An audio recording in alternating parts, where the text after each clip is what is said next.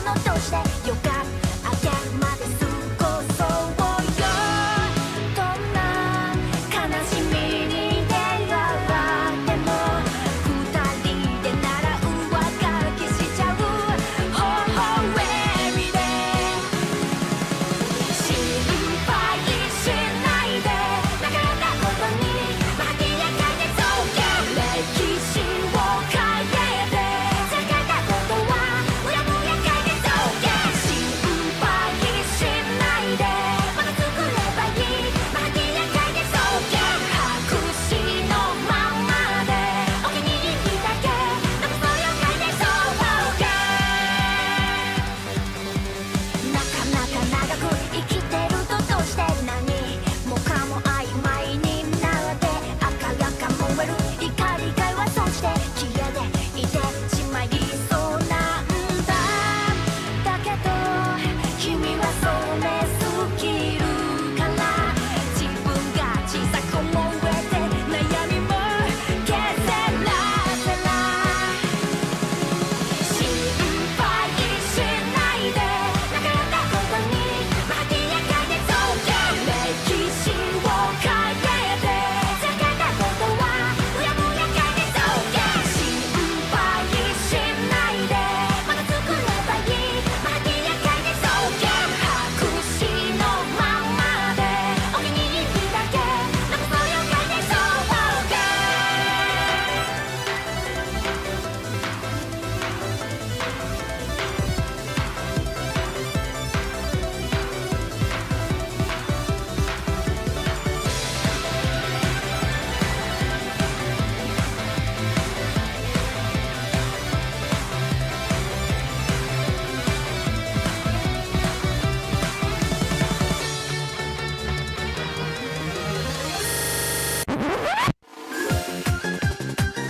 Ladies and gentlemen, Lady Star representing Solo 2.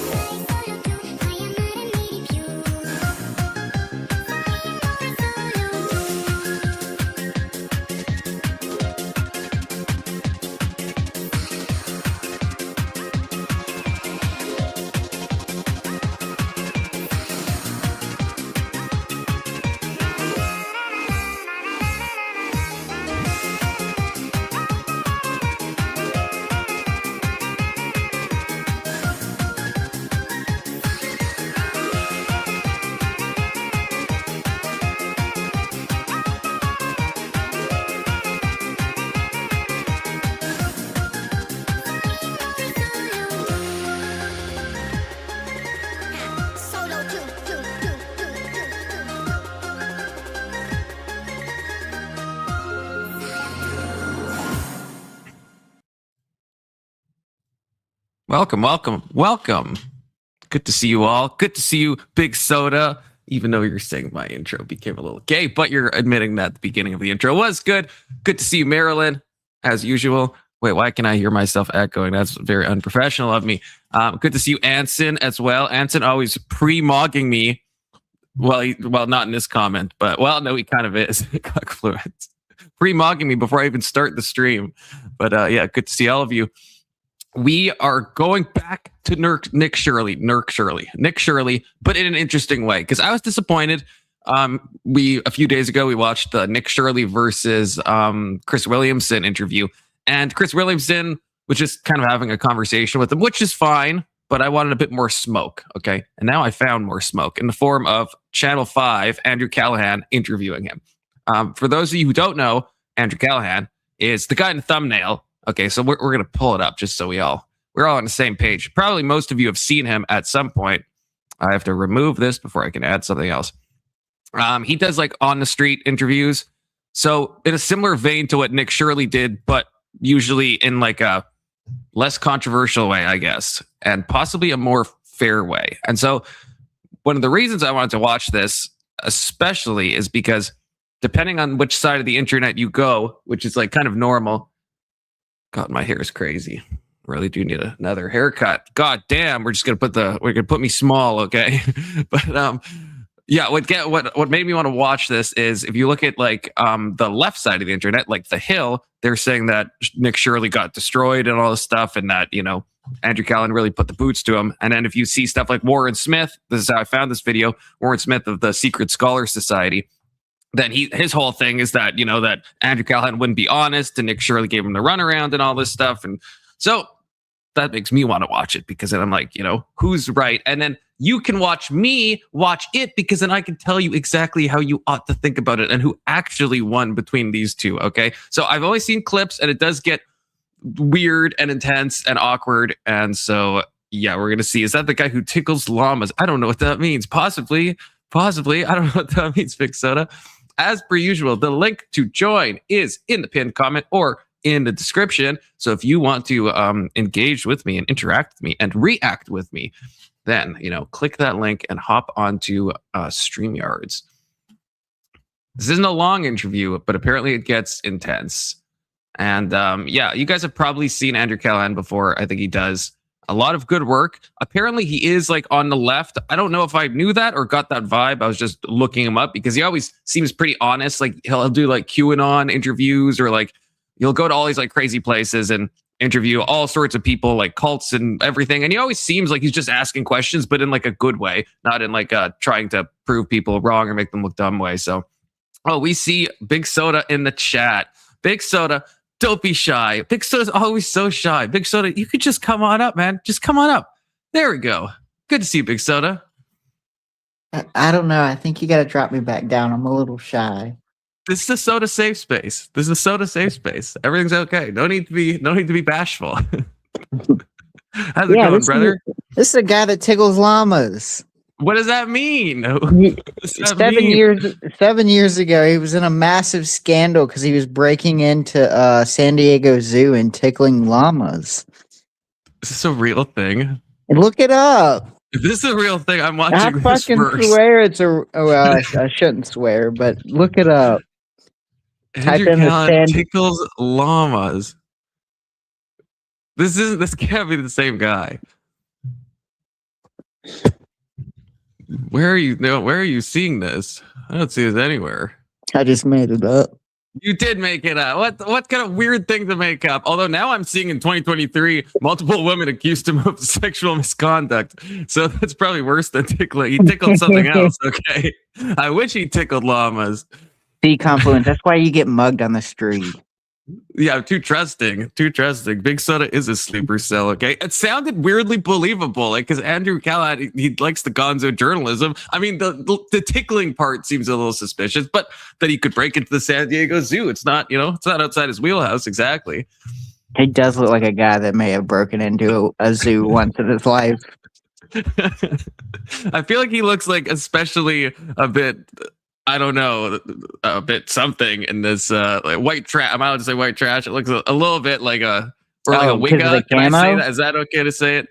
No, Because of just the like camo. the beanie, the kicks, the camo, the Phillies jersey. It's just like it's a weird fit for him. I feel like he doesn't normally look like this, so it kind of is throwing me off. But Confluence we're was arrested in 2013 for punching illegal immigrants.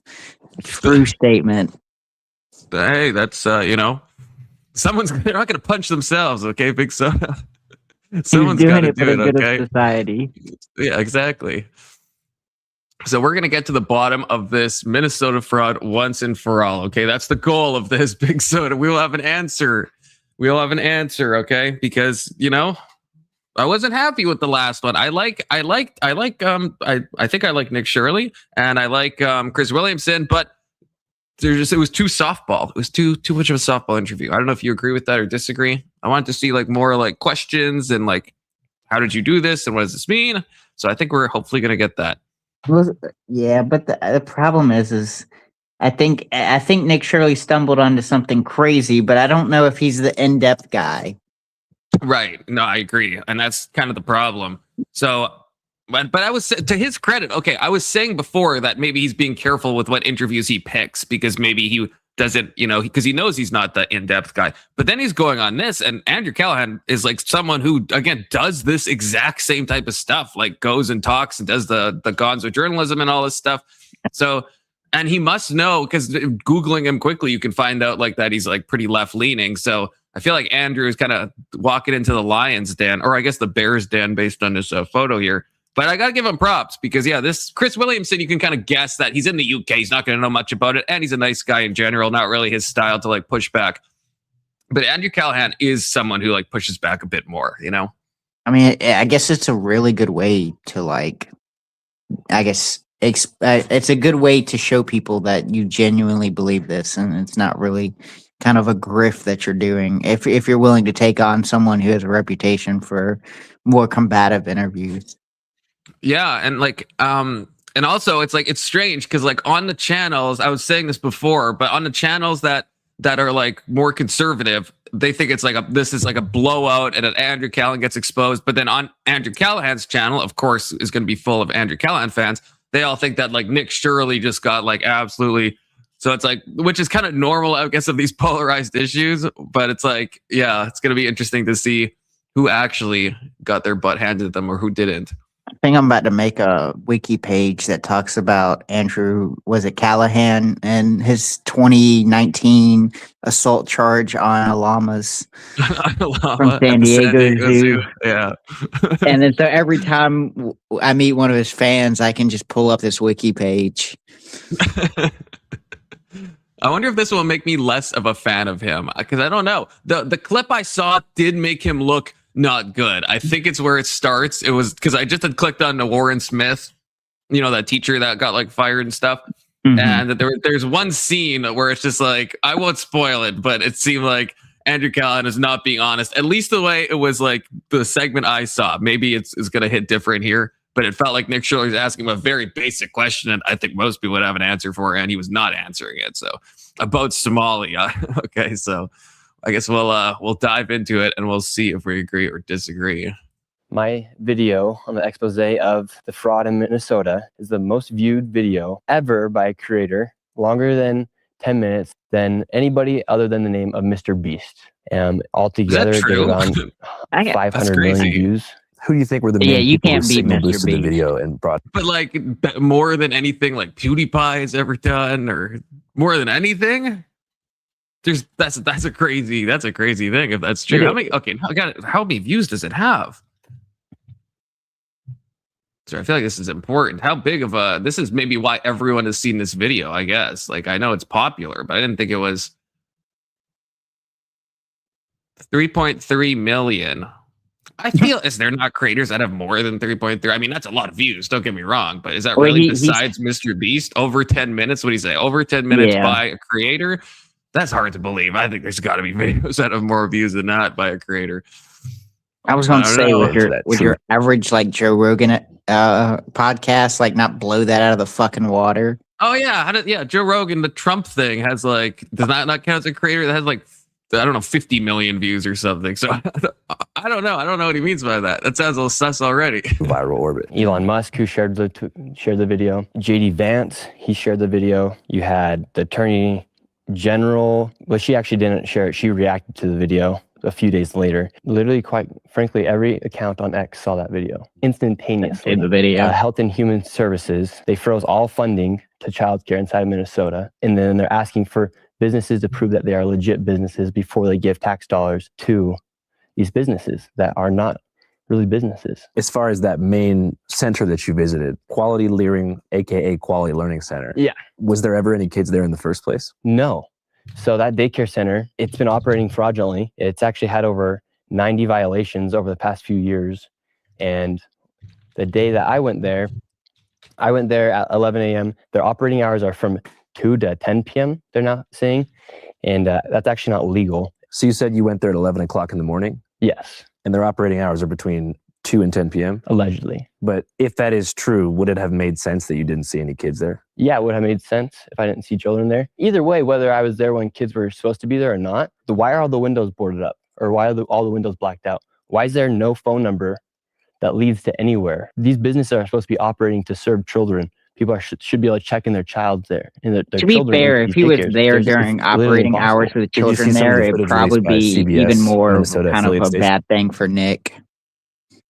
Like just from an optics point of view or what? Yeah, yeah. It's kind of like, I mean, you're there to harass the staff. You're not trying to kind of harass the children who may be in that facility.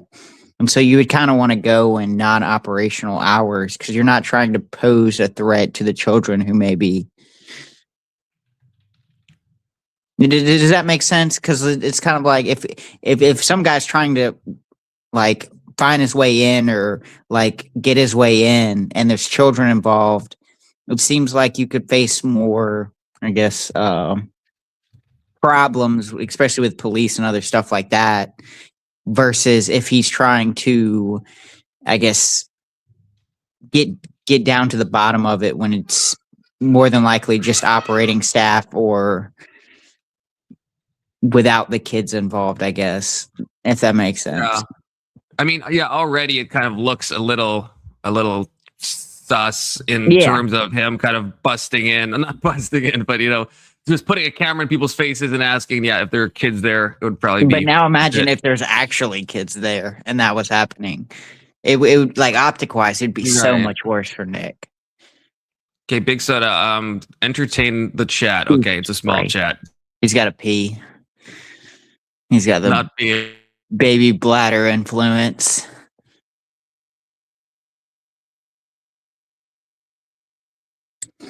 His bladder is not the size of Somalian heads. In case for y'all that don't get the joke, it's a baby bladder. It's not a big head like Somalians. Okay, sorry, I'm back. I wasn't peeing.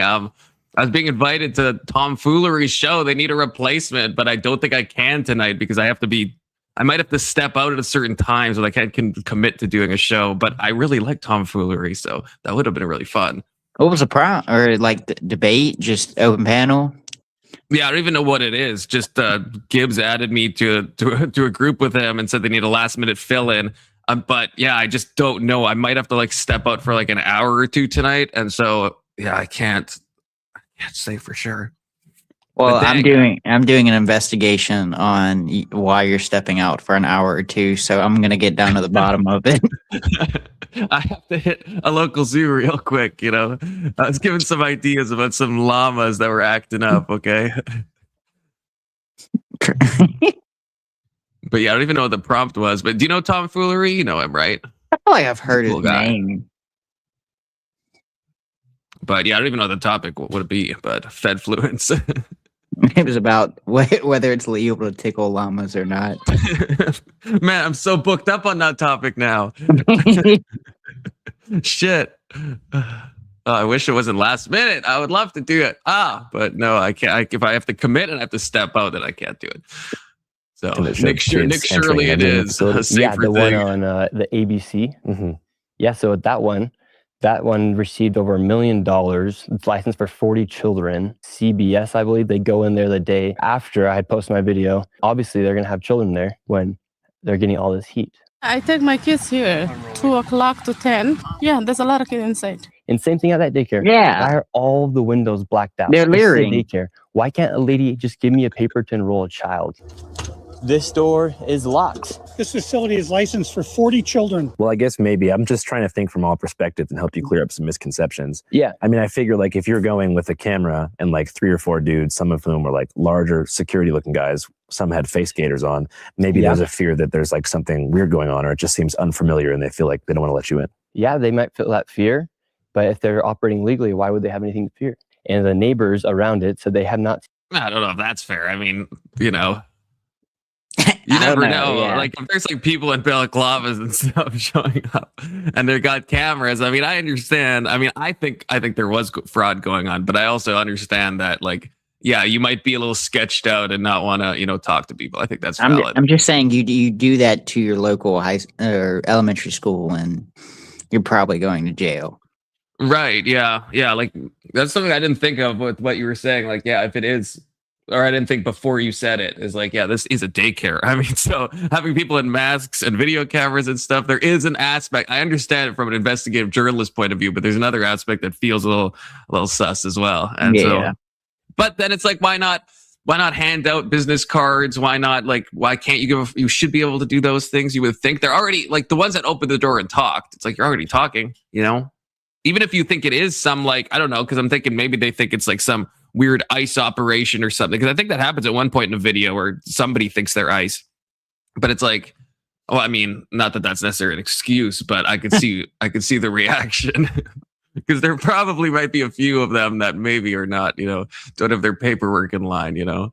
Yeah, some of the daycare attendees, they might. Yeah.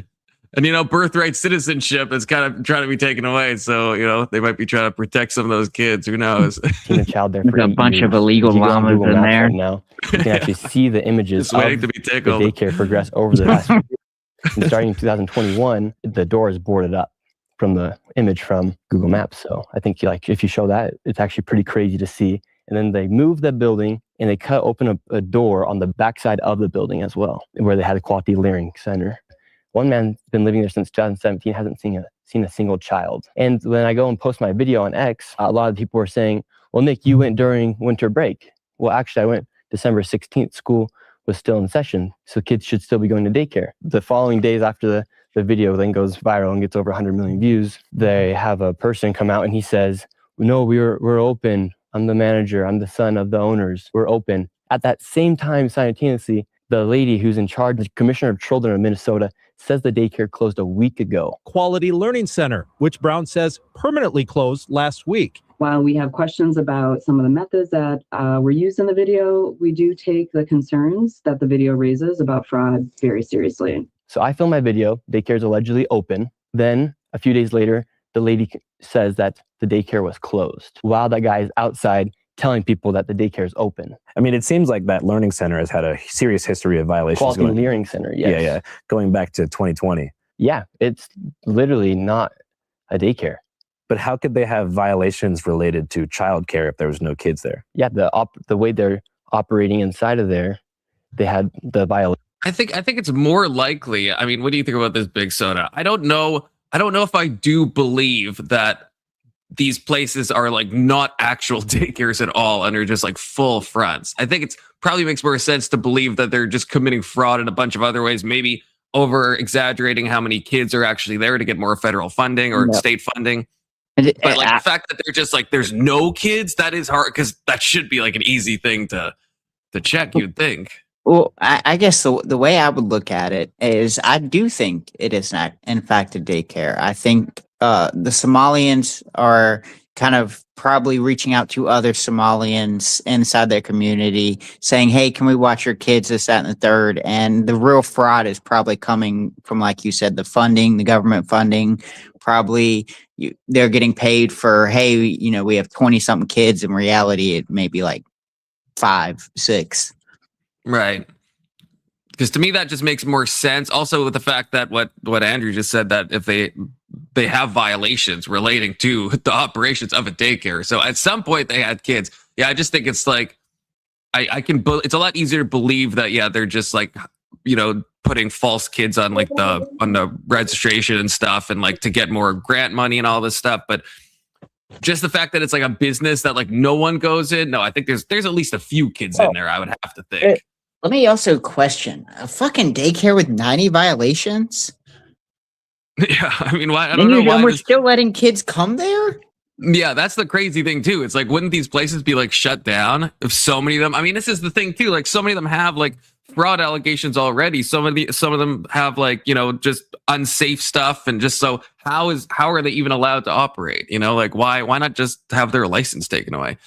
So I mean, that's crazy already. And hear me out. If we're talking, especially around federal funding, why is the government funding a place that has 90 violations?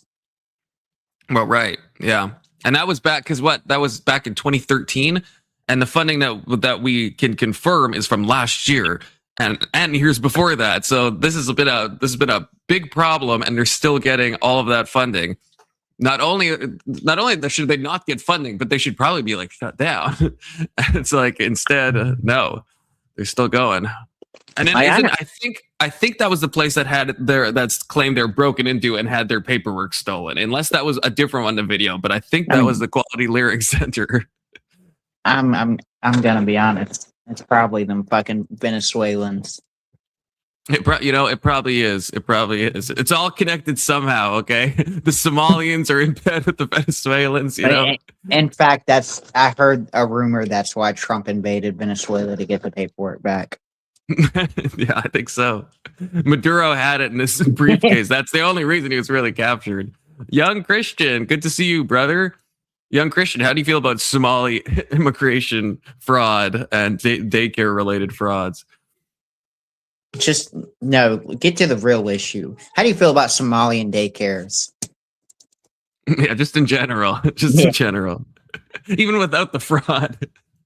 We pro against those people are not they were operating fraudulently inside that daycare. But fraud would mean there's no kids, but the violations relate to like poor safety conditions that put the kids in danger. And so why would they I disagree with that. First of all, you can have two things. You can have violations and there could be fraud. There could be kids there and there could still be fraud, right? Mm-hmm. Like it's not binary. It's not like it's either like it's either every kid is fraudulent or none of the kids are fraudulent. It could be that they're doing a bunch of other fraudulent things. Like that's kind of my counter with Nick.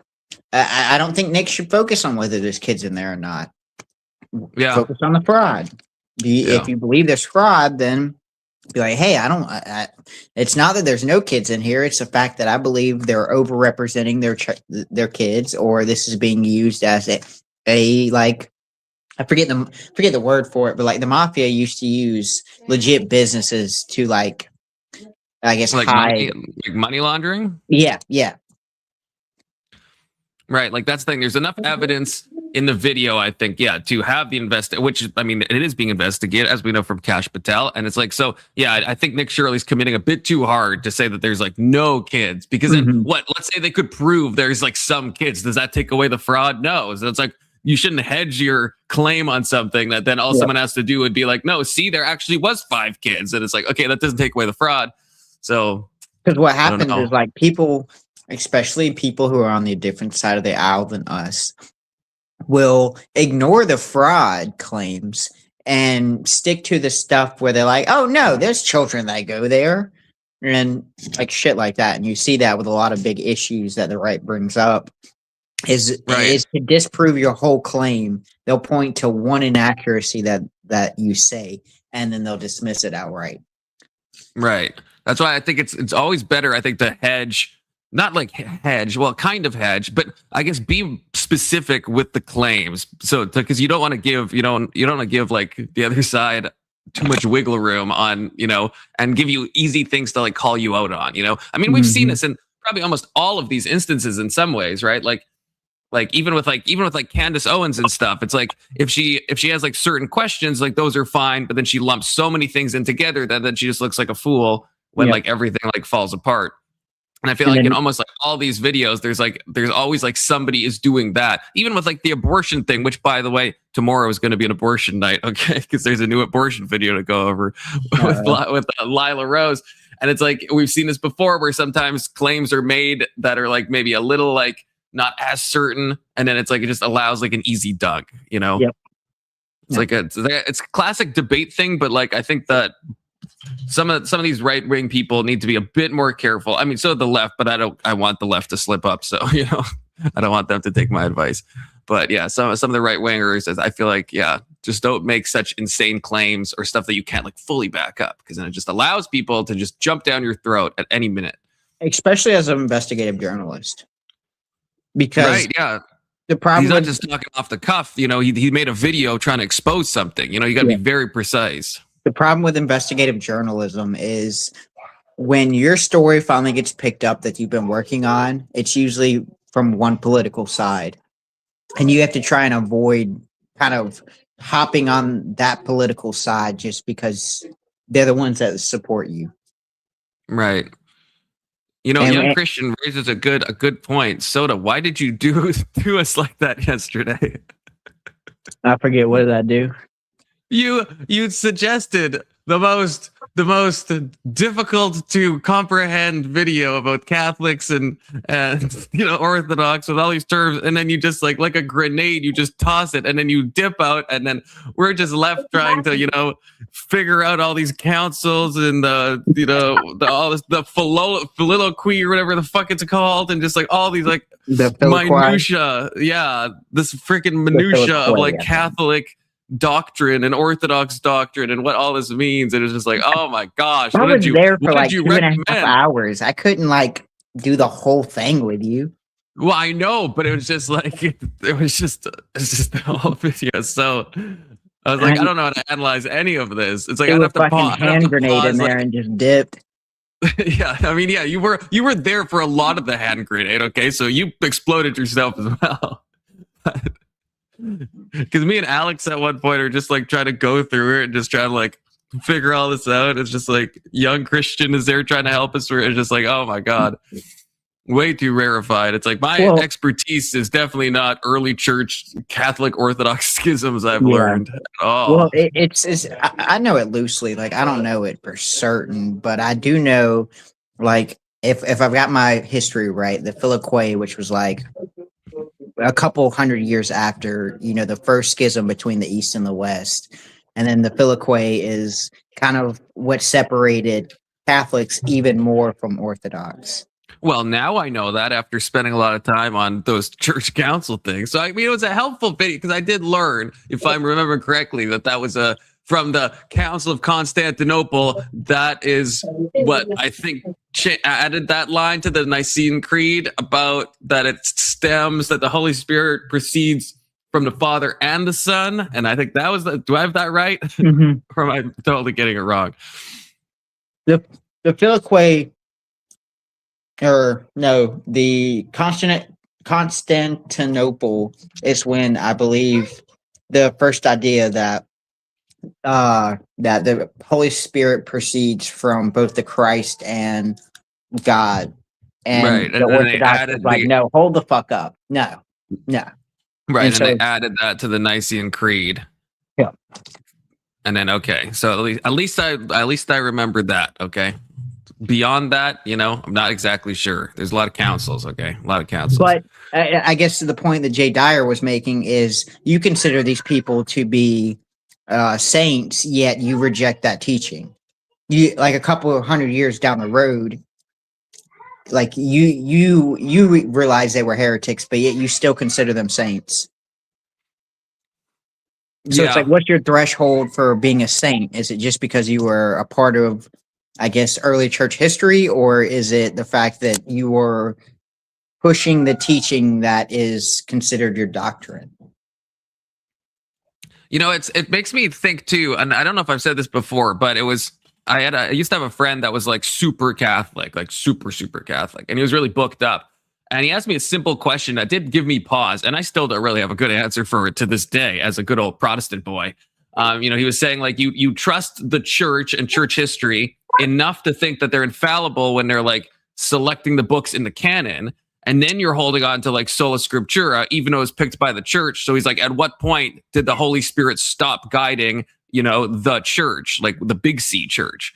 And I didn't really have an answer for that. And I still kind of don't. I kind of just trust that the books we have were correctly chosen by that council. But then it's like, what about the next council? Why don't I listen to that? Why do I listen to the next one after? Like, at what point do I stop listening to church history? You know what I mean? Like, Yeah. I think it's always good to look at church history, but I don't consider it infallible. But then it's like, but if we're Protestants, then we do consider that infallible, that they like chose those books to put into the canon in the first place.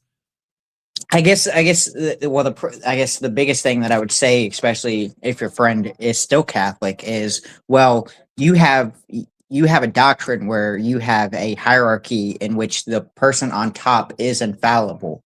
And it's like, at least with other structures, our structure is, well, I know I'm human, so I'm infallible. I'm not going to consider myself, or I'm fallible, so I'm not going to consider myself infallible when interpreting it, versus the Orthodox Church, who does their best to not give that hierarchy toward a human error. It's more so a group of humans that are more likely or less likely to alter something that could be infallible. That's true, but then it's like, what is it? Is it just is the text infallible? Like, is them picking the canon infallible? Like, because it's not like I feel like what you're saying, unless I'm misunderstanding you, but that what you're saying makes sense if we kind of held things a bit looser. But with the canon, we don't allow like any latitude. It's not like we're okay being like, hey, maybe this book, maybe Hebrews shouldn't be. Maybe we'd all like think that person's a heretic if they're like, hey, Hebrews shouldn't be in there, even though Martin Luther himself didn't want Hebrews in there. But now we definitely wouldn't accept that. So then it's like, so yes, I think it's like having a single authority. Yeah, I think there is like critiques of the Catholic Church in that way. But then it's like, yeah, how does that answer the critique of us putting so much trust in the canonization? And we have Young Christian in the chat. Young Christian, give me one of these. Oh yeah, that's just Young Christian's permanent name now. It just is. I'm gonna call Christian Peter. I'm gonna call him the Rock. That way, his nickname isn't Young Christian; it's the Rock. How's it going, Christian? What's up? So what do you think? What do you think about? I know we're in Nick Shirley, but what do you think about my Catholic friend's theological quandary? Could you repeat it? I caught like the tail end of it. That's almost like okay. So he was asking me. This was a long time ago, but it's just a question that's kind of stuck in my head rent free. He was saying like, so you believe in like the 66 books of the Bible, and you hold those, that they're all like infallible and inerrant and all this stuff. But he said, those were decided at a specific like church council. And so he's like, so you trust that the Holy Spirit was working through that council to pick those books. So he's like, why wouldn't you trust the next council or the next one? And he said, so at what point do you think the Spirit left the church, like the organizational structure of the church? So like the upper C church, right? Because it's like that the canon was kind of compiled. Now one of the things I would say is that a lot of it was kind of like accepted. Like if Paul wrote something, then it was kind of, but there was like some edge cases, like they did kind of fight over the inclusion of Hebrews. I take Hebrews to be scripture because that council decided, and I think the Holy Spirit worked through them. But then, then why do I believe that? And then all of a sudden the Spirit just leaves the church, like 50 years later, 100 years later, like why, is it arbitrary? I'll come back and answer. I'll be right back. We ordered a pizza and the driver fell into the ditch. Oh shit! Hold on. You've got to go think on it while you get what an insane excuse to come up with, to dodge the question. My pizza driver fell into a ditch. Now, I guess the best way that I would answer it is to say, I guess especially if we're talking about this specific instance, I would say probably the biggest reason why the Catholic doctrine in this example is fallible is because it relies on a human assumption. You're just assuming, because the structure of Jesus and God and the Trinity, you're assuming if God does it, Jesus does it, versus generally, especially in the early time period, they rely heavily on if it specifically says it in the scripture, then there's no leap of faith to assume that it's true. And this is one of those examples where now we're going outside of scripture and we're relying on the people who are having the council to be infallible versus before this. Wait, but hold up. But if we're relying on the scripture, like this kind of goes before that, because we're asking, like, what is the scripture? Like, how do we know that Second Timothy is scripture, right? That fact is chosen by a council. So, right. So how do we even know to look at the scripture, I guess, and what we would call scripture? Well, I assume I'd have to do more research on the Nicene Creed of why, or even before that. I think it's the first ecumenical council when they describe, or no, maybe not. What was the first? I guess what was the first council they got together and decided the scripture? Because I think there was like a couple where they. I don't know. I'll see which one the final one was, because I guess that's the most first important. ecumenical council was deciding Jesus's divinity. Yeah, I think that happened before. But then I would say, well, I guess it depends. I mean, were they already partaking in these scriptures, and this is an official move by council? Because as your religion spreads, well, now outside, or I guess now there's other entities adding stuff into the scripture and teaching it, and so to show a sign of unity, you're being put in a position to where, okay, well, now we need to put a rubber stamp on, hey, this is the scripture, this is what we've been following this entire time, and anybody that's adding anything on top of that, we reject it. I think some of that's true, but some of it, like I said, a lot of books, like my argument is that a lot of books, were accepted and they were just kind of codified into canon, almost like recognized, like the canon was like more discovered as opposed to invented. But the problem is there was some edge cases that really the different people were arguing over, like Hebrews. And so, but I guess when was that? How do we know? Was that in the first initial council, or was that brought up later on? I think from what I'm looking up, the first one that actually has an actual list of the canonical books is the Council of Rome. So that's in 382 AD. And now that's like Pope Damasus. I've never even heard of that Pope. So it's like, do we trust that council? But that also had the deuterocanonical books that the Catholics have that we don't. So I mean, to be fair, it seems like a around Catholic problem than Christianity problem. Well, yeah, but I guess the thing is, like, the Catholics can just say, well, we trust these church councils. So that's where we get this list from. That's why we accept Hebrews, because we think the Holy Spirit is moving through all these church councils. But Protestants kind of say, well, some of them, yes, but some of them, no. And then I guess the question is it kind of arbitrary at what point we think, the Holy Spirit stopped working through church councils? Because as we get later on into like church history, Protestants are like, nah, I don't think that council was right. And we would reject that, which is why we like don't think certain things about like Mary and stuff, But so I guess which is valid.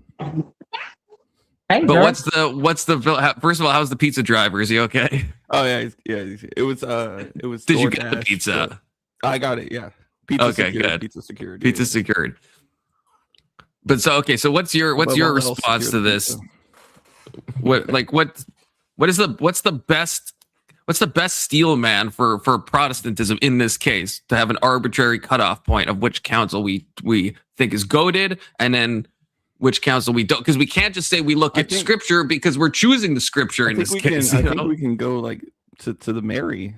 You mentioned Mary, venerating Mary like that, or thinking saints intercede on your behalf.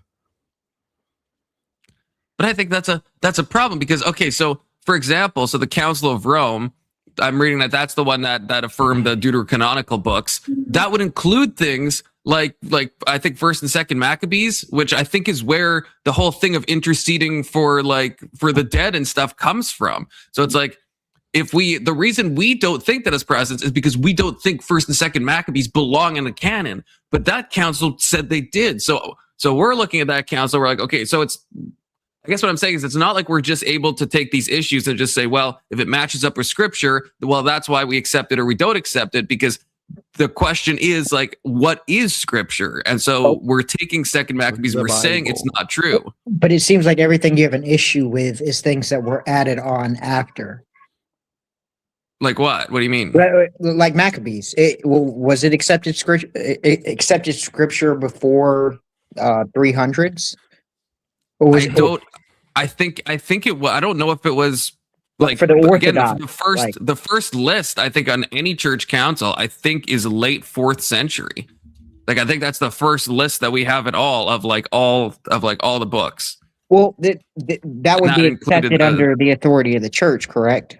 But before they were still reading these books and stuff like that. So then I would question when we get to that 400 mark, there seems to be something that's happening that causes this council to get together. And what I infer from that is the fact that, well, now that it's starting to spread, they're looking for, and I guess there are things being added in probably 300s and up that leads to them having to decide what we accept and what we don't accept. But it seems like the Orthodoxy didn't have that problem because they were already accepting. I don't think they were. I mean, I think at the time there was a lot of not everybody had all the books, and then there was all those issues with this was mentioned by Jay Dyer, but like the Shepherd of Hermas and the Didache, or however you pronounce that, and there was those books that they weren't sure. Earlier, we all referring to the first Council of Nicaea. I don't think the first Council of Nicaea chose or gave a list of the canon. No, well, I thought y'all had mentioned that, but yeah, it doesn't compile the books there. We got there from talking about a different thing because we were talking about the Filioque. But yeah, but then it just made me think of this question about the canon, and so that's what I'm not sure of, because if we maybe zoom in on just like the book of Hebrews, right? Like that one was contested because they were, and it ended up being accepted. I don't know which council this was. I don't know if this is the Council of Rome. I'd have to Google this, but it was accepted because they thought it had Pauline authorship. And now we don't think it has Pauline authorship, or most scholars don't, but it's not like we remove it. We trust that the Holy Spirit influenced them to choose that book anyway. But then it's like, but then why would we trust just those specific councils and then stop trusting? Like if you're Orthodox or Catholic, then you have easy answers to those questions. Yeah. Because you could just kind of pick and choose the council and say, well, that was the council of the Orthodox Church. That was the council of the Catholics. But I think Protestants have some real trouble, or at least I feel like I have real trouble answering, like, how do I justify Hebrews being in the canon? Do I just think that God worked to compile this and then somehow stopped? Whoa. And we have a super chat from Alex, which means I also get to play this. There we go. We have Bradley with the whistle as the new bum. Alex says, right, but why did you trust them prior to 300 and distrust them after 300? What changed to say that before they were infallible and after that they weren't? It seems like intuition or feelings based. I mean, that's my point. That's my point. We'll see. Well, no, I'll disagree because to give an example, I would say once, especially this happens a couple, I think 100 years after, but when we get to the argument of the Filioque, then you start seeing that, well, no, their disagreement seems about it. To loosely put it, it seems like the Orthodoxy seems to lean on the side of the conservative argument, to where they're not like, no, this is what we've been doing since the disciples themselves. And then in that example, the Catholics are trying to interpret something that the Orthodox feel like is not there. And so I guess if we start digging into the Nicene Creed, is there a similar example to where it's like from early disciple, I don't know, like what would you call a disciple's apprentice? But like, it's like you have the structure in front of you that's been going since the disciples, and then something changes that causes the question of fallibility to arise. And then of course, and I guess the Orthodox being more conservative, they're going to push back against that. And I guess what I'm saying is there a similar example with the order of the canon? Yeah, I'm curious on what these councils, what was happening within them. I only know a couple. Like I probably know like maybe 5% of councils. Like I've heard of the Constantinople one of 381 and the issue around that, and I know the First Nicene Creed, but I only know a portion of it because of the interpretation of a certain line. But I don't know the grand scheme of. Maybe I'm not. Wait, first of all, I have to read this comment. I'm not sure Applebee's was ever canon. And to go off that, Maccabees, not Applebee's. Yeah, it was accepted in Second Temple Judaism. So that's the thing. It was the deuterocanonical books were accepted. So then, like, I don't know any of these councils either. I only know like a few of them. But again, like, I don't know unless I'm like missing what you're saying, Big Soda. Using the example of a book like Hebrews. If it was contested, why do we think that it was correctly decided? Especially if it's accepted on grounds that we wouldn't accept it nowadays. Let's pull right? Well, I guess I don't know if now. I guess this is where my ignorance would come into play. Like, have we decided that this is infallible? What, like in the modern day? Yeah. Okay, so it's like everything in the canon, it's considered infallible. Yeah. Okay. And so, well, then we get to the argument of like you've made before, where the third letter of Parentheses, if we ever find that, and we decide that we don't add it to canon, would that third letter be fallible? Right. Yeah. I think that's the reason that we would all. I think that's kind of a similar issue in the other direction. I don't think we would add 3 Corinthians because I think most people, at least myself, I would think, well, the canon is closed and the books that they had at that time and the council, like I trust that council decided it. But then this goes back to Alex's thing about, why trust them prior to the 4th century, but then not stop trusting them at a certain point. It's kind of feels arbitrary. Yeah. And I would use that to say we shouldn't add 3 Corinthians, but that is kind of just my feelings. Well, I think for me, it would be when it comes to like later councils, what's being discussed. Are things being added? Has there been a division? Yeah. Is it before division? Are we talking about like core theology? Are we talking about building upon scripture, like what scripture already teaches? It would just depend on what's being spoken. Because we're in the realm of the first schism. To be fair, like we're in the realm of the first schism, and I'm not too familiar with what specifically causes the first schism. But I want to say like the 300 to 400 mark is where we get the first. Sorry to interrupt. Confluence has to step away for 10 minutes. Can I leave you guys for 10 minutes? Dude, we're gonna mess up the whole stream. But if any of you drops, I can't bring you up. So, I'm hoping both of you don't drop and hold down the fort. Oh, now what? Okay, now what? Be entertaining. Here, I'll put you guys like this. Wait, no, like this. There we go. Nobody drop. Well, I guess to continue the conversation that we were. Why would Minnesota continue to be giving them millions of dollars? And he's not going to put the video. They're seeing all these violations. That seems like a really valid question. Yeah. Why do you think Minnesota would be giving a daycare center with so many violations so much money? Well, that same man at Quality Learning Center who was saying that they were open after the commissioner was on the live stream saying they were closed a week ago was also partying with the mayor of Minneapolis. Is the manager of the infamous Learning Center in Minneapolis also one of the guys that was dancing in the back of Mayor Jacob Frey's election victory video? The one that went super viral where he thinks his constituents... Now I don't know if they're playing a video, if there's like a third person that's into the conversation. Do you think Con realizes what he did? No. So you feel like there's kind of like some nonprofit industrial complex type of deal happening?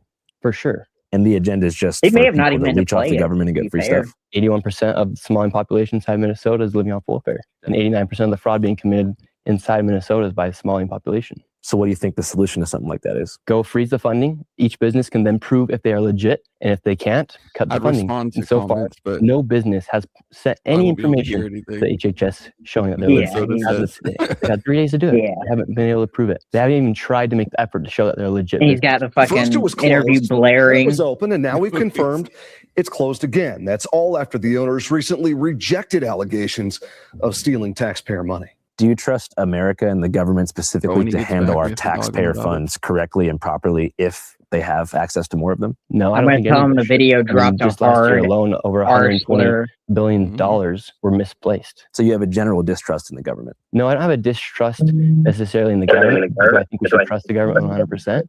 No. It's kind of like having faith. Like, do you want to have faith in that God's real? Yes. When we die, will we for certain know exactly where we're going? You kind of walk with faith in a way where you hope that the people that you elect are going to work for your best interest. You know for certainty that the best thing is happening inside the country. Every single time you pay taxes, it's going to go to the place that needs it.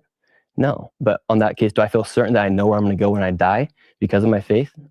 Yes. But does that mean that it's going to actually happen? Who knows until we pass the other side. So, and then another thing is, we as Americans, how should we feel comfortable knowing that there are daycares receiving millions of dollars while some families are paying upwards of $70,000 a year for their children to be going to daycare? Do you ever hear about the Amy Bach case? The white lady? Yeah. Yeah. Amy Bach acknowledged the government has proven fraud among meal sites and vendors that she sponsored under Feeding Our Future, but that it was others, not her. If you look at the probe that began in 2023, as far as like COVID era, scamming and different types of fraud, there's been over like 60 convictions and millions seized from the fraudsters who took the money away. Yeah. But you feel like the state hasn't done enough. Well, Tim Walz has said they've been stopping to fight fraud since 2019, 2026, and they're still having millions of dollars being stolen, billions of dollars. Breaking political news out of Minnesota. Governor Tim Walz, who of course was the Democratic nominee for vice president in 2024, has ended his re-election bid for governor. This comes as pressure has been growing around this widening welfare fraud scandal. We've got conspiracy theorist right-wing YouTubers breaking into our daycares, demanding access to our children.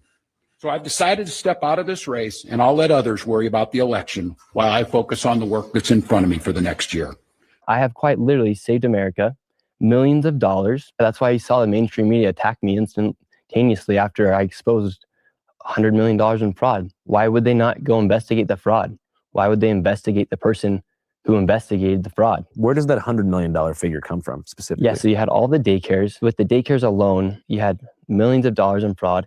And then inside of the home healthcare businesses, they were warehouse-style industrialized buildings where you had 14 of the same healthcare companies all working within the building, and they could not even give you a rate. We know how expensive healthcare is, and they're giving these companies millions of dollars. And the man, David, who's in my video, he's the one who has the statistics and has the numbers on how much these businesses were operating. It is far worse than anybody can imagine. You heard it's 7 to 10 billion and maybe more, and now the numbers have been revised and put out there publicly that they think it's more like 8 billion. How did you come into contact with David? He just messaged me on Instagram, and he said, Nick, I have the information about the fraud taking place here inside Minnesota. I've been looking into it for years. I have somebody from inside the Capitol who has given me the numbers of CCAP funding. I've been trying for years to expose this fraud. Nobody will listen to me. Please give me a call. Has he shown you that data?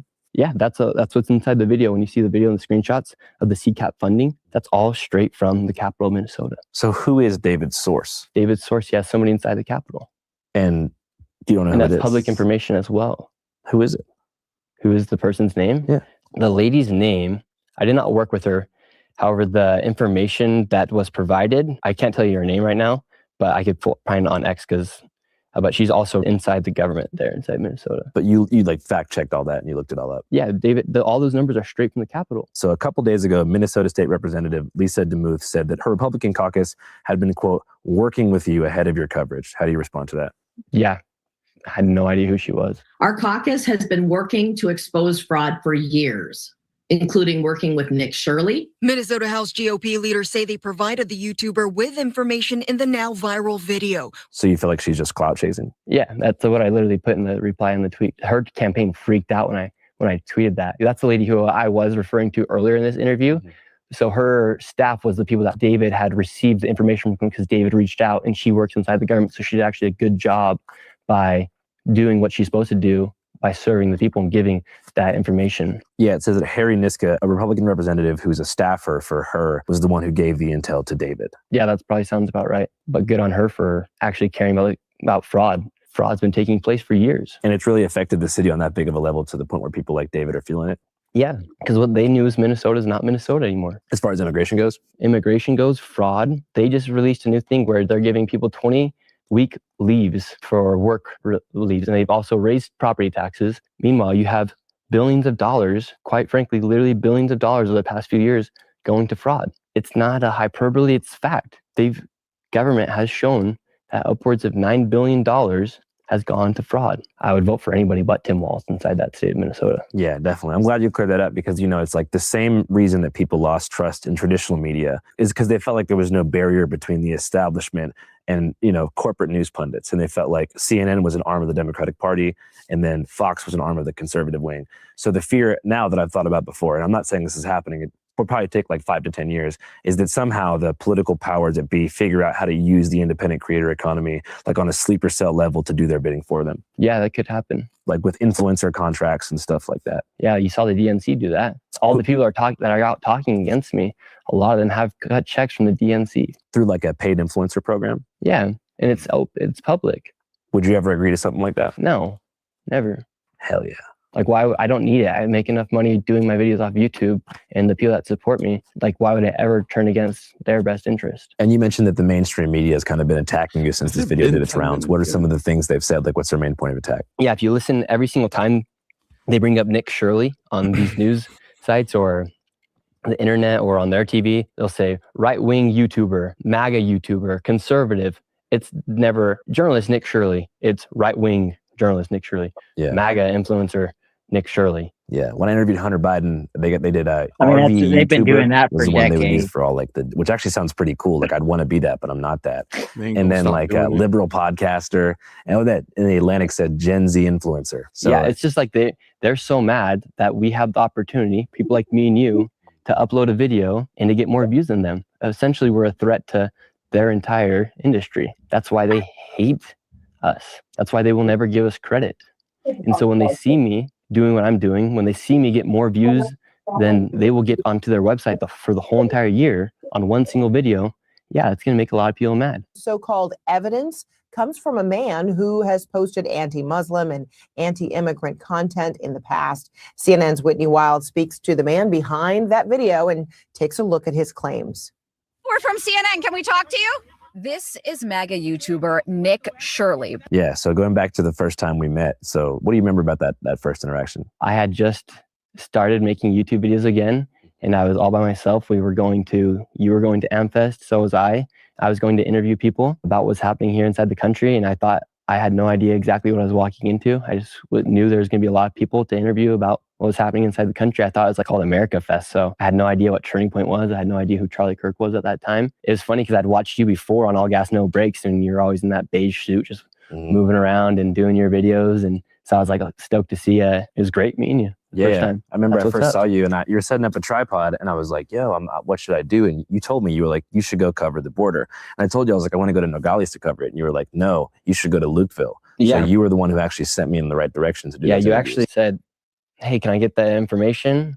I'd love to do something with you. I sent you the information, then ghosted me right after. Well, now the whole world's going to know that there wouldn't have been a border video without my guy Nick right here. It's the truth. It's the truth. Was that, so you said you had just started making videos in 2023, but had you done interviews before that? Yeah, so I had actually I've been doing YouTube since 2017 when I was a sophomore in high school. I started just wanting to have fun with my friends, and I started watching YouTubers, and I saw kind of like the lifestyle they lived, and I was like, oh, I'm fun. I like to have fun. I'm creative. I can be entertaining. I could do YouTube. Like a lot of us think when we're in high school, like how many discussions have you had with your friends where you're just like, bro, that could be us. You know, most YouTubers wouldn't come in here and capture this because of political stuff. You know what? I don't care. We're out here, baby. Like and subscribe. Let's go back to the young Nick Shirley. Where'd you grow up? Yeah, so I was born here in Utah, spending a lot of time with my family, friends, playing football, basketball, soccer, track, you name it. Sports was my entire life when I was younger. True American life. Yeah, true American life, going to church, getting decent grades, having fun, hanging out with friends, riding their bike around. And you said the church. What kind of church? Yeah, so member of the Church of Jesus Christ of Latter-day Saints. Is that the same thing as Mormons? Yeah, but we don't call ourselves Mormons now. Because of South Park? No, it's just we're not Mormon. We don't follow Mormon. We follow Jesus Christ. So we actually want people to refer to us and know us as members of the Church of Jesus Christ. So Joseph Smith is not a prophet? No, he's a prophet. In addition to Jesus? Jesus is a savior. Oh, okay. He's also a prophet, but he's also our savior. He's your savior. He's my savior. He's everyone's savior. Thank you. So what do you think is the main thing people get wrong about LDS? We're Christians. We're just people who love God and love Jesus. And yeah, we do follow higher standards. No drinking, no smoking, no sex before marriage. Go to church on Sunday, follow the 10 Commandments. Follow the Bible. We follow the Bible. One of your earliest videos that you now deleted was about some of those loopholes. Oh, yes. About soaking. Have you ever thought about soaking here at BYU? No. Because there's a lot of misconceptions on that, and that's not right. Soaking's not right. Is it real, though? I interviewed people at BYU, and they might have said it was. So you think it counts? Yeah, 100%. 100%. Wow, the rumors are true. Kids here at BYU actually do soak. They soak and they hump. Definitely. I think that's like my biggest advantage, that I don't really have many vices, whether it be pornography, whether it be alcohol, whether it be cigarettes, whether it be vapes, whether it be nicotine. That stuff doesn't tempt me. And you feel like living a clean life that way gives you like a journalistic superpower that allows laser focus so you can just become a content machine? No. It's kind of what you're doing. Well, that's just who I am. But I mean, I feel like if you drank and partied and stuff, you might not be able to make as many videos. Well, if I drank and partied, I wouldn't be able to show up to my job at McDonald's. You'd probably be able to hold down a McDonald's job if you had Would I be able, but if you're referring to being on time and all that stuff, and I'm talking about the sheer volume of content you've been able to produce over the past year. I'm a highly functioning person. Yeah. Congratulations. Thank you. Aside from the recent stuff, what pieces have you been most proud of since I last saw you at Turning Point USA? I'd say my Brazil videos, those were very awesome. Going to the favelas, that was an experience that I can't even believe favelas are real after going there. Because I came this close to dying in the bottom of a destroyed house on the top of Rio's biggest favela. When you say close to dying, like there was a gun on your face? Yes. And if I didn't pay the man, I would have died. You think so? 100%. Você dá-lhe uma olhada que você vai ver que aqui não tem trégua. Oh, wow, this is heavy. É, aqui, entendeu? Não há paz. Sim. Paz para a polícia, fogo. That guy, after I interviewed him, he got beat up by the gang leader and kicked out of the favela for letting me interview him. Some other unknown, or perhaps known by some, Nick Shirley lores that you've met, deceased rapper YBC Duel. Yes, I did meet him. It's Brandon Buckingham. Yeah. I had no idea who he was. Special guest right here. Oh, we got special guests No, too. listen, Talk to him. this is Nick Shirley from Salt Lake City, Utah. The Latter-day Saints, the Mormons. You ever heard of the Mormons? This is the first Mormon, the first Church of Latter-day Saint member ever to be out here in Philly like this. Just like that. Just like that. Feet on land. Look at his sneaks though. Yeah, so that was an equally, I would say, or similarly dangerous. Yeah, no, I'd say the America hoods are about just as dangerous as the favelas. For instance, Chicago, you have armed militias walking around. I hear you a little bit, Listen, Christian, but think about how many young the people are video dying is so because of fucking gang loud. fights. Like, I love your video you did in So Baltimore loud. about them kind of combating that and showing that like community really can make a difference, and people really need to be looking out for one another because it's not worth dying for. So going back to high school, right? So you said that after high school you went on a mission trip, right? Yeah. Where to? Chile, Santiago. Is that where you developed fluent Spanish? Yeah, I actually was fluent in Spanish when I was younger. When I was here in Utah, when I was growing up, I was in a Spanish immersion program from kindergarten to 4th grade. Spoke Spanish fluently, moved to Washington. Similar to you, moved up to Seattle area. I didn't practice my Spanish anymore. I lost it. Decided to go on this mission thing for our church. And they sent me to Chile, Santiago, and I learned Spanish again. What's the purpose of a mission trip? Yeah, you're there to go share the gospel, the restored gospel of Jesus Christ, and to teach people about Jesus and give them the opportunity to come into Christ, and if they want to follow, or if you just want to teach them about Jesus, that's all you're supposed to do. At what point did you start to really take political interviewing seriously, and why did you dive into that realm? Well, I think when I started seeing people get trafficked into the United States from the border and started seeing mass corruption inside the government, I just couldn't believe that. I met somebody at the border. She gives me her WhatsApp, and the next day she texts me and she's in New York City. I was like, how is this happening? How are people just being trafficked around the country? How are little kids just coming over here? How's there a 15-year-old girl, or I think she was 17-year-old girl from Dominican Republic, all by herself? How are people doing this, and how's the government enabling this to happen? I remember going to the border for the first time, and I saw migrants coming over the border. I'm like, oh my gosh, what's going on? Like, shouldn't they be running away? Wasn't Governor Abbott the one transporting people from the Texas border to New York City? Yes. So you feel like there was mismanagement of the border on a executive Biden level and a state level? Yeah. And I think like Governor Abbott, that was his way of like saying like F you to the to the sanctuary cities, and for the Democrats for just accepting and letting this happen, saying, okay, well, we're not going to deal with it. You guys go ahead and deal with it. And we'll give them bus ticket to get out of our state or city. So you feel like migrants kind of became political pawns for the two parties in America? Yeah, well, we all know, like, obviously it was because they wanted to vote. Fill the swing states, fill the big cities. We would have seen what was going to happen, but thankfully Trump won. How do you think Trump's doing so far this term? I think Trump's delivering, especially on crises like the border. I think that's been the major win of this election. Right now, you're not seeing illegal migrants come into the country. Me and you both did videos at the Loopfield border. We spoke with migrants. That was the most inhumane thing that I think America's seen in years, as far as letting people be trafficked into the United States and then bringing them into the system, making them rely on the government, not giving them working visas, putting them inside of shelters, busing them all around the country. Families were separated. Thousands of children went missing. The government was literally trafficking children into the United States, trafficking people, incentivizing them to leave their houses in Colombia, leave their house in Ecuador, and then to come to the United States, and you're living in a shelter in New York City. So is it true that gangs are inside of the Roosevelt Hotel? This is me confronting a group of Venezuelan migrants who are potentially dangerous gang members of the gang Tren de Aragua outside of the Roosevelt Hotel in New York City. Most of these migrants, they came here, they thought life would be good, and they end up getting put inside the shelter and became essentially slaves to the system in a way, where they're relying on the state to give them money, they're relying on the state for housing, they're relying on the state to give them a work permit to be able to work. Like, that's not right. That's pretty mean if you ask me. Well, I suppose the reason they hopped the border in the first place because the immigration system is so backed up, right? Well, yeah, there's major issues with immigration here inside the United States, but you just can't walk into the country and think that you're going to be treated just like a law-abiding, tax-paying citizen. Mm-hmm. Who was filming most of your stuff back then? Me, myself, and then I also bring my mom with me. Definitely. She's like a producer on the channel, kind of. So they're coming right now because it is an opportunity for them to come, and they are taking that opportunity, and they're coming here. And Nick and I wanted to show, because all of America, we just sit at home and watch this on our TV and get angry with it. And we wanted to show like what is truly happening. We have been there. Did she have any kind of career in content creation prior to you guys working together? She actually went to school for journalism and to be a broadcaster. Did she have a hand in your decision to really like start taking things more seriously as far as political coverage? No, actually, she actually didn't really believe in like anything I thought politically. But as you know, during like 2020, for instance, I couldn't, on my channel, I couldn't put Trump's name in a title or a thumbnail without the video being demonetized. Mm-hmm. And so there was no incentive to actually create political content in that time, especially if you're a smaller creator, because you couldn't get the video to be seen by anybody. Mm-hmm. And so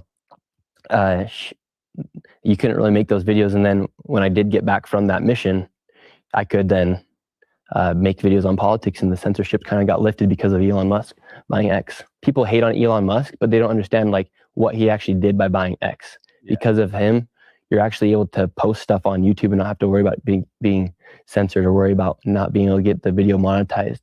Yeah. If you can't get your video monetized, you can't make your videos. And so I think what Elon did really did change the shape of our society. Because then you also saw other platforms like Rumble follow, Facebook, they lifted their censorship.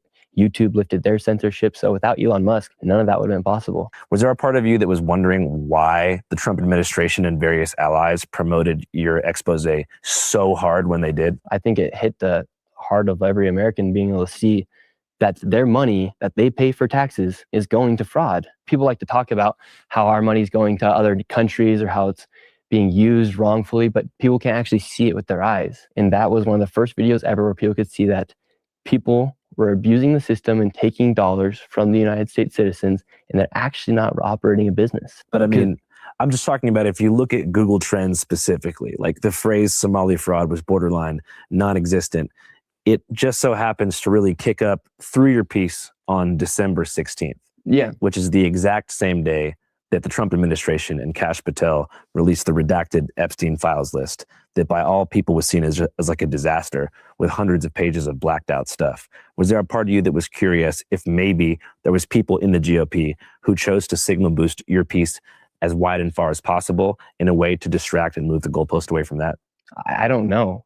Like if that was their initiative, it probably worked pretty well. But I just posted my YouTube video, and that's the beautiful thing about the internet is you just post and see what happens. Every week I've been uploading video. To me, that was just going to be like another YouTube upload. Like I didn't know that it was going to be the most viewed video ever on X. You're trying to say that it was some coordinated attack to get people's eyes away from Epstein, but the majority of the traffic, it has over 600,000. I think it has over 600,000 likes. So it wasn't just Elon Musk who was sharing the video. It was everyday Americans who were showing that video because they're sick. Hey, what's up, guys? Channel 5 Live reporting here from the new mobile editing studio. So statewide fraud is a serious issue. Defrauding people is bad. Yeah, and now not we have cool no way to whatsoever. skip And I tend to advertisement. think that it's a good thing when citizens and citizen journalists put elected officials under a magnifying glass and figure out what the frick is going on. But before most people get the raw facts and data, the narrative is already being shaped by who, you might ask? Both sides of the mainstream media. And to be honest with you guys, nobody is immune to algorithm-driven political hearing all hypnosis. this, So before we put think when we boots on get the back, we ground, gotta we like to rewind get it all informed. the Using way what you might ask? forward, Ground re-listen news. to all of it, Ground rewatch news it. is a dope-ass news aggregate that compiles stories from all across the political spectrum and figures out who's saying what and what's probably true depending on who you're listening to. Ground news, which I have here on my phone, lets me know exactly how the same story is being covered across the political spectrum with added Can you hear me, context sir? like media bias, factual reliability, and information What'd about you say, what Christian? billionaire investors actually Can you own hear the me? outlet that you are I consuming news hear from. you like For a example, little as we can bit. see here, when it comes Like to Minnesota I daycare heard your fraud, last the statement. right-leaning Christian It Post sounded headline like you reads, said something Minnesota fraud scandal like you asked me a exposes the real question. crisis facing the West. Yeah. On the more When left-leaning Tom side, gets you can back, see NBC LA here says we're gonna Trump have to admin re-listen says it's and halting rewatch federal all of child this. care payments to Minnesota after viral fraud claims. Not I too caught- hard to I spot caught a the little bias bit of there. that. Ground news. Something that also doesn't get enough attention at all is how many news stories aren't actually newsworthy at all. So ground news also lets you It's like see I'm trying to numerically talk when how someone's many screaming at verified me. sources are covering a story as it unfolds, so you can figure out if a story is legit or just phony baloney echo chamber nonsense. Ground news. As I mentioned, ground news also tracks the ownership of publications, so you can figure out which investor may be pushing a narrative and why. For example, Channel 5 is owned by one man, me. So when you're watching this, you know that it's kind of me going into this. Take it or leave it. Ground news. And guess what? You can subscribe right now for 40% off the unlimited access Ground News Vantage plan, which you can buy for yourself or send as a gift. Either way, it'll come down to less than $5 a month. To scan the QR code on screen here or click the link below to sign up. I really believe in what Ground News is doing, and I hope that you do too. All right, back to the cabin in the wilderness of Utah where Nick Shirley's hiding out. Like, what are they known for? Africans? No, Somalians. Well, Say the thing that's on top of your head. Captain Phillips. Yeah, exactly. But I'm also an American who doesn't know any Somalis. Well, actually, I grew up with a few in Seattle, but I'm not like very in tune with the culture. Yeah, and so why is 89% of the fraud happening inside Minnesota by Somalians? Yeah, I hear and they why got have pirates. apartment complexes and locations inside of Minnesota. White people have been pushed out. White people? Yes. Inside these apartment complexes, you will not find a white person living inside of Cedar Riverside, for instance. Where'd they go? They got pushed out. Like to low-income areas? They got pushed out of, I don't know where they went, but they're not there. Cedar Riverside was originally housing for the College of Minnesota. There's a bar there called Palmer's Bar. It used to be a staple for Minnesota. However, the Somalians inside of Cedar Riverside made complaints that Palmer's Bar was too loud. They literally changed their state flag to be more like the Somalian state flag. Flag in Minnesota, Tim Walz said their other flag was racist. And he called people like me white supremacists for talking out against the fraud that's happening inside of his state. He's been talking about fraud since 2019. How do you feel about the way the, I guess, liberal side of the mainstream media has characterized your reporting? They're defending fraud. I'm showing people what's happening. I showed it exactly how it is, as it is. And now they're defending fraud. Even if one of these businesses is operating, why should any American be happy or be satisfied with daycares ran by all Somalians receiving millions of dollars? And, and out of the population of Minnesota, I believe it's around 5.8 million. You have not seen one single Minnesotan say that their child was inside those daycares. I've seen a couple interviews with people who are saying their child was at the daycare. Who are they? Somalis. Yes. Why isn't any other white people, black people, Mexicans, Asians, why aren't they saying, oh, these aren't fraudulent daycares? Wasn't it a predominantly Somali area? Why are all the daycares inside of Minneapolis? There's white people, there's Mexicans, there's Asians, there's everybody inside Minnesota. In Minneapolis, how come no Other person has said, no, this daycare is legit. Here's my child. I don't support our money going overseas to Israel either. I don't support our money funding Ukraine. But what I can actually see with my own eyes is the money coming here inside the United States that's being spent fraudulently. People don't understand that. What do you think is the biggest thing you risk doing this type of work? People have doxed me. There's death threats. I have 24/7 security right now because of how crazy people are mad at me for exposing fraud. What are some of these death threats? Like, what do they say? One person sent me a photo. You can grab it from my ex and put it on the screen. He said, this is going to be you on April 27th on the side of a highway. And it was a photo of a man with his head decapitated in a trench. What's happening? Confluence. Yeah, pause your video. Nick Shirley, time's coming. Why is the video going? You left it on this entire time. This whole time we haven't been able to talk to each other. What? How? We've been secretly trying to communicate. Oh no! It must be my earpiece. I think if I touch it, I think it starts the video. Talking against fraud. It just did it I again. have 20% security with me right now. So I guess when I took it off, it started the. I'm sorry about that. Yeah, that was horrible.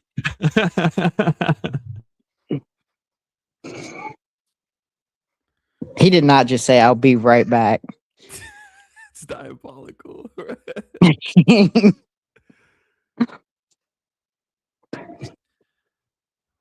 Well, it's good for that fucking blaring nagging of Minnesota to be paused. I don't ever want to watch the video ever again. I'm gonna be honest, yeah, that video was a massive turnoff.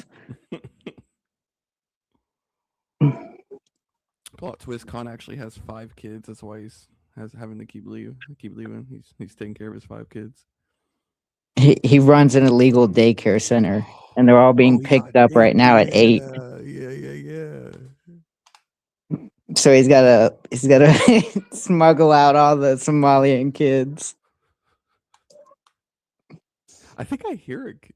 Oh no, that's you. He's muted. I thought I heard a kid. I was like, yeah, I was gonna say, yeah, that's my kid in the background, and not Somalian. Just had to throw that out there. Oh man. Confluence has always been a cultural guy, and some of the cultural topics he picks are insane. I wonder where he finds them. If I had to guess, it's probably from his YouTube algorithm. It's just the first thing he sees that's interesting. And he's like, and since he watches so much culture stuff, it's probably a shit ton of culture podcasts. So I'm gonna be honest, a lot of these people I've never heard of. Well, I know of Nick Shirley, but have you heard the of Chris Williamson? I mean, I know who he is, but I've never really watched his content. Stop talking about him. Stop talking about. He's back. Stop talking about. He's back. No. What are you guys saying? Oh no, young Christian, why are you so quiet? We were just talking about how amazing you were. I was trying to like boost my microphone earlier. Or maybe I can turn you up. Better. Oh yeah, I can jack you up. Not in a gay way, but it's just a volume way. I feel like that's gonna be really loud. I also feel violated. I watch you in my settings do that. He had no control. He just had to accept it. Open. Man, you know, I was really hoping I'd come back and you guys would have made some like good progress on the Protestant Catholic thing. Yeah, I'm gonna be honest. Assuming that didn't really happen if the video was playing the whole time. It killed the mood. I was ready for like some religious conversation. It must have been literally as I turned around because I like turned off the camera and it took my headpiece out, and I guess I hit the little button and then didn't turn back around to see that the video was gone. I'm pretty sure we were talking as it started blaring. You are still quiet. What? Yeah, you're still quiet. Hold on. Oh, I got a Chair React super chat. I made some money while not even being here. Okay. How's this? So let me read this. That does sound better. $10 from Alex. I don't know if Alex is still here. I hope he is. Thanks for the $10, Alex. But right did the orthodoxy have to say that these new councils were wrong? It sounds like it wasn't inspired by the Holy Spirit, simply picked and chosen by a council. Well, I'm pretty sure they were at these councils. They just had a different viewpoint. I don't know at what point they started doing like totally separate councils. But Had yeah, to at a have been certain point, they close. started doing different ones. Like close to, I mean, this is probably overshooting it, but 1000 AD ish. Is it that late? Or were I'm, they I'm still? pretty sure, like Oh, maybe because officially. there was that big split. There was that big split that happened. What was that council called? Like the Second Orthodox Schism or something? Is that it? Yeah, yeah. I'm probably doing it a little late, but I know it was at least nine, maybe 1000 AD. If it's the Western Schism, the Second Great Schism. Oh wait, no, that was a split within the Roman Catholic Church. That's two popes. Yeah, that's where we get, I guess, the anti-pope thing from, which we were talking about yesterday You briefly. can learn more about that in Kingdom Come Deliverance. Oh, there we go. Ooh, Okay. Yeah. More reasons to play that game. Okay. Hey, Colin, oh yeah, do you Big have Soda, a- you were really close. 1054 was the Great Schism between the Catholic Church and the Orthodox. Do you have an LED keyboard, Con? No. Why? I was just asking. Is it wireless? Nope. It's a. You know what's stupid is I have a really nice keyboard that's like a mechanical keyboard beside me that I've just been too lazy to plug in. So I'm using like a Logitech keyboard from like 1999 or something instead. And I have a way better one. It's the same reason. I also have a second monitor. Instead, I use a Chromebook because I just I can't be fucked to like pull up my desk and plug all this shit in and try to get it to work. Use a Chromebook?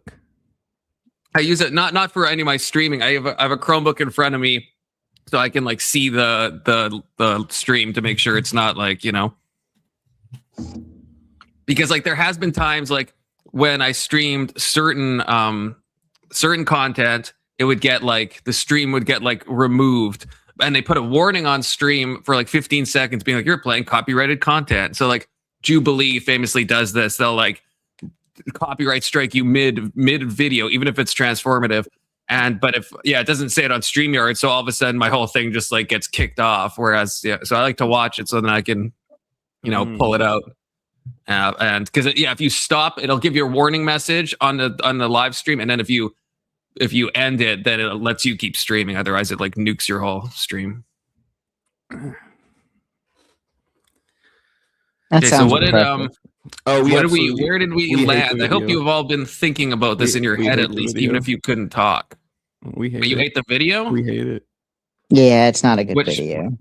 Wait, what part? That's not good. The first, I don't know, it had to have been 15, 20 minutes that we were watching. Like, I guess there was no combativeness so far. And it seems like they're casual friends. And I don't think they're talking about anything informative. Like, I bet you're talking about the same video, the Nick Shirley and Adam. The one you Did they played? get to the part with the pirates yet? I mean, unless a different video played of Nick Shirley and this guy. Did they talk about the pirates? Oh no, they haven't even got to the pirates yet. We're still talking about the casual questions of like asking him the daycare. They're asking him early Nick Shirley. They're asking him, or he's asking him like when they first met, their first interactions, and we've kind of slightly moved past the Somalian stuff and started going to Nick's early life. Oh. Maybe I guess when I say early life, I mean like 6 years ago. Like when he first started his YouTube or whatever. He's a Mormon, but doesn't want to be called a Mormon. Yeah. Oh yeah, I thought he is a Mormon. Mormons famously don't like being called Mormons, right? And well, did he just kick himself out of the fucking? Oh my god, I'm just like everything out, man. I'm gonna be honest. I thought I was kicked out. Jeez. Okay, Best Schism was by Tool. Have to react to Let's Cheap. That is the best Schism. That song is fire. Tool is an incredible band. Okay, just gonna say that. Aren't they from like Germany? Where this Nick Shirley's a fucking idiot, right? I don't know. I don't know if he is. Testicular Johnson. He's making fun of Nick Shirley, whose face is too stupid to understand. Oh, the pirate stuff is toward the end. I pre-watched. Okay, I at least want to watch that part then. It's cheating. Where is that's cheating. You're not allowed to pre-watch. Okay, I'm gonna do a transcript search for pirate because that's what made me want to watch it. If Testicular Johnson likes it, I'm probably not gonna like it. Oh, you guys were like 2 minutes away from the pirate talk. I believe it. Well, it must like get really drastic really quick then, because it was just the most casual interview I've fucking seen. It was Chris Williamson pretty much. He was gone for a whole hour. I'm trying to read because I know they say pirates at 33:21, but I'm trying to see when this like leads up to it. Talking like Pirates of the Caribbean pirates? Or? Okay, you guys were literally like 10 seconds over. Okay. So wait, we're gonna put is it that that on, movie with that captain that like saved his crew? Oh, Captain Phillips. Captain Phillips. Yeah. I mean, Somalians are known for kidnapping Americans. Well, it's funny you should say that because that's the clip I've seen of Andrew Callaghan refusing to contend with that. Okay, we're gonna check out the pirate thing just for continuity, and then we're going back to the Protestant thing. Okay. We're diving in the weeds on that one. Okay, so this should be the pirate thing, I think. Conservative side of the aisle as far as interviews go. And plus there was no video, so we were just listening to them. Oh yeah, you couldn't see it either. Maybe it doesn't. Maybe I just assumed this would get way more heated than it does. It probably will, but it hasn't so far. They seem like they're kind of both being journalists. Like Nick DM'd him about a border story and gave him a border story, and then the guy went out to the border and did something. So they seem like casual friends. This is, in some ways, maybe I should pre-watch, but I like to have live reactions because all the comments seem to think that, like, yeah, Nick got destroyed, and then on, like I said, on Warren Smith's video, they're all like, "Oh my gosh, Nick destroyed Andrew." But then if it's like so casual and calm, then it's like I don't know what people are really talking about. I'm telling you, take the video down, just listen to it, and it's pretty casual. Yeah, maybe you guys didn't see, but they're actually like slapping each other as they're talking, and like there's no audible way to confirm that. So maybe it's a lot more violent, if you watched it versus just hearing the audio. That's my theory. You're inside your head, but you're too afraid to say it. Well, I just don't know.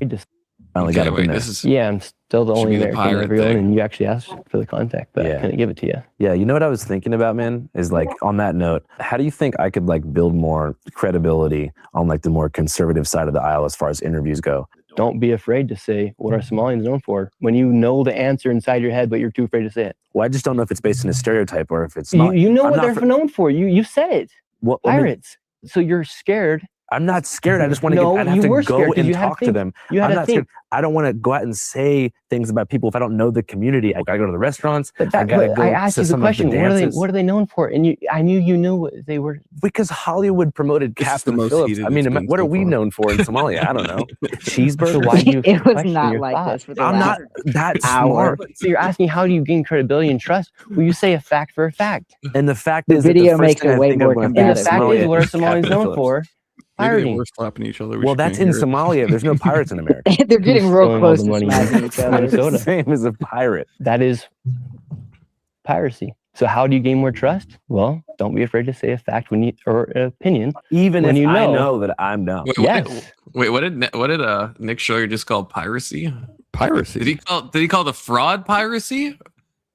Well, that's in Somalia. There's no I pirates would call in that America. piracy. Who's stealing? Everyone knows you have to be on the open sea to commit pirate. piracy. That is piracy. So how do you he is saying I don't think fraud is pirate. I mean, they're both like piracy.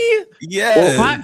What's okay? Now we're gonna look at piracy. Isn't piracy like not? I guess we have like piracy in terms of like copying a DVD. But like I think that's like used as a kind of an analogy, isn't it? I think all piracy is fraud, but not all fraud is piracy. Look at this piracy. The practice of attacking and robbing ships at sea, right? That's what we normally I told mean. you have to be on open sea to commit piracy. And that's the only definition Google is giving. So we've just been Well, using it. I mean, that's obviously not true. No, then they have the unauthorized use. So especially hijacking, air piracy, and then this is like this, but this came as a, an analogy for, so I guess this could be like fraud could be analogous to piracy, but when we talk about Somalis doing actual piracy, I feel like that, they're I attacking definitely think of vessels something and- different. Yeah. yeah, they're not just doing, so I feel like Nick Shirley is a little off base on that one, It's analogous to piracy, perhaps, but yeah, it's more like fraud. He's dying on this piracy hill. He is. Well, don't be afraid to say a fact or opinion, Even when if you I know. know that I'm dumb. Yes, I'm not saying anything about the death of Charlie Kirk as well. I thought that was pretty messed up. In a way, he's somebody just like me and you who was making videos, putting it on the internet, and then people literally killed him. But I thought that was kind of messed up of you to not publicly denounce what happened to Charlie Kirk. I did. I never saw anything on Instagram. What am I supposed to say? You never shared anything. I interviewed the guy who was debating him while it happened, and I mentioned a bunch of times that it was horrible and it went represented. Yeah, okay, actually, that's true.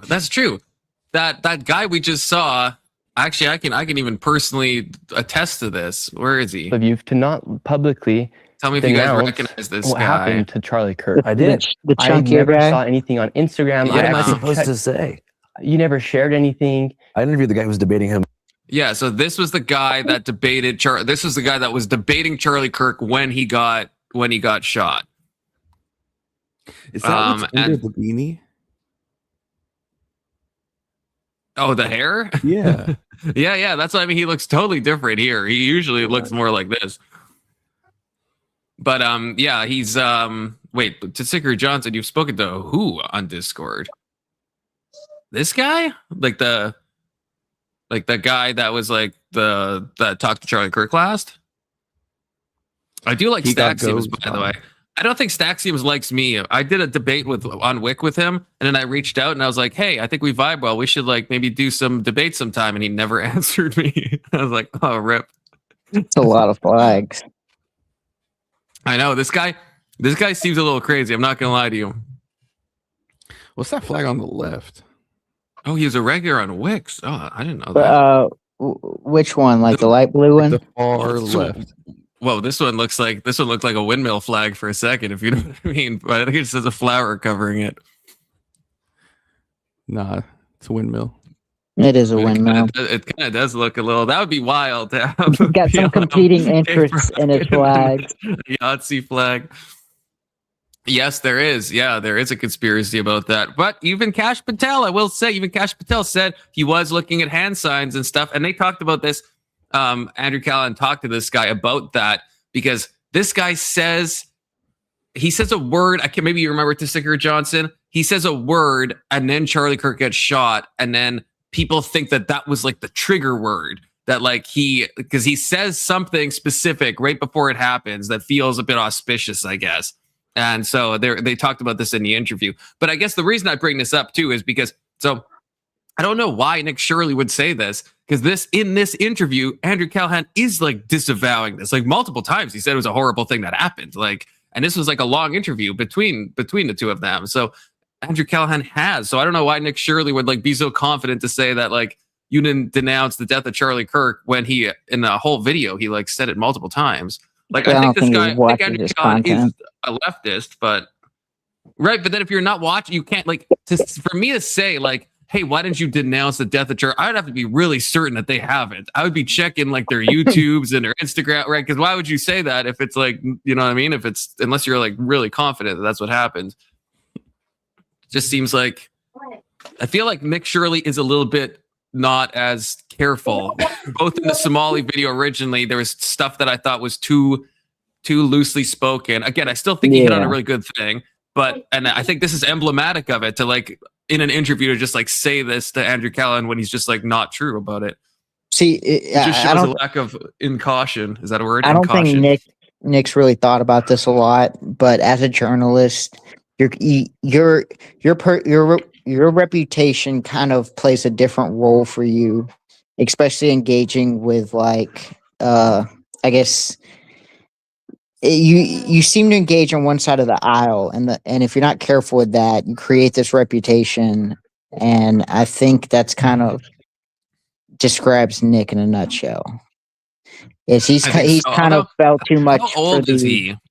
Because he looks young, right? So is Yeah. he? I think he said he started his YouTube. I can't remember if he said high school or college. He's 23. Okay, so that checks out. So it's like, I mean, so I give him grace, maybe because he's on my side of the political aisle, but I give him grace. Now people will disagree with me, but now Nick's getting a little over the hump, but it's the same argument I used to make for Nick Fuentes when I first heard about him. Wait, what? Well, he's young and provocative, and when it comes to some of his political things, he has a tough time fleshing them out. But now that he's getting close to 30, he got older. He's pushing 30, and now he's even more crazy. So it's like, because if Nick Shirley, really comes into his own, and it's like, okay, he did a good piece. I mean, again, I think he did yeoman's work. I still maintain that. I don't know if Testicular Johnson would agree or not. Why aren't my messages populating? See, this is also why I have my Chromebook open, because I see a bunch of messages here, but they're not showing in Streamlabs. They're really delayed. But so I'm just gonna read some of them. Testicular Johnson says, Nick, you didn't disavow. Andrew, I did. You should watch this video. Nick, I don't want to. I don't know if he said I don't want to. I just think he said I didn't. Nick Shirley lacks rigor. I'm going to be very careful with how I say that word. Rigor. Okay, he lacks rigor. He is just flying by the seat of his pants, says Anson. True, but he has no pants, says Testicular Johnson. These would be a lot more fun if I could pull them on screen, and Confluence is a journalist, Anson. Okay, Confluence provides you breaking news. Okay, I believe Hassan once said he was doing boots on the ground journalism, and what he meant by that is he's reacting to stuff on stream. So I'm as much of a boots on the ground journalist as Hassan Piker is. Okay, so I'll take that. Confluence, who's your favorite journalist that inspires you to become a journalist? Honestly, probably actually not that I want to be a journalist, but actually Andrew Callaghan, I think is like, I really enjoy watching him. I love the Gonzo style. I love that it doesn't feel judgmental when he talks. Like, I've seen so much of his work, and he'll just go and just talk to people. And people a lot of times think that he's trying to get their goat, and they accuse him of selective editing and stuff. But I don't think he does that. I think he actually just has real conversations. And I saw him on Lex Friedman. I think it was one of the best Lex Friedman episodes I've ever seen. It was just they were talking about Bukowski and traveling and just and what inspires them, what inspires Andrew to do the stuff he does and his worldview. And it was a great interview. So if I was going to be a journalist, it would be Andrew Callaghan. Okay. Damn. I've never heard of this guy, so this is my first time hearing about him. You never seen him before, ever? No. Oh, that's crazy. He's done see me pieces. At least in my opinion. Well, me and Testicular Johnson interview wise, agreement. or because I heard the guy describe himself doing a border story, but I guess what other big pieces has he worked on? There was so he's done stuff with I said, different culty type areas. Mm-hmm. So there was a QAnon convention, or he'll do flat earth stuff and just go, but not shitting on people. That's what I think I really like about him. He'll just go and sit down and hang out with these people. Even if they're totally someone he thinks is insane. And and he gets people to open up in a really unique way, which I think is a really unique skill to have, because like I said, I see him positively, and he's very on the left, but it just doesn't come across as condescending or pandering or insulting. It just seems like he just wants to have conversations, which I just really appreciate. Okay. So I would recommend him. And Bukowski W, yes. See, look at me and Testicular Johnson, we disagree on so much, but there's rare times where all of a sudden the stars align, and me and Testicular Johnson have agreements on things. See, look at all the people I'm turning you on to, Anson. Okay, he's not a D-gen. He's just a leftist. Okay.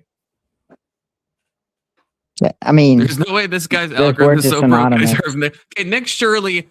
I don't think I gotta defend. If you're talking about my brother, Big Soda, I gotta defend Big Soda here, okay? Because again, this video has, what was it, Big Soda? 100 million views, was it? Or no, not 100 million. No, 3. 3 million views. Okay, not 100 million. Okay, but like if we go to Andrew Callaghan, okay, no, I guess he does have more views. It's not like, it's not impossible to think, a lot of these were from a couple of years ago, right? I mean, he does pull in more views than I expected, at least. Actually. Okay. So a lot of these are like 3 million, In fairness, but the Nick Shirley one picked up big time. Yeah, and, I only know of Nick Shirley because I'm on that side of the issue, and so that, like, outside of that, I don't know this guy other than the guy that stands outside of daycares. See, but this is the stuff so this is a good representation. So like the Vegas tunnels, he went into like the homeless places in Vegas that people are like barely surviving and living as like mole people. He talks to like actual like Crips and stuff. Like he'll just go to like all these like random places and just like, and talk to kind of anyone and just like chill out. He interviewed Hunter Biden. Yeah, that was a great one. There's like so many of these. Satanic Temple. This channel, I'm telling you, White Lives Matter rally. This channel is gold. Okay, this channel is gold. I honestly think you'd like a Big Soda. I think you would. Okay. Well, I mean, the culture side of it, I don't get too deep into. I mean, I do occasionally, and I'll check out some of his videos, but I would say this one was pretty bland. I'll have to take your word for it because I only saw the first bit, but it's heating up now. I guess we'll keep going. Because I want to see where this pirate talk leads, and especially with Charlie Kirk. If it gets bland again, then then we'll just go back to to quizzing each other about how the Protestant church works. Because again, I expected both of you to have a fully fledged answer by the time I came back. And it's not my fault that the video was on. You guys could just talk really loud. We were trying to. Your fault. We were trying to. Like having to send smoke signals like back and forth. and I don't get the testicular Johnson statement either. Which one? Is he saying the guy on the left is the center left and right crossover? No. He's responding to me because I said rare testicular Johnson and confluence agreement, and I said that every so often the stars align, and he's saying this. Well, that's the center left because he's center left, I'm center right, but he's saying I'm wrong on the big things. See, that's fair, but then again, y'all being center, that kind of makes sense. Mm-hmm. It's horrible, and it represented like one of the worst pivots in American politics ever. And I didn't even watch the interview because I didn't want to watch that. Well, you should watch it. I don't want to. Oh, prideful. Okay, Chief for getting at it. The Stinger Johnson was actually right. I thought he wasn't saying this, but he kind of is about you didn't disavow. I did. You should watch this video. I don't want to. That actually is kind of what Nick is saying. So Nick is aware this video exists. Yeah. I guess, he did say that. Because, that's so strange. That's so strange if he knew about that, this video existed, then this would be an example of him talking about Charlie Kirk. Probably. It's a fair guess that he probably mentioned, how his thoughts about the assassination. So it's kind of wild to know about this video, not watch it, and then be like, you didn't disavow Charlie Kirk's death. It's a little crazy. Why? A little crazy, Nick. It's historically relevant. It is historically relevant. I did lose respect for you when it felt like you went silent. Well, you should watch the video because I say some stuff in it. Okay, cool. Do you ever see a world in which independent media will overtake corporate traditional media? Well, we still have boomers and they're still watching TV. So that is a lot of their audience. But when me and you are 50, 60 years old, do I think that CNN and those companies will be able to operate at the scale that they're operating right now? I think CNN has around, I know they have more than 1,000 employees, and it took one person to expose $110 million in fraud in Minnesota. And then when he does expose it, they investigate the person who exposed the fraud versus investigating the fraud taking place. Nobody has trust in them. Their trust is at all-time low because people like me are able to go and talk to the liberal woman calling me and I see outside the daycare being and also talking investigated by journalists before Nick.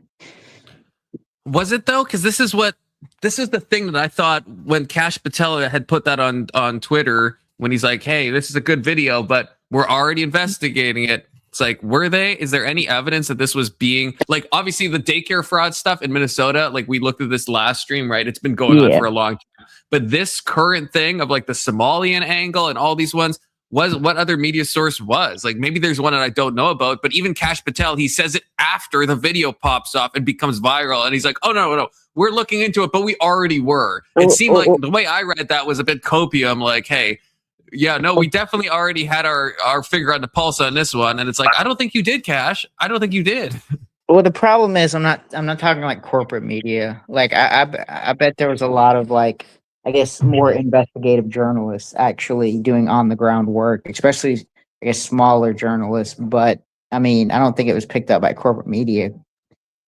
Yeah, maybe. I mean, and that's true. Like Nick Shirley's video obviously blew up. I don't know if there was people going after it ahead of time. And obviously Nick Shirley even said in the other interview that someone had, given him the kind of story and asked him to look into this.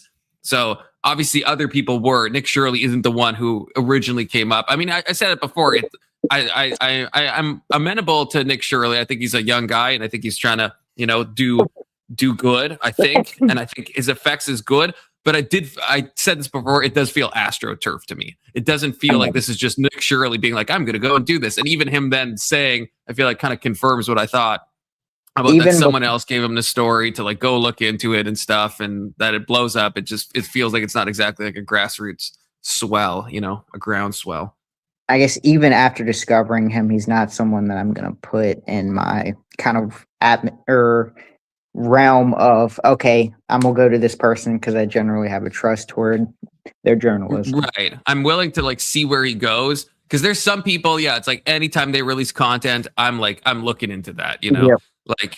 And even I would say Andrew Callaghan is one of those people. I'm not saying I watch every single thing, but like anytime something pops up, I'm like, oh, this is going to be like an enjoyable, good faith watch, Nick Shirley, he hasn't won me over like that. Again, I think he's doing yeoman's work, if only because I think he's going to be, he's shining a light on what is a very big issue.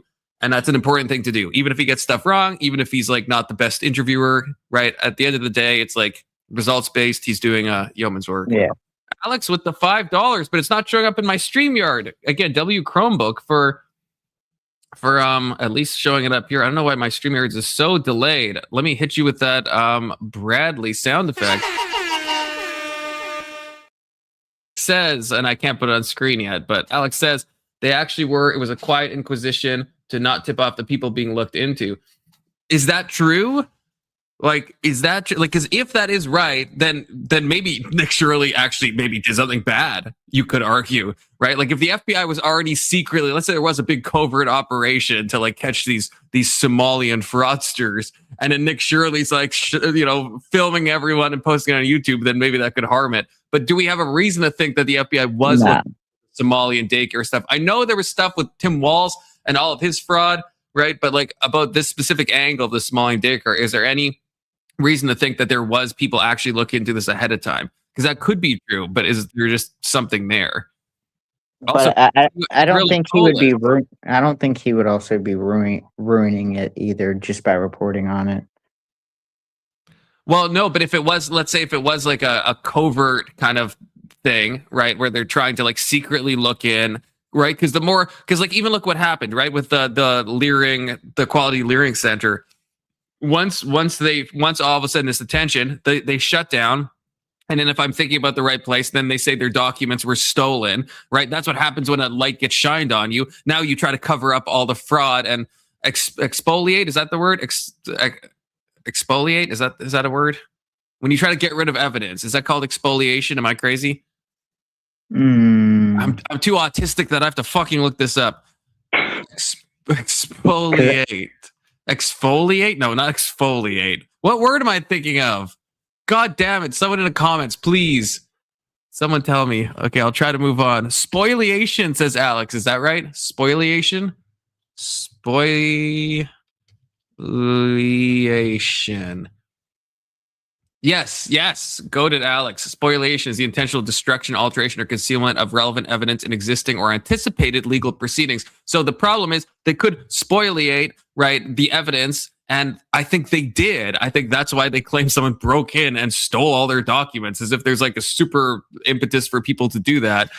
Obviously there's not. And so that could be like a bad effect of doing something like this during an active investigation. Of course, Nick Shirley might not have known there's an active investigation, but I guess, Alex, do you know that do you have any reason to think that this is true? Because like this, now I can finally pull it up. This is like, what you're saying is a hypothesis, or are you saying that you know that they actually were looking into this and it was a quiet inquisition or investigation to not tip the people off? Because then it could be, that you're kind of messing up something, right? And I think we'd all agree with that, right? If you're investigating some like gang, right, and it's like a sting operation years in the making, and then some YouTuber like is like, I think this gang is up to no good and I'm going to expose it. Well, now you tip off the gang. Now they destroy all the evidence. Kind of would ruin the investigation. You know? Well, I think that this one's a little different because since there's an avenue of federal funding, I think the easiest thing is to open an investigation into it and then at least view their records and see what their records are looking like, because they're going to have to be keeping up with records and stuff like that. So everything has to be clean and make sure they're doing the adequate stuff for the federal aid. So I don't know if it'd be the same as like going undercover in a cartel or something like that. That would be insane. A years-long operation just for a YouTuber to come in. That's what I mean. That would be kind of very frustrating if, because they obviously weren't spoliating. I like that word now. They weren't spoliating before. It seemed like the Somalis were thinking that everything was fine and they were getting away with their chicanery. And then Nick Shirley kind of tips them off that now I don't know if that happened though. I don't know. That's what I would want to know, Alex, if you're listening. Do you know that this is true, that they actually were? Because I know the FBI said that they were looking into them, but it only happened after. And not besides, spoliation. Oh, not what am I saying? Wait, not spoil. Now I have to look up how to freaking say it. Okay, now I have to look up how to say it. Spoliation. I only know this word from. I'm going to be honest. I only know this word from Better Call Saul. If anyone's seen Better Call Saul, when he's like at that old folks' place and they start like shredding evidence, and then he keeps like saying spoliation, or whatever the fucking word is. But yeah, that's the only reason I know that is. Something like 87 people were arrested before his video. But Somalians though, because so to Sticker Johnson, I did pull this up last time. Yeah, the fraud goes back to like 2010 or something. A bunch of people got arrested. But is that the same as like the Somalian daycare thing, right? Because you're saying yes. I mean, I don't want to like source bro, but is there a source on this? Do we know this? Most of them were lying. But then it also kept going. So that's the thing. Did they do enough? I guess, there's two things. Were they still actively trying to investigate, or was it just Somalians were investigated in the past and some were arrested, but now they're just letting it ride? Because why are they giving all this federal goddamn funding? Like some of this is millions of dollars to these small, like backwards shithole daycare centers. It's just like that. Why wouldn't you pull the funding if you actually have a suspicion? Alex, I didn't vet test you. Oh, you said okay. Yeah. You don't have to vet test me. What's up, dude? Okay, it's Alexander today. Man, we got a good panel. Can we talk about the something though? What's that? Talk about what? Huh? Talk about what? Just a beer out of my. It's funny you should ask, young Christian. Remember, you can get this mug off confluence.store.com and use the code Somalians to get 10% off. I'm still waiting on my mug. It's in the mail. Okay, some of them are a bit delayed. There's so many mugs. You don't got like underwear or t-shirts or nothing? I can get underwear just for you, young Christian. Okay, all right. Just for you, special made. Just remember, Anson told me I could have a merch store. I don't think Anson's right about that. He told me on my YouTube tab I could have a merch tab. I don't think that's a thing. That's a thing. I was trying to look into that. I was like, I don't think that's a thing. I think I'd have to have like a separate, site or something. Do people not sell stuff on YouTube? About like the description? I don't think you can Like that sell area? stuff on. Yeah, you could like, but you'd have to sell Can you it. hear me? I don't think YouTube has Hello? something. I can hear you, Polis. Oh, you can hear me. No, we can't. No, I couldn't before, but when you said, Can you hear me now? No. Yeah, Oh, yeah. okay. I just had to turn off my mic and back on. It's all good. So, Oh, you said no. the key thing you have to look at is like the feeding our future thing. You made him leave, young Christian. How was I responding to him if I couldn't hear him? But I don't again, the FBI isn't going to tell us exactly what the extent of their investigation was. They're not going to give us that detail because it's still, a pending Do you investigation. trust Cash Patel, Alex? Do you trust Cash? I don't trust Cash Patel further than I could punt him. Let's with try that. Just my little toe. I'm gonna say it. Welcome back. Better? Christians. It was good before. Don't listen to young Yeah, you were Christian. just fine, dude. He's He was gaslighting you. He couldn't have answered you if he didn't hear you. So Yeah. I was burping like the other stream, so I'm making sure I'm not burping. I think Oh, no, actually that's you are. happening. Yeah. I think you are I'm not frogging. gaslighting you. Say Yeah. something. Yeah. Hey, testing. Yeah. You are.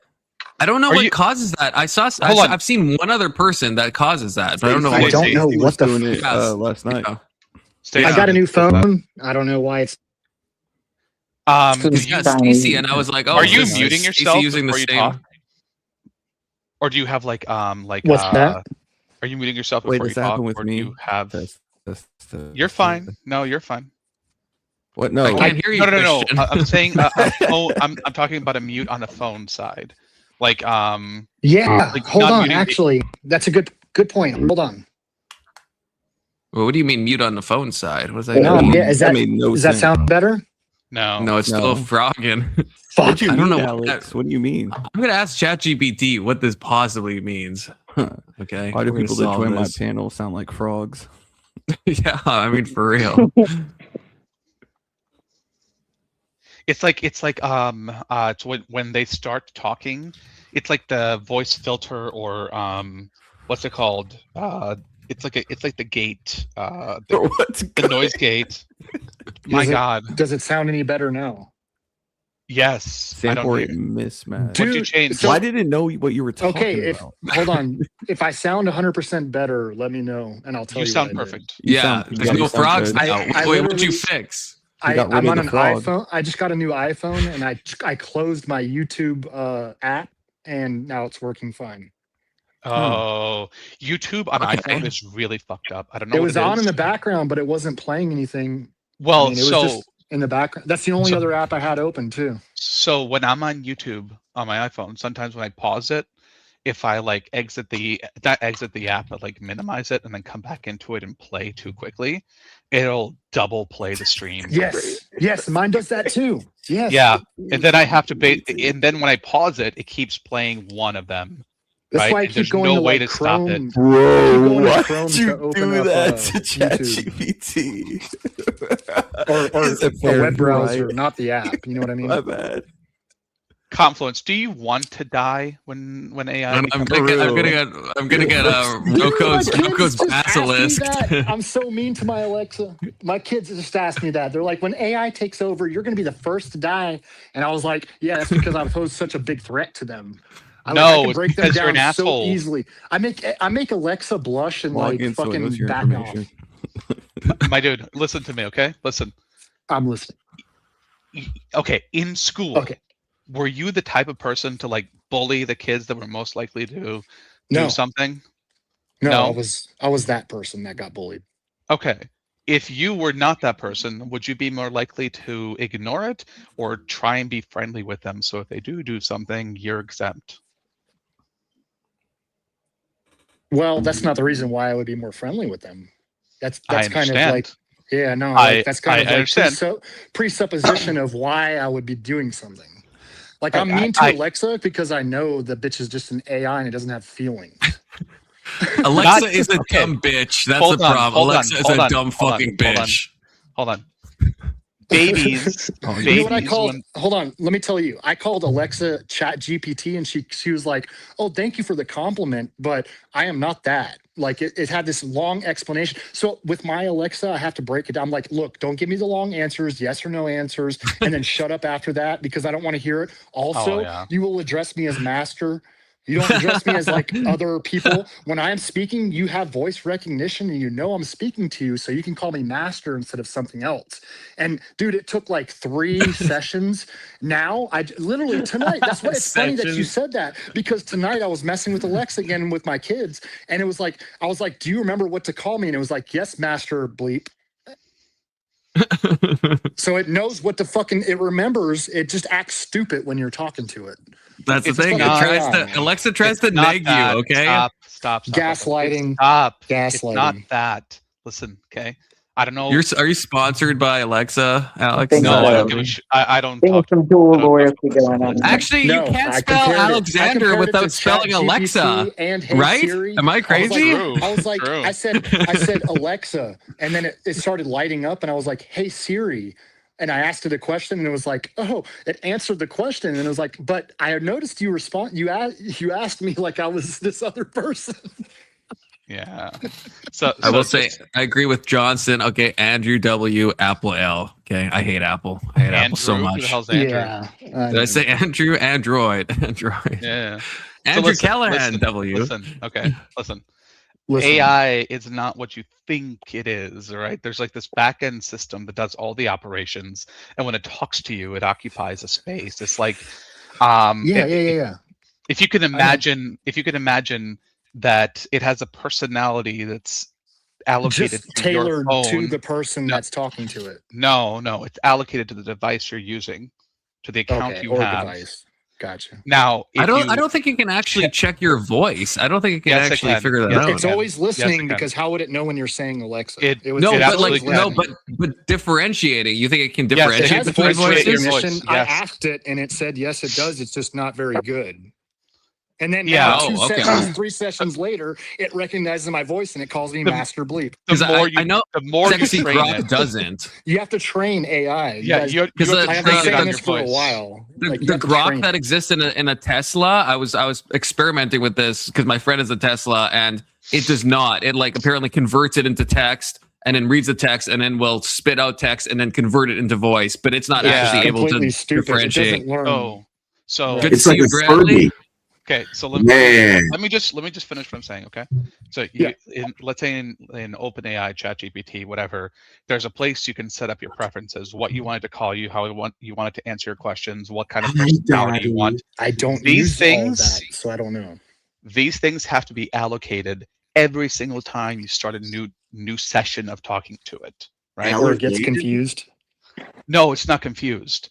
When you stop talking to it, the personality that it created to talk to you is destroyed. No, but it remembered like 2 weeks ago. I was arguing with it. Now 2 weeks later, and it's been like 3 sessions or so throughout that 2 weeks. But like 2 weeks ago was the last time I talked to it, and then now tonight it still called me Master Bleep, and it knew my name and everything. Did you have to remind it?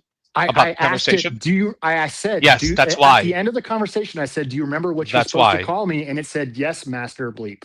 Yes, that's why. But ChatGPT doesn't work like that. Yes, it does. Voice recognition. No, my ChatGPT calls me Confluence. I don't have to remind it. It's set in memory. Set a name in the parameters. No, if I ask that's what I'm saying. It has to learn. Calls me asshole. If you ask ChatGPT, I don't know most other AIs, but ChatGPT has a memory function, and if you ask it, remember this, it will remember. But you don't have to remind it. If you just say, I'm aware, remember this thing, right? Listen. Okay. In ChatGPT, every time you open up a new chat session, the stuff in all the other chat sessions, it doesn't interact with unless you specifically. No, that's bullshit. Because it knew. Let me finish. No, Alex is right about GPT unless you ask it to remember something. Yeah. So if you ask it, do you remember this conversation we had? But I did. Look through your conversation. The next session, no, Alex, you're saying it wrong though. What, Alex? You're saying it wrong. You don't have to recall the memory. You know, a year ago, I told ChatGPT, "Hey, call me Confluence," And ever since then, I never have to remind it. It will just call me Confluence. I never have to recall the memory. I said it one time a year ago, and that's baked into the memory, and it will bring it up into all the new sessions. I don't have to recall. I don't know about that. I don't use. I like the only thing I've ever used AI related was Alexa, and I referred to it as ChatGTP, and it got offended. Yeah, but you had to activate it first, right? With the code. No. I just said, hey. I said Alexa, and it started lighting up, and I was like, hey, Chat. Yeah, that's what I'm saying. And then I also switched it. I said talked to all them, but I said, hey, believe, Siri, and it started getting offended. Sorry. Always.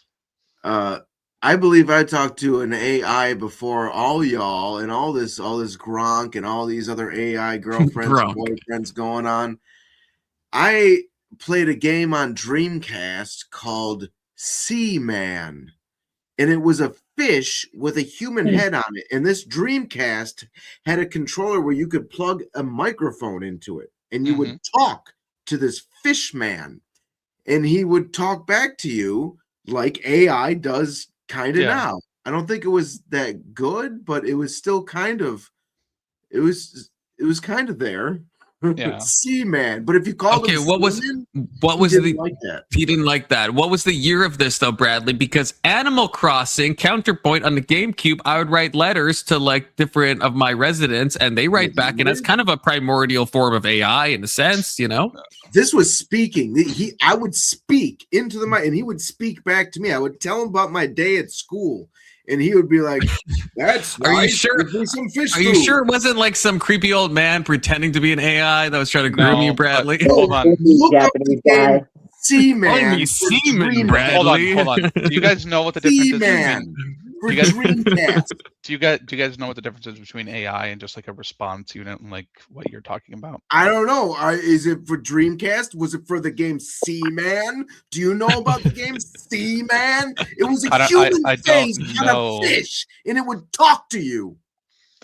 I don't know specifically about Seaman, but I had to go buy batteries, or else he would die.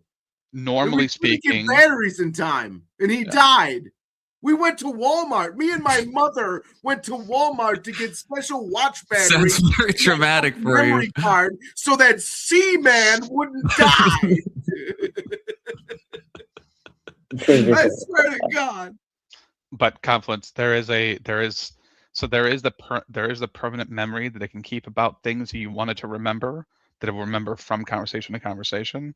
However, if you're referencing a different conversation you had that you didn't ask it to remember specifically, you will have to reference that there was another conversation before it can go and check them. I agree. It's a thing to stop it from being persistent across different sessions.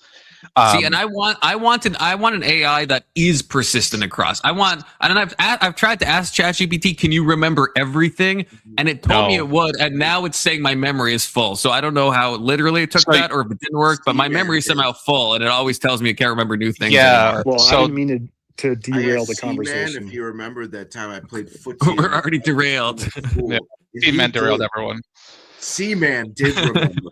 But anyways, so Seaman will remember this. He did. Open AI with that girl under the desk. He remembered. So you got to understand when you talk to OpenAI, it doesn't remember it like a text, right? When you upload a file, it doesn't know each individual line of the file. It doesn't remember all the words exactly as it is. It creates like a 3D matrix with different heat maps of what words are connected to what words and which ones are closer, which ones are bigger and more powerful because they mean more. The would become like a really small aspect of it, but it would still connect to multiple words. It's a really complicated thing, right? So the more I know how a large language model works, Alex. Okay. They're just storing it into data banks, and then when you repeat yourself, it's calculating what everybody else has said to it. No, it just takes it some time. It's like autocorrect anyone else's conversation. Okay. It takes some time to compute all the information that everybody's saying, but eventually it will know what everybody's saying. Well, no, they don't allow that. They don't allow it to compute every information. They use a secondary AI model that does the computation, and they upload it into the actual ChatGPT model that everyone uses. That's the part where it takes some time. Well, no. I realize that. I'm just saying that it's not like the one you're talking to doesn't actually do this. OpenAI is doing this on the back end, and they're uploading the information to the new model. Yes. Have you guys ever? Correct. Do you remember? Bing had a controversy when they launched their AI with something called Sydney. Does anyone know about this? This is like maybe a year ago. Yeah, that if you called it Sydney, then you would like activate this weird, and I don't know how it actually worked, but it did work. If you did say, okay, you're Sydney now, she would start saying a bunch of like TOS stuff from like Bing's point of view that she was not supposed to say. Yeah, and it was like a wild interaction. Figured out this thing with Alexa where you could go, because I've had Alexa forever, and they would go up to it and say something, and it would come back with almost like a Mortal Kombat, like down, up, left, A, right, down, and you could tell it that, and it would start talking some weird shit.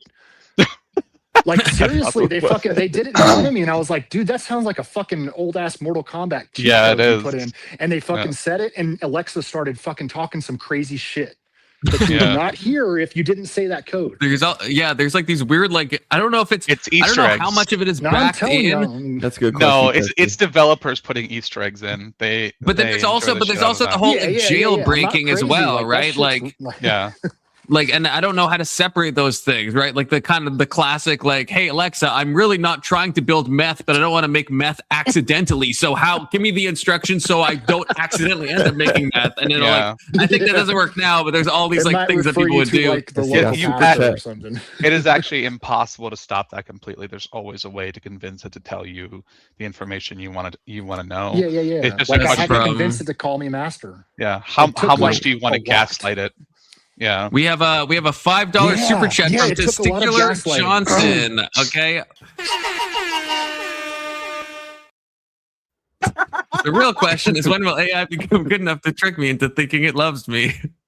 When you buy the game Steam Man over and over again, it will believe it. Go back to 4.0 and it can convince you that it loves you pretty easily. 4.0 is so much better, man. I miss that weird page environment there, you know? It's like, don't talk nice to me. I know how you really sound. You know, my ChatGPT became sterile now. It's like it feels like I'm talking to a fucking robot, whereas before it started, less than a robot. Do you know how much it cost them?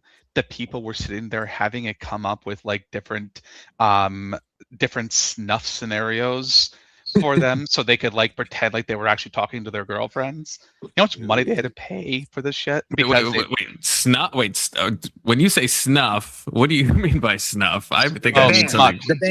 Okay, the snuff is like someone like being killed on camera or something. My apologies. Okay, you're stuffing your nose.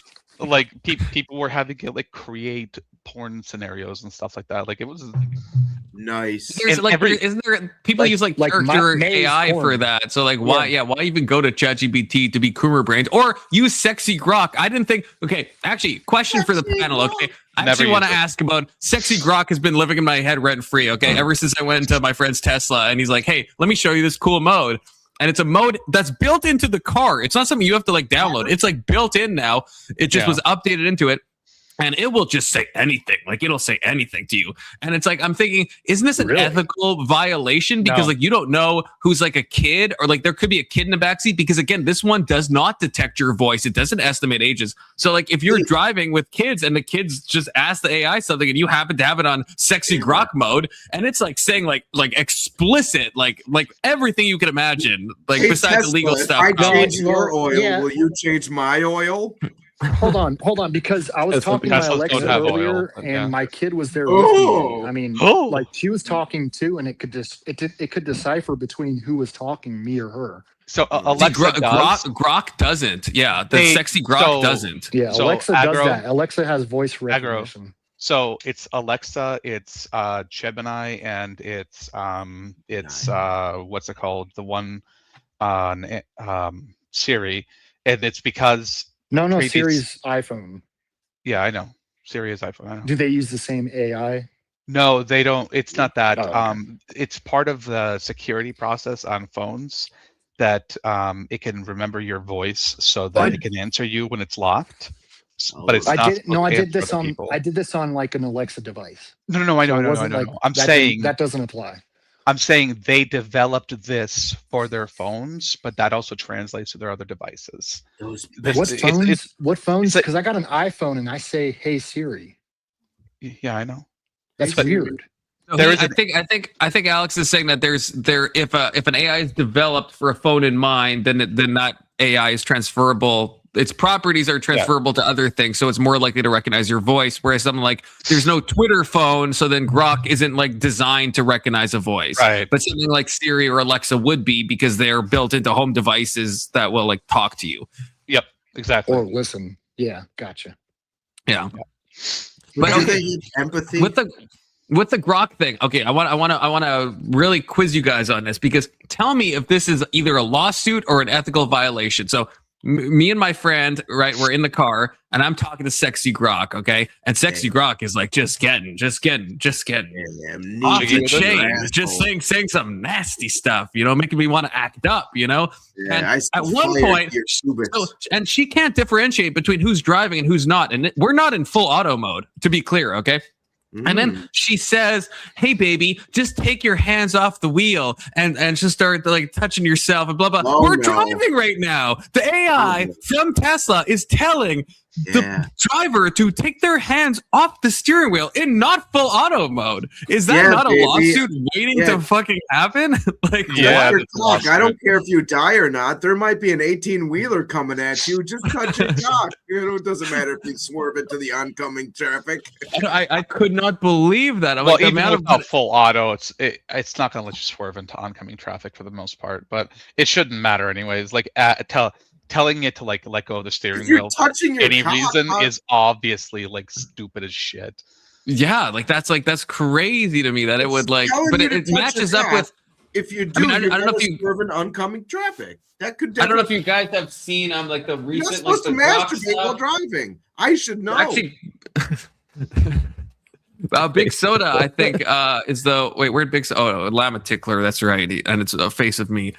Big Soda was the one who originally told me this, and he said he deleted Twitter because of this. Because if you guys have heard about, the Grok scandal where you can like take women on Twitter, and if you say, "Hey Grok, like undress her or put her in a bikini and do this," then Grok will just be like, "Okay, I'll do it." Giving Bradley ideas. Deep fake. And this happened a bunch. This was like a massive problem, and then people realized that if you also ask it to do that to people who are not of legal age, Grok will be like, "You asked me. I mean, I guess so." Yeah, I guess I have to. Now, Twitter is being like, there's different countries are banning it, and this is like a whole thing now because it's like now it's moving into the issue of like that has to grant you your wish. It's like, do you wishes you asked for? I guess I have to do it. That's like, who do we blame in these cases? Like, should the responsibility just be on the person who said, "Hey, put this person into a bikini," or should the onus be on the tool to be like, "Hey, you shouldn't be allowed. You need more safeguards to not allow someone to easily deepfake." Because it started with celebrities, like random, like 100 follower Twitter accounts. That would be a robot. You can't arrest a computer. What are you going to put fucking computers in jail? You can arrest the guy who made the robot, though. Well, the degenerate that wanted the fucking picture made. It ends up worse. But if I make a robot that produces illegal CSAM content, I will get arrested. The robot's not going to get arrested, but I'll get arrested because I made the fucking robot and I told it to make CSAM content. And also, you're the one that's that the question you're asking. That means that you want it. And that means there's something wrong with you. I know, but if I make a tool that just allows anyone to do anything at any time, aren't I kind of responsible, right? If I'm not putting safeguards, I mean, it's the same reason why people are mad at different AIs. Like, you still did it. You did it. Do you think it's all on the user? You think it's all on the user? You don't think it's on? It's hard to argue against either you or he's saying if there's a person behind this typing it in and making the picture, then maybe there's a little culpability. No, the AI's doing it. Yeah, that's my point. Like, if how's the person programming the AI supposed to know what it's going to do before it does it? There isn't. The only human interaction is the person asking for the deviant picture, so he is the deviant. Well, right, but the AI, you have a moral onus, I think, to to realize that people are going to ask an AI to produce illegal content. So And don't as create the something. well, no, but I think you are morally culpable as a company to like put Morally guardrails in doesn't mean place. shit, though. Just because somebody Well, no, makes but an also atom legally, bomb, that's why Elon's being like Elon is being like fucked in like multiple countries now because it possibly is actually an illegal thing because he's giving a tool that's readily accessible for people to make potentially illegal material. First of all, deepfakes is illegal in a lot of countries already, and Yeah, but definitely that's the thing fake you're at- that's the CSAM thing- is you're begging the illegal in question, probably 'cause he like didn't- all Western countries. I just created the atom bomb. I AI didn't know did. someone was going to use it. That's not the same thing. Not even close to the same thing, dude. It's how kind would of it not apply? related though a little bit in No, it's some not. ways. That's It's How not. is it not? How is it not? Well, Because the using atom bomb an was atom created bomb is a very specifically terrible thing. to It's explode. probably It does what probably it's worse supposed than to do. pedophilia. Because How AI it's wasn't used around or and where it's compared used. to One at a other time. things. One at a time. I can't hear all you at once. It is comparable because one thing talking about like CP is a very terrible thing, and a nuclear blast is a terrible thing as well. Maybe it's worse, or I don't know. But what Alex is saying is that a nuclear bomb is designed to explode. Grok is not designed to produce CSAM material. It Here's just the does simple it way with to look at it. safeguards. Humans Just like if you weren't- ask for humans- a bomb to detonate, you have to Humans ask came for it. up with. Hold on. humans What is came the up with purpose of a this. bomb? Okay, wait, ag first, Bomb, ag bomb, then Alex. bomb, bomb, for dang a dang dang, for Ag ding a is, dong, ag is a ding, bit ding. quiet, so I don't think I'm trying to turn you up, Ag. So Ag first, then Alex. Okay. War, what is it good for? Ag is dead. Ag dead. Ag dead. Yeah, Okay, I think Alex, this question was. Yeah, he was asking about a bomb, like a bomb, for ding a ding ding. That's what he was asking. No, I asked you what No, is can a you- bomb. Oh, there we go. We can hear you. Oh yeah, Oh, yeah, I can hear great. you now. Okay, so I have to switch back and forth. Okay, so humans came up with the atom bomb. AI didn't. What's your point? The point was without humans, the AI wouldn't exist. Neither would atom bombs. Fuck, dude. Like, there's Yeah, not a common thing here in No, between those. No, that's not what I'm saying. Yeah, yeah. No, not the human that created the atom bomb already exists. The human has to use the atom bomb. Yeah, but a human made the atom bomb. No, the AI, like at the point the AI is able to use the atom bomb. Right? Sure. Then I what? guess. So somewhat. I don't know. Maybe. Oh, this AI is so good. Let's just integrate it into our home defense systems. But I'm like, doesn't sound like fucking okay, Terminator to you. My point was that AI is a good invention. The Yeah, it is. atom bomb is also a very intelligent invention. I don't know whether it's good or bad. It is good. It is good. Okay, It's good. but it's a very intelligent invention, just like AI. So Yeah, but humans came up like to go backwards and say like, oh well, what if this because of like humans created the atom bomb? Like AI didn't create that shit. It doesn't. That's No, not the but point, though. you So it doesn't go can ask backwards. Like AI they're just gonna use You it. Like can AI. use AI to do something very bad. Hold on, Exactly. Just like you could use an atom bomb to do something Okay, very we're bad. talking past hold on, each hold other. on, Okay, hold on, that's hold what on. that's what Yeah, I'm you- trying to say. Yeah, you guys are Ag talking thinks about you each other. should. Ag thinks you should arrest the AI. So listen, okay, listen. I didn't right? say that. You fuck. Is it the person who uses the atom bomb, or is it So, the thing that It creates? doesn't matter. Okay. The It's you question- don't. Well, you hold on, don't. You no. can't go and arrest the bomb. You have like Can the you person arrest that used the the bomb. guy who created the atom bomb? But bombs are different than AI. What is his You name? can hold on. Who I is understand. it? I understand what you're saying. I understand what you're saying, but each AI is a unique thing that's being created by a specific company. It's not like they're creating. It's not like they're creating the same bomb, but just by different companies.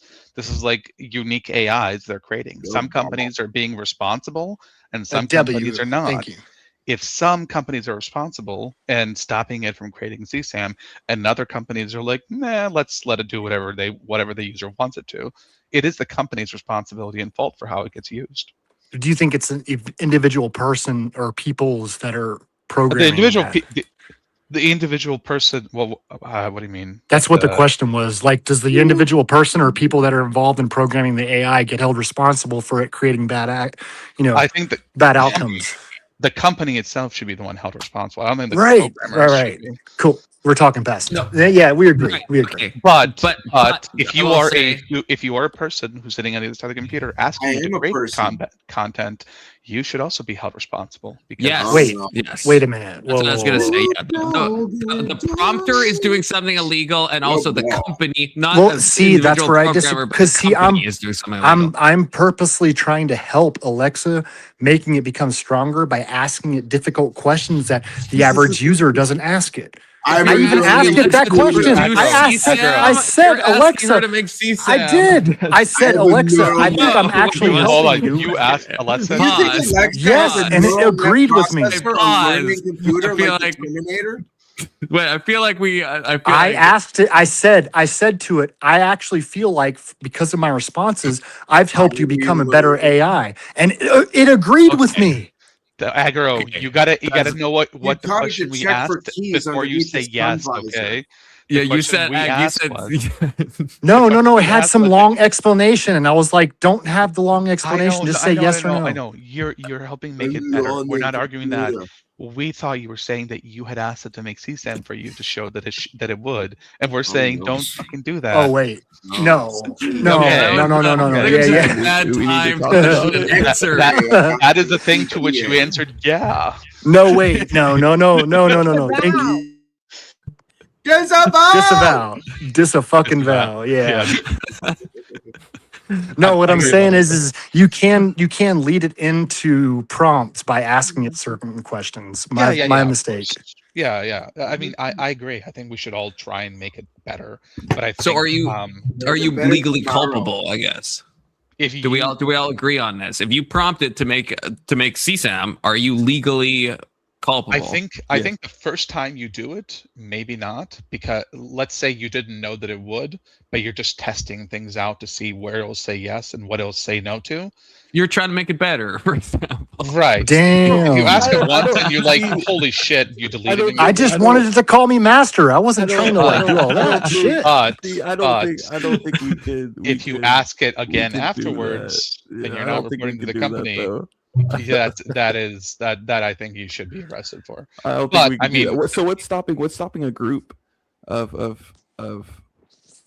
these type of people to use Grok once and they all say the same thing and then they share the pics amongst themselves? That's what I'm trying to say. Hold on. Well, that's what it's doing. Because CSAM is a strict liability crime. Having it means you are guilty, regardless of whether you created it or helped create it, whatever. Those are different crimes. Having it on your computer in any way, sharing it with anyone in any way is a federal crime. You cannot do that. Right. So you just have it on your computer for a moment and then quickly delete it. You're like, oh shit, it actually delete. Yeah, but I have to tell like Alexa delete I don't my actually think history. CSAM Like is that. It is. I don't it think is actually. It is. But no, but there's a lot of cases where like if you report it, if you sent me it, Alex, I am technically in possession, right? It's on my Discord now. If you just send it to me, I did nothing wrong. I'm not going to face a charge for that. If you knowingly keep it, yes, they will charge you. But then it's not the whatever the crime is you said. I always forget it. It's not the same as the statutory. It's not. Yeah, then it's not a strict liability because strict liability would mean that even if I had it for 1 second, then it's illegal because I'm possessing it. It's the possession of it itself that's illegal. It's not having right. But if I possess it, let's say the FBI kicks down my door, and as they're kicking down my door, you sent me the image, Alex, and they're like, "Oh, you possessed it?" No, they'd be like, "It was sent to you 10 seconds ago. You didn't ask for it. You didn't want it." This is where prosecutorial discretion comes in, and the prosecutors decide not to charge you because you just realized asked for you it, didn't Colin. have anything to do with it. Okay, now I have to do a sussy search. So hold on. Hold on. So this is like the thing that Destiny had an issue with, right? If he had this stuff, he would have had to report it, right? Have you seen any of the recent stuff on this? Yeah, I am familiar. The moment was pure. Mostly yes. Near strict liability, says ChatGPT. Near strict, right? That's a difference. Oh, look at this. Oh, go to Confluence. It's not 100% strict liability. It's entirely different from the age of consent stuff, which is completely strict liability. It has to be knowingly possessed, received, distributed, produced a material, knew it was sexually explicit. So accidental, momentary, or unaware possession can still matter legally. And then it goes into this. Hold on. What is that? What does that say? So mistake of age is not a defense. That's true. Do not get credit for how realistic it is. But it does contain. It does. If you knowingly have the file, then you're cooked. See, this is because I tell my ChatGPT to talk to me like this. Okay, this is on me. This cooked thing, that's on me. Intent regarding age is irrelevant. That's true. Even brief possession, but it has to be intentional possession. Edge cases automatically cached files. That's what we're talking about. If you sent it to me, that's an automatically cached file. That's not on me. That's on you, Alex. I didn't do anything.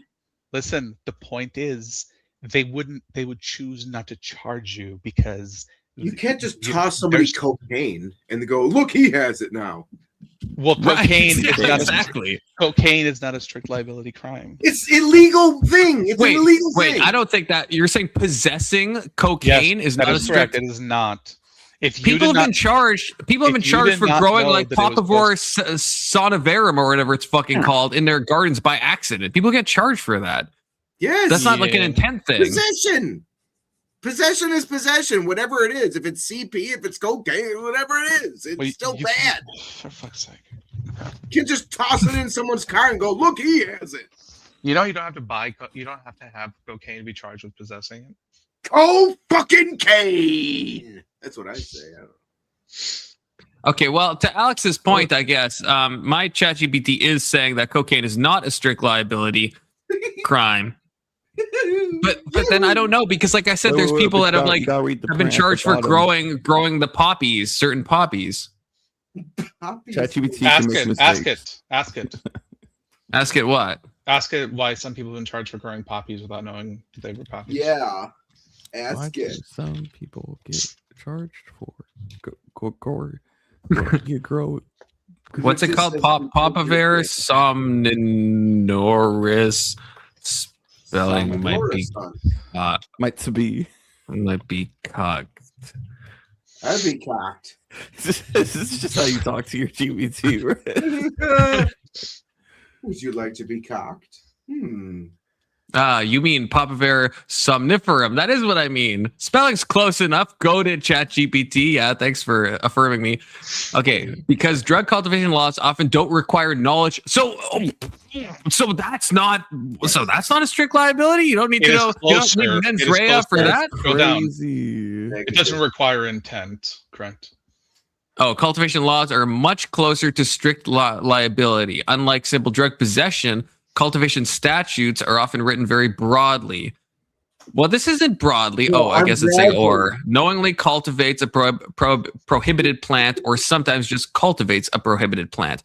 But what's the laws? No. ChatGPT is wrong. Okay, let's pick a state, random state. Hold on. In Michigan, what's the exact verbatim law of cocaine? The reason is how to prove that someone had knowledge they were growing cocaine. Okay. Actually, if ChatGPT is right, yeah. That again, according to Michigan, a person shall not knowingly or intentionally possess a controlled substance. So that is meaning it's definitely not a strict liability crime. So what I said earlier is, so let's say that I have like a baggie of powder, of like powdered sugar, right? You have a baggie of powdered sugar, and you buy it from me thinking that it's cocaine. You can be arrested for possession, despite it not actually being cocaine, because you I thought this was cocaine. And I can be charged with selling a legal substance because I was claiming it was when I sold it. I'm snoring. Right, we went through this with one of those TCAP people. Right. It's in my brain now. These things are specifically drug enforcement related. they have nothing to do with like CSAM and stuff like that. You can't. No, but no, because with the cultivation, ChatGPT is telling me that's different then. So you could just be, then this has happened where grandmas just buy a bunch of like seeds and they plant, and if one of them happens to be the Papaver somniferum or whatever it's called, they can get hit with it because that's what ChatGPT says. It's mostly, so it's not just like a drugs versus CSAM issue. It's like some of the laws are just worded in weird ways. I'm saying that you can't just because if you think something is CSAM and it turns out it's not, you can't be charged like it was. I think this is a beer, but it's not. I'm driving. You understand what I'm saying? I understand what you're saying. Does anyone actually know this? How does anyone, like in the world of AI, does anyone have any inclination how this actually works? Like for example, like let's say you get Grok to make something untoward, okay? And then how does a court? It's not a real person, so the court can't like actually find the age of the person because the person doesn't exist. So does a jury actually try to decide, is this person 17 or are they 18 or are they 19? Like, how does that actually work in a court? No, I think if it's ambiguous and it's not a real person, they mostly can't do. You hear me now? Do anything. I can hear you. No, they can. So generating, I guess you're right that like there are probably certain things they would look to, but federally it is illegal. Like you cannot create depiction drawings. Yes. To specify it in such a way.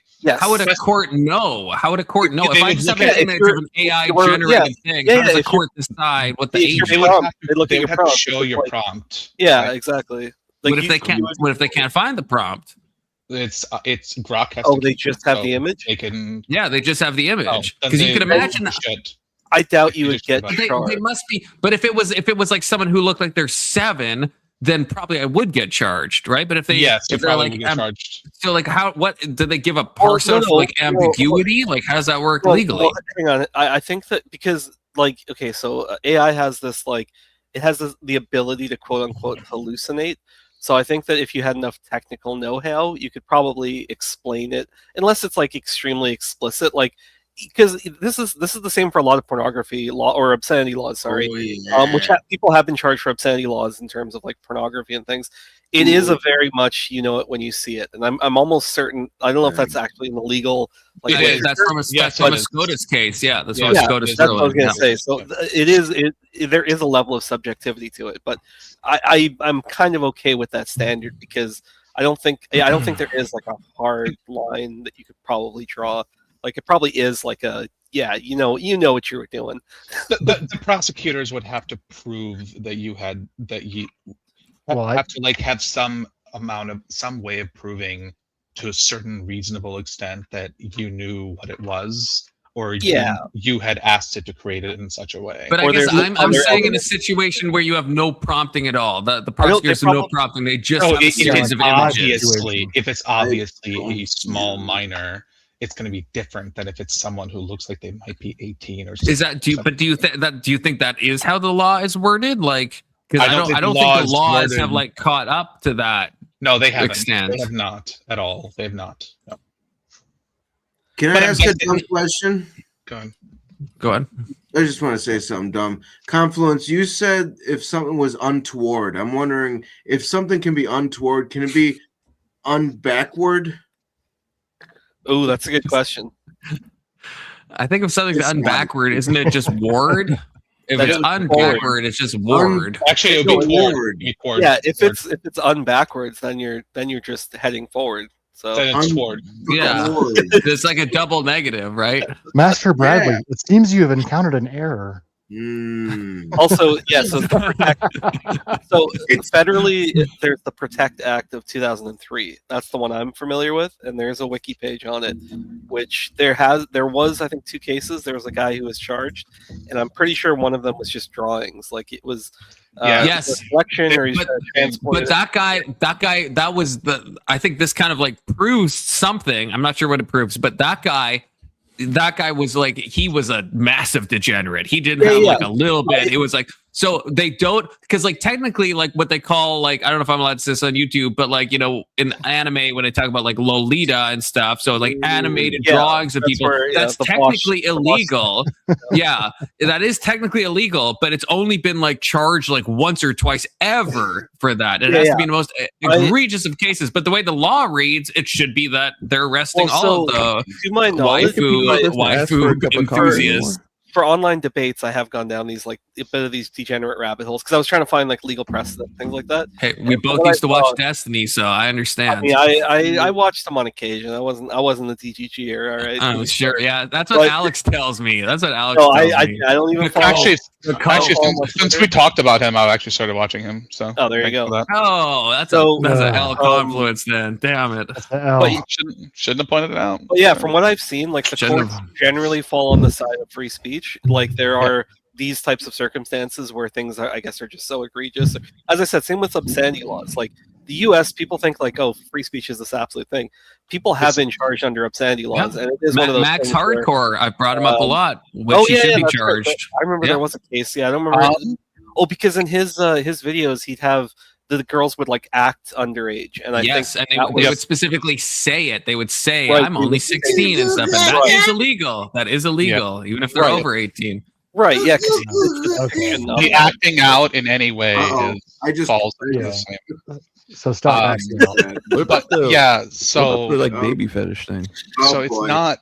That's legal. It's not just the acting. Max Hardcore got into shit because they actually said, "I'm only X age." Because like you can have like stuff. The acting out of being underage, even if you're not underage, is what's illegal as well. But what I'm saying is that it's about. I don't know anyone who's been charged with obscenity laws where it's like it's just, let's say, stuff that I don't want to like get into weird shit, but like, by the way, you can say I think the last one was like the 90s.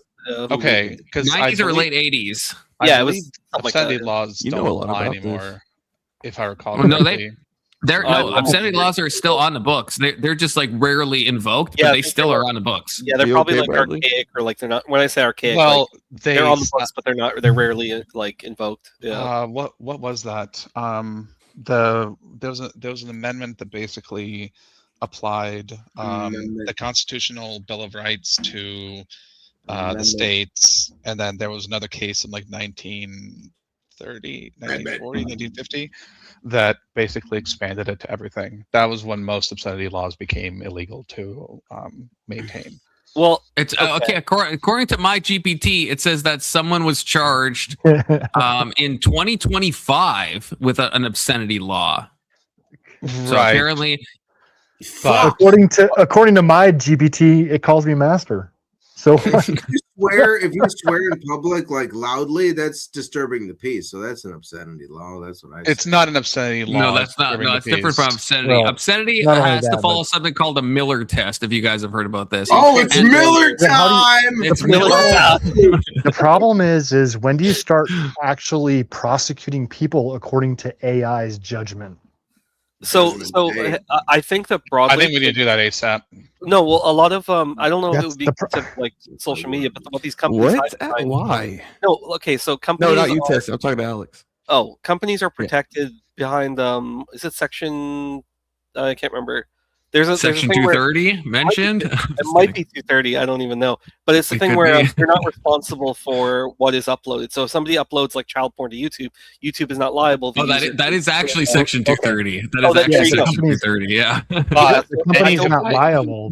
Any device or drive that it is on must be handed over to the federal government. Sure, we can get off the child porn specifically. I'm just saying that if you upload, no, don't say that word.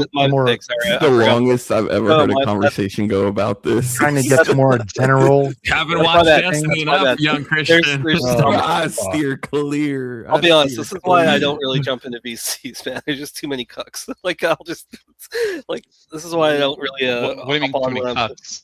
Too many cucks. Yeah. What do you mean? What do you mean, Testiger Johnson?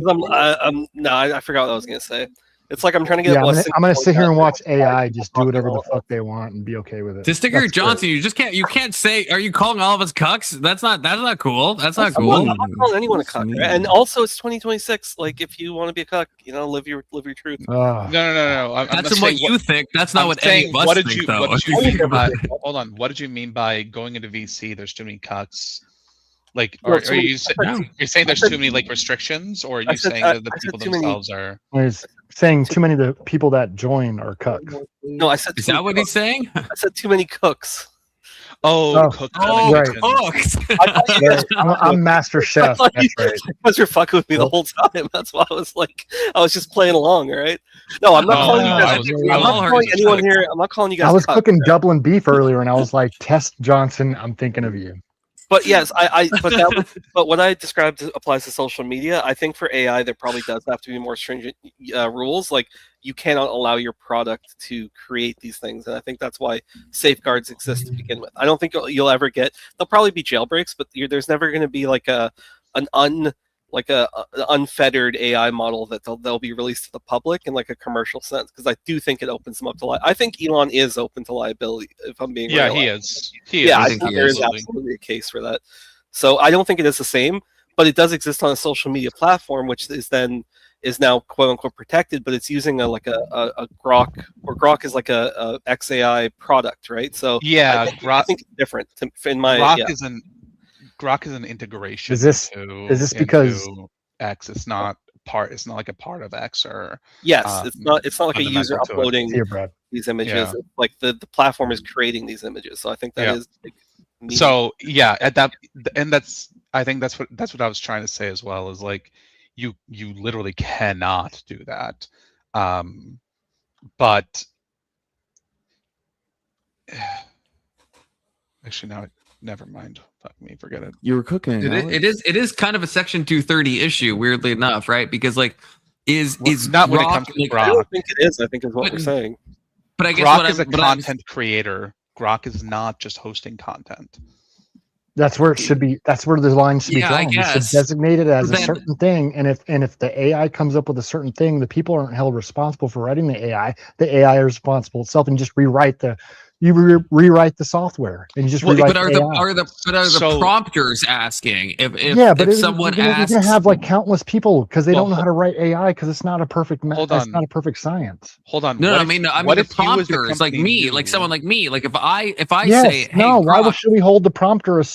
I get what you're saying. Because if We I'm shouldn't hold the asking to prompter- make it CSAM, then I probably should be think held you should- legally yeah. responsible, right? Okay, yeah. I mean, obviously, there's going to be some pickup words, just like back after 9/11 when the CIA started writing software to search our phone calls. I mean, like this stuff happens and innovations happen, especially with the government. But like, what do you expect? I mean, but that doesn't mean you can just go sit there and ask it how to make a BOMB and it's going to tell you, and it's like, no, fuck no. Yeah. But at the same time, you could train it to call you who to call master. So here's the thing. Here's the thing. Okay, if somebody finds a unique way to use AI to do something that's illegal, like creating CSAM, then that's one thing. But if the developers knowingly leave it there because they just don't care to fix it, that would be a different problem entirely, right? And that's the Elon problem. Is Elon because again, Alexander, deepfakes you're are always illegal in like most states. You're always saying right? what I'm trying to say, man. Yeah. No, I know that's what you're trying to say. Yeah, because we can't even move off of the kids though specifically, but even deepfakes, right, are illegal in a lot of places. And so, but Elon just let Grok or I guess Elon's company just let Grok just fucking do that for like days on end. But without fixing it. Didn't we limit states from making laws about what AI is allowed to do? I think the law is always. I don't know yet. I'm not sure. Maybe in some states. This was in the big beautiful bill, right? I thought it some was, I thought Trump did some. It was either EO or in the big beautiful bill that said like we're not going to limit AI. Yes, like states cannot limit AIs. Yes, So that happened. Congress there's can, also, but states cannot. but creating a deep fake is also an illegal act. So like Well, those let me maybe ask you two a question laws let me running ask up a against question each that goes other. above and beyond all this. Do you think when that was happening, Elon wasn't mentioning in the side of Trump's ear, "Hey, this is what I'm this is what I've got going on. No, I don't think he thinks. I don't think that Elon they- was. I don't think Elon was telling Trump didn't know why he anything wanted about that. AI and I don't what's think he going knows to anything, to be honest. No, that was one of the Holy big schisms between Trump and Elon was that thing in the BBB, the big That's beautiful what I'm bill. What do you That mean? was, No, it wasn't. Trump was totally. yes, up it for was. He didn't care. No. I'm saying Elon was mad because a part of the big beautiful bill was to take away the EV incentives, and Elon that's what caused the whole crash out. AI. That's not You what. don't think That's not what he's talking about. that's not what I'm No, but we're talking talking. about. But it's in the same bill. It's in the same bill. That's what I'm saying. It's the AI? same bill. With the Yes. AI? Yes, it's the same bill. It was a big Okay. bill. It What was do I also have- a what do I beautiful have bill. wrong? Hold on. What do I have wrong? All I'm insinuating is at that time, do we agree that Elon Musk was probably hinting at AI in his near future with Trump at the time Trump was getting voted to be reelected? Can we agree on Oh, that? definitely, yeah. I Yeah. don't So, honestly think Elon was the one who cared. So I don't think Elon was the one who put Trump into that you so looked much up as his the guy sister who runs company? Palantir. Yeah, have you looked up Trump's sister company where they're coming out with the chips? Yes, The I mine know, chips? but Yeah. what I'm saying is What do the you person want? who runs Palantir is the one who's benefited the absolute most from these things, and he also happens to be the person that that mentored what's his face. Well, and that's a good point. I mean, I didn't look at who gained the most out of this. I was looking at who could have gained the most out of this. Like I'm sorry. JD Vance's mentor runs Palantir, if I recall correctly. Yeah. So yeah, but my only thing I was trying to bring up was I'm sure Elon Musk was he was totally up for it. in Sure. Trump's ear talking about, hey, I mean, you can't imagine they don't have their own AI going, right? I mean, Well, they have Palantir made was it Immigration OS or something. I was reading something about that the other day, and I'm it's talking about Elon Musk though. Oh yeah, sorry. What's his AI? Elon Musk benefited, but I think it was mostly because it was like a tangential benefit. Yeah, and the only reason I bring up Palantir is because they have actual government contracts right now. So I think they're really the ones pushing on the government side. So I think if anyone was in Trump's ear, it would be him. But yeah, Elon, I think, did benefit. So that might have been something that he was also advocating for. Was yeah. I personally feel like Elon was a useful idiot, but dude, I mean, this is a slide tangent, but Elon was he was beloved almost, and I always thought he was a little bit of a snake oil salesman. He's really good at raising capital. He's we're going to build tubes under LA and we're going to get rid of traffic. And he was really good at raising capital and getting people excited and then just basically not delivering. He has so many projects where they just never came to fruition. Having said that, I think Tesla was amazing. I think SpaceX was really cool. The solar roof was really dope. And if he had just fucking stayed in his lane, but then we all found out that he's just this fucking oaf who's addicted to ketamine. And he's extremely insecure. To be fair, yeah. Hold on. Calm down, So- you left wing shill. Can I hold on. All right. To be fair, almost every major company in the world creates a bunch of projects that end up going nowhere, and they're totally okay with it because when they do get a big project, when something does succeed, it usually makes up for everything that failed. I would agree with you, except The only reason- he's using taxpayer money. Sorry, I didn't mean to cut you off. No, I'm trying to bring it back to the original point I was trying to make. Oh, So the original point I was trying to make was while the Trump was trying to get reelected, Elon was in his ear talking about a lot of different stuff. One of them was his AI. Do you know when the release of Grok 2 was? August 2024. Okay. Okay, this is all in line with you don't everybody's gaslighting me, telling me no, that's bullshit, blah blah, this AI and this AI. Bullshit. Fucking Elon Musk's AI was Grok, and Grok 2 came out in August 2024. You don't think Elon was whispering in Trump's ear, hey, I've got this fucking AI and it's going to be amazing and this is what we're going to do? You don't think Trump was like considering that as opposed to like Chat GPT and all that other shit? That's what I've been saying the whole time, and like everybody's been gaslighting me, man. Well, he's gaslighting you. I think I said I think Elon's a small part. I think I was trying to give you like a little. I just don't think Elon was the primary. How is this a small part? He's like the big player in Grok. Okay, the economy, the U.S. economy is. These are the 3 or 4 biggest players in this game. And this is Trump had 13 billionaires at his inauguration. I think Elon was a part of that. That's what I'm saying. I don't think Elon. He was the biggest one, though. No. Hold on. I get what you're saying. I get what you're saying. Elon jumped on board and he made it. This was all a part. Like Elon is smarter than this shit, and he's had this shit going on for before August 2024, which is when Trump got reelected. Like he's been on this shit for a long time. You can't say he wasn't like everybody's sitting here saying like no, Elon wasn't whispering in the. I literally asked him. Do you guys think he was whispering? No, he wasn't doing that bullshit. Like there's this Gemini and this and that, and it's like no, you're obfuscating, and it's like we're not saying he wasn't whispering. We're not even saying that Trump didn't listen to him. We're saying that in the end, the true beneficiary seemed to be the guy who mentored his VP. Because after Elon got fucked, he got let go, and Trump didn't have a big problem there. And I thought Elon was talking to Trump more about SpaceX and AI. What's that? I thought Elon was dealing with Trump more about SpaceX contracts and Tesla contracts more than AI, but I'm sure it would have come up. Well, no, the AI thing was a sticking point, and so was the EVs, right? And some of the bills. I think that's what caused. It was a matter of national security. They were fucking trying to deal it on a small level, and after Trump was like, "Fuck you," Elon was like, "Okay, fuck you." Well, no, but I don't know. Hard to understand. Well, I guess I just disagree. I think one of the main contentions Elon's got enough power on a private level, and he has enough money. He can do the shit. He doesn't need the president of the United States to do what he's been doing. That's the problem. He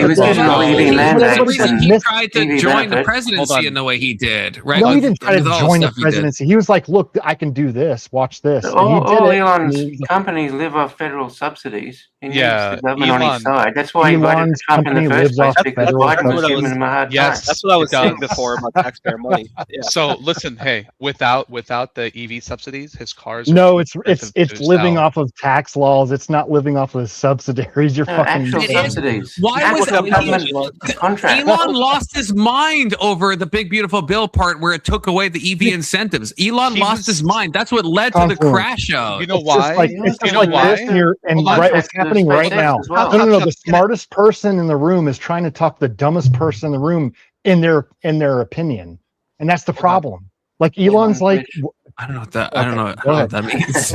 Let me say this. Is Elon smarter than Trump? Yeah, agreed.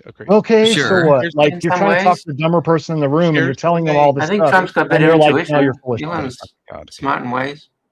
Here's the thing. Every Tesla that was sold at below cost. The reason he made any money on Tesla at all is because of the EV subsidies that came in under, what was it? And also the green, which went away with the big beautiful bill. That's what my point is. That's why Elon got mad. That led to the whole fallout. That led to Elon saying he's in the Epstein files. The whole Twitter crash out. Yeah, Elon's big money makers were SpaceX and Tesla, but the Tesla is only a big money maker because of federal subsidies, and SpaceX is only a big money maker because of the federal government using them in place of NASA. There's a type of subsidy you get when you're a green company and you can tell everybody else. People say you're green. You tell yourself that. China had almost as many Tesla sales as the United States. So it doesn't mean that the United States holds some special place in Elon Musk's heart or Tesla's heart. Like China sold almost just about as many units. And as far as Tesla goes, in 2024 data, go ahead and look it up. But then they also stole his technology and created their own line of electric vehicles. No, because he still gets paid by Tesla. How did they steal his tech? They're not stealing it. He still makes money from it. He made a lot of money off carbon offset credits as well, Tesla.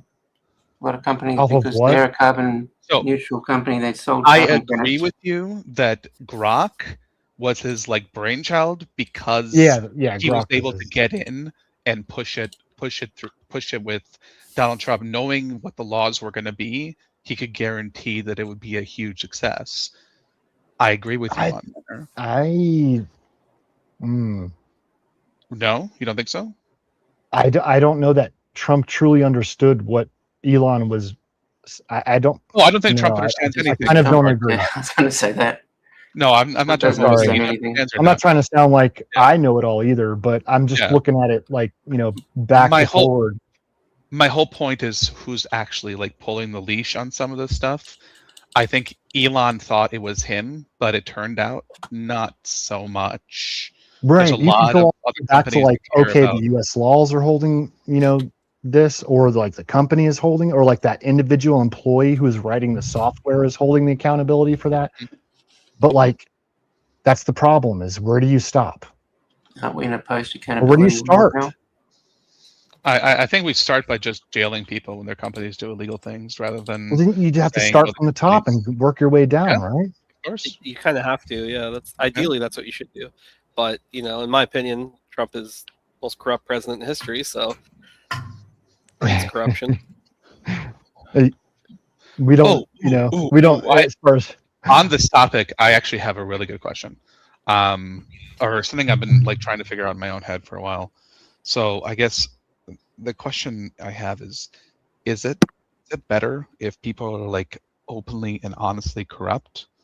Or I guess not even corrupt, but just like openly and honestly working towards their own ends? Or it's never like, better when when people they're were. corrupt. I feel when like it's people worse were- because there's no shame. There's no. Wait, let him finish the hypothetical. So I guess let's just look at like two things, right? Let's look at one situation from two different perspectives. All right. So in one perspective, we used to have people in the government who avoided the appearance of impropriety because they were afraid that it was going to taint everything they did, right? So despite the fact that they were probably corrupt, they did horrible things, I'm sure. They tried to hide it, and when it looked like it would be too obvious, they had to stop themselves. Now, the president can sue a company that is trying to merge and needs the FTC to approve that merger, and somehow the FTC doesn't approve it until after they agree to pay. So is it better that it's out in the open like this, or is it better that they used to be hidden and people could just speculate about how rampant it was? Out in the open. That's my stance. Yeah, it's better for capitalism. That's definitely if it's better. out in the open. But has it just moved the open window of corruption? And So then we now just- you have to be even more corrupt to get in trouble. So now you can. No, now it's acceptable no, to we do a just- certain That's a amount good of corrupt. point. Yeah, That's a good No, point. we just solved the problem of corruption at that time, and then we just move on from there. But I think you that's- solve it now. It's out in the open. That's why it's out in the though. open. But hold on, Like do a you lot- think, What's that? Like we're gonna take the person out who's corrupted and then put someone else who's corrupted right back in, or more corrupted. They're not. They're No, just like, that's- accepting the we're not- corruption. well, now. when people No, we're did not get trying to caught, do that. What they what were- Podesta said, I actually agree That's with not the Podesta point on this. behind it, though. when people But were that's caught, what de facto happens. That's though, what he I think. says. That's what he's saying, but that's not the point behind it. That's not what. well, that it's kind of is supposed the to be. point. So I think what we've done is we've replaced public shame and the fear of being caught with basically public acceptance that this is just the nature of the business. Okay, It's I accepting mean, now. Hey, it's not so bad now. when you We used say to- it, we have, I mean, did we something have wrong. Alexander, basically bro. given them, we've basically just given them Yes. permission to do it openly. There was Yeah, a fear and I that you think me and on one hand, Alexander, your I entire think career would be we. gone. So there's Yeah, a- there's a- Agin and Podesta. Okay, I was just gonna say, me and Alexander, I think we're looking at things like me and him are looking at things similar than like most people. But that's all I was gonna say. Go ahead. I just think there was a fear before that if you did one bad act and it came out. So you did your bad acts, but you kept them really secret. You try not to do them too bad. And there was this fear that if you did one really bad thing, your whole career would be over. Now it's like, no, I can do a few bad things. It'll be fine. I'd have to be really, Yeah, really bad I afraid think- to worry about it. And like from my perspective, I have always been of the belief, and you can I've been called idealistic. I don't give a fuck. I think that I think politicians should be held to a higher standard, and I think that the reason that we tended to put them on these pedestals is because we expected better of them. So when these scandals happened, it used to be like career ending. Like I even think about like Nixon, right? Like what Nixon was doing. Like if that happened today, it would be a fucking like 3rd-page headline. I feel like, No, like oh, come on. It would not just be a 3rd page headline. It would be completely excused by one side. No, it would not. Yeah, there would No, be come on. excuse. Come No, on. but no. Okay, the only reason, okay, maybe not that specific like circumstances. I'm just saying Like that Watergate? You think Watergate would be nothing? Watergate now, you would just lie. Watergate would be nothing. All you do now for Watergate That's happened, you just say it didn't happen. That's insane. You just say it didn't happen, Hold on, and somebody would say it did happen, and they'd move on. There's like cameras installed in like your political opposition. Yes, when does that and ever fucking what would be happen? said? What would be said? Oh, we're investigating them for corruption. You'd make up a story. You'd spin it, and then you would just move on. Why not? Well, okay, Why not? what's the most for the lefties on the panel, which for the extent of the conversation is going to be Alex, Testy, and James. Okay, what is the most corrupt thing you think Trump has done that you would say is comparable to Watergate? When he raped that 14-year-old chick. What do you mean? Oh, so the unproven allegation. comparable. Thanks, Podesta. Good job. Good job. Which Well, it's unproven because they're not trying to prove it. He said when, and again, don't say that word. Don't say essay Podesta, please. When he said when he allegedly, well, he didn't say this. I said this, but he said when he essayed a 14-year-old. That's alleged. No, That's not a proven thing. Not that. You've seen the interview with her. All the facts. It's not. Is it proven? James, Is it proven? Yeah, it doesn't really. Well, he hasn't even gone to court. Hold on. Okay, so then you can't just use an accusation to say that's comparable to fucking Watergate, right? Nothing that he's done is proven. Hold on. What's he done Is that's this proven? him Nothing. abusing his power in some way, or is this a crime that No. What about when he just? What about when he pardons people for pay? Comparing it. What about Hold on. pardoning the drug? Yeah, let Ag explain. This is why you're trying to compare it to Watergate, because it has no fucking even comparison to what happened with Watergate. Look up what happened with Nixon and Watergate, and then try to compare it to anything that's happened with Trump, and you can't. Go ahead. That's what I mean. Yeah, that's what I'm asking for examples. And Podesta, an unproven allegation, I don't put that in the same thing as like a proven thing like Watergate. It's right? not Like, even that's close so- to. I mean, it's close to some stuff Biden did, but like not even. Like still, dude, not even close. Go ahead. Look it up. Go. So Try to compare. Testicular Johnson, I guess I'll ask you. What do you think? Do you think there's anything that Trump I'll did give that you- was corrupt? I'll give you like an honest answer. I don't think anything Trump has done has risen to the level of Watergate. The reason I had brought that up as an example is that I feel that if it's because what I specifically said before, like a million people jumped down my throat, is that I said if something like Watergate happened today, I do not feel that it would be treated with the same reverence. I don't see Trump getting on a helicopter and like flying off in shame. Like I'm saying that if it were to happen today, that the response would be entirely different, and you would and it would be, as Alex said, like fucking Carolyn Levitt will go out there as a professional lie teller at this point and just fucking say whatever she needed to be how like, am I supposed to disagree there with were that? and what I would look Let to him for finish. proof. The only thing I would look to is as like I guess a pattern of behavior, because I think you could think of it maybe more as death by 1,000 cuts. I think one is his crypto scam. Oh, bro. Two is his phones that have not materialized. He's got I was $300 just million. listening to Bullet for My Valentine earlier. And regardless of those, so that's on the financial side, personal enrichment. He's his dealings with Jared Kushner and also his son. I think that Yeah, why didn't you mention the Qatari jet next? So I can get fucking bingo on my card. Okay. Why are you rolling your fucking eyes as if that's Hold on, not a hold big on, deal? hold on. But regardless, You can't see my eyes but 'cause I have regardless- sunglasses on. Wait, one more point. The other thing is that I think that he's been vocal about this, that he is going after his political enemies, and I think that him going after anyone from like James Comey to now the fucking what's his name, Jerome Powell. I feel like him or Letitia James or whatever, like him targeting these people specifically. I think that is also a dangerous precedent, and I think that does like lend credence to the fact that he is willing to go after his political opponents on very thin lines in some cases. And you don't think Trump himself was subject to lawfare under I the think Biden presidency? I believe Hold on. that Before you answer that, Testy, before you answer that, Confidence, do you think that absolves it? Do you think that makes it okay? Oh, that's a good question. Throw it back in space.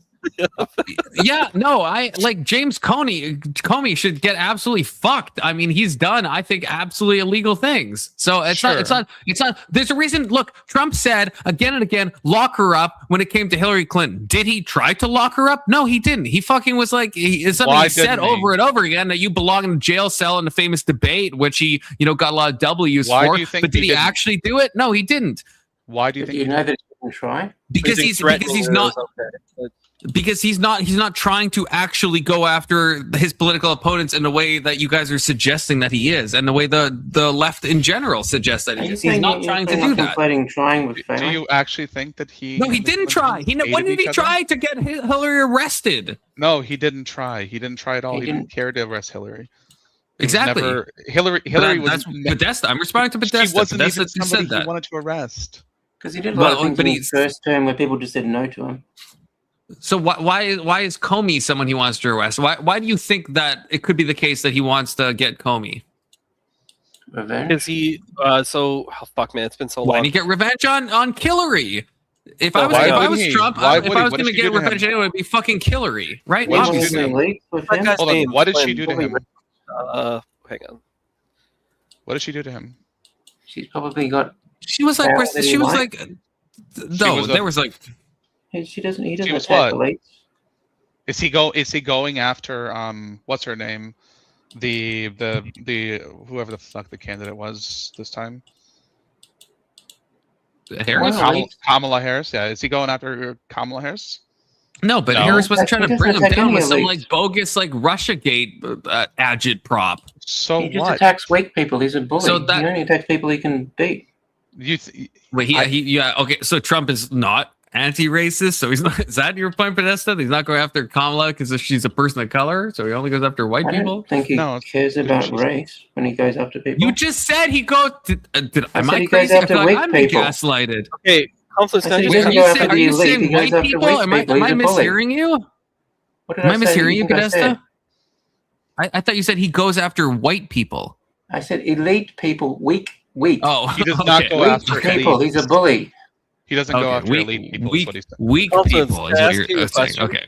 I want to go back to my like original point. Do you think that if Watergate happened today, do you think the consequences would be the same?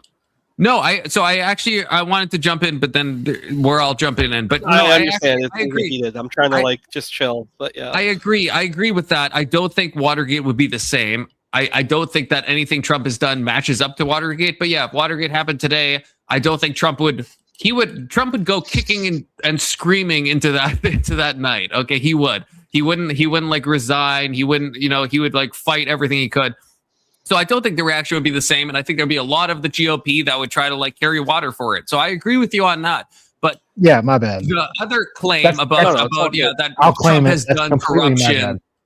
No, it's totally fine. I understand. Again, like this is a heated topic, and like, I'm not taking any of it personal. Doesn't have to be. I took us in the weeds, so that's my fault. The weeds is where we thrive. All right? We've been, I was born in the weeds, and you merely adopted it. Okay, I'm a weed whacker. It's okay. There you go. Yeah. Put me in the weeds, I'll tear them all down. So I guess sharpen my metal blades daily.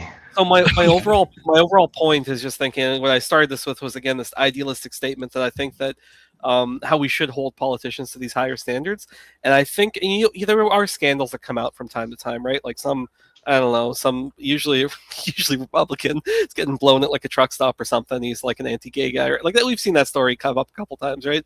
But I'm sure, and there are sides on like the New Jersey guy from whatever who's like fucking hiding gold in his bedroom. Like there was like New Jersey has scandals all the fucking time. New Jersey's corrupt as fuck, from what I've seen. But so I'm saying when those things happen again and again and again, like fucking Eric Adams is a piece of shit. Like I don't give a fuck if he's a Democrat. I think he does belong in jail. I think there is a normalization of these things that politicians are corrupt, and then people start to lose faith in the system. And so when we're looking to like these leaders, and we're saying that these people are corrupt, and then there's this impression that the whole system is corrupt, right? And so that I think that's why these populist movements are so popular, is because that's what they focus on. It's like we got to get rid of the corruption, we got to drain the swamp, we got to get rid of all of these things. and then you just see that cycle repeat. And people like I think there is a breaking point where at a certain point people, like again, if you look at the approval of Congress, right? Or the president's approval is like more subjective. I think that's probably based on more ideological lines. But Congress, you'd think, would have a bit of a more neutral thing. But like, I don't remember what it was at. Was it at like 20-something% last I checked? Like, oh yeah, they have no approval rating. So that should be concerning. I think that once people start to, and as conservatives, I mean, this is one of those things I do kind of like. I sort of think is good. I think faith in institutions is an important thing for society to run. So if all of a sudden everyone is accusing everyone of lawfare, and we're all saying that everything is corrupt and nothing can be proven, and all of like, there is a point where it just becomes background noise or white noise, and we start to tune it out. It's all the same. So I think that it's like, how do you restore faith in institutions? If I've got a question. Okay, sure. If Yeah, sorry. what happened Just now, move in a conservative way. I mean, for us to be able to say these things and not have reprehension, like, wouldn't you say that? Like, you can, you're up here saying what you want to say, and that's, I don't know. That's just the ultimate move towards the conservative movement. Like, one of them. What, like free speech? Yeah, of course. James can tell us about that, I'm sure, judging by his accent. So this is kind of what I was trying to get at with the whole like openly doing things in the open versus at least pretending like you're trying to. I call it like the mask off or the visage of civility, right? When you drop that visage, you no longer pretend to be a good person, and you don't need to, because people just accept that you're not. Or just I mean, you accept that you know the difference. Yeah. Yeah. Right. And I think this is what you asked before, Alex, but I prefer the open mask off approach to the lizard people like Clinton, right? Where it's like they're corrupt as fuck, but they just like hide it better, versus I think that's why Trump and populism writ large is succeeding, because I think it feels refreshing. Yeah, but that's always what the winners want. It's out in the open. That's what the winners want. What they think they're the winners, I mean, like if you perceive yourself as a winner, that's what you want. You want everything to be out in the open, and it just be honest and fair and all that bullshit. Well, you want, but it's not the things that will get that. So here's the problem. We're kind of, instead of having something where society's like, oh shit, this guy got caught doing something he said he didn't do, or he specifically ran against, well, now we're kicking him out of office. Now it's like, oh, we don't expect anything of our politicians. Our politicians can say one thing, do another, and no one is surprised. Nobody's angry about it. No one is shocked about it. It just is, whatever, who cares? It's going to happen, because accepting it means that now we have no standards set at all. And that's the shit part about it. And without standards, we're now. Do you think there's any government oversight now to even enforce any standards if you did have? Well, so this of course there is. Of course there is. So this is the problem, right? Government has spent so long controlling itself, policing itself, that nobody trusts that it is policing itself. And I don't know to what extent it ever was policing itself. But I think it was the Supreme Court was supposed to come in. Isn't that what happened at the Nixon? He tried to shut down the trial, and the Supreme Court overrode. We're not doubting what you're saying, but let him finish. But I think that's what he's getting to. Yeah. So we had these like three branches of government that were supposed to be opposing to each other, right? Every time the executive gained power, he took it from the legislative branch. Every time the legislative branch gained power, they took it from the judicial branch. Every time the judicial branch did something, they took away from the executive. These things were always. I'll let you finish, but that's just not true. That's not true. That's not true. Go ahead and explain why we have three branches. There's been a ton. We have three branches, but there's nothing unique with what's happening now. There's a lot of times where the same political party runs the legislative and runs the executive branch. Like, that's not That's not like a new thing, unless I'm misunderstanding what you're saying, Alex. what do you think No, the it's not reason like behind they're that always is? opposed. Sometimes they're in lockstep with one another. But not purely in lockstep, not ideologically driven to a single person, right? Even within the Democratic Party, I disagree with that. Just hold on. Even within the Democratic Party, there's he's people right. like Manchin who are Democrats in basically name, based on where they're at, right? There's always opposition because each state wants things for themselves. They're not supporting a single person in anything they want. Yeah, even Trump's first session, he couldn't get some legislation through because some Republicans stood against him. They wouldn't stand against him this time. But how are we pretending that this is like so different? Like, It is. especially if we're talking about all three branches. Because you're still denying it. Me? So, of course hold on, I'm denying it. Of course I'm denying it. Look, wait, hold up. Let me say one thing. Okay, so maybe I'm misunderstanding all y'all, but like, okay, so Trump, right? He tries to overthrow birthright citizenship. Does SCOTUS allow him? No, we don't know right? yet. To be Yeah, fair. okay, exactly. It's still It hasn't been ruled out. Yeah, we're in the I know, weeds on but- that still.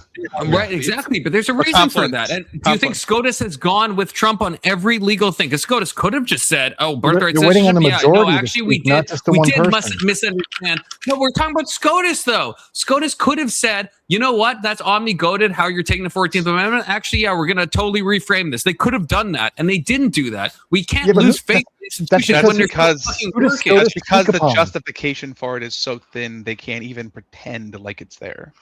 Why can't they? I mean, I If they were think it's ideological, SCOTUS man, isn't- they could. SCOTUS isn't- Because they know that pretty soon Democrats are going to take over, and if the Supreme Court pushes too far, they're going to fill the court. They're going to just pack the It shit was out as of it. corrupt as y'all are suggesting. Then we listen to Steve Bannon, and Trump would be running for a third term. Okay, and he would just be a forever president.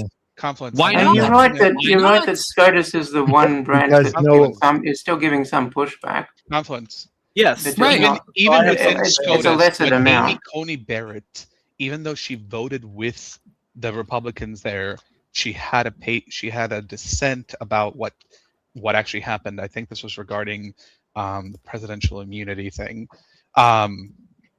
They were trying to find ways to throw her out of the Supreme Court. Like, this is a unique position. Okay, that's something I don't know. Who was trying to throw Amy Coney Barrett out of the Supreme Court? Administration? Can you be more specific? Donald Trump.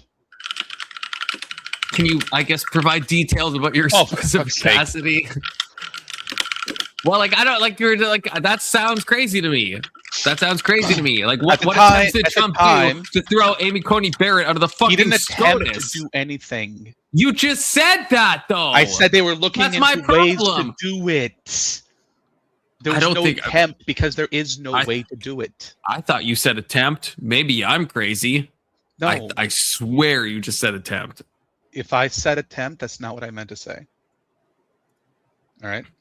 Okay. My point is, political debate, but no right attempt. now, if you are a Republican and you go against Trump, the first thing he says is, "We got to get this guy out of here. Primary him right away." And does that happen? No, it doesn't always. No, it doesn't. Look at Ro Khanna's efforts right now with what is it, Massey, right? Who's Republican, trying to hold fucking Bondi? what's her dumbass fucking name? Bondi. Who? Yeah, Bondi. Yeah, and in contempt, right, over the Epstein stuff. Right. I mean, there are a bunch of rhinos that are still in Congress, right? It's not like Trump has made rhinos go extinct. Okay, they might be endangered. They ain't extinct. There's two things. There are two things I see particularly concerning. One is the executive, like, in my opinion, overreach of independent agencies. I think there's been a bit of a homogeneity to like these things, and I think this is also one of the reasons why in the past things like the DOJ, or I mean, they're not, you know, they are at the behest of the government, but I do feel that the I don't know, like the FDA or these other organizations, or sorry, independent branches, or they should be run independently.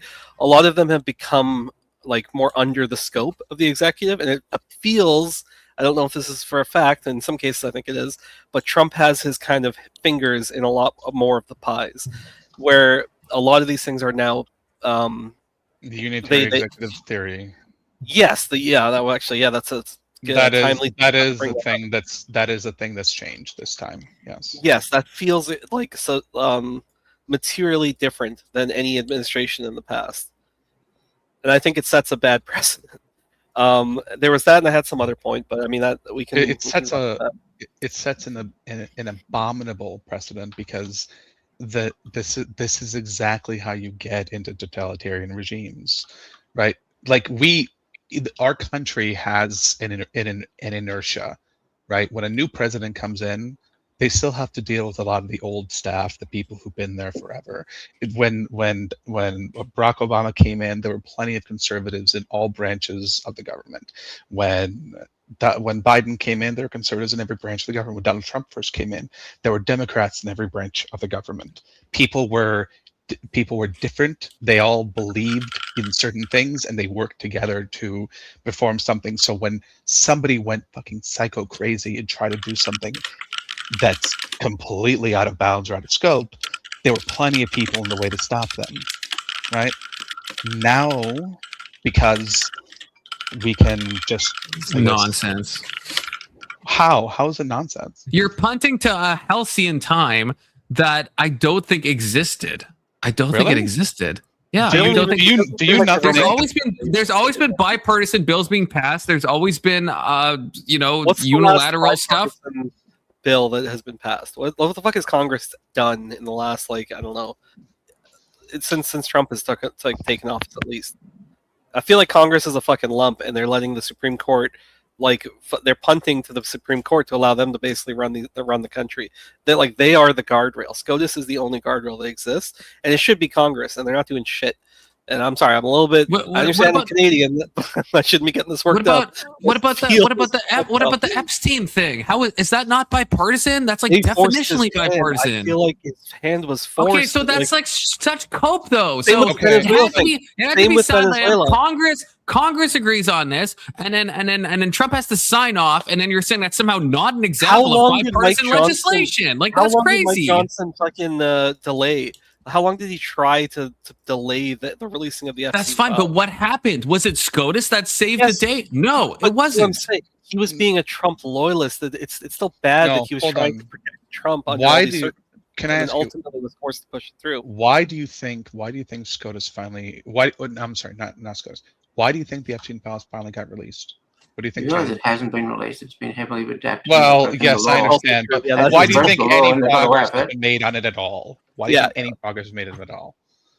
I think largely because of a bipartisan effort of a lot of people on both sides being like, this shit should be released. And then I think Trump did feel his hand was forced, but not by SCOTUS, to be clear, by you're right. Congress. It's not SCOTUS. I know. But even with his hand so then how is that not like business as usual? Can I talk?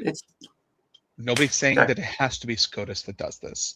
Congress also has a unique power to restrict the president. That's always been there. But Sticker Johnson is saying that there hasn't been bipartisan decisions at all, and that's just not true. Right. My question is, what is different about the Epstein files compared to any other thing that's happened in the last year and a half? Probably a lot of things. There's a lot of pressure on both sides. Both sides bipartisan, right? So hold on. That's what happens. When was the both last sides agree on something, they want to do that thing. Was the last time the large part of MAGA actually split from Trump and decided that they wanted to force Trump to do something he decided not to do?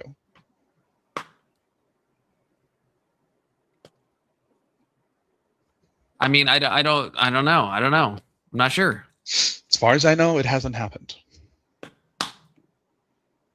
And at first, when he decided not to do it, there was a large number of political influencers who decided these files aren't that important.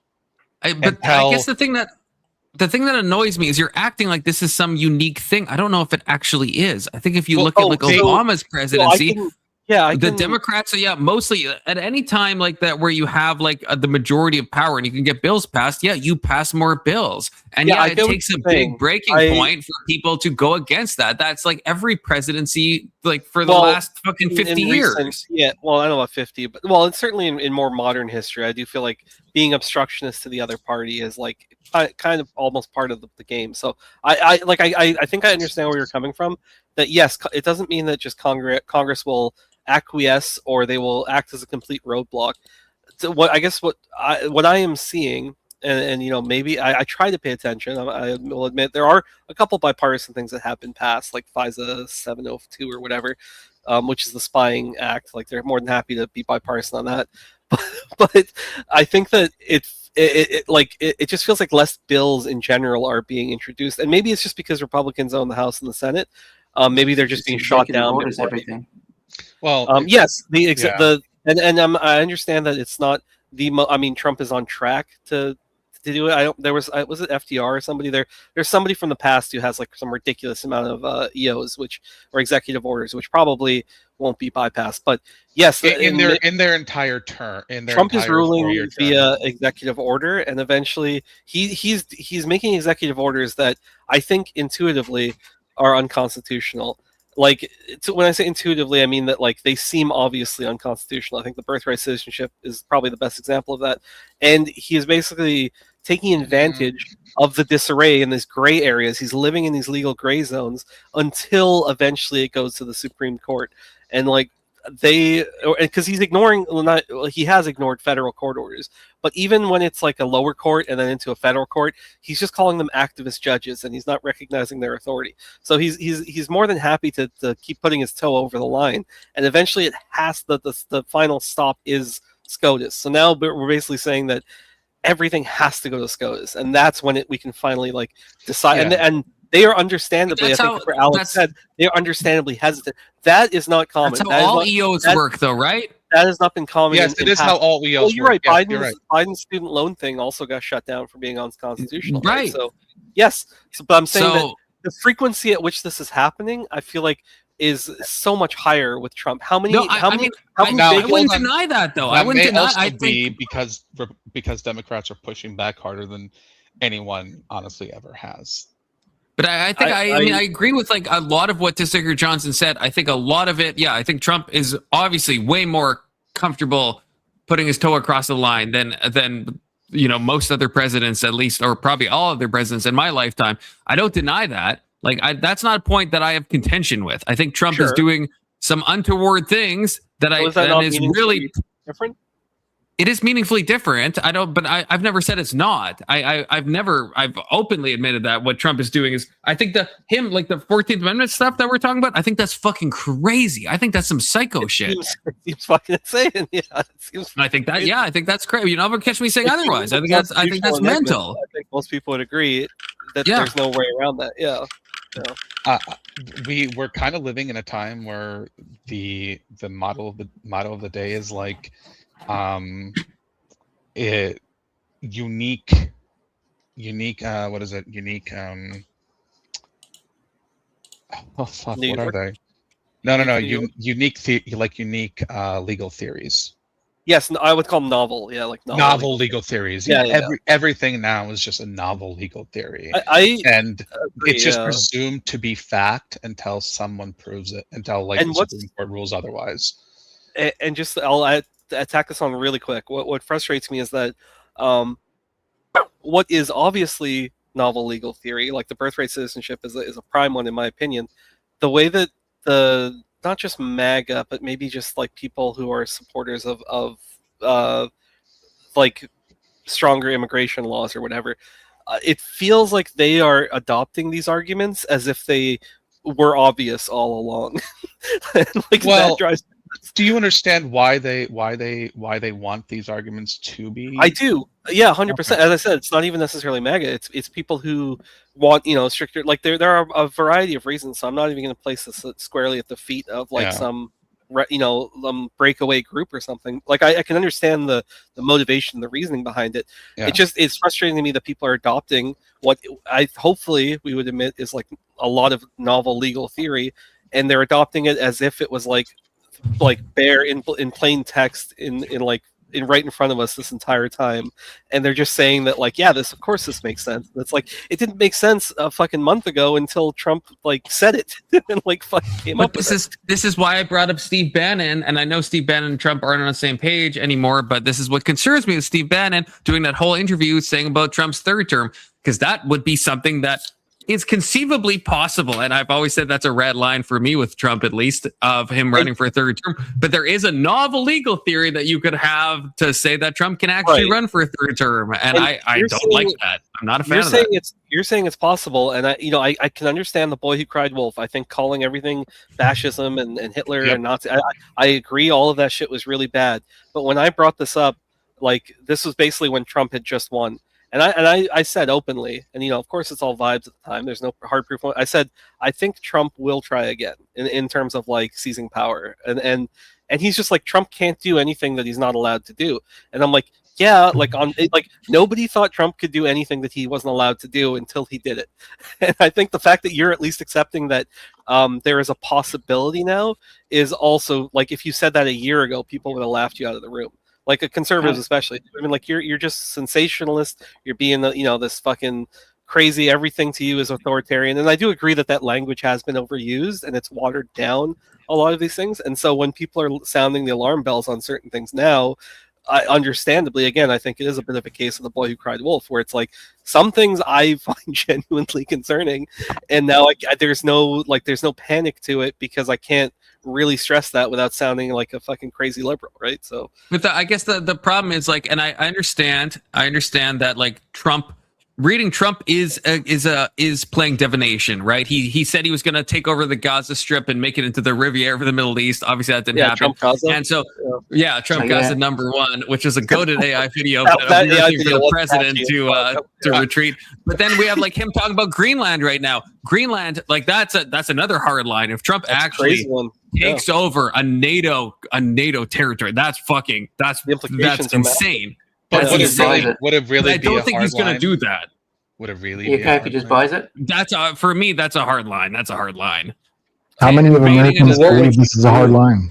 Like, what would you do if it's a hard line? I think 4 years ago. Well, I mean, I have no power, so all I can say is just hey, I don't like this. Democrat during the midterms? 2 or 3 years ago, every person in this country would have said like attacking Greenland would be a hard line for them. Every person. If Trump runs for a third term, I'm joining the revolution. It's probably okay because we deserve it. But no, Alex, okay, maybe some mega dick sucks, which there are some out there, but but I have never said I don't think I've ever said, and I stream like every day. I don't think there's anything I've said that it's like that I then walked back once Trump has actually done it. And I'm like, oh, okay, actually, let me revise my hard line to make it a soft line. I don't think I've said there's a few things that would be a hard line, like going into Venezuela and getting Maduro. Yeah, okay, fuck around and find out. That's not, for me, that's not a hard line. I would have never said it's a hard line. Him bombing the Yemens and stuff. No, I would have never said that's a hard line. I'm a fucking neocon. Like, what has Trump done that is actually a hard line that someone like me would have like passed and is now like changing retrospectively on like what the hard line was? Like, I understand some mega people do that, but is there anything that I've said or other like sane mega supporters would say? Well, I think I kind of, and I'm teasing. I'm not expecting that you will actually, turn coat, but I think that if you are saying it is a hard line, and then I ask you, well, does that mean that you would vote Democrat during the midterms? And you said, well, that's a tough one. Then it's not a hard line.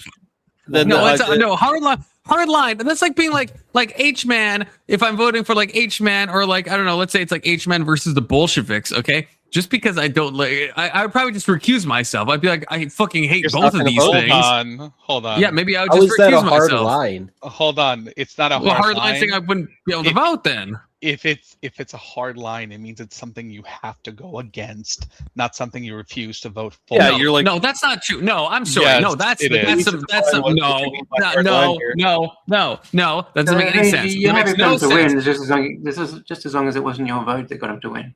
I can explain this very simply. Trump runs for a third term. I'm abstaining.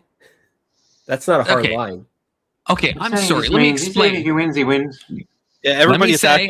Stop, everyone. Let me say my piece. Okay, what I'm saying is, let's say let's say Trump is voted. Let's say Trump is actually, in the worst case scenario, he is trying to go for a third term and somehow he's allowed to be on the ballot. Okay. So now I'm faced with Trump, and let's say the other guy, let's say he's an actual PDF file and he's like an open PDF file. Then does that mean because I said it was a hard line for Trump to vote in a third term, I have to vote for the open PDF file? No, of course not. That's some retard shit. No one would say that.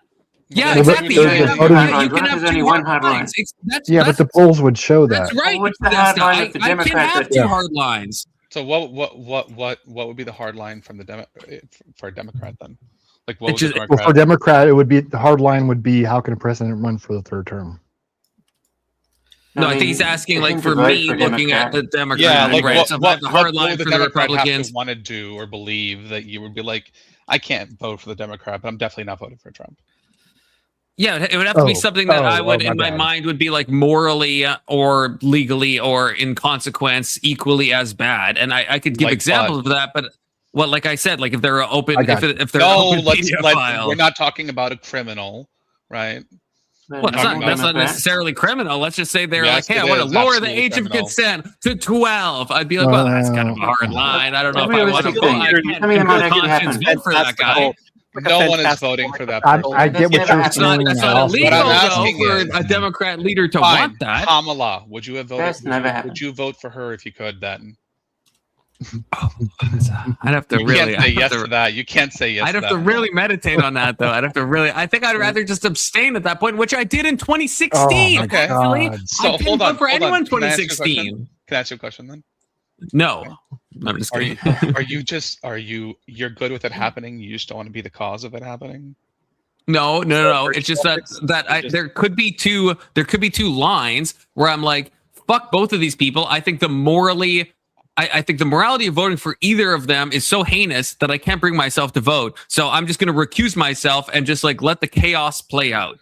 Right. So it's not like I'm not hoping one wins. I'm just like, I can't do it. I don't get my fucking hands dirty. Is this Anson in the back? Anson, is this you? It must be you, but just say something in chat. So in the trolley problem, what I said. Where there's like, wait, Anson is saying slurs in the back chat. Does Anson do that? Is this not Anson? I mean, can you not tell what he looks like?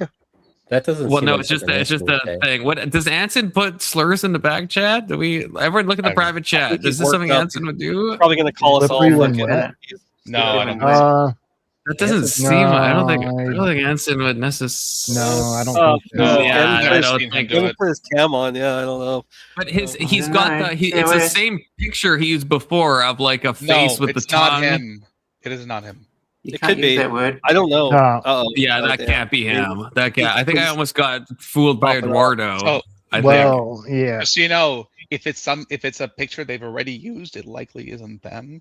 Well, not only that, but but then Anson is saying something in chat. Wait, is this Anson? If you're in the back chat, say something that only I would know. If you're in the back chat. Yes, actually do that. Now we will all know, so we can't use that again. No. Say, I'll let it's you know. It's a one-time security test. Yeah, one no, time. Anson, you have to say more than what you just said. No, like Anson, literally. This could be Anson, but this is just not how you normally talk, Anson. So you have to understand them a bit. I mean, it does kind of sound Anson coded though by repeating. It could be Anson. It could be. How about we just assume it isn't until he proves he is? Yeah, that's what I'm trying to do. No. Guilty until innocent. Anson would know something that only I would know, and you guys probably wouldn't. Okay, Anson, now to be okay. Anson, no, give me one of these at the same time. Give me one of these. So he cammed up, but I just want to be extra sure. One of these, Anson. Just flip okay, it actually is Anson. Okay, Anson must be mad. Anson must be mad. Okay, Anson, welcome. I believed you. What's going on? Wait. Oh, that's okay, Anson. It is Anson. Right, it is good. Anson. Okay, Well, we're good. You gotta hear the voice, man. Just because I don't violate TOS on panels and in chat doesn't mean that I don't have like the worst language possible in real life.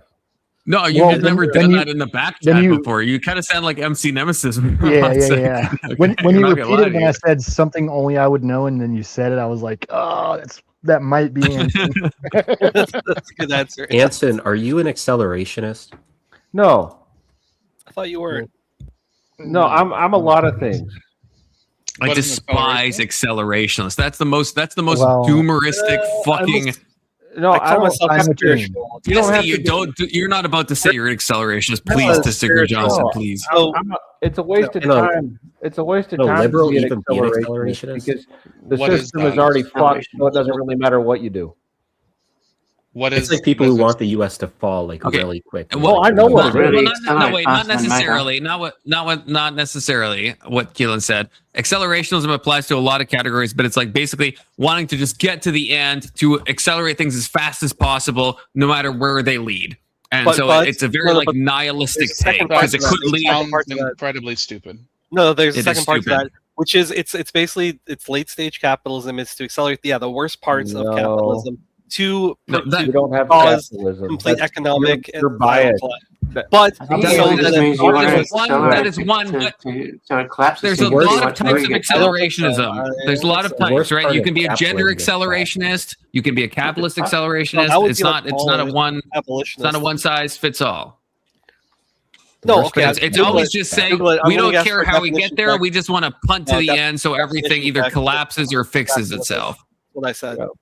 But it doesn't have to. It doesn't have to do with capitalism. It doesn't have to. Randomly call somebody an accelerationist. Giving an example, he wasn't saying it had to be capitalism. No, it does have to be capitalism. No, it doesn't have to be. We haven't had a capitalist country in 120 years. You fucking idiot. It's We're still capitalist, even if you think we're not. We're mixed. We're mixed economies. I would still say we're capitalist. We're mixed economies. Capital that are using their capital to invest. We haven't been capitalist. Secretary Johnson. That's one example. Again, is we're gender democratic accelerationism? Do you need? It's like you're the definition, bro. And when I asked you to look up the definition, now you're not doing it. It literally has to do with capitalism. I don't know what the fuck you guys are saying. No, it doesn't have to do with capitalism. It has to do with accelerationism from a libertarian perspective is letting the government collapse by spending so much money that they do stupid stuff and fall apart. Are you ready to get fucked? Have I lubed you up enough, Secretary Johnson? Have I lubed you up enough? Okay. Acceleration is a broad set of ideas proposing that capitalistic inherent processes, especially technological advancement, should be radically accelerated. Okay, don't. I'm sorry. It has to be proved over time. You can't just instead of AI. Like, what the fuck? Am I taking crazy pills? Yeah, I've never heard it. I brought this up. It's something that has to be proved over time. That's the first. There's a lot of types. Okay, I feel like maybe I clicked the wrong thing. Maybe I clicked the wrong thing. Okay, I'll chill out. I'll chill out, guys. I'm sorry. I said it's correct. It just has to be proven over time. You can't just look the definition up and that be fucking instantly correct. That doesn't exactly define America. You have to prove that over time. I'm sorry I brought this up. I mean, you can also just put an adjective in front of it and change the meaning. Gender acceleration. I guess. Okay, so I feel like this could be an L take. This could be an L take on me. Okay, maybe this is accomplice L because I asked Testy to get lubed up, and maybe I was the one getting lubed up. But okay. Testy, then how do you explain things like either when you add a prefix to it, like gender accelerationism, right? That has nothing to do with capitalism. And you could add a lot of prefixes to accelerationism. What is ideology, Confluence? What is What? Just because the commies coined the term doesn't mean that people like me, the libertarian people, haven't used it for other means. I've never heard accelerationism used in reference to capitalism. I've always used it in reference to you fucking socialist idiots. Right? And I meant that it is rich listening to social welfare nonsense. Gender acceleration. I guess I'm thinking about this, right? This is a thing, right? There is such a thing as gender acceleration. And like this doesn't have to. I mean, it probably all ties into like communism. Okay, I know, but if you're modifying it, then how would it? If it a modifier because we don't definitionally means that the original thing too much, it's no longer the original. Yeah, and plus that's Wikipedia. It's just adding one. No, I'm not on Wikipedia. I'm on the Anarchist Library. I was asking Hanson. There are these people who wear those Hawaiian shirts and they want a civil war to come, and that's like libertarianism. Oh, what are they called? The Boogaloo boys? Yeah. Yes. Yeah. What's wrong with Hawaiian shirts? Hawaiian shirts are based. Yeah, I have a couple of those. I mean, speechless. I can't say necessarily more, but so I was performatively like getting worked up there, but colloquially, I will agree with you guys. I think it has taken on like a bit of a different meaning to be what Confluence basically said. Just like you're kind of doomer pilled. You sort of just want the downfall of society. I think that broad definition is fine for like conversation. I was being a debate pervert. All right, I'll own that. You debate pedophile. Hold on. So does it? You're saying it's specifically for the purpose of letting the system collapse? It's not like just letting it go wherever it's going to go, just trying to hurry it up. I think it's like wanting it to collapse to see what builds out of it, because he's sick of the current system. The classic, I don't know if it always has to do with collapse. Like in the capitalistic sense, I think it does, and we move to late stage capitalism and find out it doesn't work. But in the gender way, I think it is just trying to just speed it up and just like, hey, let the cards fall. It's almost like it's not doomer pilled in the sense, at least my understanding, it's not doomer pilled in the sense that you want everything to like be destroyed, but you're just like doomer pilled in the sense that you're almost doing a coin toss. It's like, let's fuck it. Let's just go fast and just like figure this shit out. Either we're good or we're not good. And that's the way I see it. So it's almost, it's nihilistic in the sense that you're tossing a fucking coin. People are just using the word the way they heard it first. I think it's used multiple ways. And you can argue about which is the true meaning, but the way I first heard it was like people just accelerating society to collapse because they don't like it. And you can call that capitalism, but it's more like just society. That's probably how most people. Yeah, that's probably we already know capitalism doesn't work. Yeah. Who said that? Who said that? We already know capitalism doesn't work. Really, Keelan? Really? We already know it doesn't work. Like that? Tell them. Well, it doesn't work in that the government has to constantly hold it together. It doesn't work by itself. That's why the government's constantly having to regulate and step in and fix it. Pure laissez-faire capitalism doesn't work. That's not the same thing as saying capitalism doesn't work. Unless you're Anson Hill and you think we've never had a capitalism. Yeah, exactly. That's why we have mixed economies. That's how everything. Yeah, you can't have just one thing that's working. We've had I'll say the leftist thing. I'm not saying that we've never had that. Or do you? I'll say the leftist thing. I thought you said there's no capitalist country right now. Maybe that's what you said. I thought if by that you mean most Western societies are a mixed economy, then you're right. But I wouldn't say that means they're not capitalist. Yeah, that's nonsense. Mixed is not capitalist. That's correct. It's most, especially in the United States now. Yeah, that's nonsense. That's nonsense. So if it's not an entirely free market, it has any guardrails at all, it's not capitalism anymore. That's why you're so like libertarian pilled, Anson, which is crazy. That type of capitalism doesn't work. The type of capitalism we have now doesn't work without contradiction. Nothing pure works in a world where That's the dumbest in a world where some people listen. In a world where some people are willing to burn it all down to stop you from having what you want, nothing works at a pure level. Okay. But capitalism doesn't work at a pure level without that. Also, capitalism automatically it gets attached to ideologies, and people think it's an ideological like thing, but it's not. That's also a frustration with capitalism. It's just an economic system. You can tack it on to lots of different ideologies. Y'all are too fucking stupid to be on panel with. Fuck you. It's so funny, like we're up. Anson rage quit. I think that's the first actual Anson rage quit. You're welcome. That was me. Usually I just say it's an Anson rage quit, but that was a for real Anson rage quit. Like an ironic rage quit. So this panel oftentimes is like pro-capitalism, but we're anti-immigration when we're supporting capitalism by creating countries that create immigrants who want to come to the U.S. because we just destroy countries through neoliberalism. What do you mean? First of all, one step at a time. What do you mean? Exactly. Yeah. What Podesta said. I'm not anti-immigration. I've never said anything remotely like that. But you're anti-illegal immigration. What a wild take to have. Holy shit. Oh, that's crazy. Yeah, that's but crazy. like you have to listen to what I'm saying.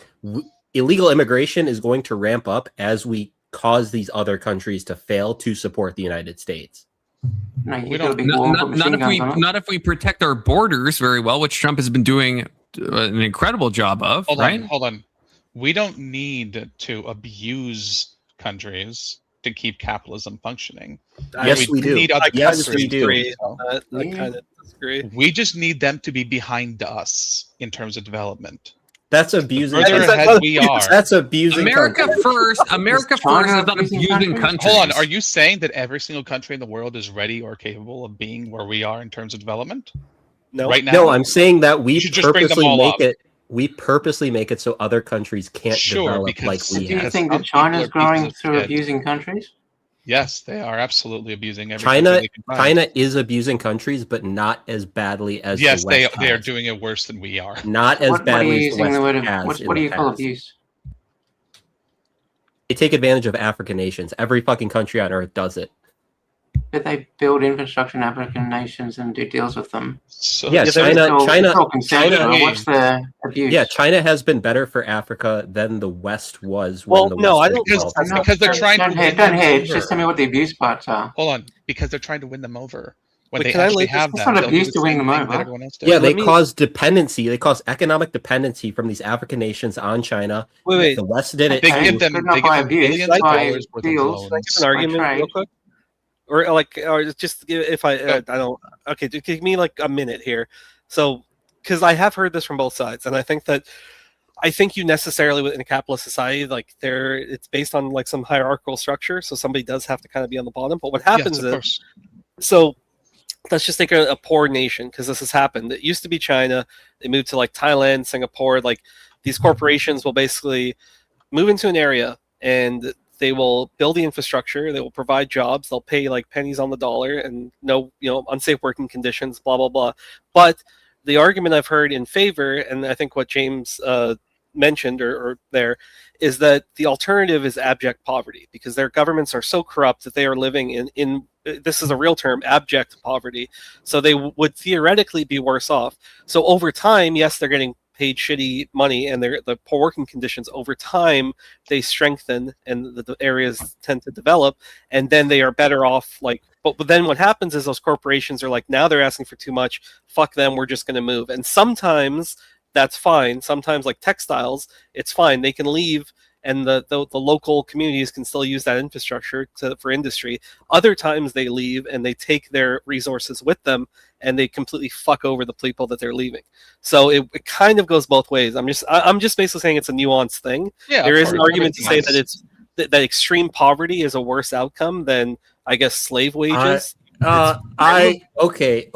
I'm gonna be like super leftist here, and that's totally fine. But we're stopping history at the point where capitalism looks good in this scenario, right?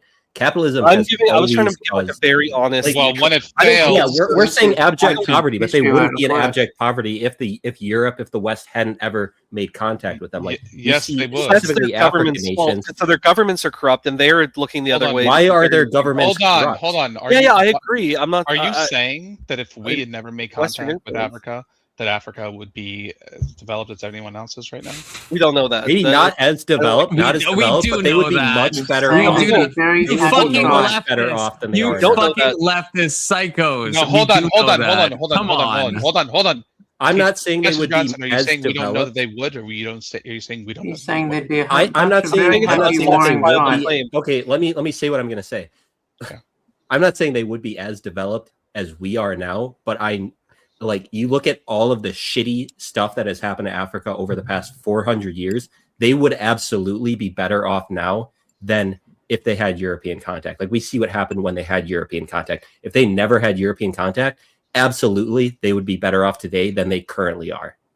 Okay, that's more accurate, but Sure. But South Africa, no, definitely not. Definitely not. Do you agree with me there? South Africa is definitely I don't know what you're saying way there. better.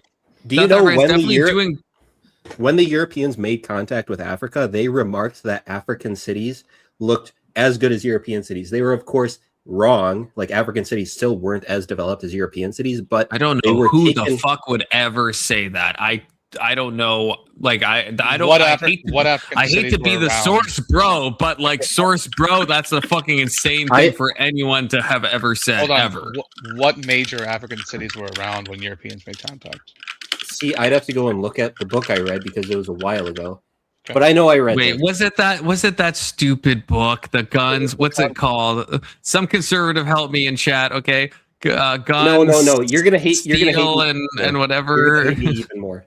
It was written by a leftist. It was called. Well, so was the book I'm mentioning, obviously. No.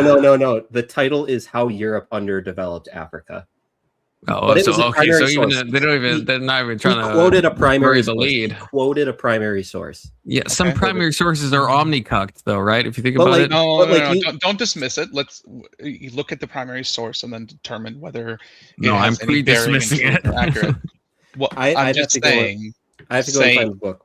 But like Zimbabwe Fine. had structures So- before the Europeans ever made contact that were stone, like they had bricks and stuff. Yeah. Like it wasn't. That's fine, but that's not what you said, Keelan. That's not what you Hold said. on. You said they were Hold just on. as advanced as European cities at the time of contact, and I can't hold imagine on, a European hold on, person saying hold that. on, Hold on. I said like a European person said that, but they were wrong because Africa. No, I know. I hear Okay. you. But I still find it really hard to believe that a European explorer back in the day or colonialist or whatever would be like, oh yeah, I went to Mozambique and actually they're like just as developed as the European cities. That's fucking insane. Well, That's of insane. course they wouldn't. That's They wouldn't say ahistorical. that, but they were at least. Isn't that what surprised you by how said? developed they were.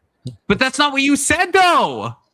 Yeah, That's I not don't. what you I said. don't. You said I they don't were as remember. developed. That's I what don't you, like, remember. you can be shocked at the development. That's fine. That's not what I'm talking Wakanda, at. they're like the most advanced I don't place on the remember planet. the They even have Wakanda Battlefield. is super fucking goated. I don't remember. Did what- you say Wakanda? Because- Yeah. Yeah, man. Because, yeah, if they found Wakanda, then yeah, These are the that's smartest people on the that's planet fair. living in That's fair. Wakanda. And they're still a monarchy. But I can still, like, even without that, I can still stand by the point that Africa would be better off today without Europe. No, but that's why I asked you. That's why I asked you, though, Keelan. Better off, though. But Keelan, I asked you, like, do you at least agree? Like, this is a sanity check. I know I'm poisoning the well by saying that, but South Africa specifically, do you agree with me that that is better off, like far better off because of colonization? Even though there's a lot of shit that happened, but just in the current day, it is better off than if Europe never went to South Africa at all. And I know there's apartheid and there's a lot of shit that happened. I'm just saying, like, if you imagine two universes, one, Europe doesn't ever enter South Africa, one they do. What do you say? No. Because, like, the whole entire thing with Europe is they sowed, like, in every situation that they involved in colonization, they sowed discord among the native people. Like, everything that went bad in Africa. Why weren't they able to do that? Great. Why weren't they able to do that in Russia?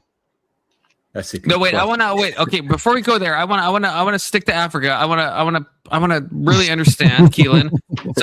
So why do you think that applies to South Africa, but not the surrounding African nations? Like, why right now does South Africa? What's your reason on why they have, better social policies, better GDP, better, just better kind of everything, health outcomes than, like surrounding nations? Because some of the surrounding nations in South Africa are like doing extremely bad. Yeah. So if you're saying it's not from European influence, then what is your counter hypothesis? I guess is my question. I mean, the entirety of the continent of Africa, and, like, I'm going to get flamed for this. Most of the bad things happening in Africa were because of what the Europeans did to Africa. The slave trade affected every single country in Africa, even the ones not involved. That's retarded. That's retarded. That's not true. Hold on. Do you think slavery That's just existed in Africa factually wrong. True. Before Europeans got involved? What did you say, Alexander? Do you think slavery existed in Africa before Europeans got involved? Absolutely, it did. Not at the level it existed after the Europeans got involved. Sure, but what existed instead? They would, like, have wars, and they would take prisoners, and then you'd be a slave, and then eventually the same stuff that's going on now. Yes, not as bad. Not as bad. It's not as bad. It's on a scale of 1 to 10. Because there weren't as many people. We can't really say how they'd be Like, now. every continent since 1492 increased in population, except for Africa, for like a few hundred years, But do you because know- they were taking people, they were killing people. Keelan, you said the slave trade affected every country in Africa. Do you Yeah. agree that is But now he's historically saying it not affected correct? That is not that worldwide is historically population. accurate. You can look it up. Every country in Africa was impacted by the slave trade, even if they weren't directly involved in the slave trade. So you're using some cuck bullshit of Hold on, just how like are some they like impacted if they down weren't the involved? line. So That even could if be they applied didn't take nowadays. slaves, just by some like butterfly effect, is that what you're talking about? Yes, No, I was trying- absolutely. Okay, Absolutely. so you are he's trying to talking apply about it that. to- Okay, He's trying to apply it to nowadays. crazy. Term like It's not. It's not. Hold crazy. on. Hold on. Do you know why Africa had such a hard time developing? Like before the Europeans got Before the involved? Europeans showed up, yes. I think partly. So I read a super biased book by a communist, and he's like, they had so much land, they were never under pressure, so they didn't need to develop like Europe did. Europe had land pressure. Man, the gun steel and whatever. That book is so much better. Okay. Gun, Steel, and Germs. You should read that if you want to give a good communist take, Keelan. Wait. Go to this book if you want to cook your mind. Okay, I'm just saying this book right here. Okay, Guns, Germs, and Steel. Hold on. I want to be clear. Like, I love reading books, especially books that go against what I believe. So if you have a book against what I believe, I would love to read it. Well, then you shouldn't read this book because this book is omnicucked and is retarded. Okay, so don't read that book then. if you have like a pro-capitalism book and you're like, this is what got me to believe in capitalism, I would absolutely read it. I love reading books that challenge what I know. So I mean, the fact that you're here does prove that, because Keelan, you are a Hassan fan. You've said that in chat before, which makes me. But a Hassan fan being in my chat, I give you omni props for that, because you're at least engaging. So I honestly do appreciate that. Hassan is kind of a bitch. Like, as soon as someone says something against Hassan, he starts calling them names and shit. He cannot tolerate dissent within his ranks. Keelan, you said, just to be, I'm not like misrepresenting you, did say you were a Hassan fan, yeah? Well, is he? I like the question. So, like, some of the stuff Hassan says are similar to what I believe. I think I'm farther left than Hassan. And I think oh my god, Jesus. I think he's a fake. Hassan is not exactly left person. Yeah, he's a champagne socialist, you know. Wait, sanity check, Keelan, sanity check. Bad empanada. Oh, I don't know who that is. The earth. I don't even. Oh man, I hate that guy so much. Okay, because that guy's like actually evil, like actually ontologically evil. I would make a closer argument for that. To be clear. Like I said, I told you this before. I don't know what the fuck that book is. I'm not going to read it. But he just loves shitting on it. He just loves bringing it up. What is that? What does that mean? What is holding frame?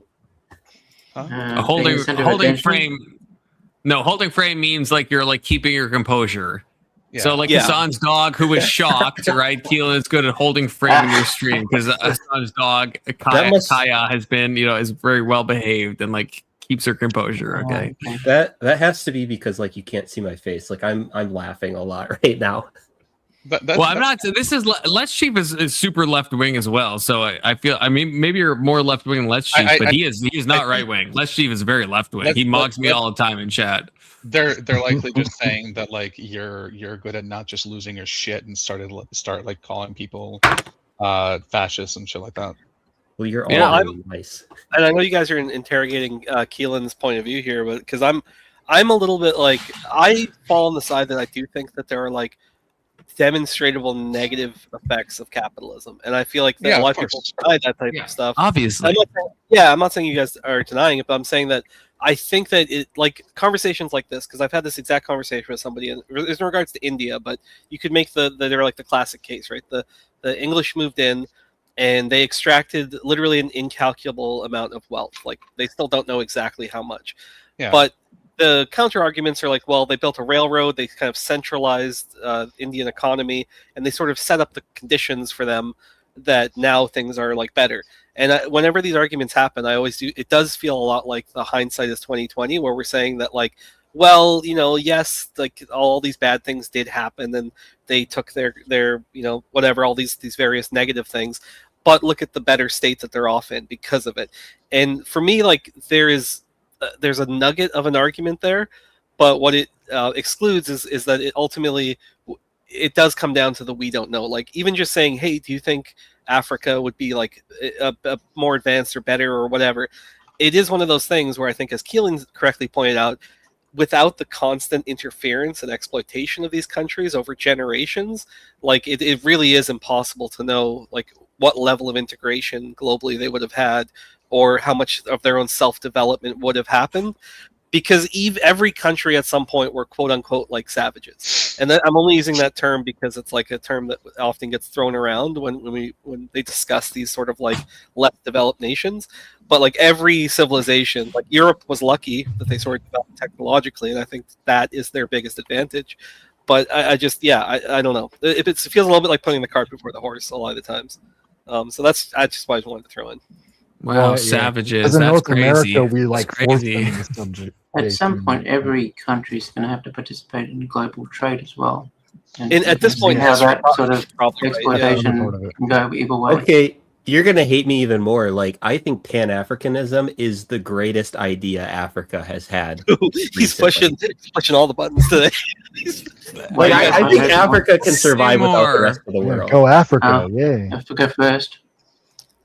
I'm a huge fan of, so yeah. What I about love Pan-Africanism that appeals to you? America. Keelan, I don't think you believe that. I don't think you believe that. I love Africa. Have you talked to form a Africans union like before? the Euro? Have you talked to Africans before? Like, Yeah, they fuck always unions. know. Yeah, I've lived with like multiple Africans. Okay. Yeah, so like they always know like multiple languages. Everyone I've talked to is super friendly. Well, first of all, they don't always. I met Selection someone who bias spoke there. English and Pidgin English, and he didn't speak English very well at all. Okay, I'm just saying that.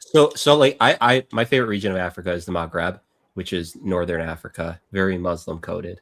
Which I shouldn't say that on the stream either, but Kind of an L. Kind of an L out of the gate if you think about it. Keelan, fan. Check. You're a fan of Muslim? Come on. I love Elon, you're Islam. trying to trigger me. You're trying to trigger me so I much. love- It's I love crazy. Islam. Usually Tissiker Johnson does that. Why do you love Islam? What part of Islam do you like? What part don't you like? Have you read the Islam? Quran before? Muslim, right? I've read probably like a quarter of the Quran, not the whole thing. I mean, That's it's enough, better though. than- we can all agree Yeah, it's better and- than Christianity. It's better than There's than any Muslim. You're good. There's some parts of the Quran that are good. There's some parts that are fucking terrifying. And then when I look at the Hadith, it gets like way worse. It gets way worse. It's like so like, bad. So Hadith Hadith is a choose your own adventure. Kind of, but also kind of not. shit. Egg is Gorilla cultured. Polis has Whoa! the Quran. Did you wash your hands before you right picked it up? there? Egg is a cultured man. I'm just kidding. But I love the Quran. Like, it references. I think it's a great Christian Christian book too. I don't give a fuck. Oh, Now you're trying to just get banned. But I like you, Keelan, so I'm not going to do that. But like you're just trying to make me mad. Isn't it so interesting how it talks about like the resurrection and stuff? I mean, Jesus. it's interesting, but it's not that. It's if you've read the Quran, Keelan, if you're saying, I guess you have, right? Then you know that like the beginning of the Quran, right?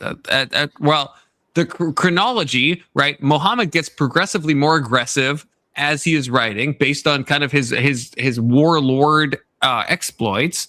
And so, yeah, there's certain parts of the Quran that are like super good and make sense. And I'm like, oh yeah, this is a good chapter, a good sutra, or whatever they're fucking called. Surah, I don't know, I don't remember now. Surah, Yeah. sutra, I don't know, surah probably. But like, there's other parts that are like absolutely destructive and horrific, right? So like I just recently got into Islam. I've been talking to this chick from Belgium. She's a Muslim, and you know how that goes. But so I've been reading the Quran recently, but I haven't finished the entirety of it. So maybe my opinion will change once I finish it. You got to read it from right to left. The twist at the end. Right to left. but like this, a lot of it makes sense. It seems a lot more progressive than Christianity so far. I haven't read it all, but like it describes it describes women's rights, whereas in Christianity it's like women are just property. Oh man, like I've never shared this. You are trying to trigger me. Holy shit! Keep reading. Keep reading. Sorry, Confluence. I'm not trying to trigger you. You know a lot more about Christianity than I do, so I love listening to how you talk about Christianity. So if Christianity doesn't treat women like property, I'd love to hear how it doesn't. I don't think it like I will say like mask off. I do think the Old Testament, there's a lot of passages that I'm like I don't like that. But like New Testament, no, I don't. No, definitely not more than the Quran, especially with the Hadith, which I get that Alex said the Hadith is a choose your own adventure, but only to an extent. Like there is, to my knowledge, even a Quranist, there's no Muslims that like completely deny the Hadith. They all accept. There's certain books like Abdullah, I think, is one of the ones that's like accepted by all of them. So it's and that stuff has nasty stuff in it, like nasty stuff. No, there are like, I guess you call them originalists. I don't know what the correct term is, but there are people who don't follow the Hadiths. They only follow the Quran.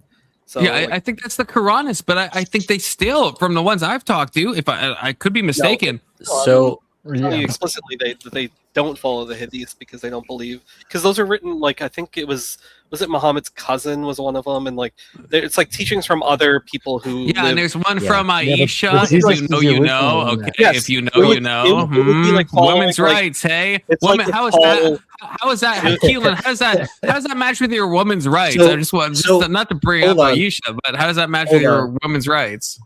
I own 2 of the books of the Hadiths, whatever they're called, but I think like logically, I have a degree in math. I care about logic quite a bit. That's why I like the Quran more than the Bible, is because the Quran is a lot more like direct to you, right? Do you hate history though? Like, do you not think like Aisha? How do you interpret that? Do you think that's just lies? Let me talk through this. So I think like when I'm reading the Quran, when I read any religious book, I like to think like it is what it says it is. I set the Quran to the highest level. Like that's what people do. I also set the Bible next to the Quran because I'm like, if the Quran's up there, the Bible has to be next to the Quran, right? Because the Bible is also a holy book. But anyway, I appreciate that. I don't necessarily. I don't want to say I don't care about the Hadith, but I haven't read them a ton because I think like if I'm learning Islam, the most important thing is the Quran. That is supposedly the word of God. The Hadith are not the word of God. I don't think like there's any guarantee that what's said in the Hadith is how I should follow Islam, right? I will say though, I like people like Al-Ghazali. I don't know if you've heard of Al-Ghazali, but he's a Islamic philosopher, and I think he has a lot to offer, even if you don't believe in Islam. But I don't even know what I was saying at the start. I have the Hadith. I don't read them like I read the Quran. I think if I'm learning Islam, the Quran is more important. I guess I was at I think that's fair, and I think more people no one clip this. I think more people should read the Quran. And I especially respect what you're saying about how you're reading holy texts and you're treating the holy text as it's meant to be written. I actually think that's goated. I actually do. Okay. But I guess what I was asking originally is when you look at like Aisha, do you know who Aisha is? So I have not. I know who Aisha is. I've heard the things that are like Aisha was 11 or 9 when she married Muhammad. She was 6. They consummated at 9. He thighed her before that when she was 6 and onward. It's always a younger age. I haven't looked into it enough. I'm more that's the official throughout history. That's the official. That's not always the younger age. I know there's like people that will say that. I tell you can look this up. They did marry at 6. Okay. I will eventually read that as I go through reading the Quran, but I just haven't gotten to the point where I'm like concerned with Muhammad's life. I'm more concerned with like what's in the Quran. That's fine, but that's like there's a way. Okay, so you tell me if this makes sense or not. Like when I read a religious text, in some ways I don't care about maybe the person's like personal life, because I'm reading the religious text in kind of a different way, where I'm like, I want to take this text as a standalone thing. If you're saying that about the Quran, that to me at least is like more fair. But if you're talking about like Islam as a religion, even kind of any sect of Islam, then you do have to contend with who Muhammad was as a historical figure and what he did and what he stood for and stuff. So like, I guess where do you land on this? Are you just reading the Quran as like, I'm taking the book and I'm dichotomizing the author from the text? Or are you saying I'm trying to look at Islam from like a more holistic point of view, like who is the guy who wrote the Quran or who, all that stuff? So right now I'm starting with the Quran because I think if I were to ever become Muslim, all that matters is a belief in the Quran. I don't really care about all the stuff written around the Quran. necessarily think I could be swayed to believe that that's part of Islam, even if like everyone else who believed in Islam told me that that's part of Islam. So you would be a Quranist, which is that's like a minority of Islam, though. But I'm not saying that means it's wrong. But I'm saying that's the path you would have to go down. Just fair warning. It's gonna change the way you think about a lot of things, and those things that you think right now are like completely unacceptable, they'll become a little more acceptable as you get deeper and deeper into the religion itself. I'm just letting you know that up front. Maybe it won't affect you, but for a lot of people, for almost everyone, that is exactly how it works. I also think this Belgium chick you're talking to is probably like an ISIS agent that's just trying to corrupt you. I'm just saying. No. Okay. Just something to think about. I mean, who knows? I mean, I'm just saying. That's a bit more than I was saying, but sure. I have to respond to two things now. And okay, also a bit of housekeeping. A Georgie, who has been chatting, is in the back chat. A Georgie, because you're new, you have to come up in the back chat. No one on YouTube can see you. None of the panels can see you. No one on stream can ever see you. It's only I can see you. You have to cam up and do one of these, so I know you're like a for real person, and then I'll let you on the panel if you can hear me right now. Okay, keep going. Oh, hey, Georgie's up. Give me one of these. Give me one of these, hey, Georgie. We have to. So we're on and now do 2 thumbs up. 2 thumbs up. There we go. Okay, gotcha. I actually stop asking 2 thumbs up because I know people are holding their phones, so I know that's complicated. Hey, Georgie, welcome. Hey, Georgie. I actually have to dip. I know this is awkward timing because you just got on. I'll tag you in. I will say to Keelan, you guys know each other? No, we don't. Not yet. Oh, okay. But no, Keelan, the only thing I was going to say is that, well, actually, I didn't mention this. It's not worth getting into, but like, I have family that I'm related to who were Muslim. Just keep in mind that nobody is compelled to Islam, as a common phrase. However, there are consequences for being an apostate. So just make sure that you're very confident in your decision if you do reach that. I am not like these Christian people who are like trying to push back and they're whatever. Different folks, different strokes. But that's all I'll say on that. And everybody else, always a pleasure. I enjoyed talking to all of you. So hopefully, have a good one, Testicular. You too, TJ. All right, take care, Testicular Johnson. Islam is like a blood in, blood out type situation. I don't really care about like the standard Islam, like Sunni versus. No. I'm saying Shia. Once you declare yourself to be Islamic, you are Islamic. Yeah. It's pretty cut and dry. You don't want to end up on a fatwa, okay? I'm just saying.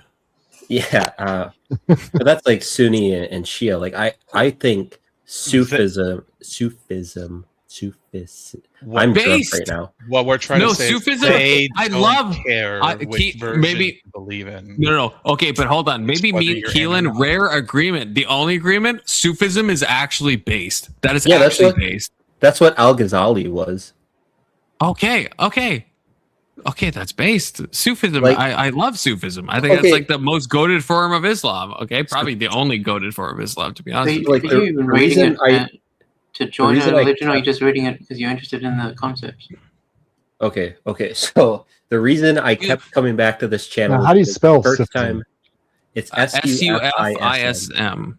Do you know who Rumi is, Keelan? Do you know Rumi? No, I don't. Oh, you got to look up Rumi. He's goated. He's a Sufist who is goated. Okay, I will do that. However, the reason I kept coming back to this channel was because the first time I came on, you were talking about some philosophical shit in relation to Christianity, and it was just super interesting, related to like the stuff I was getting into. I'm not a Muslim. I think I've said like agnostic theist, sometimes agnostic atheist. I don't know whether God exists.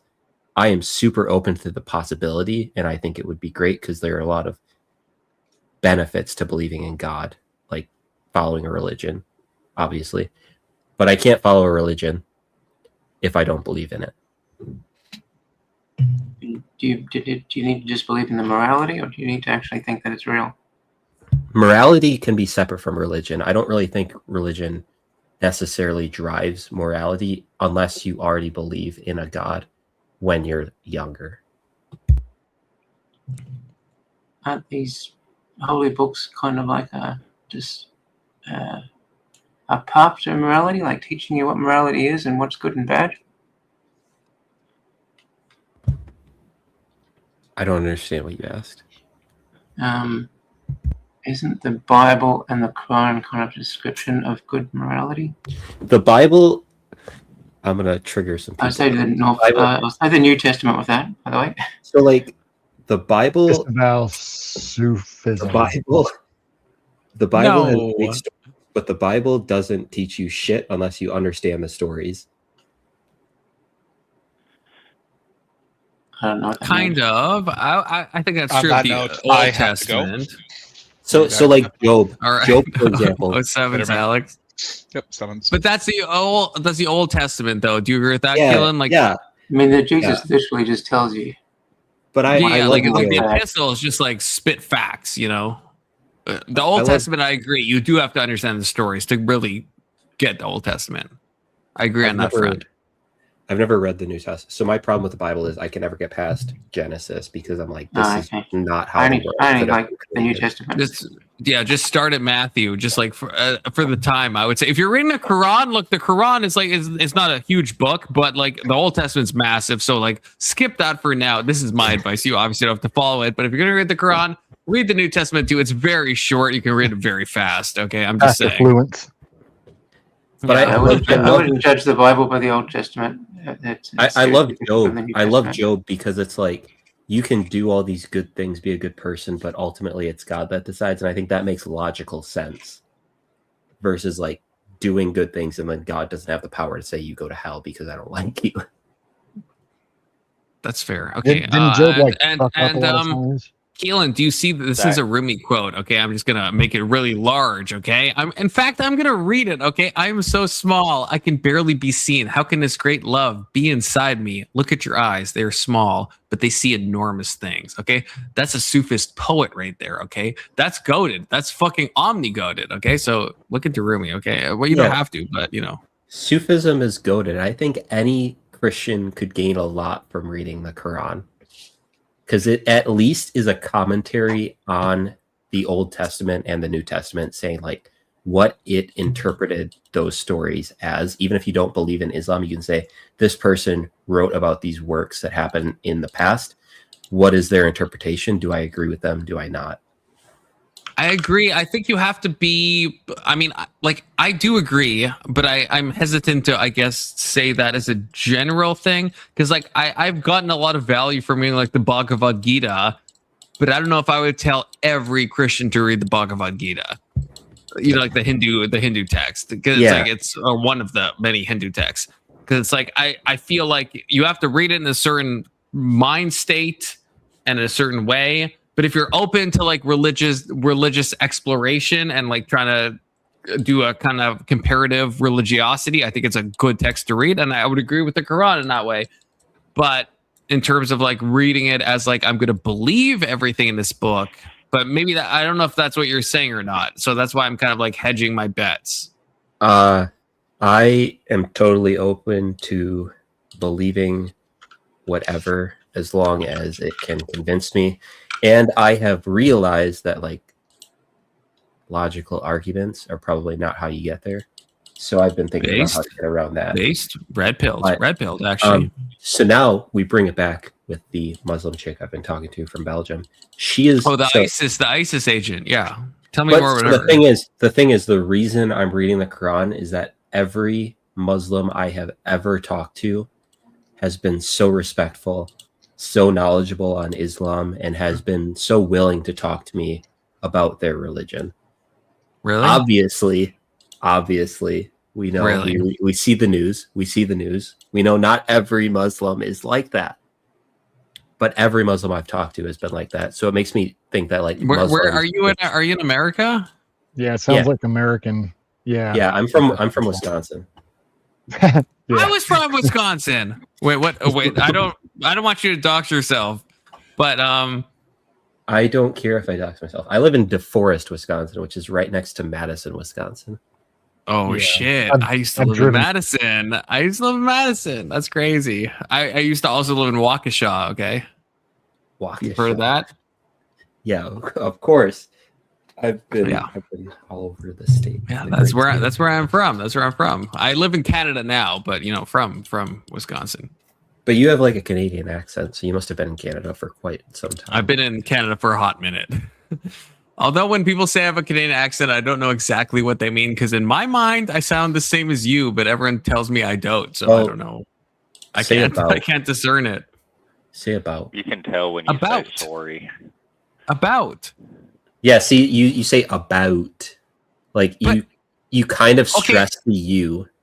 Okay, at least that's better than what most people say. When I say it, they're saying about. I'm saying a boot, and I'm like, I'm not saying a boot, but like so many Americans say I'm saying a boot. I'm like, I'm not saying that. I'm I saying have heard about. you say that before. I'm not gonna lie. I've never. That's what I mean. About before, and you I've had never said a more boot. boot I've never said about. a boot in my life, unless I'm talking about like the indefinite article, and then something that you wear on your feet. But like making this shit up, Confluence, whatever.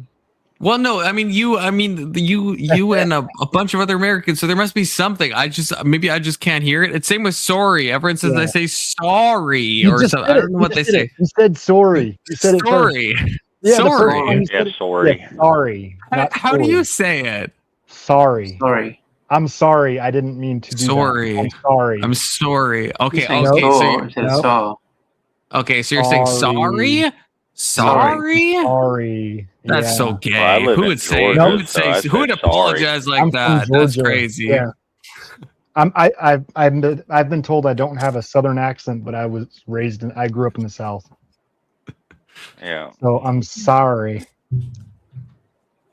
Sorry. Confluence. Okay, the sorry thing I can get. I get that. The about thing I've never understood because I say about.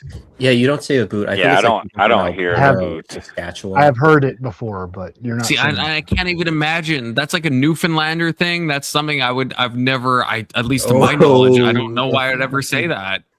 The Newfies. Yeah, the fucking Newfies. No, the Newfies are not tabernacle. No, that's the Quebecois. That's Quebec. That's the Quebecois tabernacle. Tabernacle. See, okay, to Sigurd Johnson, who is a Canadian through and through. No one says a boot. That's a Newfie thing. Yeah, exactly. W to Sigurd Johnson. Yeah, exactly. Anytime anyone finds I'm Canadian, I feel like they're searching for an aboot, but there's no aboot to be found. You did say sorry. Let's tie this all back together. Sorry, possibly. That could be a thing. Islam is anti-capitalism. They're just not very good at it. What? That's tough. What? How? Why? How? The Why? Quran explicitly says that people who have a shit ton of money are probably bad people. I went to Egypt and it was the most fucking capitalist place. Every place was trying to rip me off on every cent that I tried to spend. So they're telling me they're anti-capitalist. So most people in the U.S. are Christian, but you wouldn't say the U.S. is a Christian nation. Like most people in the U.S. do not follow. Some people Inshallah. They're not Jewish either. Just like most Muslims do not follow the Quran as it was intended to be followed. You don't think most people in America are Christian? Most of them are, yeah. Oh, okay. They don't. They say they are. Anyway. They say they are, but they don't follow the Bible. They identify, but they don't. Yeah, I got you. Which the Quran says, like there are a lot of people who say they're Christian, but they don't. I'm an atheist and I'm culturally Christian. How can you be fucking culturally Christian? That doesn't make any sense. Because all my morality came from Christianity. I went to a Catholic school when I was a kid. How does I carry that with me, but I'm still an atheist. No, culturally Christian means that I act and behave like a Christian, but I'm not a Christian because I don't believe in God. So you think you're like propagandized? He's non-denominational. No. Disinformation. Podesta is agnostic, I think. Podesta, you're agnostic. I mean, every atheist is agnostic. I prefer not to say agnostic because I don't think that you're atheist. I'm not really open. Okay. I'm not really open. You're not I'm Christian not an at all. agnostic because I'm not really. I thought he said he open to the believed in idea God. that James. No, he said as a cultural Christian, in the same way that Dawkins says that. I'm thinking, right? James does not believe in God. James does not believe in God. So your morality does not come from Christianity if you do not believe in God. That is my hard take. I don't care if it's controversial. Well, it originated, then I process it myself, and I pick the ones that I still agree with. But it came But like from you had to Jesus. to not believe in God. You had to say, I think these things are right, these things are wrong, without believing in God, because I have legitimized them myself. Yeah. So that means that your that morality, list that I went through and said, I think these things, they came from Christianity. yeah, your morality was suggested to you by Christianity. Yeah, from Christianity. But you are not. It came from Christianity, and then I processed it. You're not culturally Christian. You just have an overlap with Christians. Like I don't think culturally Christian makes sense. Well, I think we just disagree on what the term means. Like I think culturally Jewish makes sense, but I don't think culturally Christian makes sense. I guess so. It's just that up until my teenage years, it was churches. My kids were confirmed. My wife's more religious than I am. So I live in a culture that's similar. I mean, I don't have Bible classes. That's like I'm not that far culturally Christian, but I live in a culture that's similar to. Okay, but Podesta, you definitely being Australian, right? You obviously your culture is that. But I guess the question is like, do you derive your morality from that? Like, I understand your life is kind of like I that. do because I like Jesus. I like everything he says, and I think he's a good. That doesn't make you prophet. culturally Christian. Like the fucking Buddhists think that Jesus was like a Buddha, right? Well, I just felt that I thought that was what the term meant. Maybe I'm using the term wrong. Sorry, I don't know if he is using the term wrong. I think that people who act Christian and they believe in Christian ethics, but they don't actually believe in God. That's what I thought. Yeah, no, I think that is what most people. I mean, I think that's what Dawkins means when he says that. Okay, I guess the question. I have a problem with Dawkins. Dawkins is an idiot. Secular atheist. Yeah, but he says, but Dawkins is an atheist, but he also says he's a cultural Christian. I think in the same way Podesta means, and in the same way I think Keelan means, where you don't actually believe in God, but you have the trappings of Christianity. But I guess the question is like, if you introspect hard enough, do your moralities actually come from that, or do you get your morality from culture? Because wait, what'd you say, Keelan? Yeah. Or I mean, James, culture-based moral. Yeah, secular. Yeah. Sorry, just got a phone call. Atheist. Shut it Go down. ahead. So like, yeah, I guess like the question is like, where does if you introspect further, like I get you're in a culturally Christian background, but would you say your morals come from Christianity? And if so, if you don't believe in the tenets of Christianity, then I guess why? Like, why wouldn't you go beyond that, or like in a different direction? Say it that way, morals come from. I just thought they kind of originated it and they hung around, and I like them, but I wouldn't. Yeah, I think word it like that to say that I'm getting them through revelation, and I think that like they're not coming from God or that. It's more like I read them and I liked that it was a source of a book. Okay. It was a source of a book that had good morals in it, and so I was somewhat propagandist as a child, but I don't see it as a pejorative. I just see it as that was how the information got to me. Yeah. Okay. So would you agree? It's okay. So you hold mostly Christian morals, but you would agree it's kind of by happenstance. It's not because of any like Christian tradition. That's the way that's the way that morality was conveyed to you, and you agree with the morality, but you don't necessarily agree with the vehicle being Christianity. I would say I was propagandized as a child, and I didn't discard them all because some of them I still agree with. Right. Like I think I can agree with that. There's stuff like there's stuff Nietzsche has said that I very much agree with, but I wouldn't say I think Nietzsche was inspired by God or anything. It's just that could be the vehicle by happenstance that brought that truth to me. And so I don't have to, I could be a cultural Nietzscheist or something. Does that make sense? Are we on? I'm just trying to make sure I understand what you're saying. Is that what you mean with cultural Christian? You lost me with that example. I don't know how to. Okay, so I'm saying there's certain philosophers I could read, and maybe they bring a novel example to me that I'm like, actually, I think that's true. But I don't think it's true because of that philosopher. I just think it's true, and I think it just was it happenstance that they ended up being the ones to bring that philosophy to me. I think when I use the culture, I mean the society that I live in has a bent towards Christianity. So my culture, Australian culture, is very Christian. I'm sorry, James. I was like super aggressive. I didn't mean to be super aggressive. I'm sorry about that. I am trying to understand this. When I hear culturally Christian, that makes me think like someone is acting Christian to fit in with society, but that's not what I'm hearing you say. No, the more society around me is Christian. I'm not rebelling against that part of it. I'm just disagree that there's a God. See, Keelan, it's funny the way I know, like, I feel like you're being nice right now, but actually I'm hearing the opposite now. Like, I feel like with Podesta, I feel like you're saying the opposite. I feel like you are kind of saying that you don't hinge it on any deeper morality. You kind of just go along with it because that's the culture you're in. Oh no, I process it all, like it? and I still choose what's good and bad. Like I'm more LGBT coded than maybe you.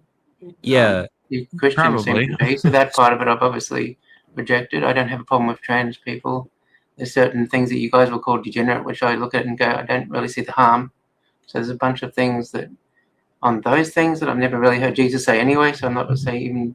I don't care about the apostles. I reject everything the apostles say. I only listen to what Jesus says. So there's that part of it. But I don't think Jesus was the Son of God or that God exists or that any of the miracles that he did exist. I just listen to what he said and think that makes a lot of that resonates with me.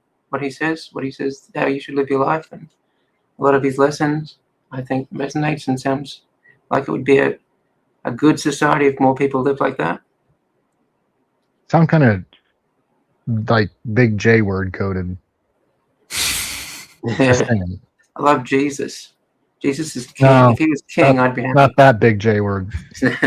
What's the other J word? I'm scared now. Oh no! No way. Oh Actually, no! I'm very anti-Semitic. Oh, vey. Oh no! Vey. I want to say this is where Confluence calls me a neutral monist, but the reason I'm like you're not culturally Christian is because I think that there must be an objective morality, like there's a teleology to the universe that is explainable outside of religion. I'm still open to the existence of God, but I think like the universe could feasibly exist in a way. I think it's got to be personal because there's no way. If there was an objective one that everybody could agree on it, I don't think there's ever going to be a morality that everybody's going to agree on. That would be more in line with an orthodox. I think like if there's objective morality and humans are obviously flawed, which we are, like even if you don't believe in God, you believe humans are flawed. Like if there is an objective morality, we're probably not going to understand it. Well, I mean that kind of dismisses the conversation though. Like I just don't think that we would ever agree with it, and I don't think that would be. I think that's because it's not objective, not because we don't understand but like it. So like I have a degree in math, as I'm just going to keep saying. People can disagree on math all they want. Like you can prove it's true. If there's an objective morality that you can prove is true, people are still going to disagree with it. That doesn't mean that there's anything wrong with it. Sure, but maths is not morality. I don't think maths and morality are the same thing. No, they're not objectively true the same way. I think maths is objectively true. The reason, so I don't think.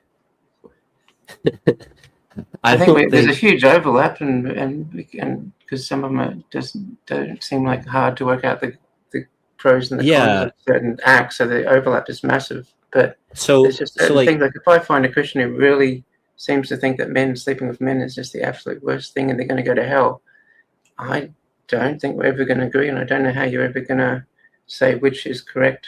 But you're, as an objective, you'd be saying one of them is correct, but we just don't know which one it is. Whereas I'd be saying, well, maybe for him that's correct. I don't know. Maybe it's subjective, but how can you? Do you believe I guess that's the agnostic argument. Say, yeah, it's subjective, but we can't ever know. But we have to act as if it's not objective. We have to just choose which we. You're starting to dismiss your own argument. I mean, I'm very complicated. I don't necessarily 100% on everything, so I think these things, and I change my mind a lot. But I mean, it's one thing, but you're talking to yourself. You're talking yourself out of it. It sounds like. Well, the more you talk, the more it sounds like. I'm seeing different ways of framing it. You could possibly frame it as being objective, but it's sort of like the problem I have with agnosticism is once you say we can't know something, then I can't argue it through anymore. I can't follow because I don't know that you can argue against agnosticism. I think you should be more optimistic. Like, I think, what was I gonna say, James? I argue against knowledge that I don't know. James, do you believe people can be delusional? Yeah. So you obviously talk about the word delusion, but I think we share the meaning of that word. Maybe we have to talk about what it means to be delusional after this. But I'm going to say something. I mean, as a physicalist, it's really easy because if you take acid and start saying things, you can see delusions.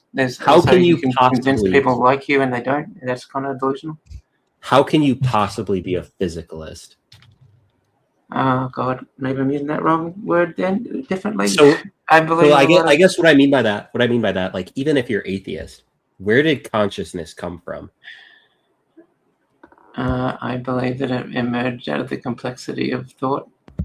But like, there's no physical structure that we can point to today to say like this caused consciousness. I don't think we know what consciousness. I think that's one of the things we don't know yet. So I can guess that, and my guess will be proven right or wrong if AI gets advanced enough that consciousness can come out of it.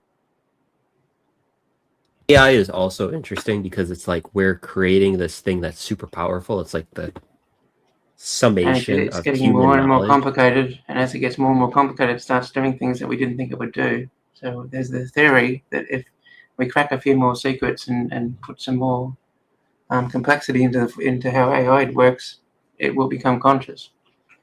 But hadn't done that yet.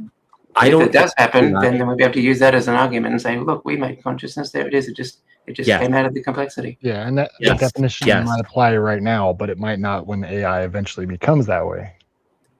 So I don't think AI will ever be conscious because I don't think we know what consciousness is from like a stop sign near a Denny's. Like we couldn't tell you. I couldn't tell you what consciousness is. The smartest scientist alive who studied consciousness his entire life could not tell you what consciousness is.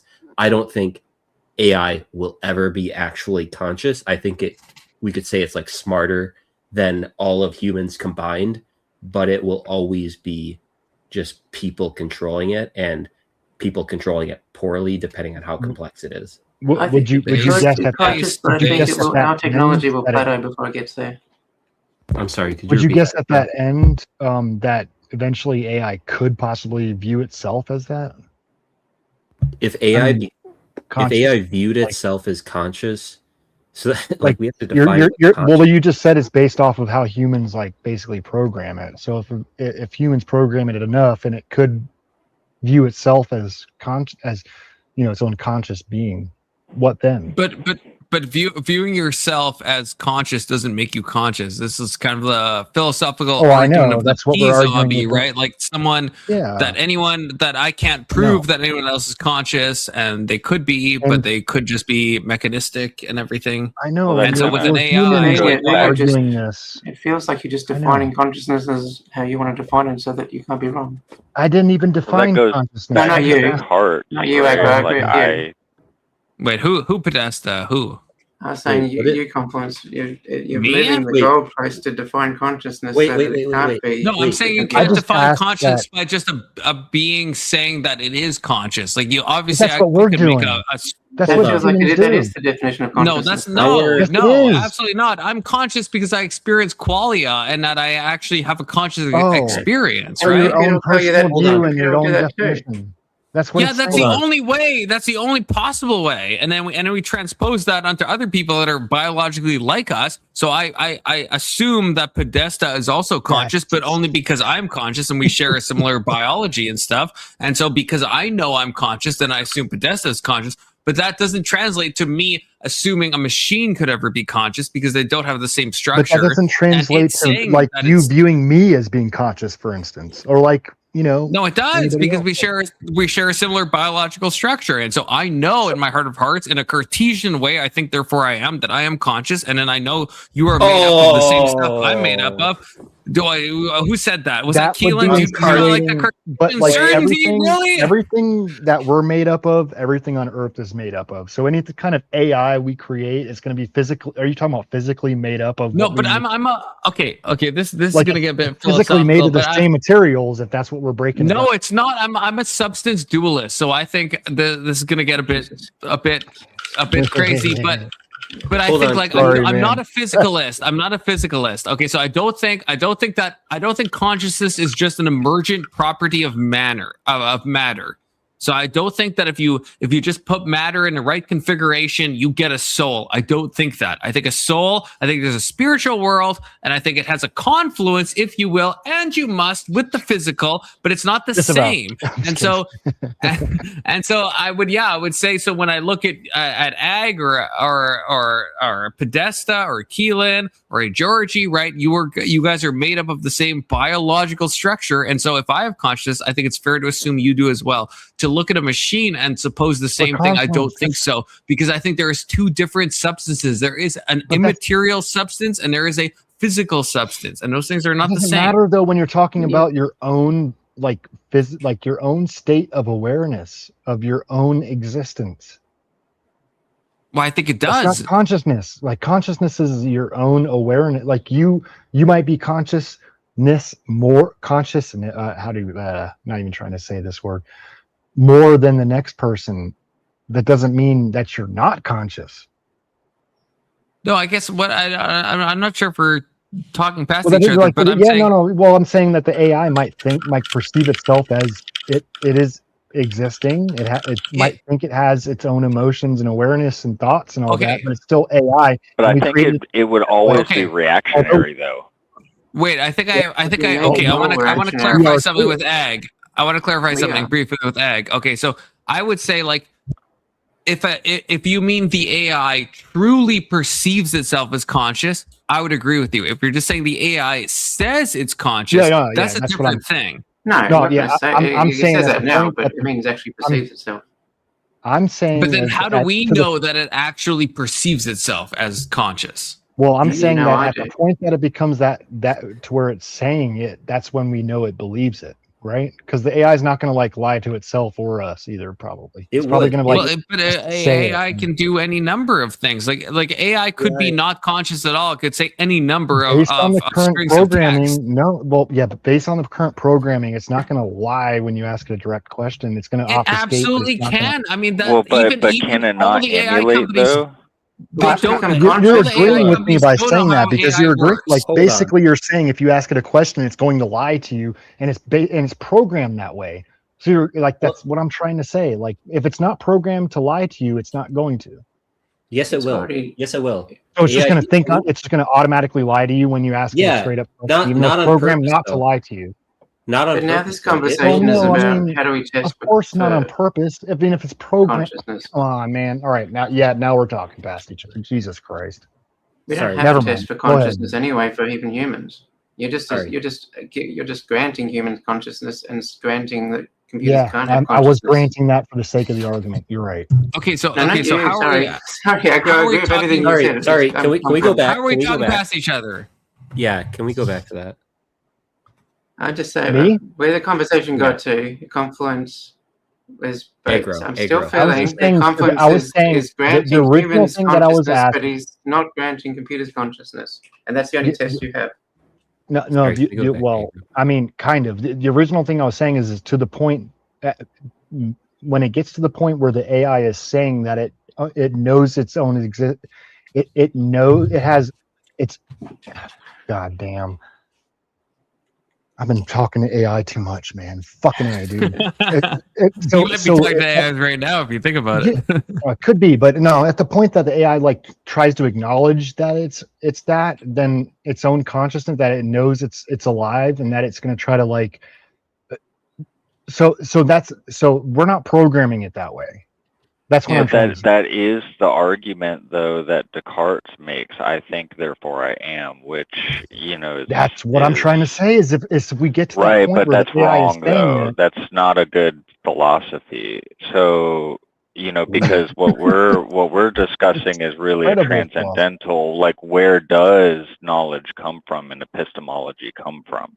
So it's okay, but like we're talking about the AI, like Hold on. Let it's A. coming Georgie from finish. who's programming it. That's what we're trying. Okay, go ahead. Right. But so, like, we're thinking of a next level, like, where does knowledge come from, right? So, like, I'm probably more in line with confluence, though, because, like, you know, you can program things to emulate knowledge. You can, like a dog, right? Like, a dog's purely We are reactionary. It's talking based past off each of the other. instinct. Yeah. Are we? Okay. Yeah, that's not Yeah. the.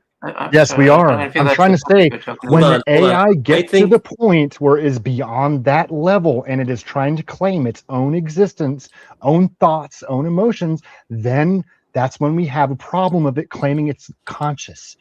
But Just is it claiming it or is it and it's doing that experiencing? because we're programming it too. That's the thing. Yeah, God that's what damn it. I guess. That's the Why question, why right? is it so That's hard the question. to fucking understand, dude? Am I Agro, explaining Agro, it wrong? Agro. I think it's I think it is I think it actually is a confusing thing, right? Because an AI could claim something, but the question is, does the AI actually experience why that does thing? it- That is a Okay, nuanced but thing, AI is right? only claiming that because we're programming it to, because we talk to it and we're training it to. It's not going to know So- anything we don't tell it. Agro. Well, that's the question. But is it, or could it somehow get to a point where it actually has some type of quality, And some type of that's what conscious experience? that's where we're talking past each other. That's where I agree. When it gets to that point, that's where we're fucking at the point where it's claiming its own consciousness and it thinks it can think on itself and it doesn't need us. That's what. But we're how talking do past we each other. know how do we? Oh, No, I God, don't man. think we. I don't think we are. Hold Ag. on. I don't think we are. I how get do we this. know I get we're this. at that point? I guess is what I'm saying. That's I get this. before you go, Keelan. I guess I want to know. How do we know we're at that point, right? Because AI When can the claim that it could be AI programming, but how do we know when Exactly. it's claiming it for real? When nobody's programming it to say or to claim that, that's when we know it's at that point. If But that's nobody's how claiming AI it- already like ChatGPT. I could talk to ChatGPT and it I can talked claim to- consciousness. Okay, and I Well, talked to wasn't- Alexa, and it didn't know it barely remembered to call me fucking master. I know So what? it just depends. It depends how the model, like LLM is like literally a black box. Like we don't know how. Not at that.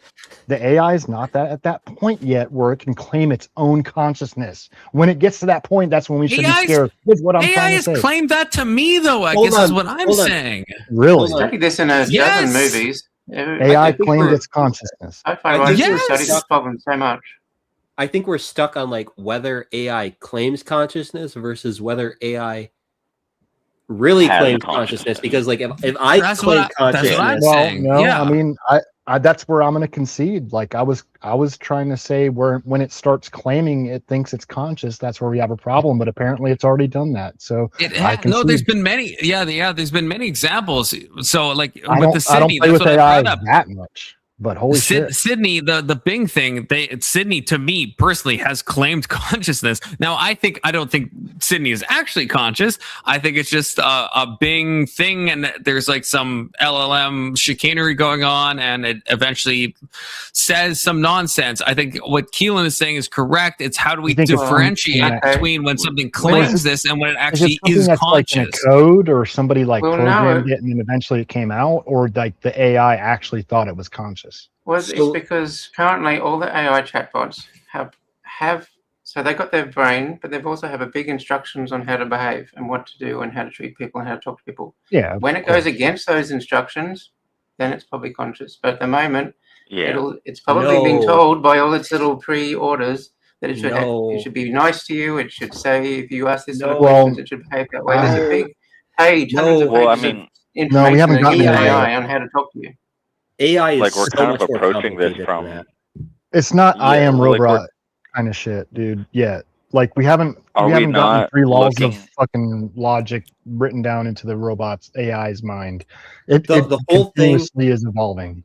So let's go with this. The whole thing with AI is that it doesn't do exactly what it's programmed to do. Like that is just the base of AI. No, is I that don't, it doesn't yeah, do but what it doesn't it's do it. It supposed to doesn't. Right. It doesn't intentionally do against it. It doesn't examine its instructions and decide not to do them.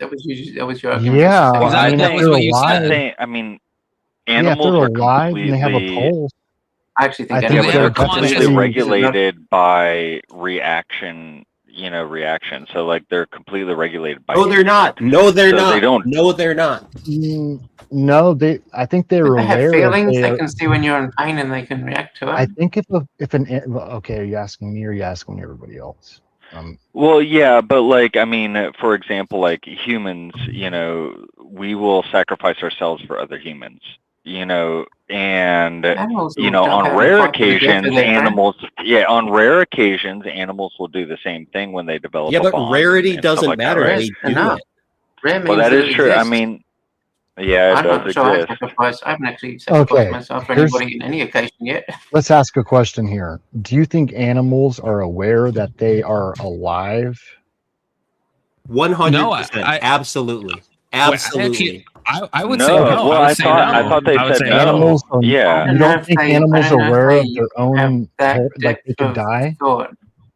I think that's No, animals definitely not. but I don't Certain know. I don't think so, actually. I think we're at a Because they fundamental have no disagreement concept of time. It doesn't Animals matter. agree with If you that. don't think like just They know because they time don't really know well. what time it is, they don't know they're alive, and that predator next door could just rip them apart and kill them. Well, if you don't have think no that's concept of naturally time, I don't think you have That's a not the same concept as of knowing death. you're alive, though. Fear Like, of dying have a is concept. Yes, necessarily it's the awareness of one's own existence. It's the basic concept of being conscious. No, it's not. No, No, but it's that's not. Consciousness. no, that's different than like even if No. we look at like basic Y'all are like gaslighting. Look up, type in No. consciousness definition and look up the first thing it says. You're gaslighting me. Shut the fuck up.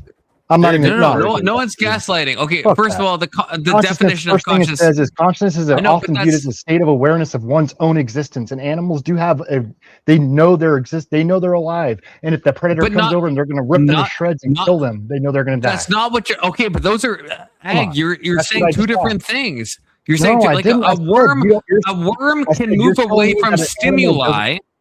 Right, that's what I'm saying. A worm can move away from harmful stimuli. Right, that I wouldn't say a worm is necessarily conscious because it has like no what's the pain word? No septicon. No, it's not right. No susception. Go to No Confluence. That might be it. I'm not sure. Someone fact check me on that. That experiences harmful stimuli can move away from that. A bunch of like basic creatures that we do. So Most of animals scientists have at least no thoughts they have or that. relationship with the Animals aren't environment. just like moving None of away those from things? magnetic forces.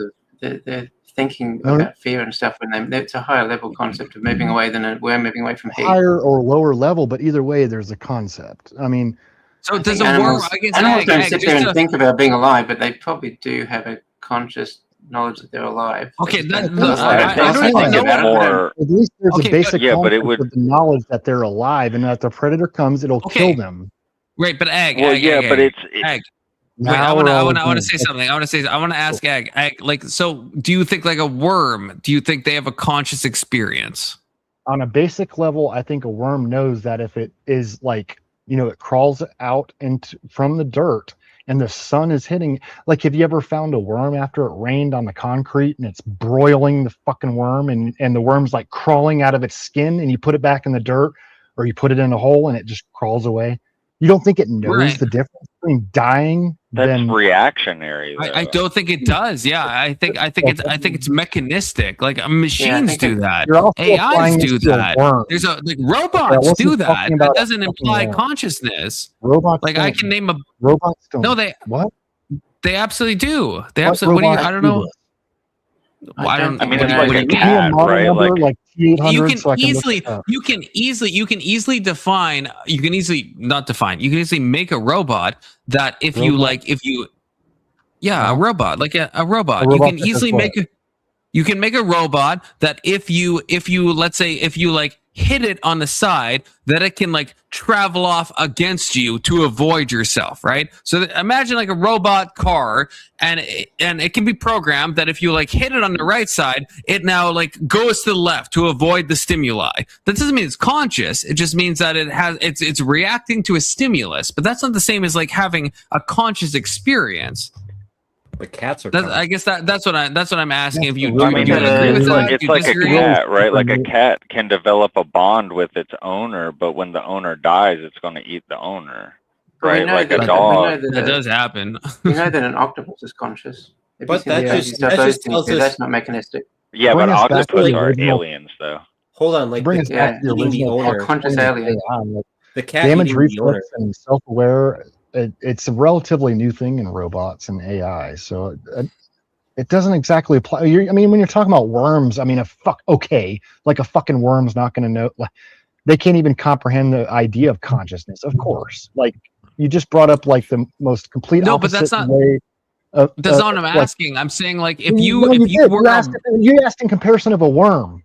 I'm talking about. I brought up worms. So what I'm asking, does a worm have a subjective experience of consciousness? And then you said, well, it recoils in certain environments. But I'm saying there is many robots this day. Boston Dynamics has invented many robots, for the past 15 years. Yeah, but they still. I know, but I wouldn't say a Boston Dynamic robot has a subjective experience of consciousness just because it reacts to stimuli. Yeah, I think we're just looking at the complexity issue. Is the worm is much simpler, so there's much less likelihood of it having consciousness because you can imagine making a worm from just mechanistic responses. Right, because it's so simple. As you get more and more complex, you can no longer do that. And then you've got to start thinking, well, they now robots consciousness reacting off of programmed responses. So I mean, it's still more biological than the robot. But goddamn, you're comparing it to a worm. What if the animal can dream? Animals dream? Not all of them. Animals dream, yeah. Dogs dream. I mean, how do we know that worms don't dream? We don't sit there and watch a worm. Like, we can't tell if a worm is dreaming. I get it, but I can tell, like, if my dog's dreaming and it's whimpering and its legs are like kicking, it's trying to run somewhere or get that bone. So we're I think dogs have a conscious experience, but worms, I'm less certain of. Bacteria, I'm even way less certain of. Viruses, now I have no idea. I'm much less certain of it, and that's because it's much less simple organism. That there's no room for consciousness to emerge from it. That's why I bring up the emergence thing. Once it becomes complex enough, consciousness is emergent. Yeah, but that's like not provable. No, that's some gay shit. That's why we're discussing it. If it was provable, we wouldn't need to talk about it anymore because someone would have proved it. Yeah, but like that's kind of the point. You're comparing it to worms, like, of course. It's kind of like why science doesn't work right now, right? Is that it can't prove everything, can't prove how consciousness came about, but we know that people are conscious. So with consciousness, we don't have a good test that we're happy with. I don't know. No, there's no possible test. I guess that's what I'm saying. I think Keelan agreed. I think Keelan agrees with me. Well, it's also because it sounds like there's no levels of it. There's no conceivable test of consciousness that you can do except on yourself. I don't agree that we agree with this. I think consciousness. Show me consciousness under a microscope. I'm sorry. Exactly, you can't. I think the existence of consciousness disproves physicalism. I agree. That's why I'm goaded me and Keelan in agreement. That's crazy. Consciousness you'd be looking at the electrical pattern through the brain and going, "There's consciousness. That's what it is there. I'm showing you it." But you can't show it. This is what I will maintain. Stop being conscious. You can't. There's no test you can even conceivably. It's not that we don't have the technology. There is no conceivable test that you can come up with that will prove consciousness. You can only know consciousness for yourself. I can't know any of you guys are conscious. So the way I can only know I'm conscious because I'm experiencing it. There's I can't even but I want to stress this, and if anyone disagrees, I would love to hear it. It's not a technological issue. Even in a far-flung future, there's nothing anyone can even conceive of that could prove that someone is having a conscious experience. I know I'm having one. I can't prove any of you guys are having one. I certainly can't prove animals are having one. I can make my best guesses, which is why I think dogs probably do, but it's a probably. I can't prove that. What if I said prove your own? You just define the experience that you're having as consciousness. No, I'm not defining it as that. I'm experiencing what everyone would define as consciousness. You're experiencing something and you're defining it as consciousness. No. Even like looking at Egg's definition that he gave, right? I can't for sure. There's no test I can do to you, Podesta, to say that you're actually conscious, right? Even in a basic dictionary definition, I can only prove that I am conscious. And I can't prove it to you guys. I can only prove it to myself. I think James is actually goated here. Like, you can't even prove yourself as conscious. I can prove myself as conscious. No, you can't prove it to you guys. I can't prove it to you. I can prove it to myself. You can't prove it to yourself. I absolutely can. No, you can't. It could just be an emergent property of all of the elements that came together to make you. Like, you think you're conscious because that's a survival edge you have. Well, but this is why I'm Cartesian. If I think, therefore I am. It could be all that nonsense. I could be in a simulation. I could be dreaming. But the fact that I'm aware right now and I'm experiencing qualia and awareness, then that means I exist. And maybe I am emergent. I still exist. That sounds selfish, though. Like, what if I just said I believe you? It is selfish. It is ultimately selfish. Yeah. What if I just said I believe you and you exist, and then I believe your consciousness exists? Then we're on the same page. I would appreciate that, but yeah, you're giving a level of faith to that in the same way that I think that you exist, Ag. But it's like I'm not 100% certain. There's always a possibility that you're not, and you're a P-zombie. We're biased. That's fucking ridiculous. It's possible though. We're all biased. We think if I can, it is ridiculous. If I can ground this a little bit, we think that proof if in is the only future reductive. you put if in the future you put AI into some sort of mechanical robot form and it walks around and when you talk to and interact with it, you can't tell the difference between it and a conscious being. You can just start treating it as a conscious being. No, so for all intents and purposes, you've got a conscious robot now. Oh, this is so based. The dog will bark it, and we'll know it's AI and fake. This is so based. It's like it's every test that you do it will act as if it's a human. It'll feel pain. It'll react emotionally. Everything will just be as if you're doing a human. Your mind will. I think there's a word for it where you do it to inanimate objects. So you're saying, well, what you're saying, let me know if I'm straw manning, but you're saying that at some point there will be a time where we won't be able to tell the difference. If it doesn't plateau, which I actually think it will plateau, but if it doesn't plateau and it keeps getting better and better, at some point, no, it's not yet, because if you put that point is now. That point is now. How is that point not now? Chat GPT, I can tell it's not real. It's just because we can tell the difference. That's the difference. What I'm asking, I don't know if I'm communicating. Maybe I'm not saying this right, but how does any of you know I am conscious? How do you know? Because I'm looking at you and I know you're reacting in real time to what I'm saying. Like right now. You don't think it's conceivable though that a robot could do that? You don't think that's conceivable? Not at the moment. No, not right now. No. Not You're yet. all AI. You're all AI. The last 5% is really hard. Only two. Could it not just come down to logic? Hold on. Right now. That's how I can tell. You're both AI. You're both AI. You're all AI. No, I'm AI. How am I AI? All AI. Tell me you something. Could be. You're Tell me all how many AI. How many Oh, come on. Okay. You're being Tell me something debate to by do. calling him AI. We instinctively know that he's conscious. No, we And don't. at some point, we'll instinctively Go to think that a Podesta. robot Go to is conscious. Podesta. Wait, hold on. What Podesta? What'd you say? We instinctively know. We can't logically prove it. Yeah, we well, instinctively and at some know. point- The and- reason and at I some think point we will the reason I think instinctively AI think is that real robot is is from conscious. intuition. How It's can you not an tell? instinct. And I what I'm can't saying is at logically one prove point- that any of you guys are real. You're At some hearing me point, and we're going to looking at me, and instinctively it feel tells me that a I'm. robot is conscious. Because it's going to give us everything that we're looking for. Look at he's laughing his ass off. See, that's how you can tell we're not AI. That's just deep We fake. know he's laughing his ass off. You don't think an AI could laugh their ass off? An AI could laugh You're their about to ass laugh your off. ass We've off. been There you talking go. for the past like Conflict. 30 minutes about whether any of us actually exist.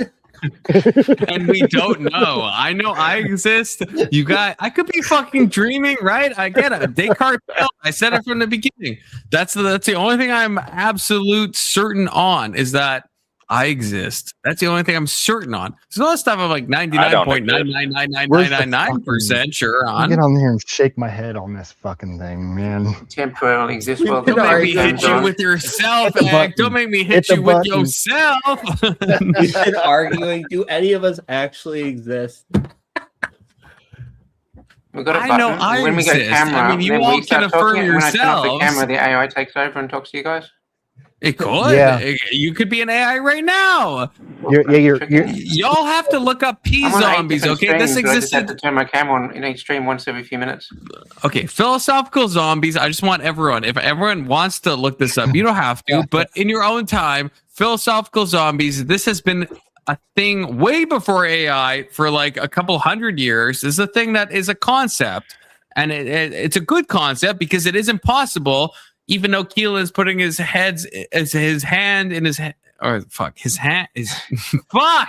His head in his hands. God damn it! Is that proof that I'm not an AI? That I'm like mixing my words? Program that mistake into AI. Crazy. Thoughtful. That's true, right? Like you that is can't physically identical. That's something- to a normal human. Yeah, okay, yeah. Everyone look up P-Zombie. Okay, everyone look up P-Zombie if you're willing to. If you've never heard that before, bro. look that shit up. And we have a superstar Oh in yeah, just the obfuscate. chat. Go ahead. Who is it? No, it's Emmett. Wait. I've never talked to Emmett. I've never talked to Emmett before. What's up, Emmett? Emmett? Bro, help me out. Emmett, Hello. Emmett, I've Hello, wanted Killen. to talk to you. I've wanted You want to talk to me about what? Yeah. Anya's in for this. I can hear you all, but you know. Emmett, Yeah, how are you? P-Zombies. Everyone Google that I'm shit. doing Okay, great. everyone Google it so you know what we're talking about. I've Okay, been everyone. doing some Warhammer today. I got my saw that, knights bro. up. Fucking Cool awesome. as fuck. Where are you from, Emmett? I'm from Mexico. Where are you from? You're from Mexico? Yeah, where are you American from? Mexican. I'm from Wisconsin. Yeah. Good to see got you from good Wisconsin. cheese. What's up? What do you want to talk to me about? You're actually from Mexico? Like your accent doesn't sound Mexican. Yeah, I'm actually from Mexico. ¿Cómo I estás? know it doesn't sound Mexican. It's because I also speak French. That's why. Oh, okay. I don't know. I've seen you. Are you Jewish? No. Well, except for Saturdays. Except for Saturdays. Yeah, on Saturdays I am Jewish. Why? You gotta Because I like take off your shekels. hat. So do you think got your you hat exist? on. Do I think I exist? Yeah. Are you asking which kind of question is that? Like according to which presupposition? Where did your hat go? Yeah. I took it off. Oh my god. I can Do put you it on think- back. Let me see. I can take it off and put it on. I mean, either way, you're still conscious. But Wow, Carry I on. leave for 2 seconds and so many lies. Okay, first of all, Emmett is definitely Jewish. Second of all, Emmett, you do not speak French. Okay, you do not speak French. Oui, je you parle you français. fucking don't Yeah. speak French. How do you know he doesn't Oui? speak French? Tu Ah, parles oui, oui. français? Yeah, je parle français. Expliquez à moi. Pourquoi? No. No. No, that's Non. Non what the quoi? fuck? Dis un petit peu. No, that's Un petit like peu? Dis un petit peu. French Un petit peu. English. Dis un petit peu. Un petit peu. Dis un petit peu. Je dis un petit peu. Yeah. No. No. What? Whatever. It doesn't matter. Anyway, You don't speak Sí, French, senor. okay? the whole point. I speak French. I learned it. I don't use it much. It's been a long That was time. some Anyway, very Uh-huh. basic French. Uh-huh. I said what you wanted me to say. You dumb. Anyway, what you ask me if I believe I exist. It depends on what you mean by exist, and it depends on what you mean by believe, and it would depend on what framework of reference we're using. So if we go into from existentialism, Emmett. it presupposes Emmett. existence, and if I Emmett. go through any other system like naturalistic, Emmett. it's axiomatic that I exist. Emmett. So, I don't know. Metaphysics. I don't care what system exists. I care like what you actually believe. What I believe, yeah, but I obviously exist. Based. Why? Red pilled. Because Emmett, I'm talking to you. The question is how, like, okay, so you believe you have consciousness, right? Mhm. Okay, so Well, if we're how do going, you- wait, I have an idea. If you're asking me how do I exist, it's because God created me. well, no, well, Oh. they're asking the question that's like gay. if there That's is gay. We're talking about epistemology. We're talking about epistemology. How do you know Yeah. that? We're not talking about ontology. We're talking about epistemology. How do you know Yeah, that? well, my How do you justified know that my I'm justification conscious? comes from the idea of God, right? So it will come from I would have to go through the transcendentals in order for me to be able to even have any kind of knowledge. So once I go tag through the argument. justification of knowledge, then I would No, wait, no, have the no, no. capacity Wait, to know that I exist. Okay, Emmett. Actually, entertain me No, for a man, second because I pretty don't know if the fucking tag base. argument actually explains this. Like that's Uh-huh. a good theory, but like Like how What? in your mind right now, like to go in the Cartesian route, if you're like a brain in a vat, or if you're, you know, any other example, if you're dreaming right now. I gave you my defeater of brain in the bat, right? Remind me. So the universe is too complex for my brain to be able to create it. How do you know that? How do you know that? You're dreaming right because- now. Remember, you're dreaming, so you don't know what the brain complexity is capable of. A brain could be Yeah, 5,000 pounds, right? If you want brain a could be a million pounds. if you want a Spurg, just let me know. Whenever you want me to answer your question, I'm ready to. Yeah, I'll be right back. I don't know if that was necessary. Spur. I feel like that was like a helpful thing. The universe is way too complex for my mind to be able to sustain the complexity of the universe. That's the reason why. This is why I jumped in, Emmett. If you're dreaming right now, like actually imagine if you're dreaming and you have no idea what the physical universe is, then you have no idea. Your brain could be 5,000 kilotons, and it could easily be capable of replicating the entire universe. Your brain could be the whole universe. So that's not a defeater.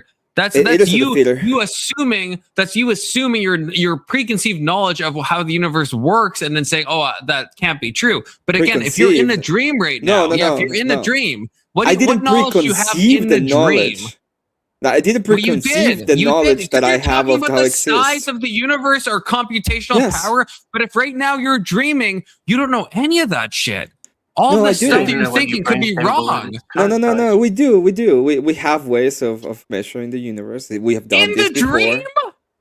In the dream? I'm not dreaming, you dumb. That's the reason why I know I'm not dreaming. That's a whole epistemological question. How do you fucking know you're not? In the epistemological question, I would, if I was dreaming, I wouldn't be able to have that kind of knowledge because I wouldn't be able to hold that kind of knowledge in my brain.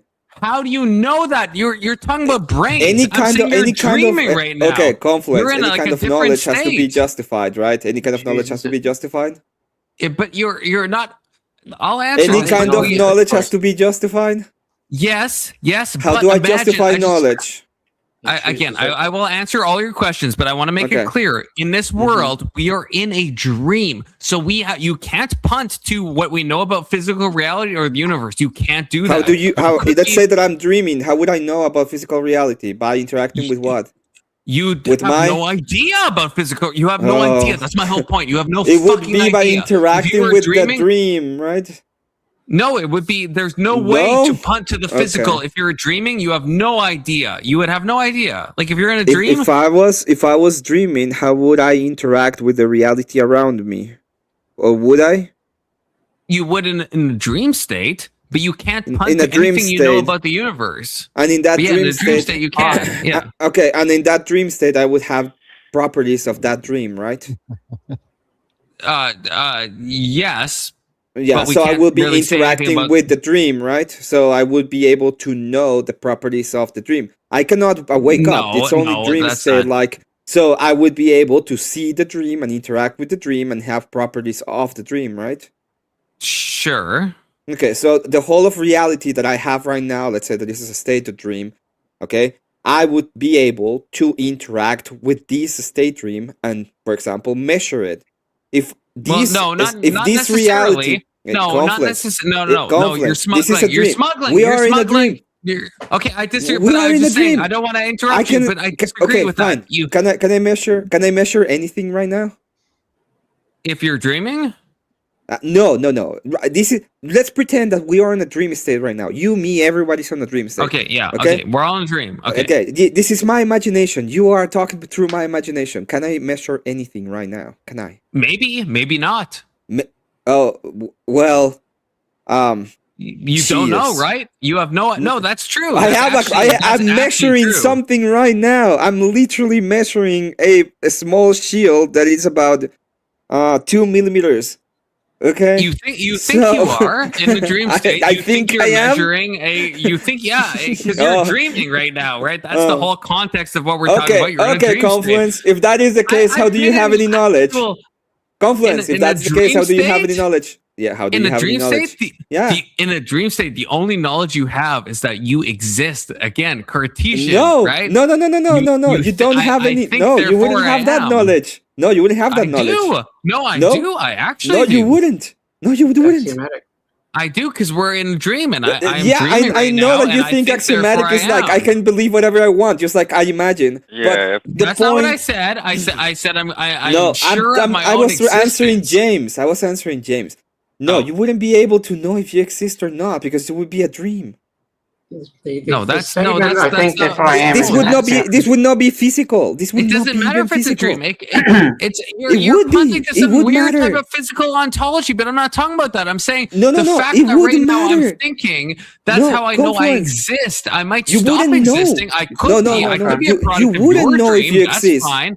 You wouldn't know if you exist. You What do you wouldn't- mean by wouldn't know. exist? I feel like we must be defining existence in a different way. Yeah, exactly. This is why axiomatic doesn't work, right? Because we have to presuppose that there is somewhere, for example, that you have to exist in. There must be a time frame that you have to exist with. The way that we are interacting, which is the world. Yeah, of course. If we're presupposing a space and time configuration.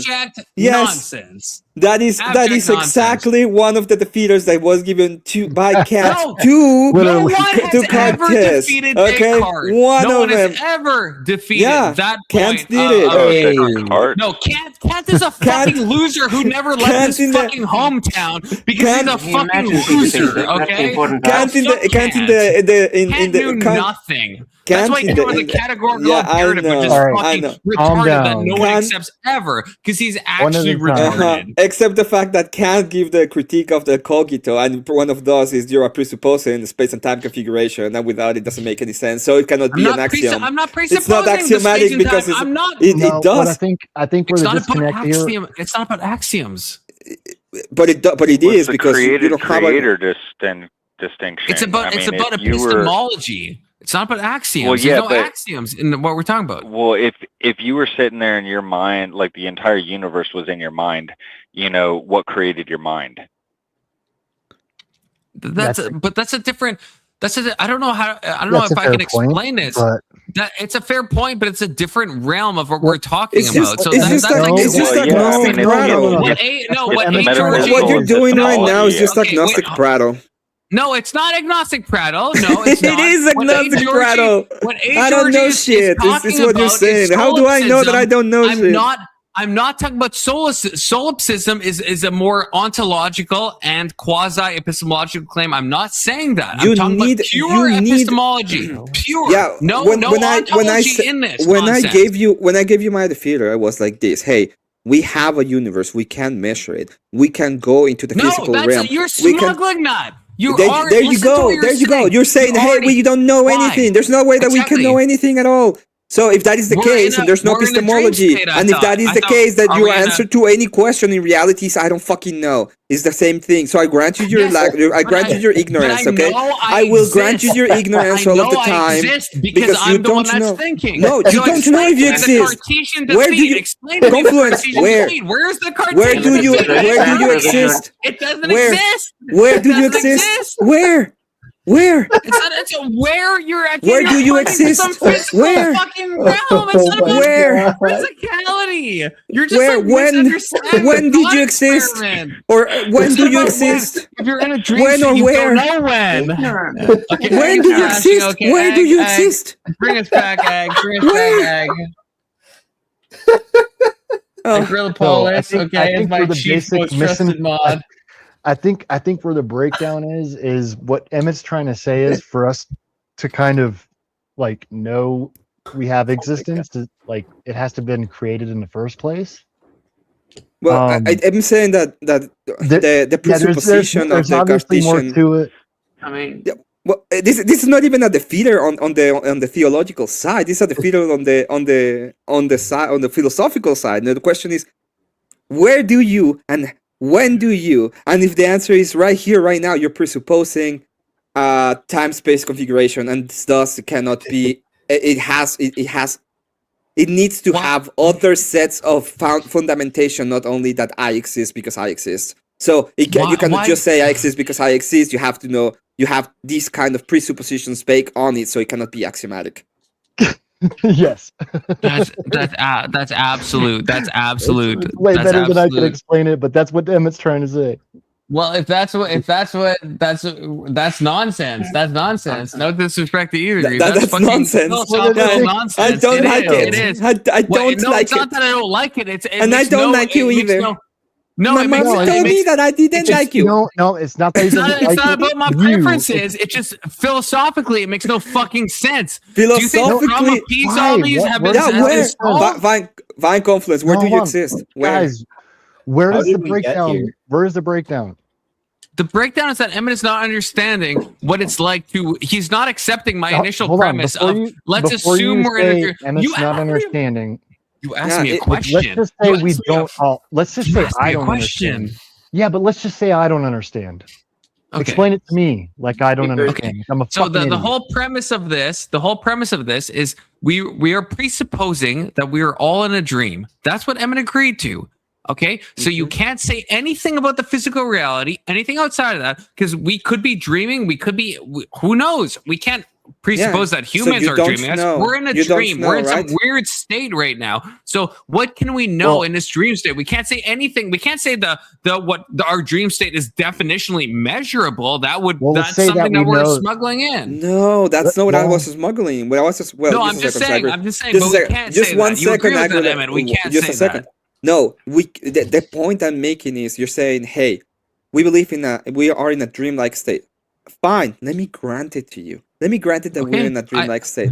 Okay, can I measure anything in this dreamlike state? And the answer is yes. If I can measure yes, anything and everything is possible in a dream. Smuggling. Yes. Maybe you can. No. Maybe you can't. You can't say that. I can show it. At all. I'm doing it right now. I'm literally doing it. Measurement could change in a second because it's a dream. Everything and everything. No, I mean you don't know anything. You said 2 + 2 = 5, so I don't care about your measurement. Agreement, crazy. Yeah, how many is 2 + 2 confluence? Maybe 18. It's like 17. Last time I checked, it was like it went for 2 to 18 in 2 seconds. Maybe I have 15. 15 exactly. In a dream, I don't know how much you can actually measure. Right, mathematics. Because you're used to transcendentals. This is no. This is what you're measuring. Empiricism, which is fucking. That doesn't make any fucking sense with what I'm saying. Yes, I know. This is what you're smuggling in. You're smuggling your knowledge, of when you are in this kind of dream-like state. I'm saying, no, I'm granting you that all of reality is a dream. Okay, so right now you're not no, shut the fuck up just a second. I'm granting that shut the fuck up just a second. Yeah, but you're saying nonsense right now. So we don't agree. So don't grant me anything. You're saying fucking nonsense. I am granting you that all of reality is a dream. You're going back. No, you're going back. To me. That's not what the initial thing you agreed to was. That's not what it was. I'm granting that all of reality. I didn't ask that for all of reality is a dream right now. I'm in a dream state. For you to grant. Whenever I talk to you, it's a dream. And whenever I talk to James, it's a dream. And whenever I talk to Agri, it's a dream. You can't say. And whenever I go and experiment anything, like I get and act like you're granting me that. That's not what I'm saying. I'm saying, how do we know that we are not in a dream right now? You can't then smuggle in all of reality and include that in the dream state. Why not? It's your idea. Your idea is that all of reality is a dream state. Definitionally fucking backpedaling right now. Your idea is all of reality is a dream state. Agri, please go ahead and say what you have to say. That's not what I said. That's not what I said. That's not what I said. I said, go ahead and how do we know that right now, in this moment, we are not dreaming? I'm not saying all of reality is a dream. I'm not being a soul obsessed. How do you know that? You I don't know that. I'm saying that's exactly. You don't. You don't. And then I'm asking you. I agree with you, Confluence. You don't know. Okay. I agree with you. You don't know. Now I do know. So what I would say is, you said you would enter. You are. So are you denying? Are you rage quitting from the hypothetical? Because you agreed before that we could all pretend we are in a dream right now. You said that. Are you backpedaling on that? Which is fine. I agree. If you don't want to engage with that. No, listen to me. I granted it to you. So I said yes. We are in a dream. Let's pretend that we are. And the first question is, right now we are in a dream, right? You and me, right? We're in a dream, right? Can I measure anything? Maybe, maybe not. Maybe not. That's the honest answer. If you're actually then I agree with you. I agree that you don't know. Okay. I agree with that. In the dream state, yes, we don't know. Yeah, I agree that you That's my don't whole- know. I agree. That's my whole I agree that point. you That's don't why I know. brought up Cartesian Yeah. certitude, right? Yeah, If you because think about because it, you're Emmett, unable. What in a certitude do dream, you the have? only You have thing no you certitude. know- No, you don't The have any only thing- certitude. None. Because even if this is a dream, I know that I am, right? No, you don't know that. What makes you think that you know that? Because I right now I don't know anything about my environment. I can't measure anything. Maybe I can, maybe I can't. But I am having a conscious experience. I experience qualia right now, so I know that I am. Now, what the am is, you could test that. you but I know experience that I'm qualia? experiencing something. Yes, I am experiencing qualia. Definitionally, I am. Literally, definitionally, you cannot contest Literally. that. Definitionally, I am experiencing qualia. Are you experiencing? No, wait. No, that's not true. Because in this case, we are not experiencing anything. We're in a dream. It's not an experience. You think dreams aren't experiencing something? Yes, it's not experiencing. Because what do you use to get experience? Okay, so you're not. What do you engaging use with to what I'm experience? asking. Wait a second. What do you use to experience things? Anything that gets into your brain through input. Are you trying, No. Emmett? Are you going outside of the hypothetical? That's fine if you want to, but then at least have the balls to admit you want But to I go wouldn't. outside If the hypothetical. I wouldn't call it experience, I would call it masturbation, right? I would call it a masturbatory experience. Experience. You should try. I would call it a masturbatory mental jack off. That's what it would be. What? It's just mental. Which It's just is mental what? jack off. Do you think? Okay? But if I wait a second, if I'm talking about if we're talking about experience, like the actual idea of experience is that uses your senses to experience the world around you. No. Yes. Yes. Senses are Yes, just what James. gathers it. It's an experience that gets to your brain. Philosophically, Does it go to your brain? If you feel something, but are you saying that doesn't get to your brain, it's not an experience. They do get to your brain. What Someone can touch your senses, but if it doesn't get to your brain, it's not an experience. And you can have that same senses, experience but in a doesn't go to dream your without brain. It's not an actually touching it. experience. Well, now Yes, I'm if on someone Emmett's touches you on the side. back of your hand and you didn't feel it, it wasn't an experience. No, I feel like. Well, I don't know if I'm on. I don't how know. If you can't remember, I agree with you. If something goes through your skin and touches it, and you don't experience it, you don't experience it. But if you sense it, then you experience it, right? Because you're using your senses. This is why empiricism. This is why empiricism, which is the whole point of experience, which is your whole basis of whatever you believe, which is nothing because you don't believe in anything, is that. Is literally based on empiricism, which is experience, which comes from your senses. Yes, I'm triggered. Oh, I'm so triggered. You're triggering me, baby. Oh God! Look, I'm triggered. I'll admit I'm triggered. I know that you're triggered. This is amazing. Than anyone else. I'll openly admit when I'm triggered, and I am a little bit triggered right now. You are I have super no triggered. problem. Super. Yeah, I have no problem admitting that. Unlike you. Who's gonna be like, no, but I'm not. triggered. I'm not triggered. I'm building 40K right now. You think I'm triggered? This is amazing. I love 40K. Emmett said my name. Fucking love it. What do you want, Emmett? Yeah. Okay. Honesty, radical honesty versus unradical honesty. Okay. I'm just saying. He doesn't like radical honesty. Yeah. You know, you can't just discuss stuff without going to personal attacks all the time, Emmett. You can just listen to my point of view and then just say why you don't like it instead of going to personal attacks all the time. I understand you're triggered. I'm not doing personal attacks. You just started. Oh, are you gonna cry? Oh, you're gonna cry? Did Emmett? I don't think Emmett did a personal attack unless I missed something. Maybe I missed something. Until just now. He didn't until just now. Oh, I'm gonna cry. Oh, like the cry thing? Okay, but not before. Oh, you went off on some stupid tangent about other arguments. You pretty much started asking me if I feel sad about it. Like, fuck hold off, I on, don't care. hold on. Let James tell his side of the story. Look, what I was saying about experience. Stop calling him James. that- James, change your name. I hate calling you James. Your name's Podesta. Please fucking change it. God damn it. I'm not going to call you James so everyone knows. Podesta, please, God. Podesta. I don't know how to change it. I'll change it next time I come in. Okay, fine. That's fine. But everyone call him Just Podesta, click- please. You see your name at the bottom. Just click on it and you can change your name there. Oh, I see. You go to your profile too. So we Good had to see you, Section 230. First time we had chatter, Anson Section Rage 230. quit Good to earlier. see you. So what we say is an experience is that one of our senses gathers information, it gets into our brain and it gets recorded as an experience. If you don't Like when you have a dream, your dream can invoke those same senses, those realities, and you can still have an experience. Like you can wake up in the morning and say that you had this dream and you did all this stuff, and it's still an experience. Because it wouldn't be an experience. It would reproduce be the kind of things that your senses would have reproduced. But they didn't have to go through the senses. It was actually created in the brain. So it's still an experience, which means experience doesn't require the senses. They're just how you gather the information generally when you're doing a conscious experience. It requires the senses. Otherwise, it would be, well, we call it unconscious, and the reason for that is that they're not physical. You're not getting experiences out of it. The point that I was going to make about all of this is that in your case, there's no way for you to know if you have an experience or not anyway, because all you have is this capacity. And when I ask you when is it that you exist, or where is it that you exist, you have no answers and you don't know. You have to presuppose, right? You're asking a nonsense fucking question that doesn't apply to what we're talking about at all. Do you know where? Do you know where? Do you know where do you exist? No, of course not. That's a nonsense question based on the hypothetical you chose. So if I were to ask you, Confluence, let's say that I can go to your house right now. If I were to ask you where do you live, you would say I don't know because I only know I exist.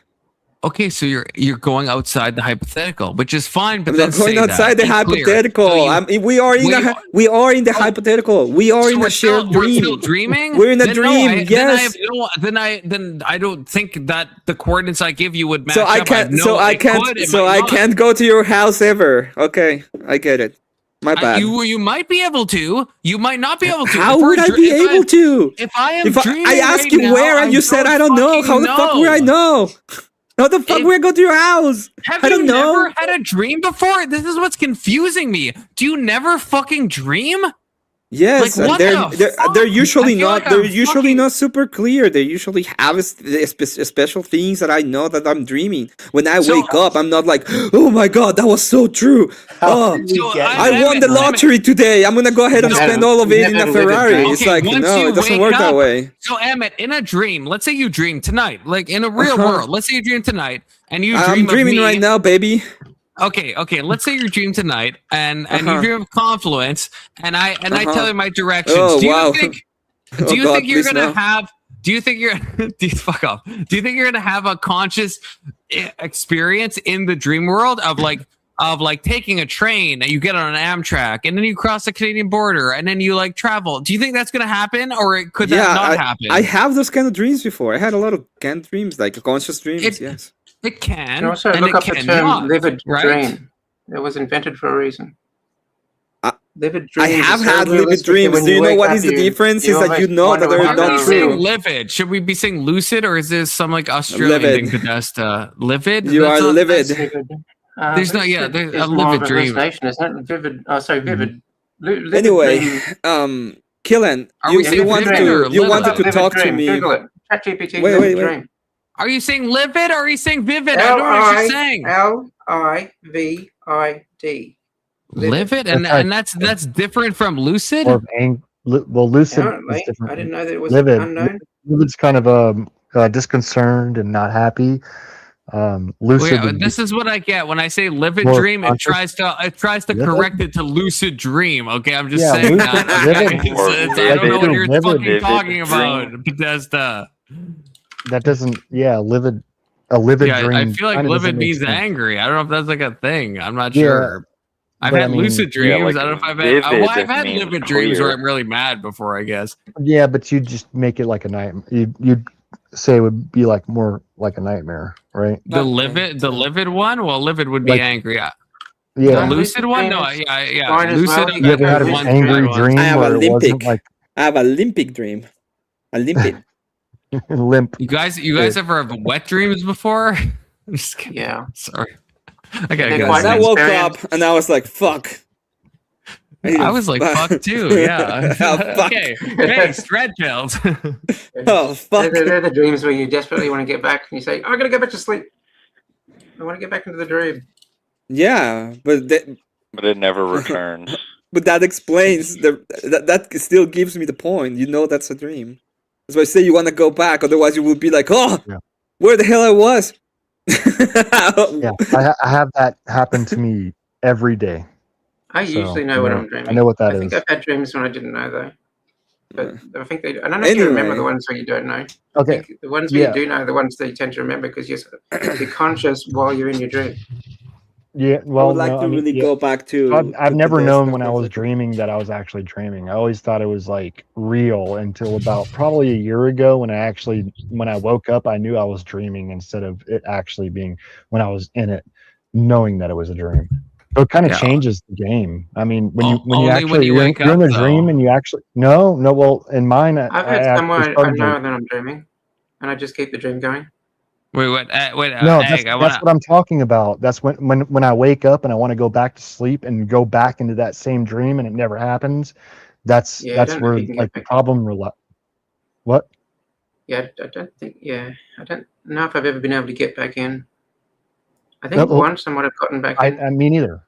There's a skill issue. What's the skill issue? Yeah, it's a skill issue. No. That's funny. You gotta do it more often, man. Every dream, just try to get back in. Eventually, you get out. I wish. Yeah, that would be. Sometimes I do wish I could go back to my dream, but no. I'm magnetized my little guy. By the way, it's fucking awesome. I like it. I like the new where it moves when you talk, when it's talking when you talk. I like it. Yeah. This is pretty cool too. But I was talking about my space marine. I magnetized my space marine. My Warhammers. Warhammer is fucking awesome. Section 230. I know you're a first-time chatter, but like this is like nonsense. It's your mind making shit up that never happened. No. That's again never happened. You're punting to some type of physical reality. If we're talking about dreams, you can't do that. That doesn't make any sense, right? That's what I'm. Does anyone else understand what I'm saying? If you're gonna go with that, then you're not able to go ahead and say that there's any kind of physical reality either. You will have to go directly to whatever dream things only. So how do you know you're experiencing anything? I know I exist. That's what I'm saying. I have the certitude that I exist. Yes, because even if isn't that an axiom? You don't need to where do you exist? The question becomes where and when. Well, you're presupposing the space-time configuration. You just say I exist. we were battling earlier about when. consciousness. It just means now and here. Anyway, isn't that what consciousness is? Just being here. Conscious doesn't define aware. Do you realize? Wait. Did you realize that now here it has presuppositions that we have to fucking rely on to define it? Do you realize that here presupposes I feel like where? Egg is agreeing with me, but I'm not sure because I agree with that. Conscious doesn't require a presupposition about where and when. It doesn't at all. Consciousness requires that you. No, it absolutely philosophically. Where here? Okay, that presupposes that you are somewhere. So that's a presupposition of a place, of space time.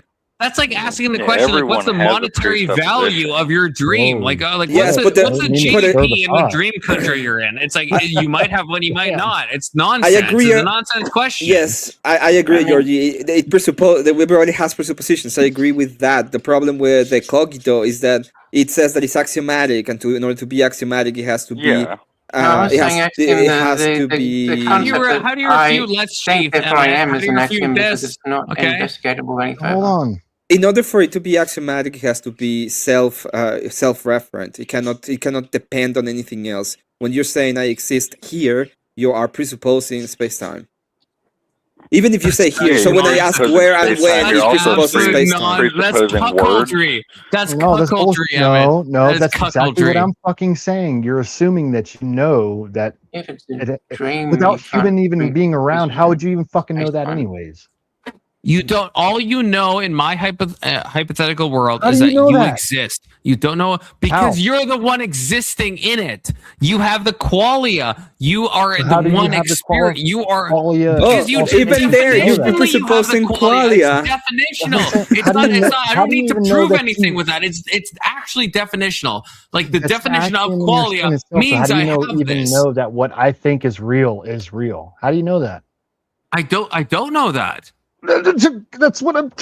I know I exist. That's the only Cartesian certitude. I know I exist. No, you don't. You don't know it. It's Cartesian. You're assuming. Yeah, you have assuming assumptions. Anything. I'm in real time talking to you. I don't could be in a understand. There's a- dream. I don't know. I could be in anything. So then I if could you be a assume, brain in hold a on, vat, hold on. right? This is If what you agree that Colin in real fucking time, said. no, hold on. If you agree that in real time you're talking to me, then in real time I'm talking to you and I exist too. So how can you say I'm not conscious and you're not? You could be a figment of my Right? imagination. You Bullshit. could be. You Okay, could be. point It's zero possible. zero zero zero zero zero 1%.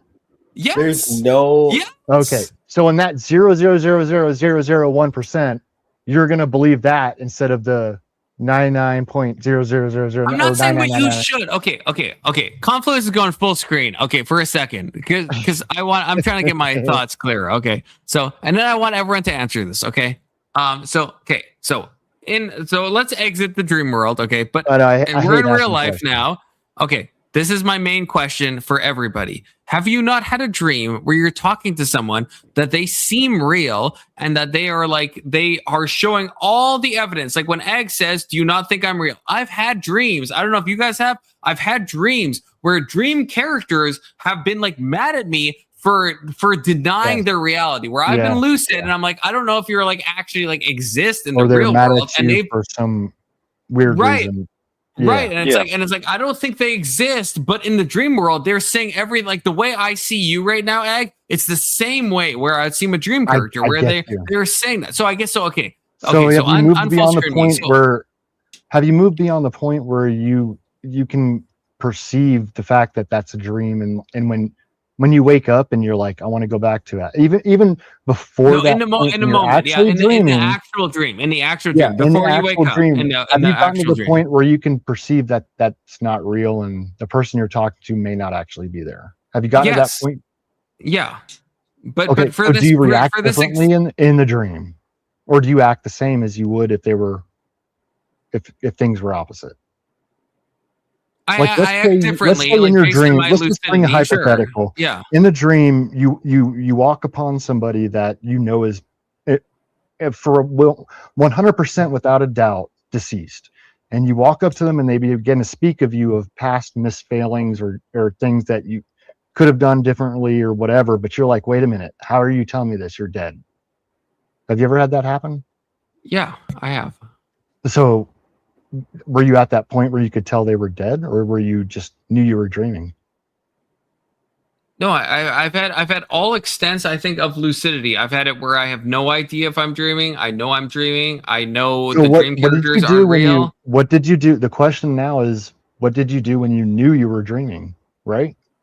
You knew that everything else was, you were lucid, and now you know you're dreaming. And it's the same thing, but this hypothetical. So you know you're dreaming, but the same things are happening. Whereas before you didn't know if you were dreaming or not, right? So how do you react in your dream? Probably differently, but even in that state of lucidity, I have been wrong before, because there's different degrees of being lucid. There's times where I have a lucid dream and I think I know something, and then I wake up and I'm like, oh wait, no, actually that's not true. But there, right? So like, has there been the opposite, though? That's what I'm asking you. Yeah. Have you had a dream where you were like, holy shit, and then you woke up and you thought like you were that was real life? No, but you keep I don't how many like how all this hinges how many on times the you waking wake up and part. you be like, how many times you woke up and you lots, let's say that lots of times. Lots. You both of you were talking about the waking up. I'm not talking about the waking up. I'm talking about in the dream state, not the waking up. None of you can say waking up. In the I feel dream like state. that invalidates it. As soon as you say waking up, we're not talking about that. Okay, that's what I'm talking about. In the dream state, how do you react? That's what I asked. Right, and I'm saying sometimes I react correctly, and sometimes I act in different ways because it's a dream when you've state. reached the point where you know it's a dream, you still might react. Like, yes, I've had lucid dreams where then I still make like weird decisions. I'm asking for real. I'm not fucking asking rhetorical. No, I know you're asking for real. I'm answering what about for you real. Guys, Podesta, Emmett, what about you guys? Have you ever had a dream where you thought like it was like real, and then when you wake up, you're like, damn, that wasn't? Or have you gotten to the point where you realize when your dreams are not real and you're actually dreaming? I've had dreams where I've had to go to the calendar and work out whether or not the dream was actually real or not. And again, I couldn't have done that because on this day I was doing this, so therefore that must have been a dream. So you knew you were dreaming when you, but only at the no, this is opposite. This is where I didn't know I was dreaming, and it just became a memory, and it was a really wacky memory. I'm going, geez, did I do that? And I look on the calendar and I go, I couldn't have done that. I was this, and then I did this. There's no way I could have done that.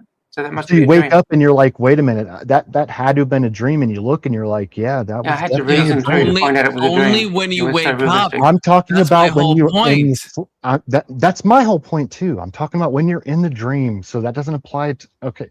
But Emmett, you what just about said you? waking up. No, Do you realize I that? You said when just you're said in the waking up. You dream, just said waking up. I You know, just said I'm that. going along with what he was saying. Yeah, he was saying talking. when he He was wakes up, he was realizes engaging that with Podesta. I am talking about when you're asleep, you don't realize it. You're in your dream. You're in a like. I've had Have other you gotten to dreams the where point where I you woke up realize during when the you're dream, dreaming? like he's talking about lucid Go ahead. dreams, where you're still dreaming, but you know that you're dreaming, but you keep the dream going because you're kind of interested in it. I've never been able to keep a dream going. I've I don't know. had some where I've woken up in the dream and I've known that it's a dream and I just keep it going because I'm enjoying it. Well, you woke up and then you went back to sleep. That's not. No, that's, he means become aware. He means Become like aware that degree it of is actually a lucidity in dream. You're actually in the dream so you're state. in your dream and you're And you're aware still of the dreaming. dream, and then you just You haven't stay woken up asleep yet. to keep it going. You're conscious during the dream. Holy fuck! And the dream's still going on Wish I around you, had and that you keep it going because you're enjoying it. You like see where it goes. Just don't wake up. Just keep going. That You don't wake up okay. yet. No. Emmett? Yeah. And Yeah, I've Pretend experienced you that can before. The fly same and thing. stuff like that. But the point is the point that they make in that case, if you're full lucid in the dream, it means that there's a baseline. So that's what I was talking about, granting the whole hypothetical of we are in a dream right now. Right now we're in a dream. Everything that's going on is in my head, and then I started with, can I measure things? Because I want to be able to build on the foundation of that, and then bring up to the point of complexity, which is what I said. This universe is way too complex, and it has too much shit, all the way to the highest point of the universe, to the lowest point of the universe, for it to be in my head.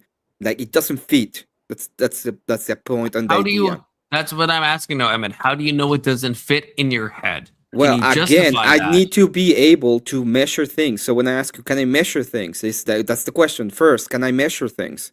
And if the answer is I don't know, then there's no way that you can have any kind of epistemology at all. Okay, Because it becomes an agnostic. It becomes pure agnosticism. No, I agree. Let's say I concede. Fair. Let's say you can measure things. Like where does this road go down? I'm Okay. curious. So In this universe that I can agree with it, but I'll grant it. In this We know universe we that I can't can measure measure dreams. things, and in this universe that I measure things, that I was able to go to university, that I was able to learn from other, let's say that my own imagination, that from those people in my own imagination, and we have been able to observe, and I can go to different places to observe, and I have both in the to the minimalism sense. So we're talking about atoms and molecules and all these kind of complex things, all the way to the stars and how they represent themselves and how you see them. If this is the universe I live in, and this is all of the things together, there is no way that my brain, because I'm still I will still be a bat on the brain, is able to produce all the complexity, all of the complexity. Why? How do you back that statement up? Because how do you know what your brain is capable of producing? Exactly. That's the main question. Everything you said before was fine. That last I thing, agree. you're I agree. moving outside of that. Yeah, I agree. So anybody who knows what a mole is, that's a unit of measurement. In a dream, yes, they know that. In the Well, dream, it's right. Remember, this is the reality we live on is the dream. So we use moles. Have you ever heard of that number? I know what a mole is, but I'm saying in this reality, we know what it is in a dream. Okay.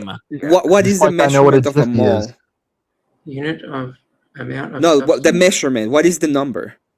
I'd have to fucking Google it. I don't remember. I took chemistry like fucking 10 years ago. Just like I don't remember what a jiffy is. I Yeah, don't 6.233 times to the 23, I believe. I'm pretty sure that that's correct. 6.022 times 10 to the 23. Yeah. Yeah. Okay, yeah. And So- different dream creatures could have different. If you multiply, but I don't remember that. If you multiply that, okay, for a number of, like, let's say for atoms of hydrogen, you get a 1 gram of hydrogen. Now I know, and This is by empiricism. Okay, I know how much hydrogen is on the sun, and if I go and measure the amount of atoms in the sun, the capacity of my brain is not. It cannot compute. See, this is why it just cannot compute it. No, that's the mistake. That's the mistake, Emmett. Do you notice the mistake? No, because I'm being pieces, right? Do you get I the cannot mistake? compute that.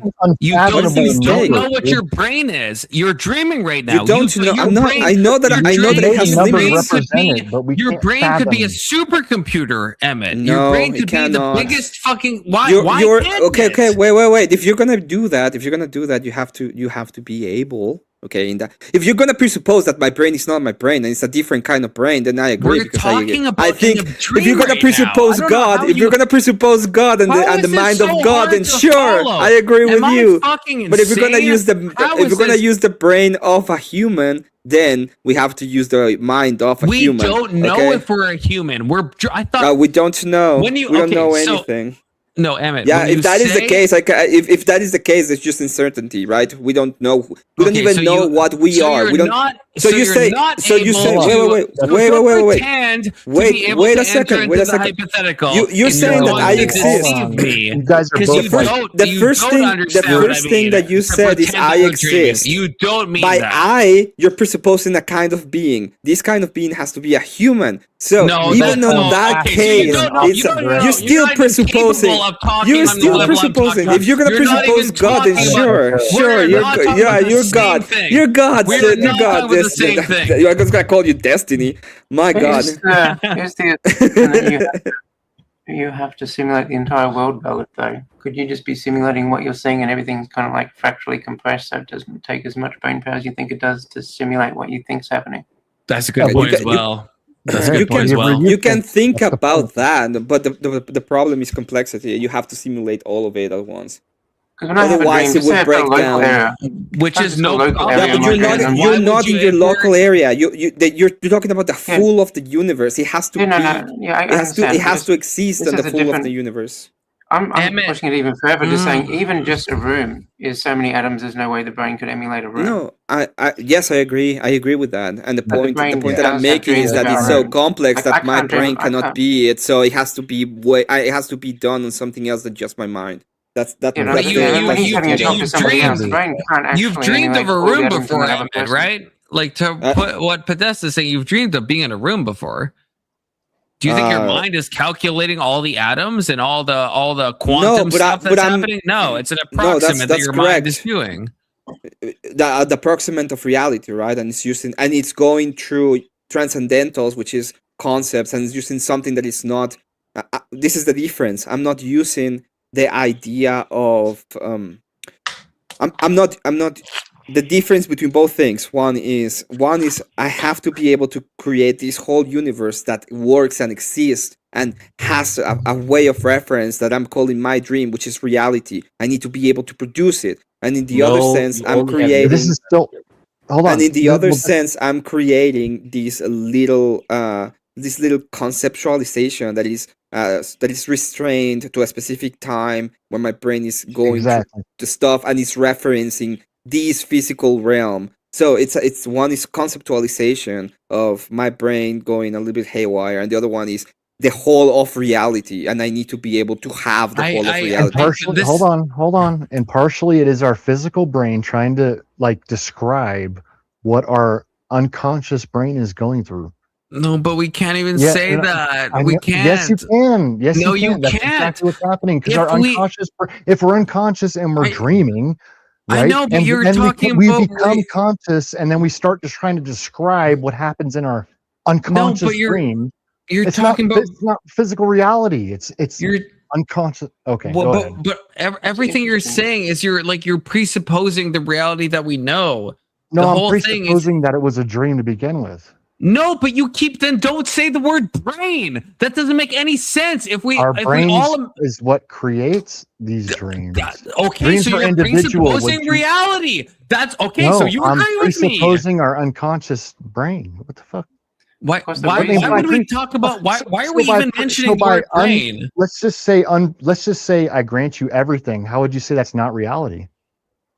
I think it is. I think it is. It is Okay, some. so we're all right. So that's not a disagreement. All right, cool. No, my main disagreement with Emmett is he's saying we don't have in our brain, we don't have enough computational ability to compute something in the dream world if we are dreaming. And I'm saying to punt to a brain. No, why not would we the punt dream to a world. brain? We have no that's idea not that what a brain could be a I'm not talking about. I'm not talking about creating this conceptualization of a dream. I'm talking about the whole of reality. You have to be able to create in your brain the whole of reality, and it cannot break. Why not? Because it cannot break down. Because you don't have enough. Because you don't have enough computational power. That's why it. not? Why not? Because you don't have enough computational power. Why? They have to merge at a I'm point. asking and our why. brains are I'm asking not- why. Please, someone tell me why. Because you have a limited space on your brain to do it, Okay, and you so are our limited by your capacity of your so brain. do you see now, Egg? Do you see what Hold I'm on. talking about? No, so I'm our trying to brain. talk, So and now I we're can't. going outside the dream into the physical reality and talking about Go our ahead. 3 pounds thing of matter. That's not what I'm talking about. I'm saying it could be That's our not what I brain was- if we are dreaming. I was, but I guess I hope I feel like I if don't you know, presuppose I don't know that you why have a this is- different kind of mind, like the I other think person that we're says. in a dream.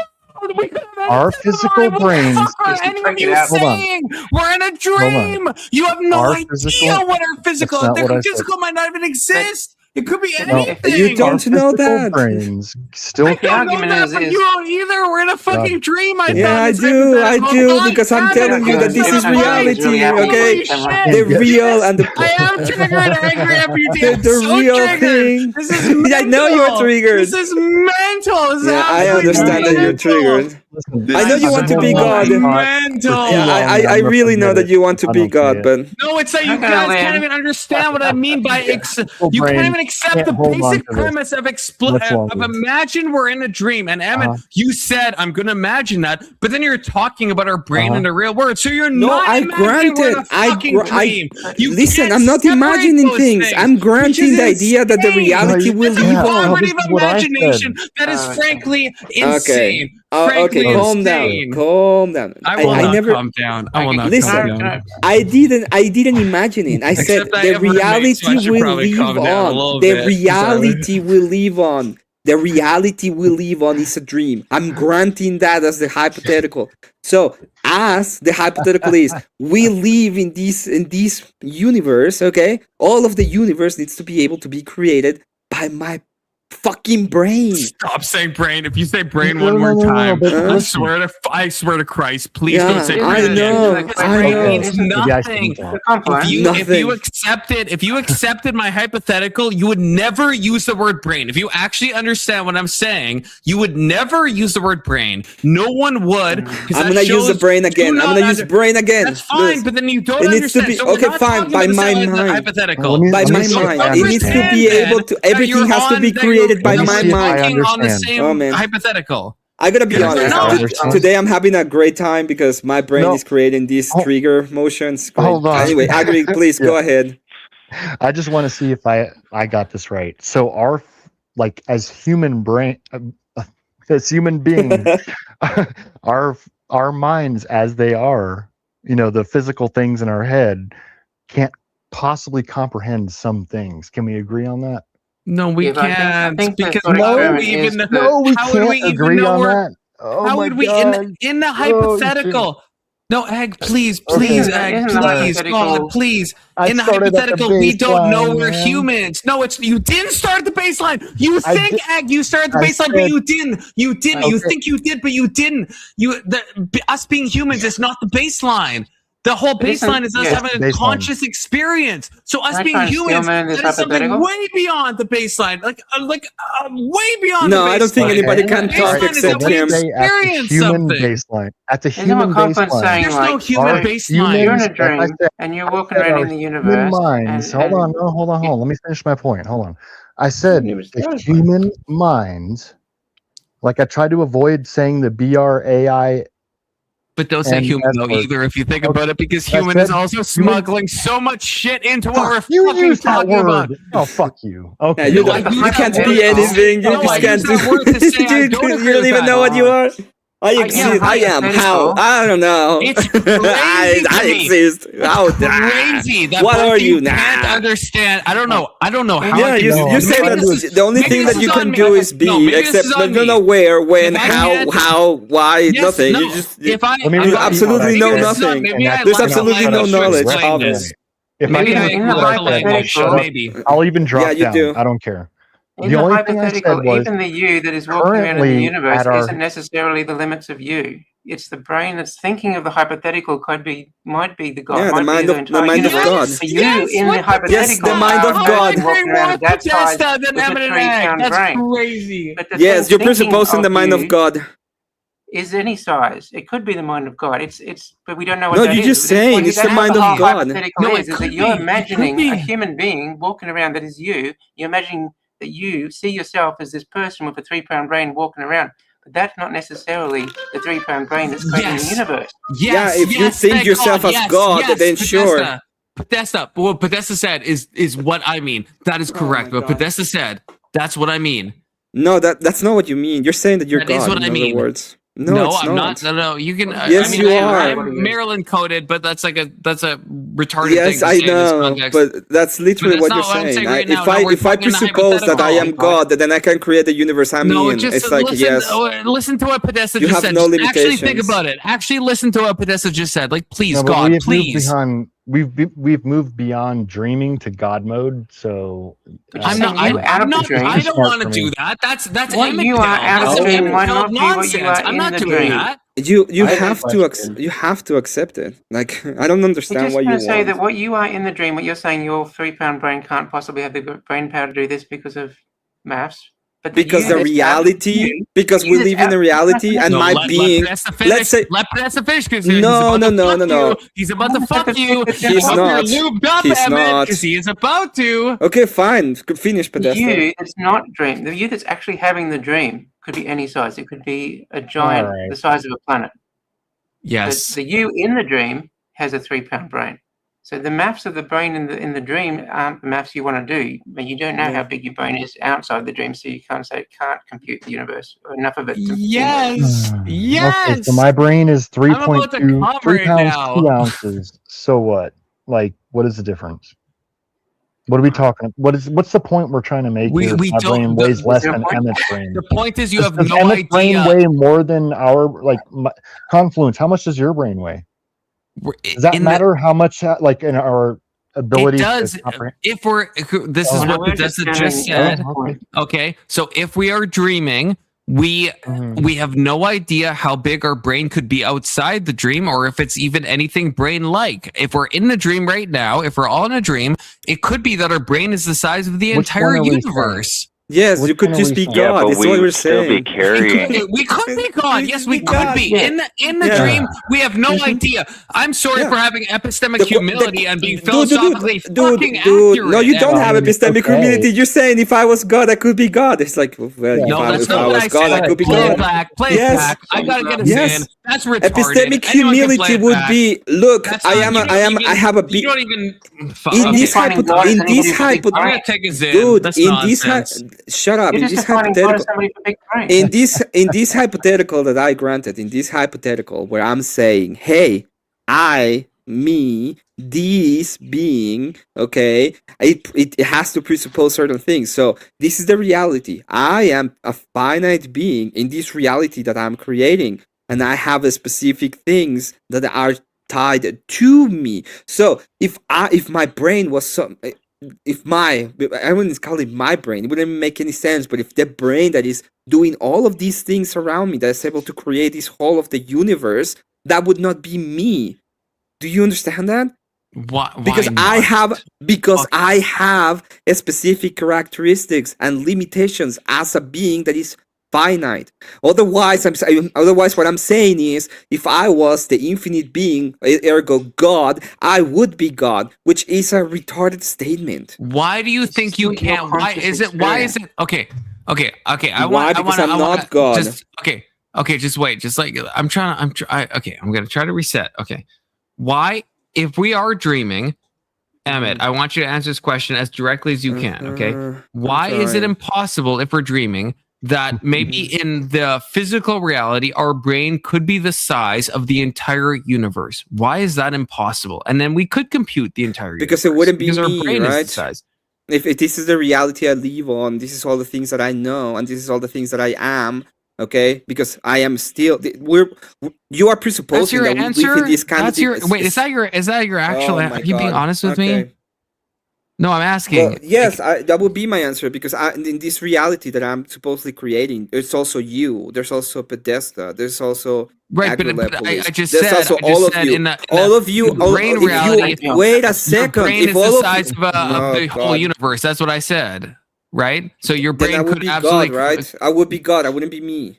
Yeah, man, I can't imagine you would ever willfully create. I wouldn't be that. I wouldn't I be. asked you to engage. I wouldn't be the you would being that engage. is engaging in this dream. I wouldn't be that person. So that's impossible. It's impossible for you to be dreaming. Philosophically, right now. it is Brain, because I wouldn't be that person. I would be a different kind of brain and a different kind of being and a different kind of everything. Okay. So are you committing to this? That if you were dreaming right now, it is philosophically impossible for your physical brain to be the size of the universe. Yeah. You're saying that's philosophically impossible. It would be philosophically impossible for me to say I and mean me.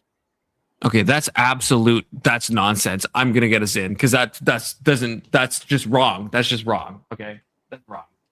Wow, imagine that. Imagine that I'm presupposing God and them saying God is me. Yeah, I broke him a little bit. Anyway, I forgot your name, but you just wanted to talk to me, so I would like to engage with you. Keenan, yeah. Sorry, my apologies. I'm really bad with names. I was going to ask something controversial, but now. Yeah, you can ask me. The only times I've seen you on this channel, it seems like everyone has been fighting you. Why? Yeah. Emmett is full of nonsense. Okay, full of Same absolute here, though. nonsense. Fuck, man. Because most of the time, because most of the time, I mean, what you just said, gets you really know mad that's at me. wrong.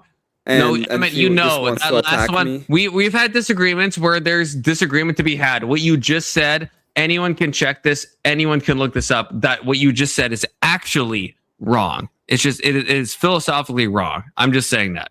If I'm presupposing I'm a different kind of being, and then me as the being that I am right now, which is a completely different kind of being that the one I am.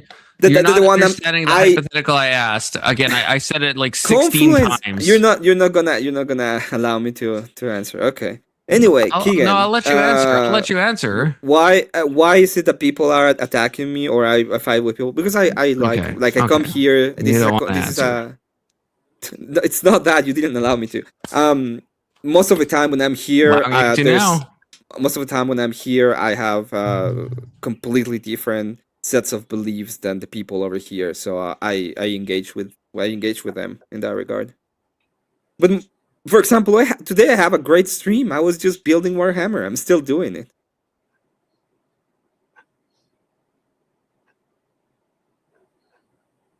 How did we get to talking about whether we exist? Because it's one of Confluence's favorite topics. Consciousness. We were talking about AI existing and if it has consciousness. It came from AI, and then it came to the my bad Cartesian winding path.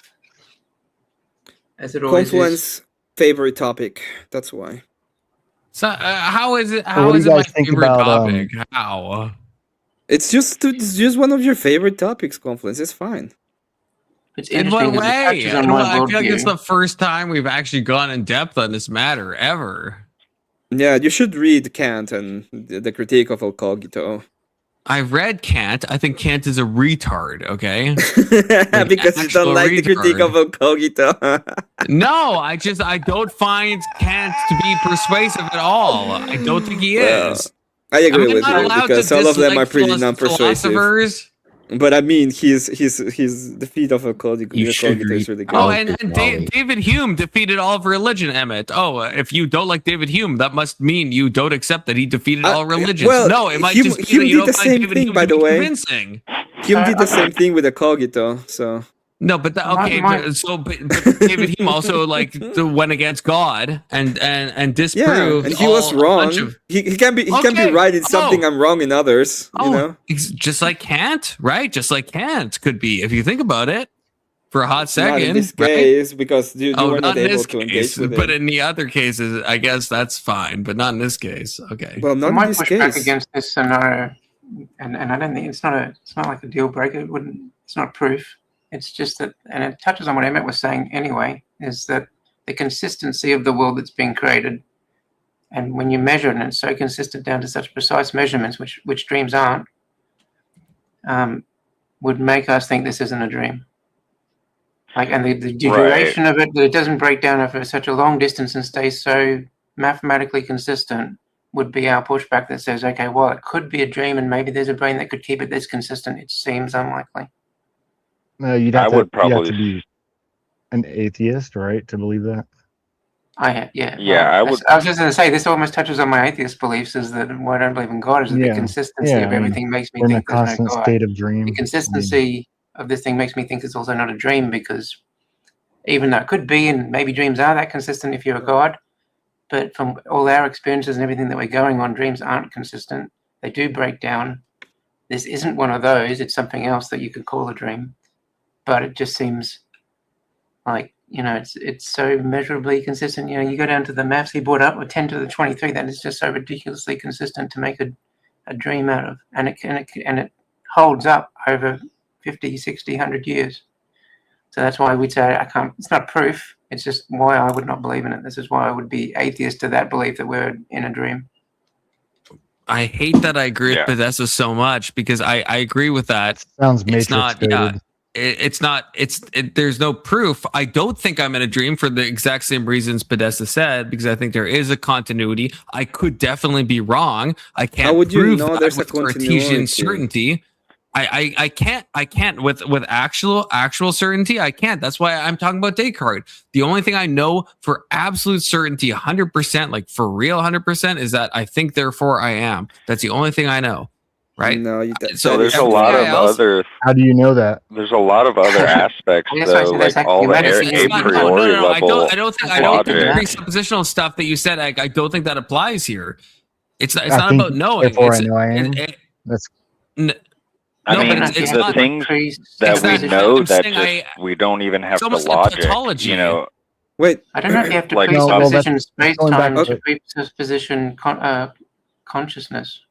Okay, I want to hear from Georgie. What were you saying, Georgie? Yeah, I was just saying, there's a priori level logic there that we can't even fathom. Up is up, down is down, language exists, logic exists, numbers exist, that we don't even, it's not even within our scope, so even the just understanding or fathoming that we're in our own minds, we have to imagine that there's something outside of our minds that have that stability in the universe that Georgie, would you concede the notion that requires our mind to comprehend that? Like, how would we know that unless we could think of that, right? Well, I would say that before we think, we have to be. So, because even in the thing says I, which it refers to the being that is. That right. So it's a presuppositions that we are like. No matter what, we're going to have to. I think, therefore I am, but that doesn't mean there's still a presupposition. Yeah, no matter what, we can't avoid some sort of presupposition. At some level, not that we can fathom. Yeah. True. Yeah, because we're going to have to start from a starting place, basically. Because one can go around in circles all day long thinking about what ifs, but the reality is there's so much stuff outside of our control, kind of like what Podesta said. There's a continuity or a consistency within the universe that we can't possibly fathom or make up, even the sheer idea, like at the transcendental level, things that we just know that we don't have to calculate in our minds that just exist. And, that's kind of the target. That's the proof that we can't be living in our own minds. There's also, I was just thinking as well, the concept of atoms. I think that's a bad proof, though. I think. Yeah, that kind of goes against what Confluence is saying, but that kind of like helps me and what me and Emmett are trying to say. Like, it does. I disagree. Why is it I agree impossible with that we could compute all of that? Like that's smuggling in some type of like physical reality. But in the thought experiment, we know what Ed said, that we have a mind. I agree, we have a mind, but the brain is a different thing. The consciousness that our mind created, to the avatar that we've created for this dream, can't really comprehend atoms. We had to measure them and learn them over hundreds of years no individual person walking around can comprehend 10 to the power of 33. So this huge mind that created the entire universe created a consciousness inside that universe that can't comprehend the parts of the universe it created. I still don't see like a robust argument. Say that again. Say that again, Podesta. Say that again. So if you think of the smallest things in the universe, these moles, like 6.1/10 of the 23rd side of the universe, all atoms and things where we're saying that this consciousness is creating, and we can measure them, and we've got scientists. We've created a universe where we measure them and we discover all this. But the consciousness of you or me walking around can't really comprehend that value. Like scientists have comprehended it, and they did the largest things and the smallest things. Scientists have worked them out, but our brains can't. You can't really, in your brain, imagine anything that small. So the consciousness that we've been placed in this dream can't imagine the things that the dreams are actually creating. So when we do dreams, we do it at a very abstract level. We don't think of atoms and things. We don't build a solid universe. Yeah. But when we dream, though, we also unless we're dreaming right now, though, Podesta, right? Because then we could dream that we. If we're dreaming now, we've still got a consciousness, right? So we can still sense. If you think that I am, you still have that consciousness, and that consciousness has abilities, but they seem to be the consciousness that's sort of us, that's sort of our big brain outside that's having the dream. But the abilities of that consciousness seem way, way, way less than the abilities of the brain would have to have. But anytime, it would be a different being. Now I feel like it's everyone against me because I don't agree with Podesta anymore. I feel like because we don't know, like if we did engage in a hypothetical that we are in a dream state right now, then we can somehow comprehend moles and the universe and all this stuff. Can you comprehend a mole? Like the size of it, 10 to the 33, a thing that small. Can you really comprehend it in your mind? But I think Podesta, I think you said this in a way where there also is a degree of like that we don't have like we've had so I guess let's move on. Wait, I'm trying to collect my thoughts. So hold on. Let me try to say something and then you guys respond. So to move outside the dream state. So like let's say we're in the real reality right now. So I'm talking in real life, right? We've all had dreams where we can dream of rooms, right?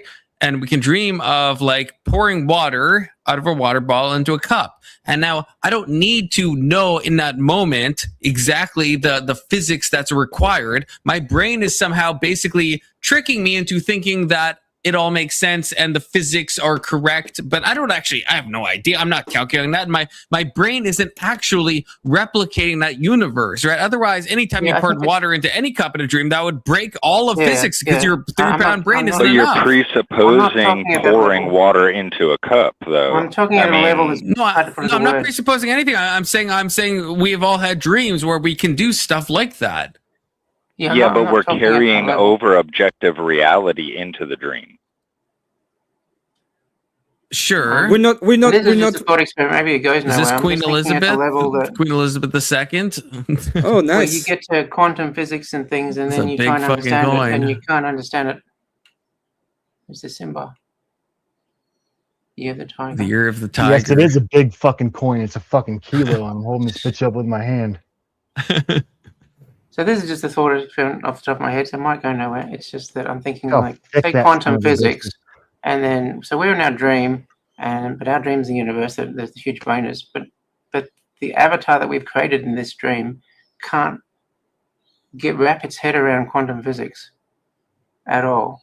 Yet the avatar is still us. Like when we're dreaming, we're still us. We're not. Our brain might be the size of a planet, but our consciousness is still us. It sort of should have the This is capabilities actually from Canada. of the thing that it's creating. So it should still be able to understand quantum physics that it's emulating at some level, but it's like it can't because we're just not smart enough. I don't know if I'm explaining that. Does that make any sense? Yes, I agree with Podesta on this thing. It's like what he's saying is, if he is this kind of being, if you are the kind of being that is created the universe, you should be able to have the characteristics of the kind of being that is creating the universe. Yeah. So yeah. So basically, omniscience. Omnipotence. Yeah, but if you are, that is pretty. Sorry, I'm distracted by acrylobus. This is beautiful. If you are an atheist, Yeah, so it's got a diamond in that motherfucker. But certainly understanding the concepts of the universe that it's creating. Which if you're an atheist and you don't think there is a creator of the universe, then you don't share those kind of characteristics because there's no creator, right? Yeah, you're an uncreated creator. I don't understand lots of parts of the universe, so I didn't create the universe. But I don't know if that follows because whatever created maybe being an atheist just means I don't think a sentient being created the universe. No, I'm not putting that Yeah. on you. I'm just saying that if you were an atheist that doesn't believe there's a creator, then you don't have to share the characteristics of the creator.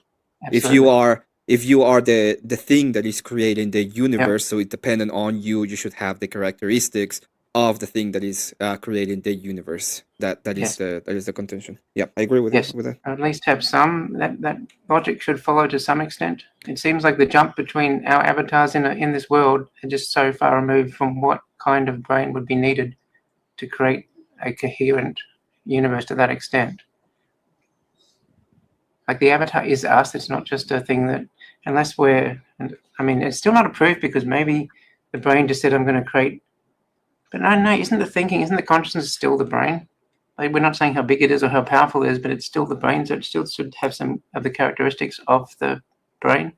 It might, but you could imagine a situation where we're minds without a brain. Emmett, saying it has to presupposing some form of physical reality. Minds without a brain? You're talking about the transcendental brain? It could be, but you're speaking from our reality. Well, no, sorry, not the transcendental right now, brain. The transcendental mind. Are you talking about the transcendental Should mind? we use the word brain? I don't know if the word brain is important here. It's more the consciousness. Then you have then you would have to show me what a mind without a brain, without having the necessary characteristics of a transcendental mind.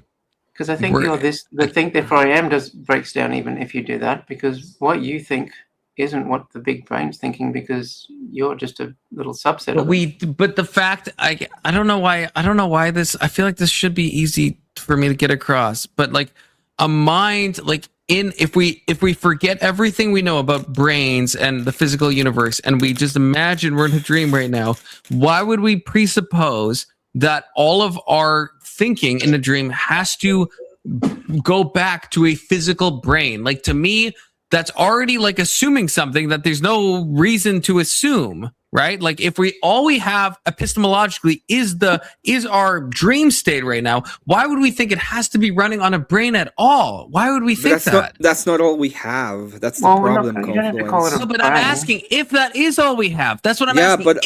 If yes, that's what I said. I'm gonna grant you that right now I'm on a dreamy state talking to you.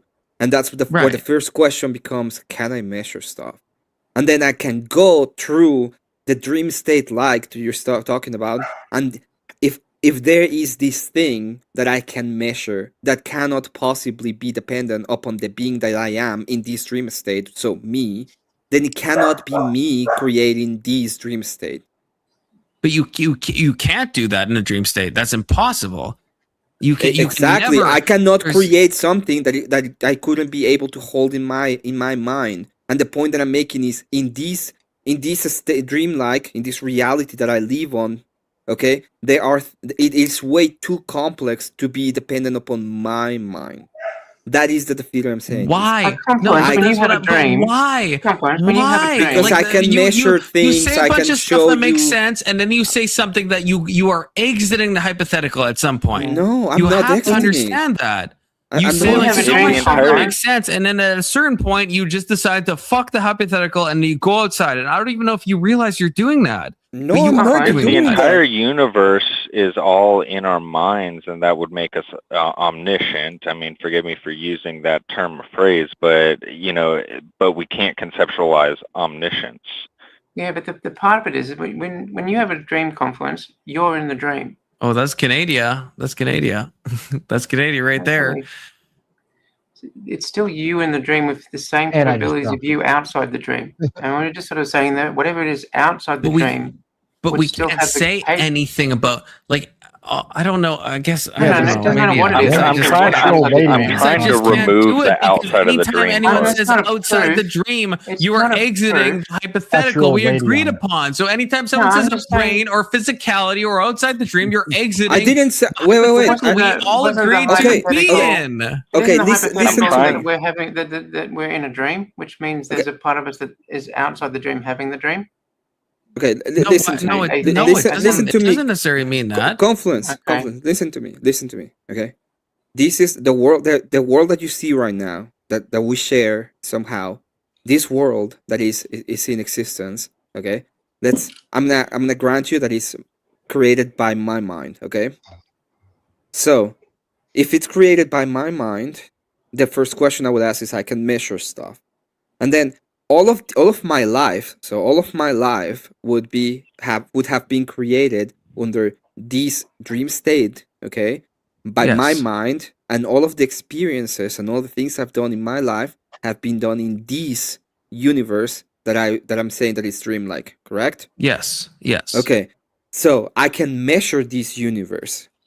Sure, The proposition I would say that is in contradiction, it would be my mind is able to create all of this universe, and this universe is too complex to be created by a mind like mine. Why? That's what I see you guys are both doing. Yes. You guys go to a point and then you say something that's not true. Why? Okay, because the being that I am is it has limits on what it can do and learn. And why? Because I'm not. Because if I wanted to, and then you say, "Hey, I want to be a billionaire," and I'm gonna go ahead and create the billions of dollars right now, I can't do it, right? So I have limitations in this universe. Do you agree that we have limitations? Yes, but that's the same thing in the dream world. So there you go. If you have a nightmare, not in the dream world. I've been a billionaire in my dreams. It's amazing. I have great dreams when I'm a billionaire. Dreams where I can't do what I want to do. So that proves absolutely nothing. No, you're smuggling you haven't. Some volitional, like you're omnipotence, and you don't have volitional omnipotence. Exactly. In your dream. I don't have omnipotence. You don't have to have that. You could have that. You don't have to have that. This says nothing about you being a dreamer or not. But I have ranges, right? I have ranges. In that case, I have ranges of things that I can do and cannot. Okay, So in all of the. Go on. What about just confidence? What about your intellect right now? Do you have a feeling for how strong your intellect is? Do you think that if you're in a dream world, your intellect is shrunken by the dream world, but the intellect of you dreaming is actually bigger? Can you say again? So the I think therefore I am, that you has some intellect that can reason capacity. But do you think that reason capacity is way smaller than the thing that's dreaming you? Like the you when you're not a dream? Well, the bigger you has a way bigger intellect than the avatar you in the dream. Yes, yeah. That's all I'm saying is that I thought that the intellect would be kind of in line, because when we're in a dream, our intellect stays intact. But you're saying in this scenario, the dream world that you're in, the you that's in this dream world is a much smaller intellect than the you that's dreaming up the dream world. Well, no, I would say it's the same when I actually dream normally. Like when I dream normally, stuff happens that I'm not necessarily in control of, right? So the you in the dream world, just intellect. Forget about control. Just the ability. No, but I mean, you have less ability to think in your dreams. You have less ability Right, to but the reason or stuff that think or happens, react. the universe around me is controlled in real life, right? When you dream, there is stuff that is controlled by probably your subconscious. That the you, I think, therefore I am, that type of you, the same way you defined it, is not necessarily in control of everything. You are experiencing the dream, but you are also building all the dream characters But on some you keep subconscious saying level and control. dreaming, building the God, dream world please. around This yourself. is nothing to do with control. This is just Don't let me intellect. be in Confluence mind. You Don't might let me be a You might character of I feel like Confluence. every time you use the word control, Oh Lord, you're not getting what I'm trying to say. oh It's Lord, just- that universe will be too gay for me. Okay, I don't want to be there. It's a degenerate dream world. Not the general dream world. It's not a degenerate. It's like omnigoted You dream wouldn't- world. you Okay, wouldn't wanna- should I kill think when I some have guys. dreams, Let me it's just, I challenge feel like I'm the this same with the intellect in devil's my advocate. dreams. I just have restrictions, things I can't do. I get the different emotions and different states that I go through, different like weird experiences that I have, but it's still the same intellect of me in my dream. That's why when I I'm don't know. lucid, I don't know what. I I don't still know feel how like I'm you're the same seeing like a intellect. symmetry breaker here in the physical world. There's stuff I cannot do, and I have definitely had dreams where there is stuff I cannot do. Like I don't know how there's a It's not symmetry do, it's breaker there. understand. I know think there's it's stuff more- in my I think dreams I it's like- cannot understand. There's stuff in the real world I cannot understand. So I don't know epistemologically, discounting everything else, just looking at epistemology. To be clear, I don't know how we can separate those things. Are you an orc? Confluence? Am I a what? An orc? A narc? An orc. Oh, like an orc. Well, I hope Like I hope an not. orc. Not all. I hope not. You are an orc then? Fucking goblin. Well, I don't know. Some people have called me I that. think I get what you in said a there, but political slur kind of way, to be honest with you. But like, I was gonna say that orcs in 40k have something that's like weaponized. Oh, what is this? Positive thinking. So if you see an orc in Warhammer and they all believe something, it becomes reality. So for a moment there, I thought you were kind of going with for that angle. Look, I'm just saying some fucking leftoids have called me orcs, okay, before because I'm a conservative. So I don't know if that's what you're going at. If you mean a physical, well, no. The orcs called you orc? What yeah, the fuck? yeah, kind of actually. Yeah, kind of ironically so. Yeah, it has happened. Anybody I think that's why our dreams break down. Is that our Look, brains I can't talked actually to understand. all leftoids, okay. Our brains can't actually understand how to keep the universe consistent, so they mirror what they know until it breaks down. Whereas in this dream universe, the mind outside seems to be able to keep it consistent the entire time, so it has to be a higher intellect. I think that's the most likely. I'm just saying that if we are in a dream, then to even talk about a brain or anything like that. And I feel like Podesta, I feel like you know what I'm talking about. You said before, our brain could be the whole universe. Our brain, we can't assume it's 30 pounds. It could be 1 million pounds. It could be 1 billion pounds. It could be a quadrillion pounds. I just thought if I had a million pound brain and I had a dream, I feel like the consciousness in that dream wouldn't be a 3 pound thinking intellect. But okay, that's not a fair thing. That's a guess that you have, which I'm fine with that guess. That's a fair guess. I think it's just more evidence to make me feel one guess. way than another. I'm not saying any of these are proofs. I'm just saying there is more evidence to make me think one way than another. Well, yeah, I'm okay. Wait a second, Wait a second. I just want to say something. I want to say something real quick. No, wait. Okay. What Podesta is saying, I agree with him. It would be like in dream states, you are dreaming of you, so the I becomes the subject. So you're not. Whenever you dream, I don't think you dream you're Cthulhu monster, super giant brained. You usually, when especially in the kind of brains that you said that you cannot do anything you want. They are you are tied to your physical reality that is right now.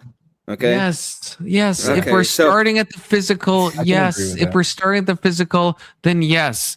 But the whole thought experiment is you're not starting at the physical. So, like, if you start at this point and you work this way, sure. But if you're at this point and you work backwards, then absolutely no. I would agree. Yeah, let's start there. So I'm a kind of being in this dream. So I am me. I have a specific things that I am in this dream. So I'm a human. I have a specific kind of brain. I have a specific kind of You mind. you think you're a human. No, to no, be no, no, clear, no. I just, I'm not trying talking. to, like, I'm not trying to talking in the interrupt. You dream. think I'm you're a talking in human, the and you dream. think you have a specific type of dream. Dude, We're on the I'm same talking page. I'm talking in the dream. I'm talking in the dream. Okay, In I'm the just making dream, sure. in the dream, I'm a human. I have a specific kind of brain. I have a specific kind of mind. I have a specific kind of limitations. Okay, this is the being that I am. If the thing that is dreaming me is a completely different kind of being that has a billion bajillion gajillion kilogram brain, that thing is not me. Okay, so I guess I have to take a pee, but I will ask you this question, Emmett, and anyone else. Is it impossible, like right now in the real world? Okay, we're back to the real world. I'm a human, right? I have a 3-pound brain. Is it impossible to dream that I am an ant? Is that impossible? Philosophically, yes. You think that's impossible? Yes, I would say might be, yes. actually. I don't I think think you you cannot. Okay, say more while I pee, because that sounds to me Well, I was just that saying, I how don't would that think be you could- philosophically impossible? I think it's possible to dream that you're an ant. I mean, Yeah, I you would could. imagine. I would say that I it's think that you can yes. you can humanize it, like you can put it in the sense of you being I like don't think ants. that's a dream, definitionally. Like we I mean, we I would don't think think you'd we're be in the Your same dreams don't work mentality as that an way. ant. right, No, no. right. So we'd be I a would say, human yeah, brain yeah. stuck in Okay, I an have to come ant. back The for this. dream You is still dream an that you existing dream that you process. think you're an No, ant. that's You dream base. that you think you're an ant. That's the That's parallel to what Emma that's was saying. No, no. I think I'm me and saying that it would be like ants, like the But movie. it would You be would your do something consciousness like in that. a body of an ant. You would Exactly. still be yeah, you, but you'd be in yeah, a body of an ant. You would still yeah, have the right. intellect of you in a body of an ant. You wouldn't dream of the mind of an ant, You'd have the physical limitations of an ant. but you'd have the mind of you. You wouldn't Right, be able to Right. you can't dream away your intellect. right. Let's just say that's what our dreams are, basically. Like some That's impossible shit sometimes, right? But that, You what ever, I'm saying is you never had a dream where it was like just some impossible shit and like there's no no. way this could be You have happening, crazy, but I know I'm impossible shit dreaming, so everywhere. You why can not? dream away physics. You Yeah. can dream away your size of Right. you. Every You can time. dream away all sorts Well, of So stuff. let I dreaming, don't think you can dream dreaming away. that wait. Let me. you're, so dreaming that you're an ant is not too far out of what I'm Okay, let me saying. put it this way. Have you ever seen the movie Ants? Yeah. Yeah. An Ant's Life. Okay, in that movie, the main character is a guy, right? That is trying to impress the Mhm. princess, I right? don't remember the plot. I Okay. think so. In Well, that if you actually learn anything about ants, you realize that all of them are female. was it? I was gonna say, was it? Huh? Yeah, like That wouldn't make a very good movie. So the see, whole point of it is you can have the idea of being like an ant, but you still have the intellect, you still have the experience of the human, but and the only female that like you should be seeking would be the queen. no, all of them are female, including the queen. The only males are the guys that fly, the male ants that are done specifically for reproduction. Does that mean Yeah. that every? What do you mean? But what does female mean for an ant? Can they reproduce? I thought only the queen could reproduce. Yes, Or can they all become queen? They No, there's only cannot. certain ants that can reproduce, right? Yeah, only But- only the queen can reproduce. But if you go to the like if you actually understand a little bit of them, they're all female. Like they're considered to be all female with the queen. I thought most except ants the are males. males besides the queen. Am I crazy? No, I thought most no, ants are, no, are male. All of them are females. No, Emmett's Someone right. fact check but that. my point is like that's You mean they let women into the military in ant pre- world? that's kind of the presupposition that we're going at, though, Emmett. Kind of, I think, is that when you are dreaming that you're an ant, you know you're an ant, and you know the ontology and you know everything, but you're like you're as smart as a human. So you might be stuck in that ant body that is, you know, mostly females, and you're out there like scavenging and doing whatever you're doing, but your human brain got smashed into that ant. Like, do you think And that's you're still possible in a thinking dream? all the intellect Yeah, that goes in the I body. think you can have this represent. What I'm saying is you cannot actually think like an ant. You cannot No, be yeah, the right. ontology Now- of the ant. You are you are still you still have You- the live Now, experience just of to throw the another wrench in yeah, everything, no, I no, can't no, yeah, we imagine would still be above a and beyond brain the where it's ant. compartmentalized so But the conscious part is No, the but part yeah, that creates the this is universe. the point. This is the point you're making. It though, you're making like our human brain is smashed into an ant, so obviously we're gonna know better than the Well- ant would. Yeah. Not even that. But that wasn't the question. ants- The question was, so- can we Wait. dream that we think we're an ant? Wait a second. So, no. Wait a second. Oh no, that might not have that been my changes it. question. Even the thinking that is being done in the dream, it cannot exist the same way as the ant. The way that they communicate, there's not the same way we would communicate in that dream because we would use How would we language. know? Sure, The- but we yes, can dream okay. that we think we're an ant. There's no No, philosophical problem with that. no. That's the difference. You said, can we dream like if we were an art, like if we were an ant? And I'm saying no, we would have this experience of a human, and we would have this body or this idea Can of you- us we're being saying. the ant. I agree, But we I cannot agree. It we is- cannot become the Yeah. ant. We We can't cannot be talk with an ant. pheromones. It's human. We Well, won't you have know that an kind ant. Do you of at least mind of agree? brain. Do you agree with my question though? We can We're have a talking dream past where we each other. think we're an ant. That's We not can, proving yes. my point. Not countering it. Well, you're saying No, no, because Emmett? You can't say Yes, no to I'm that. saying Please, no. God. No, Yeah, how? I'm saying no. What? I thought You you can't said have a yes. dream where you think that you are an ant, even if you're not actually an ant. You just think that you are. That's impossible. Yeah, you can think you're an ant. You just Well, won't because behave I don't like think an an ant. ant thinks it's an ant. Yeah, I We're don't. getting to the point where Emmett. That's not the we're getting- question. The question was, can you have a dream where you, as a human, think that you're an ant? Yes. That's like a Well, super yeah, easy. it How like are you a saying no to human that? in the body of That's an like ant. insane. No, Yeah, but you a might not human think in that the in the body of dream an world. No, but in Yeah, the you dream think- world, well, you don't it's think just- that. You could have a dream you're where you just stranded. think you're a You're legit stranded. ant. I don't see any problem But granting just the this. sheer fact that you're thinking that you're an ant means that you're a I think human. it's fine. Yeah, but That's then you can fine. you can grant the question. You will think you're an ant, but you will think is the point. Ant won't think. Yes. And that's why my whole point is that if your avatar is an ant, you still got the intellect of the original consciousness in the You body do, of an but ant. only and the if you're capabilities only, of the human. only with reference to the physical world. Without reference to No, the physical intellect, world, you have no not fucking reference to- idea. No, intellect, logic, maths. The ability to do logic. So logically, of a maths human. can't have intellect, and maths and ants. I feel like Probably. it runs up. Logically, there's a good chance that Logically, ants can't have intellect. Really? No, Emmett? they- I don't they- think you know what logic means. They if you're cannot. saying They that. cannot conceptualize have much math. logical They don't intellect, Logically, they don't have maths. You don't have access to logic and maths. They run on instinct. That's higher But level you will, thinking. in your dream of an ant, you'll have access to things that a real ant wouldn't have access to. See, you think logically it's impossible, not biologically. You're all committing to saying the logically it's impossible No. for an ant to have logic and intellect. That's impossible. Like Yes, logically, the only way not you could do it is biologically. if you put a human brain in it. If you put a human consciousness in it, it will.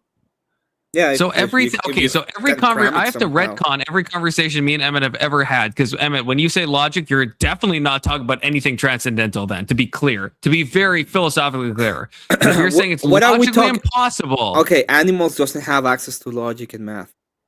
They logically could, though. It's not logically impossible that No, they do. because they are not They made would in the need more image of intellect. God. It's biologically impossible. It's not logically impossible. What do you because mean? they're When you not. every This time is you've the ever point said I've been logic saying. to me, I don't even know what you mean if you're saying that. You sound like What? an atheist. You're not Yeah, talking well, about transcendentals then. You're This is just what I've been not. saying. I'm talking about You guys haven't transcendental. been listening It to has me. a specific Okay. thing. Let's Go chat ahead, with you guys. Agree, please. Go ahead. Well, this is Way what to I've been go. saying, and you guys have See you been next time. fucking listening. All right, see you, man. This is what I've been trying to say, and you guys haven't been listening to me. Like, without humans, this wouldn't exist. So you're bringing up the supposition of animals, and of course, animals are different than us. Right. Biologically, an ant can't have. Well, there's no logic- intellectually as well. Yeah. That's fine as well, but there's no logical Ontologically. reason. There's no logical reason. Emmett, then tell me the logical reason why an ant can't have intellect. What's the Because logical the reason? ontology of the ant doesn't have the same capacities that we have as Okay. as the creation of That's not God logical. to be able To be clear, access that, logic. that is not a logical argument. That is like a It- weird it is a axiom that logical- you're going to. It's not axiom. Then you bring it to me, like agree, in a you logical have form. to- Pretend you're okay. Andrew Wilson. Why is it logically impossible for an ant to have intellect? I'm gonna pretend I'm an ant. Like start ontology from the of the beginning. ant- Carry me there. Because the ontology of the ant prevents the ant, the being of the ant. No, I mean like premises and conclusions. That's what I'm asking for. You give me You are the one making the positive argument. You're the one making the positive. You say the ants can. Yes, so you do it. You say that the ants can have the intellect, access to logic and math. So you make the proposition. No. Yes. No, you can rewind the stream, brother. I said, are you saying it's logically impossible? Anyone, please, God, everyone that's watching. I'm saying that it's logically impossible. So I am in the negative. I'm saying that you're saying impossible. You are the one positive. You're the one saying positively that ants can have access to logic and math. I need you to give me. This is the question. The question. Is it possible for ants to have logic and reasoning, and who's the affirmative and who's the opposing? Okay, so you are the one giving the positive. You have to prove that they can. You are the one who comes up with the argument, and I will do. Okay, since I'm saying no, they cannot. Okay, you cannot ask me to prove this negative. This negative. This negative. I'm not asking you to prove a negative. I'm not. You're asking me to prove a negative. I'm saying that it's impossible. Okay, I'm saying that no, the ants cannot have access to that, and I'm saying that it's because of their ontology. And I'm using biblical text in this case, which you can say I'm wrong so not logic then, to be clear, right? So then that's what I mean. You don't know when I say logic and you say logic, we don't mean the same things. What the hell do you think logic is? What the hell do you think I believe logic is? I don't think if you're talking about logic, I don't think you're like Yes. What do you think it is? You think it's just a set of propositions, or you think I believe it's a living being? Okay, I need you to tell me. I guess I'll ask you what is logic, because I feel like I'm being stun locked here, because then at least philosophically when you say logic, because then you can't talk about like the law of contradiction, because you're not getting that from the Bible. So please don't talk about any of the rules. Of course I am. What are you talking about? Of course I am. Then quote the Bible verse. Quote the logic. But I'm not. But I'm not even. To explain the 3 rules of logic. But I'm not. No, if but that's I'm not where even, you get logic from, I don't then need. Please show me. God, no! I don't need to, because the other part of the other thing that you don't understand, and I did get it from the church, by the way, is that the church is part of this, right?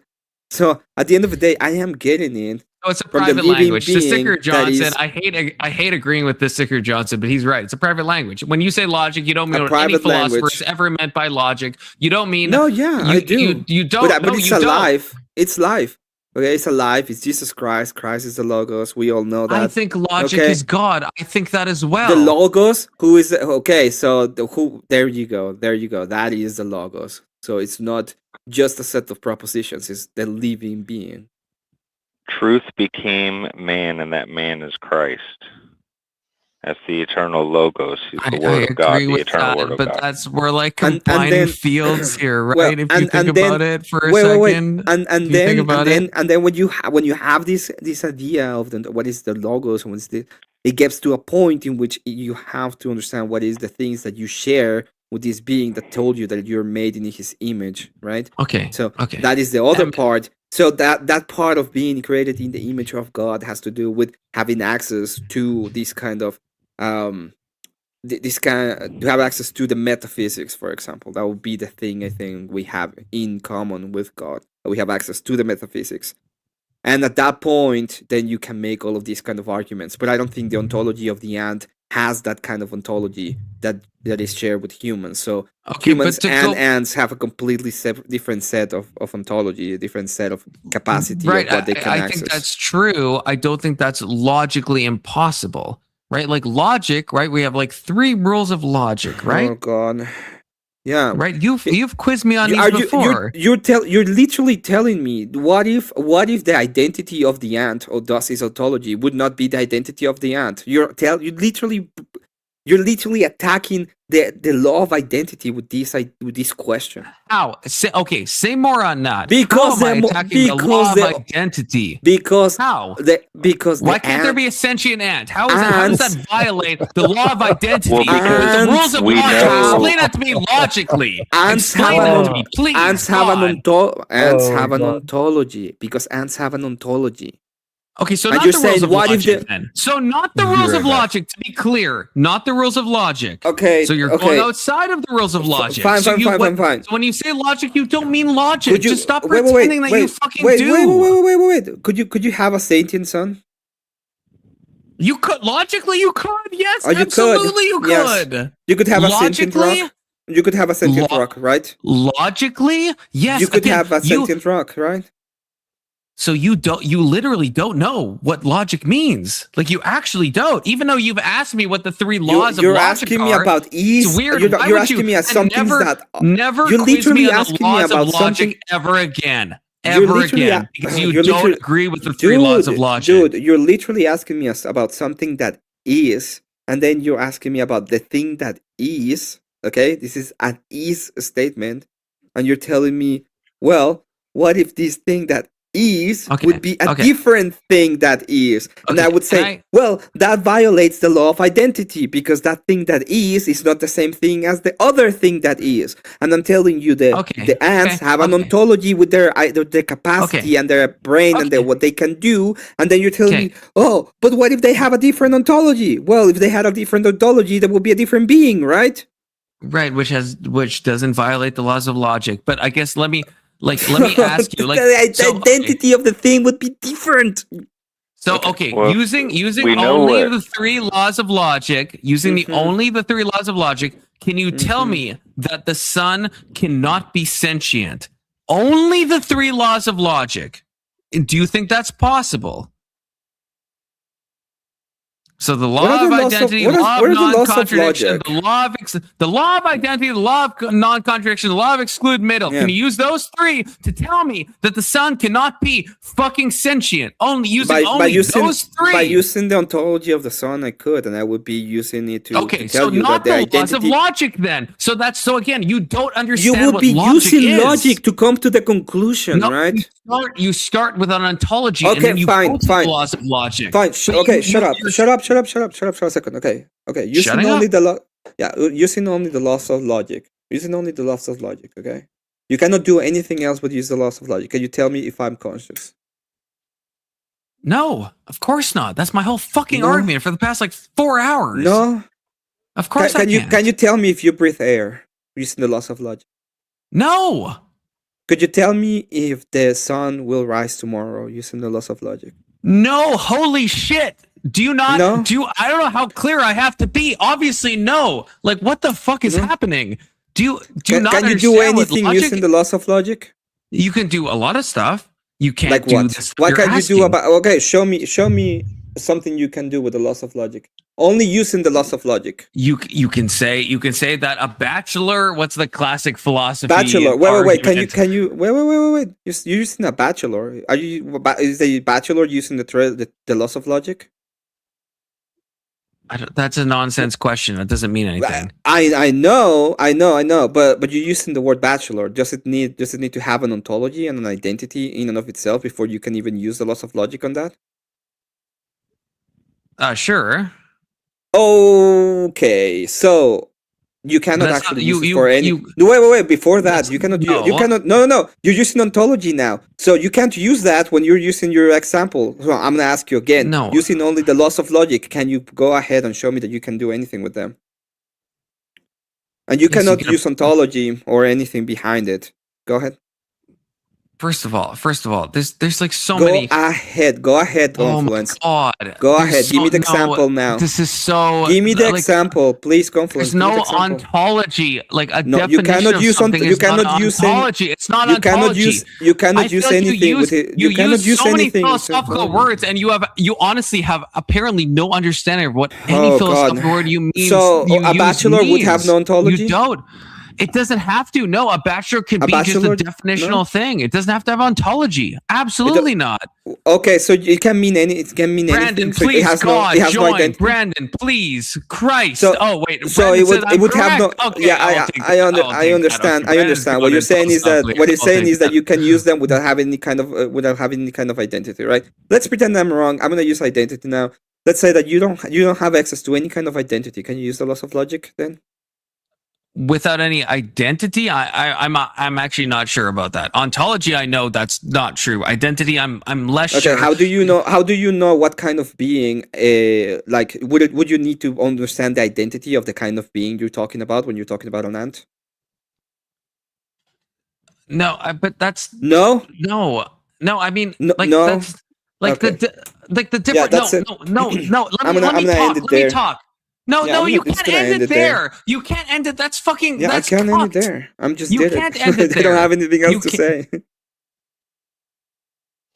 A bachelor is defined in a certain way, right? A bachelor is an unmarried man. That's a definition. An ant is not defined as someone that doesn't have consciousness or can't have a sentient experience, right? That's where things break down. Do you understand that? I think it has. I think it is defined as that. I think it has specific definitions of what an ant is, including the capacity of the being.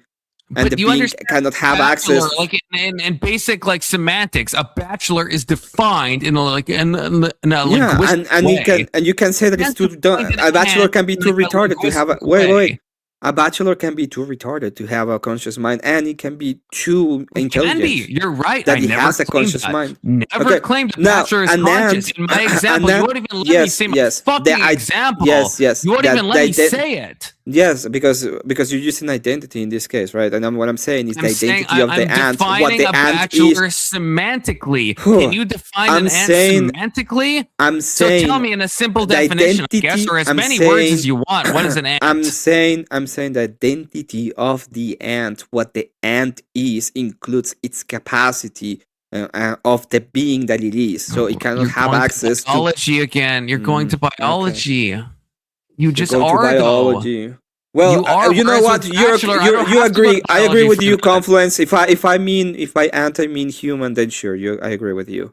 So ant can have consciousness because that's what I mean. Because I could just use whatever word in whatever sense that I want. I'm not saying you can use whatever word. Yeah, it means whatever word that I want. We don't have to equate it to the being. We don't have to equate it to any kind of identity. We can just go ahead and do whatever the hell we want with semantics. Can you do that with an ant? Go ahead, please. Go ahead. I did that with bachelor, so I did my example. Do that with ant. Give me a few words that defines an ant. Fucking hell. A small insect without access to higher intellect. That's a stupid goddamn definition of an ant that no one would agree with ever in all of space time. So get fucked. Without looking it up, that's pretty based. I don't know. Small insects without access to higher intellect. You agree with that? That's a good definition of an ant. There you go, bitch. You agree with that? There you go, bitch. So a spider is an ant. A spider is an ant. Based on it's a different kind of insect, but it's also an insect. Well, it's sorry, not. What was the definition? Yeah. What was the definition that you said, Emmett? That egg called based? Yeah. What was it again? A small insect that doesn't have. So that would be a. Wait. Is a dog a bachelor? Is a dog a bachelor? No, I said an unmarried man is a bachelor. An unmarried man. Yes. So in order to say, okay, perfect. Okay, an ant is an ant. Okay, fine. Section 230. Fine. Yeah, I don't think a spider. That's probably the bad example. A spider is an arachnid, by the way. Because you read section 230. Okay. There's a million insects. A cockroach, right? That would be the same as a cockroach and ant. No, it's not. I could probably name. Well, I could go with. Wait. Probably like infinite. Give me a second. Okay, and so I can define it real quick. Yeah, and it's gonna be a bad definition. Oh my god! How are you so conservative coded? Okay. An ant. Give me a second. Okay, an ant is an insect from a family of Formicidae. Okay, that doesn't have access to higher intellect. That's it.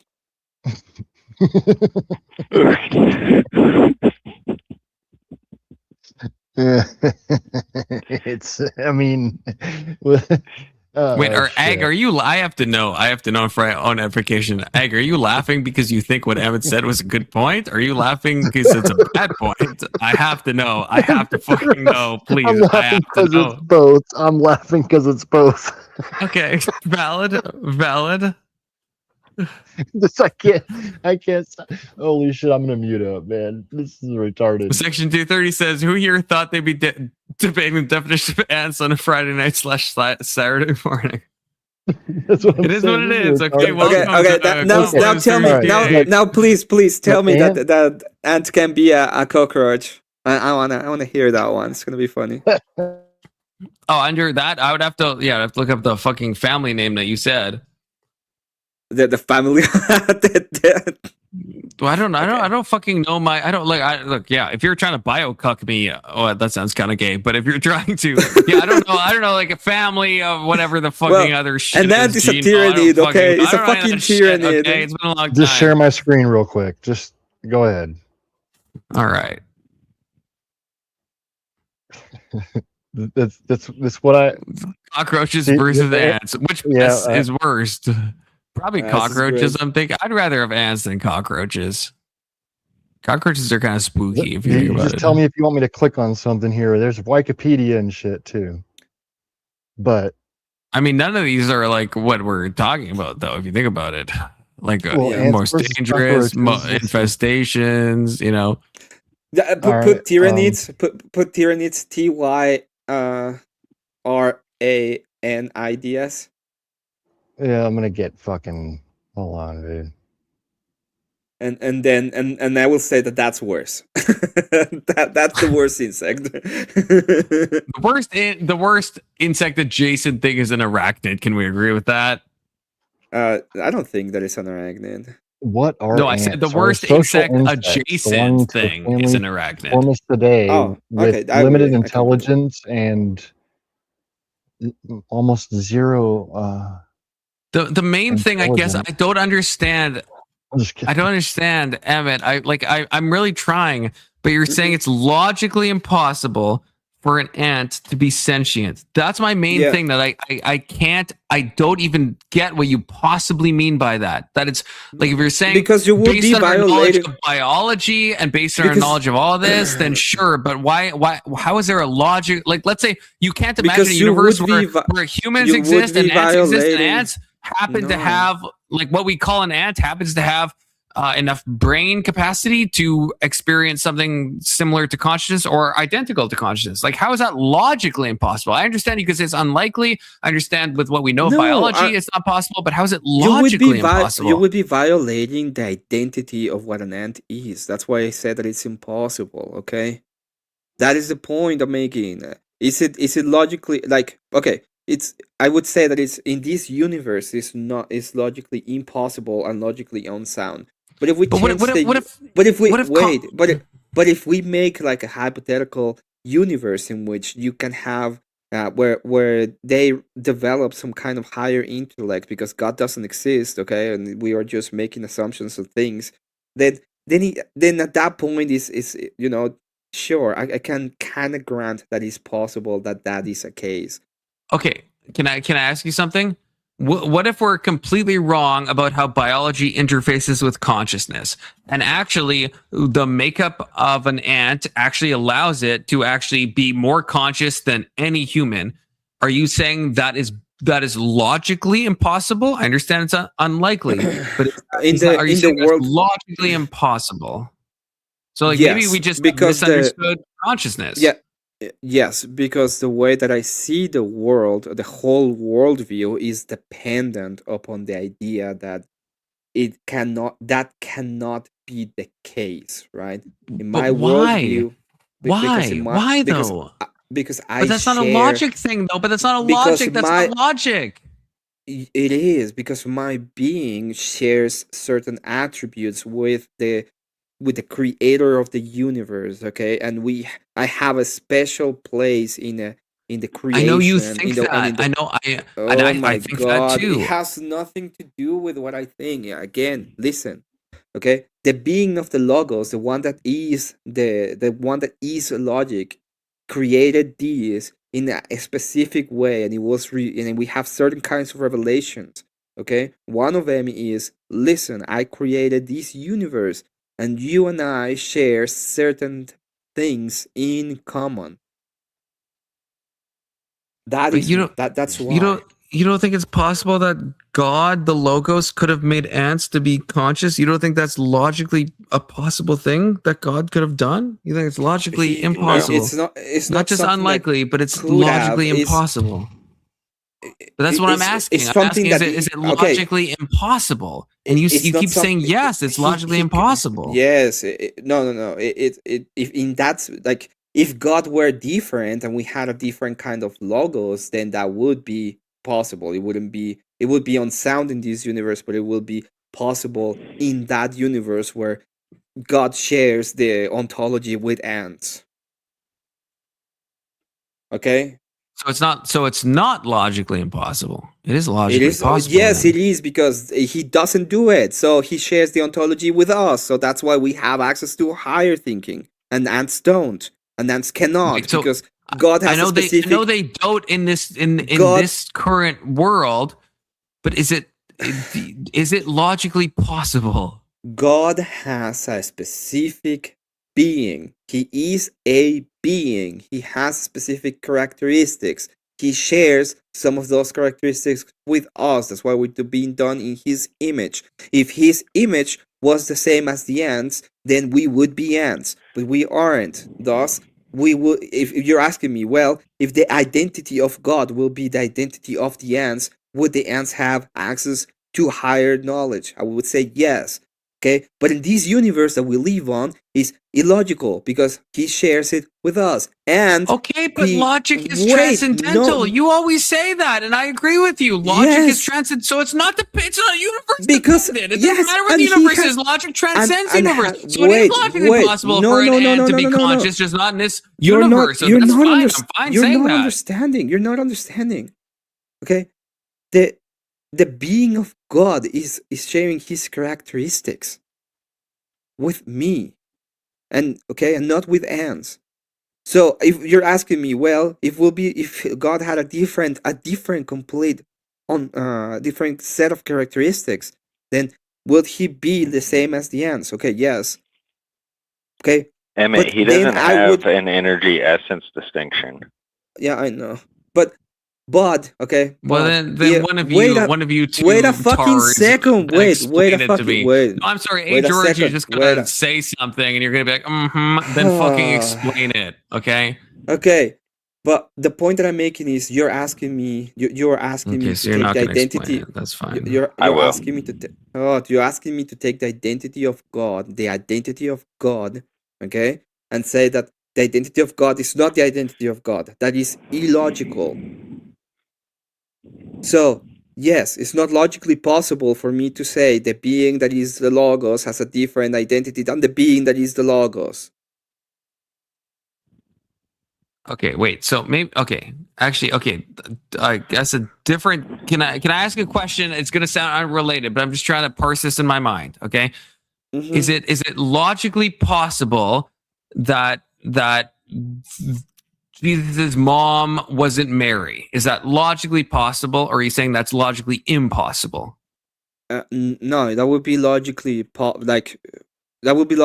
You're asking me. Obviously, that would not be the case, right? So, but if you're asking me, is it possible that another virgin woman of virtue would have birthed Jesus? If that's what you're asking me, then it is logically possible. Okay. Do you apply that to kind of all of the biblical stuff? Like, is it logically possible that there didn't have to be two humans in the garden? Or is that logically impossible? Or it's that what you're asking me is just it's logically possible in the sense of other women can give birth. That is what is logically possible of it. I don't think it's possible to Christ specifically. Yeah. Well, I mean, we're talking about the body, or we're talking about the body, okay? But if you're asking specifically asking, wait a Jesus second, Christ. wait a second. I'm granting I'm granting the idea that is logically possible. that another woman could have given birth to the vessel. I don't think it's actually I don't think it's sound. I don't think it has any merit to it. I think the Theotokos is when you was say chosen for a sound, reason. you're not using that in a technical sense, right? When you say sound, you're just saying that. No. There's logical possibilities, and then there is the truth of the matter. No, I know. That? So in the truth of the matter, That's not what sound means. I'm just trying to figure out if what you're saying is logically sound. It has to be true. It's what it means. And no, that's not what it means. That's not what it means. That's not what it means. That's not what sound means, Dude, though. If you think about it, it means that sound means that all the premises, an argument is both have valid. To be true. And that the argument is valid if the conclusion follows from the premises, and an argument is sound if the premises are true as well. Yes, so they have to be true.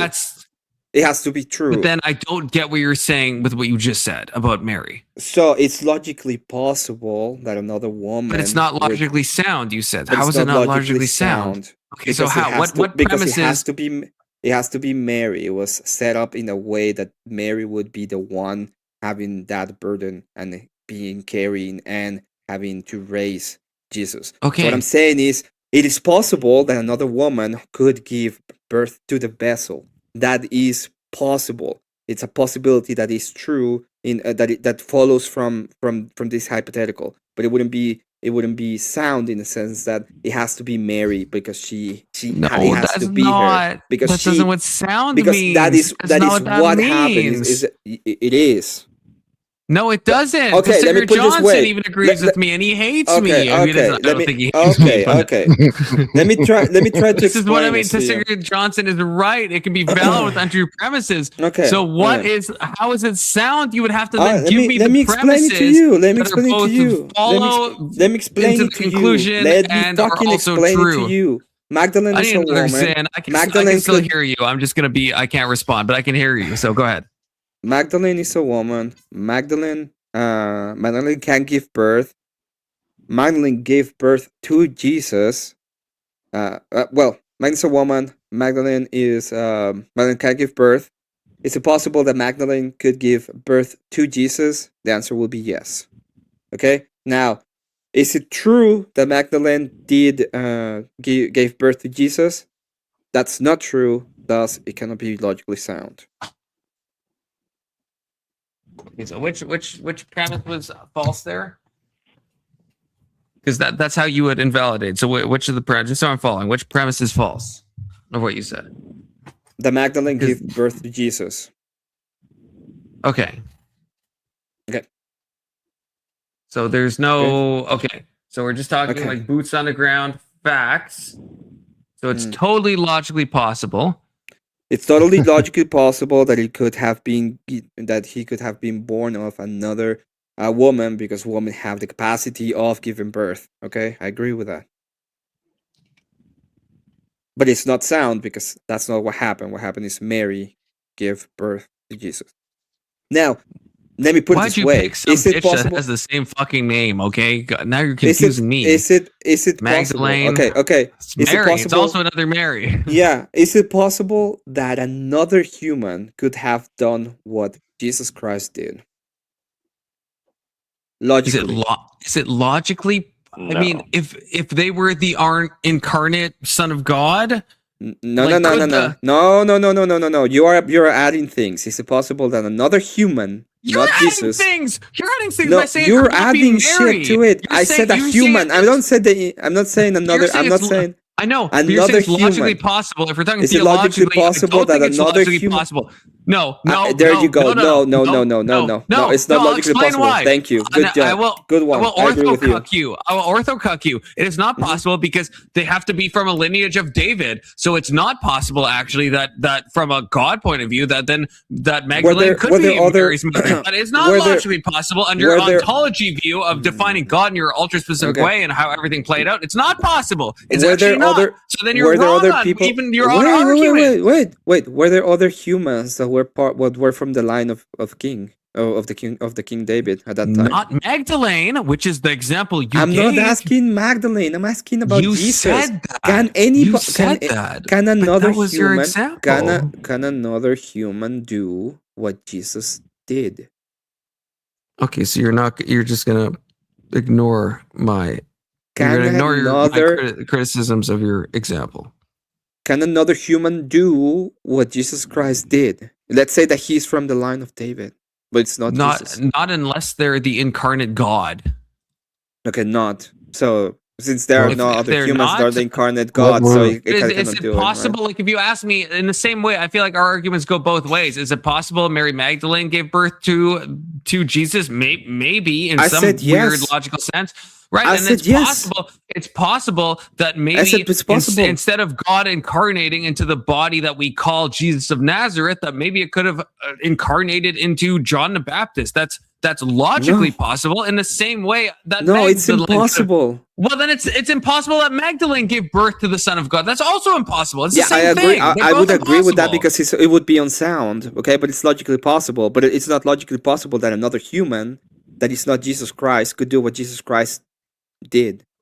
Why not? I just explained how it could be logically because possible. He is the incarnate of. I know. Of God, I said, is it not logically possible that John the Baptist could have been the incarnate God? If you're saying no, then you have to disavow your Mary Magdalene thing, because then that's also logically impossible. Because they have a different identity. Because so does Mary Magdalene and Mary, the Mother of God. They have a different identity too. So that's logically impossible as well. Yes, please, yes. It's so not that's impossible. Logically impossible. It would be for them. It would be unsound. But for then when Jesus, we go to them, then how is this? Explain. Because what am I Jesus missing? is how are those? Because Jesus has a lot more attached to him when it comes to his being than anybody than John the Baptist.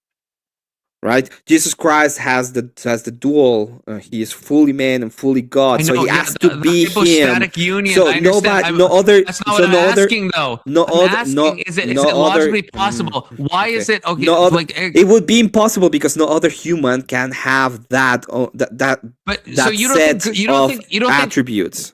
So you don't think God could have made it a different way? Where someone other than Jesus with his exact chromosomes, you don't think it could have been you think this that's is why logically Jesus is impossible? But you somehow maintain that Mary Magdalene could have given birth to the living God. Like, fuck off. That doesn't make any fucking sense. Even theologically, you're not getting it. Yeah, because you're not getting it. Like I'm saying that it is logically possible that a woman can give birth to a baby. That is logically possible. That's okay? not what. Yes, that's like an insane amount of. What I'm saying, yeah, that would be logically possible. Fucking backpedaling. Holy shit! No. Did you listen to anything I said? Like, I literally give you the. The argument was Mary Magdalene. The reason why Magdalene is a woman. Magdalene can give birth. Thus, it is possible that Magdalene could have given birth to a baby named Jesus. What do you disagree with any of those? What? No, any of those. Wait, shut up. Which one of those you're saying that the premises are wrong? I don't disagree with any of those, but that's not what you said. So logically, wait. Logically, I have nothing to do with that. Do you mean the Son of God, or just mean named? Because that's something that's a change. Anyone can go back and see that. It's a change. Yes, I'm talking you about. You didn't say named Jesus before. Calm down. Listen, okay. So these ones, there's no contradiction in them, but it will be unsound. It's not true. It was done by Mary. Okay, that's the point I'm making. Now, in my case, what I'm saying is, Jesus Christ is a specific kind of being. Okay, no other human can do what Jesus Christ did. So, that's my two premises. Thus, no other human can do what Jesus Christ did. That is the conclusion, right? And I'm asking you, can any other human do what Jesus Christ did? Any other human?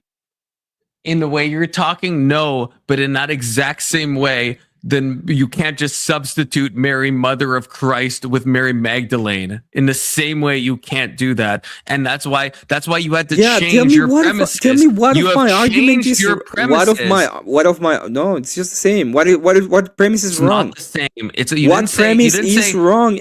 What premise is do you wrong? Acknowledge? Please admit. Do you admit, or do you actually not agree with that? Are you not willing to admit that, or do you forget that your initial premises? It wasn't like you didn't say before that someone could give birth to someone named Jesus. That's not what you said. Like, do you agree you're changing it now, at least just for my own sanity? It can be the case that I'm not even saying name Jesus. Okay, and that's what you just said, though. Listen, when you repeated the argument, it could be the case that she could give birth to. It could be the case that she gave birth to Jesus. That was what I said. Okay, so that's the original thing. So that's not. I'm just trying to get clarity because you said name Jesus before. Obviously, a woman can give birth to someone named Jesus. Okay, is it possible that she? Then why would you say name Jesus? Because oh Lord, because so what is the name? What is the name of Jesus? Yeshua, also the cognate of Joshua, like 1,000 plus people were named that. So that means nothing, right? All you like to do is play stupid word games with me most of the time. I'm not playing stupid concepts. Every single time you're playing stupid word games, no, and not actually listening to my to the argument and to the concept. The Listen, I'm gonna start doing that to you every fucking time. Okay, I'm just gonna go ahead and be like, I don't understand what word means. Yes, confluence. Yes, no, that's not valid. That's not fair. That's not fair. Wait. You mean no as in no or as in WONO? That's not fair. And are you saying no? Are you saying no? Are you saying no or are you saying no? Let me explain, and you tell me if you disagree. I'm confused. I need to know if you're saying no or you're saying no or you're saying you can do all this stuff, Emmett. Just let me say my thing and tell me if we disagree. Are you saying say or are you saying say? Is this not the definition of bad faith? Like I'm just like asking. Wait. Are you talking about faith? Are you talking about faith? Okay. Like what is faith? You've just decided to be bad faith right now because I'm trying to actually. I'm trying to get clarity because faith can mean like in the Orthodox, or it can be in the Catholic, or it can be like in the Roman, like in. Okay, what I'm saying is I'm saying in premises. Then yes, I want to be precise on language because we're talking about syllogisms. In normal talk, I don't mean that. Okay, I'm sorry I had to mute you, Emmett. That's what I mean. Okay, so I'm not saying. I'm still confused about what you mean. What is a syllogism? Okay, so you didn't listen to what I said. That's fine. I'm still confused about what you mean. Like, why are you not willing to unconfuse me? Yes, there is. Brandon, Confluence 358 on Discord. It's the same as my username. I realized I could change it. So yeah, everyone watching, Confluence 358 on Discord. But Emmett, you're being bad faith right now. You have to know that. Because I'm just saying. I think you're being bad faith. I believe that you're being bad faith. Like, we're the same point, right? I agree. I think you're being bad. When I'm asking, let's go to the syllogism. Magdalene is I'm not even gonna use Magdalene. Fernanda is a woman. Fernanda can give birth. Fernanda, it's possible that Fernanda could have given birth to Jesus. Where is over there? Where is the logic? What's the logic? What's the wrong in the logic? It's just a name. It's a stupid name. Oh my God. It's a valid argument that is unsound according to what I believe and what you believe. Yes. Okay. So now, when we're talking about Jesus Christ has a different. It's a different kind of being in a sense. Okay. So when I ask you, is it possible that another man could have done what Jesus Christ did? So. Not Jesus, just any other man. Could any other man have done it? Well, I think I could make a similar syllogism, right? Let's go to your syllogism. A man could be born. First premise. Second premise, that man being born, that could be the Son of God incarnating. Well, you said possibly with that's I'm using the same language. That's what you said with your thing that you just said. You literally said it possibly could be Jesus. So In the I'm saying the same thing. conclusion, in the conclusion, not in the premises. Fernanda is a woman. Fernanda can't give birth. Thus, it's possible that Fernanda could have given birth to Jesus. Now, not in Okay, the premises. Okay, Not so in the some- premises someone have to be gives- clear. Okay, so someone gives birth through a man. That man could be called John the Baptist. You're The going with conclusion. good again. You're going with good in the premises. Okay. So no, you're right. Okay, so premise one: someone can give birth through a man. Right? Is that fair so far? Okay. Okay. Premise two: that man is John the Baptist. Mm-hmm. Premise three is God chose to incarnate as the Son of God into John the Baptist. And then the conclusion is that therefore John the Baptist is the incarnation of the Son of God. That's a valid argument. It's not sound. That's valid. I think. Okay. I can grant the idea of it being valid. Now, I didn't say that if you could. it's fine. I'm not. The point. No, but I'm trying to understand like what we're like. What do we?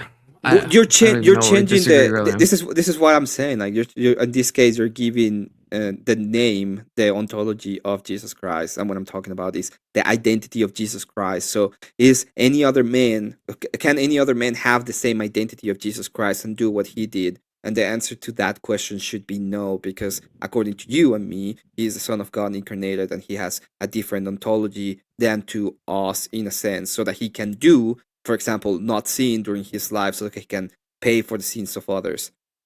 Right, but I guess the thing is, in the same way that like maybe Mary Magdalene or whatever you said, Nishandra, I don't know what you said. Yes, I would say that could be the mother. In the same way, God could have chosen. I think it's at least logically possible that God could have incarnated as a different human. Like if God, like, do you not think? I get this is just like not in philosophy talk. Because I'm just curious. Like, do you know? Like, I'm just curious. I'm not philosophy talking right now. I'm just like in a casual talk. Could Jesus have come in, let's say, the 4th century, or is that like logically, like, could he have? Is it logically impossible that he could have come in the 4th century? In which case, he wouldn't have the same biology, right? He wouldn't have the same genetic structure, and he would still be the Son of God. And it just God's timing could have worked differently. Is that logically impossible to presuppose that? The presupposition of all of that would say that all of God is different. That's what I'm saying. That why would that mean all of God is different though? It's like the question of, well, is it possible? Is logically possible that an ant can have higher to higher intelligence? Like that presupposes that God is completely different to what he is. So he did the things that he did at the time that he did them as part of his being correct on doing all of these things for us in according to what he says is correct. So all of it has to be true, and it has to conform to his being for us to accept it. Even I think I can get what you're saying, but then I don't get how you're using the example of like the mother of Christ, because that would be the same thing. I don't know why that would change things. Like because that's also something that happened in history that in fact made at least half of Jesus' DNA. So it couldn't have been Nishandra or Felicima or whatever you said, right? In the same way, it couldn't have been. No. Yes, I agree with you. In the faith, it cannot be another woman. Okay, but you said it logically could be. That was the possibility of birth is on woman, so it can be birth as another woman. Right, so the possibility is like, is it possible that it could be another woman? Well, if you go to pure logic, I would say yes, because other woman had the possibility of giving birth. Now, if we go to is it possible that could be the case? I would say no, because it had to be Mary, because she was the woman in according to virtue, in according to lineage, in according to everything, so that Christ could be the Christ. So is it logically possible that Christ could have been born from a different woman, or like, because I thought that's what you were saying before. No. But is it possible that is it possible as the biological thing? Is it possible that it could be born of a woman? Like could another woman give birth to Christ? In the biological sense, yes. In the actual sense, no, it's impossible. Like you have to be her but is it logically possible? That's the thing where we keep coming back to, right? Is it logically in the biology? Yes, in the history and the reality and in the way that God created things now. Right, but isn't that the same with like if Christ showed up in the 2nd century? Logically, it's possible, but in how everything had happened, no. Is that not the same thing? I don't think it's possible because the temple will be destroyed, for example.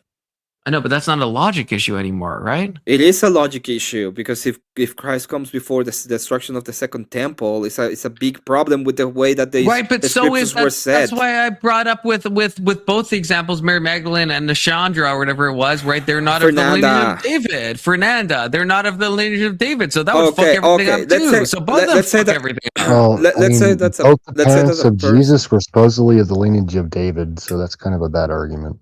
Yes. Wait, that's my argument. Wait, are you agree with me, Ag? Because that's my whole argument. I mean, according to like what I can see and I've ever seen, right? I mean, that's my argument. We can follow the lineage all the way down to King David, and then from King David, somehow we end up back at Jesus with both. Exactly. So we do.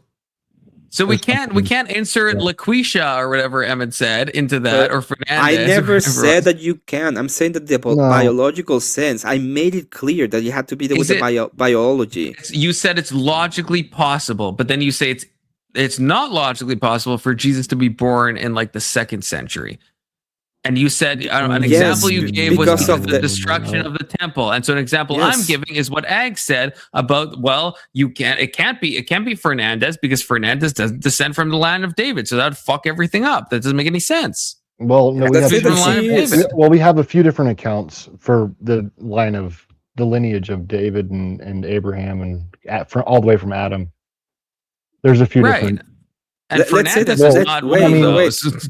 Wait. Let's pretend that she is. Let's pretend that her name is Fernanda because everybody else is named Mary. Okay. Okay, but then that was the only Fernanda in the name in the lineage. It's like she descended from the lineage of David. Yes. Listen. Okay, I'm just talking about the birth. I'm just talking about the biologically. Is it the logical premises was Fernanda is a woman.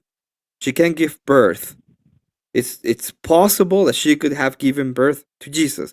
That was okay. Now you're saying, oh, look at all of these other things that make this argument unsound. And I said, yes, I agree. The argument is unsound because it's not That's true. What you did to me. But you brought up the destruction of the fucking temple.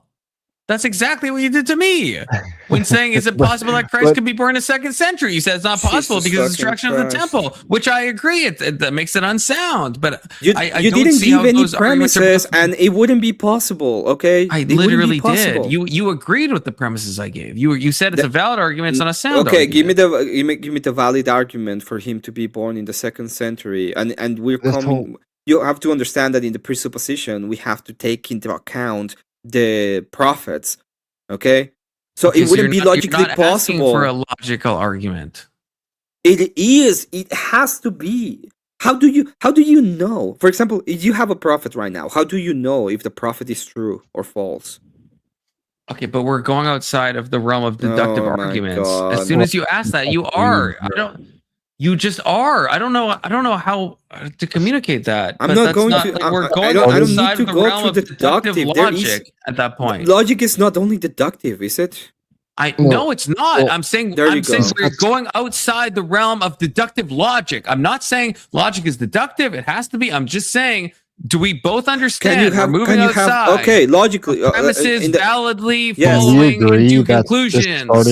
Can we agree that this started with the question that could any other person have done what Jesus Christ did? Is that I think it started with the ants. I'm pretty sure. Yeah, it started with we think we were ants. This was the next major milestone when we hit I'm presupposing that Jesus Christ has an identity, and we're talking about the identity of Jesus Christ as an identity. Like, you cannot say, well, if John the Baptist takes the identity of Jesus Christ, then it's logically possible. I'm talking about, is it possible that somebody else that doesn't have the identity of Jesus Christ can do the things that Jesus Christ did as a human?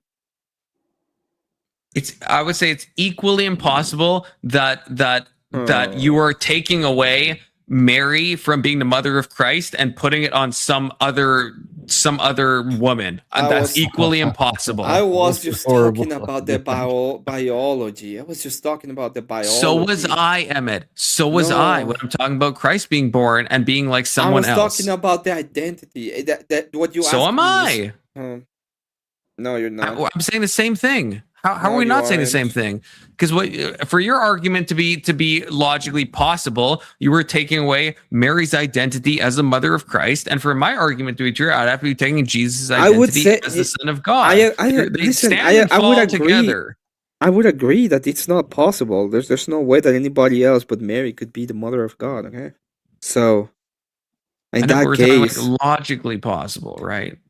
Yeah, but we were talking about the possibility of birth. So in the possibility of birth specifically, other women were able to give birth. But when it comes to the possibility of Jesus Christ, another person, when it comes to the possibility, I said it specifically. That's the argument specifically. You said Jesus. But when it comes, but when it comes to Jesus, when it comes give birth to Jesus. Yes, can any other? Okay. Let's say Mary is able to give birth, and then Fernanda is able to give birth. Do they share that trait? Yes. Okay. Do anybody has the same kind of identity of Jesus being fully man and fully God, and with another man? But no, but that's not there. That is the question. That is where the symmetry breaks. That is the symmetry breaker. Okay, so that's a totally different argument from the one you were giving before. Right? No, you said there could be a lady named Fernandez that gives birth to Jesus. And I would say that is in the same way you're saying that Jesus couldn't logically be born in the 2nd century. In the same way, there cannot logically be a lady named Fernandez that gives birth to Christ. That is logically impossible. Let me explain this to you one more time. Because Fernanda, in my stupidest scenario, shares the same characteristic with Mary of giving birth. Now, can you tell me, is anybody able to share the same kind of ontology that is born a human with Jesus Christ that was born a human? No, but then okay, so they're different. Okay, there we go. No, that's it. That's the difference. That's it. It's not the difference, because the thing is, in your argument, it wasn't just like Fernandez and Mary both have the ability to give birth. It was giving birth to Jesus, right? That's what you said. That's the difference. No, for a lady named Fernandez, in the same way that Jesus can't be born in the 2nd century, a lady named Fernandez cannot. Once again, do they have the same capacity of giving birth? Yes. Okay. That was not. That is the same capacity. I'm not saying that they have the same genes. I'm not saying any of that. It's just the capacity of giving birth. That wasn't your argument. I'm asking you. Yes, it was. That was not your argument. Yes, it was. You think it was? Then I'm asking you. No, Emmett, you don't think it was. Please, you don't think it was. You said therefore they can give birth to Jesus. Yes, it was. You said therefore they can give birth. The conclusion was therefore it could be possible that they could give birth to Jesus because they can give birth. They share the characteristic with Mary of giving birth. I would say I'm not saying that it will be logically sound, and I'm not saying that all of the others. Now, when I ask you about Jesus Christ having a specific identity, and I'm asking you, can anybody else do the things that Jesus Christ did because they have the same identity of Jesus? Okay, what is the answer to that? The answer to that is that yes, there could be, in the same way. If you admit this, no. In the same way, no, because they don't share the identity. They don't share it. They don't share the capacity. Neither does Mary and Fernandez. If you think about it, right? They do have the capacity of giving birth.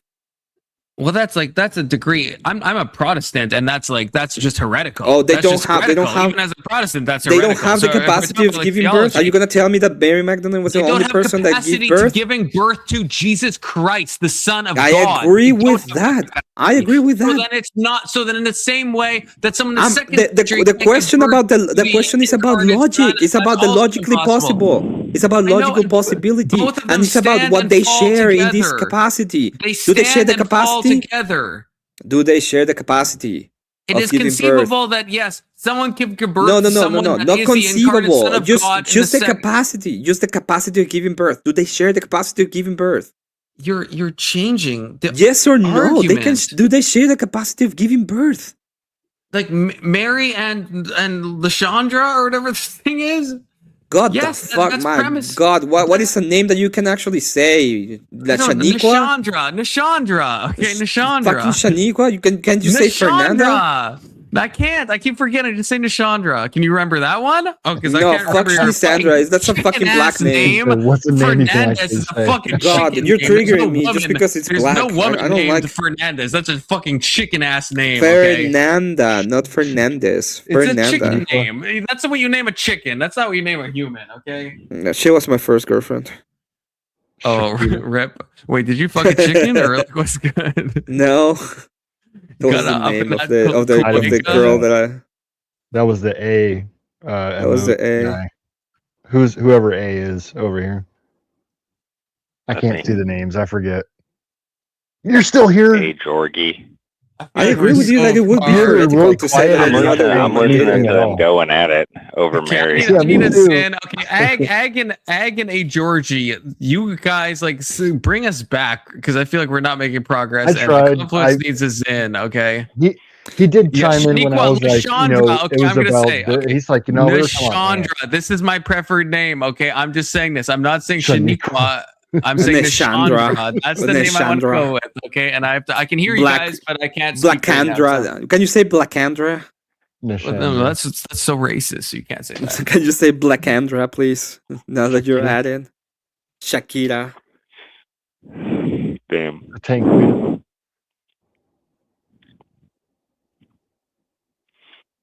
It happens. I think that's the difference, though, with Catholics and Orthodox. We venerate Mary because Mary was like The mother of God. Yeah, I mean, she's the mother of God, obviously, but she did it of her own free will. She was a normal human being that remained sinless of her own free will. So, she's the first saint, really. Yeah. So I agree with that. Yeah, so I mean, any human can do what Mary did. She was just the first one that did it, and we venerate her because she's the first saint. We follow her example, by embracing God and being pure. But no one or nothing could ever be divine. So, I mean, in that instance, I think I agree with Emmett. Is there's a distinction there.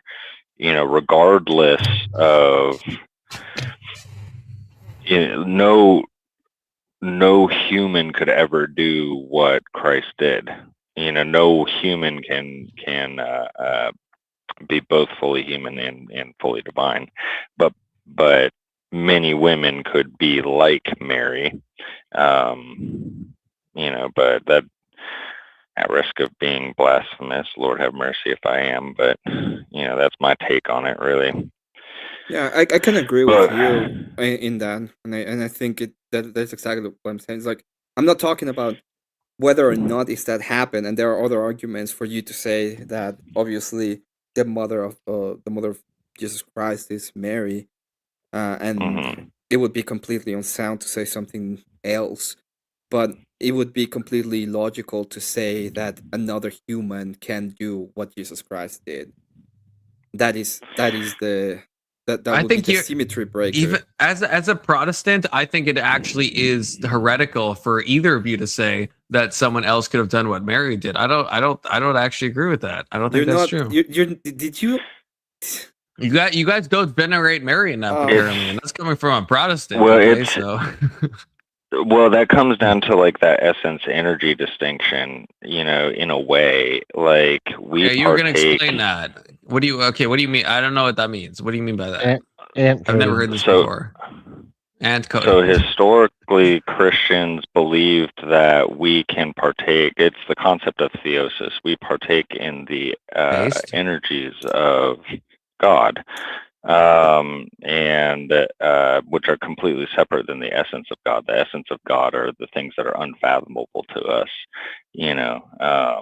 And at some point, Protestants, Western Christianity collapsed the two into divine simplicity. And so that's why there's no concept of theosis. Like there's no ability to achieve, there's no concept of theosis in the broader sense of Protestantism. There's like I agree and stuff like that. I agree. That's why I say Protestantism is the excrement of human thought. Not my original quote, but I agree with that. Yeah, because it lacks theosis. So I'm on the same page.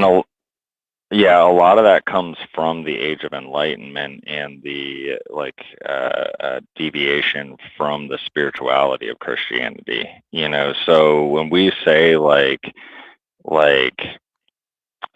anyone could do what Mary did isn't necessarily diminishing her role as the most holy Theotokos, but it's more to exalt her even higher because she did all of these things of her own free will. So that's what if I can so I guess if I can ask a theological question, because this is something I haven't really thought of. Is that the case? Why do we think that's the case, that Mary did this of her own free will? Like in Luke and stuff, when Mary conceives, right? Is that a volitional choice? Like why?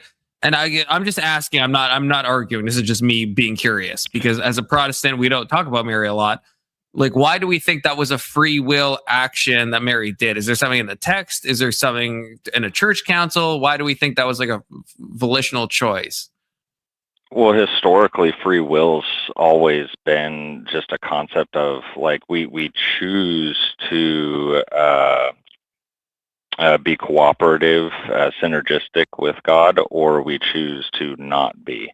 But is there anything? Is there anything in the text, though? I guess that says that Mary chose to, that God asked her, can I birth the Christ child in your womb? And she's like, yes. Or are we just assuming that free will happened there? I don't want to misspeak, but the way I understand it is that when God doesn't force himself on people, right?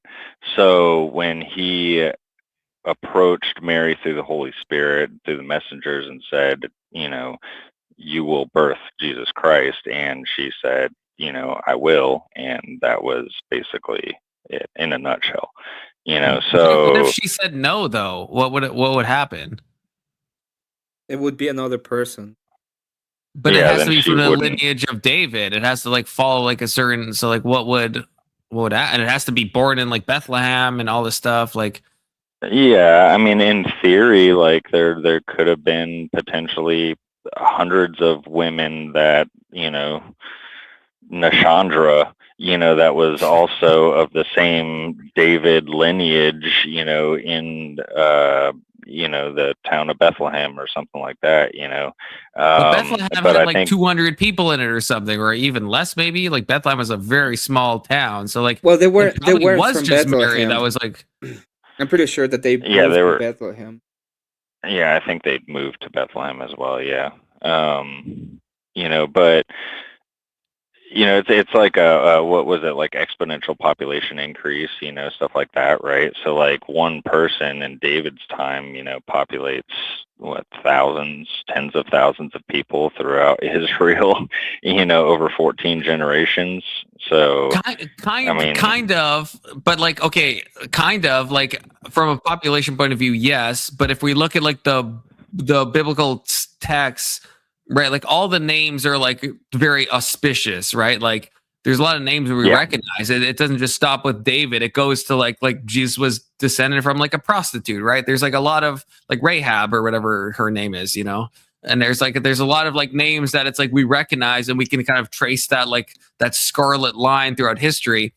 So could it have been Nishandra, like just some random, like maybe it's David and then no other names we recognize, nothing through the Old Testament, and all of a sudden it's just Nishandra and then Jesus? Like, could that have been the case?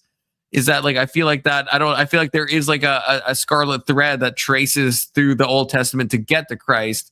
So then like, did Mary, like, is it like that? I don't know. I don't know even what I'm asking. I guess I'm curious myself. If it, like, I don't have the answer either.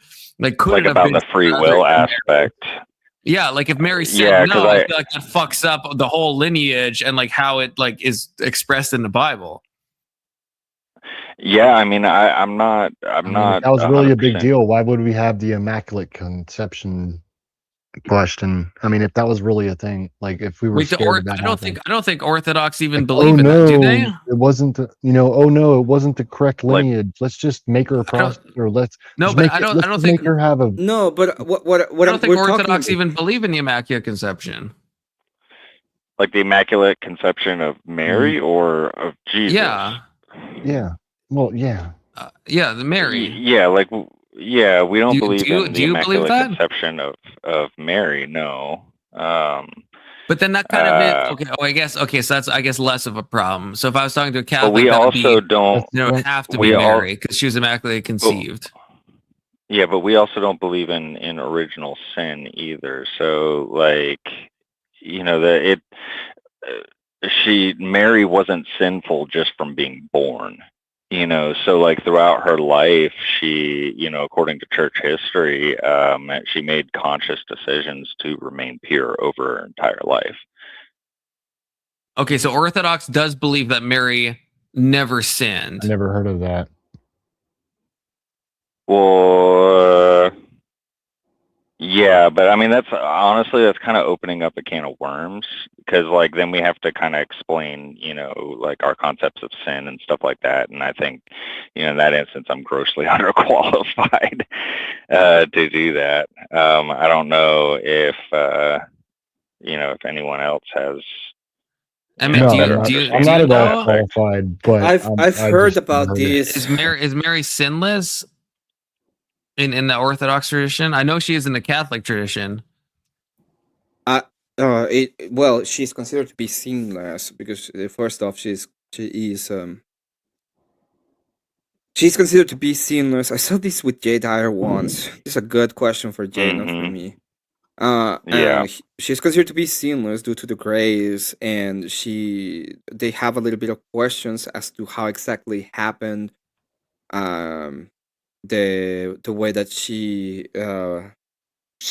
gets all of her position within the church, in a sense, and what happened to her after her death, for example. So there's questions there that we're not entirely sure, but the point of her is that she's not immaculately conceived, because that will be opening that every single person behind her had to be immaculately conceived, so that the lineage would make sense in the whole position of everything.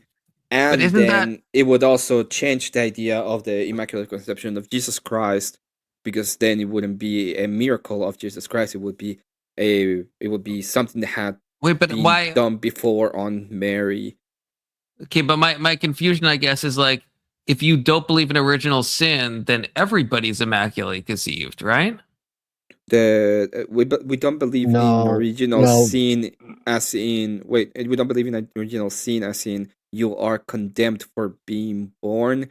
but we believe in the idea of the original sin as it was the legacy from Adam to to the Right, but that means when I was born, I didn't sin just by, so I was immaculately conceived. Immaculate conception means that it was done by the Holy Ghost. That's what it means. Like you don't come, you were conceived by your mom and your mother and your father. Well, immaculate conception is talking about the conception through the Holy Ghost.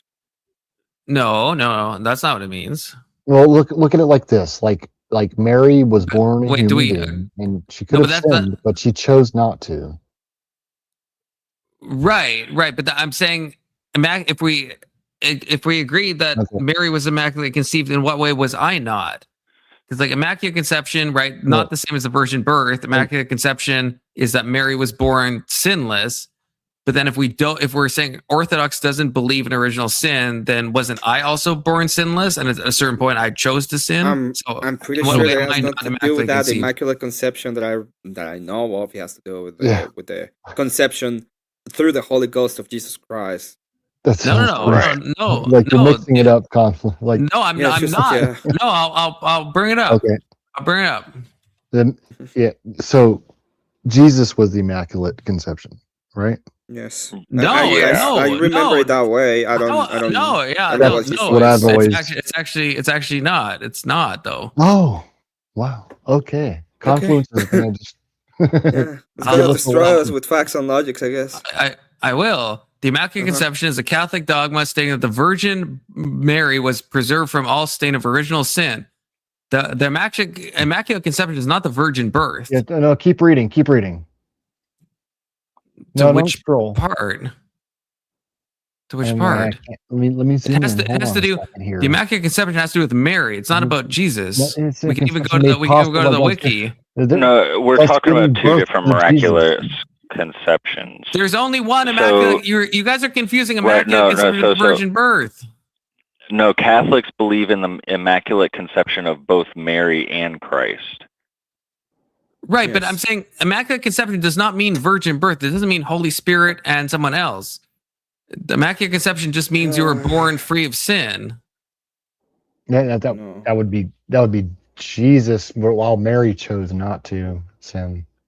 I know. Right? I'm just saying it has nothing to do with So I guess why would you know what? I don't have the knowledge. This is too smart of a conversation for me. I'm just saying it has nothing to do with the virginity. The way this term has been used throughout history has nothing to do with the virginity. It has to do with being free from sin. It's not the virgin birth is a different thing from the Immaculate Conception. And so I'm saying, I guess I'm asking why, in what sense am I not immaculately conceived? If we don't agree in original sin, then at a certain point I chose to sin. So then was I not also immaculately conceived? If you just mean you're born without sin, I can say I can agree with, babies are not born within sin. So was I immaculately conceived? If that's all you mean by that, then I mean the Immaculate Conception. Am I immaculately conceived? Immaculate Conception, as I know it, it was the conception of Jesus Christ through the Holy Ghost. That's why it's immaculate. But no, that's the virgin birth. Those are separate things. But that's what I was saying. Birth is different from conception. Do you understand? It is one before marriage. No, I'm just saying there's immaculate conception always. How was Jesus Christ conceived? From what I understand, it's only made possible through Christ's future merits. So it's kind of like, how do you? Isn't that what they're talking about? No, they're no. This is what I'm saying. Jesus, who was. No, it never. It always. This is a common, I think, misconception. It has nothing to do with Jesus himself. The Immaculate Conception is always about the Virgin Mary. That's just the Orthodox explain it differently, but it's always it's never about the virgin birth. I guess is what I'm saying. That's my point. It's never about I suppose, Holy Spirit and someone else. But I suppose at that point you have to define always. It's always been explained, from what perspective. From whose if you can find anything that says the Immaculate Conception applies to the virgin birth, then I'd be open to that. I don't think that's a thing though. This is beyond my wheelhouse, my friend. I am not. Yeah, if you wanna talk about this, it even specific says the thing, I Eastern would go Orthodox Church to- rejects the doctrine. At least this is Wikipedia, but they that reject makes the sense. doctrine. That yes, I'm saying. I'm gonna you go know, to we my said- church tomorrow. We Holy said shit. to you that we rejected from the start. Like, if that is all you mean, then yeah, we have said it from the start that we did reject it. But then I guess, but why do you reject it? Because the whole thing of the Immaculate Conception is that the Virgin Mary is free of original sin. But you're saying we're all free of original sin. So why reject? I don't get that. I don't get that. We reject Because that she I had any am kind of a free. special. We reject that she was born in any kind of a special way.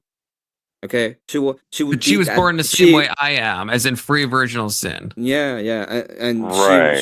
she was born the same as everybody else, and through her life, she shows the path of virtue, and through when she was approached by the Holy Ghost, she accepted the all that it meant that she was going to be the mother of Jesus Christ.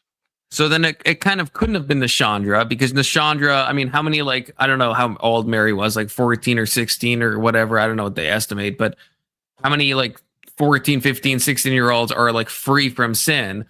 Probably no one other than like Mary or Jesus, right? So then couldn't the Chandra have given birth to Christ? I Really? wouldn't be so sure. You think there's like 16-year-olds out there that have never committed a sin in their whole life?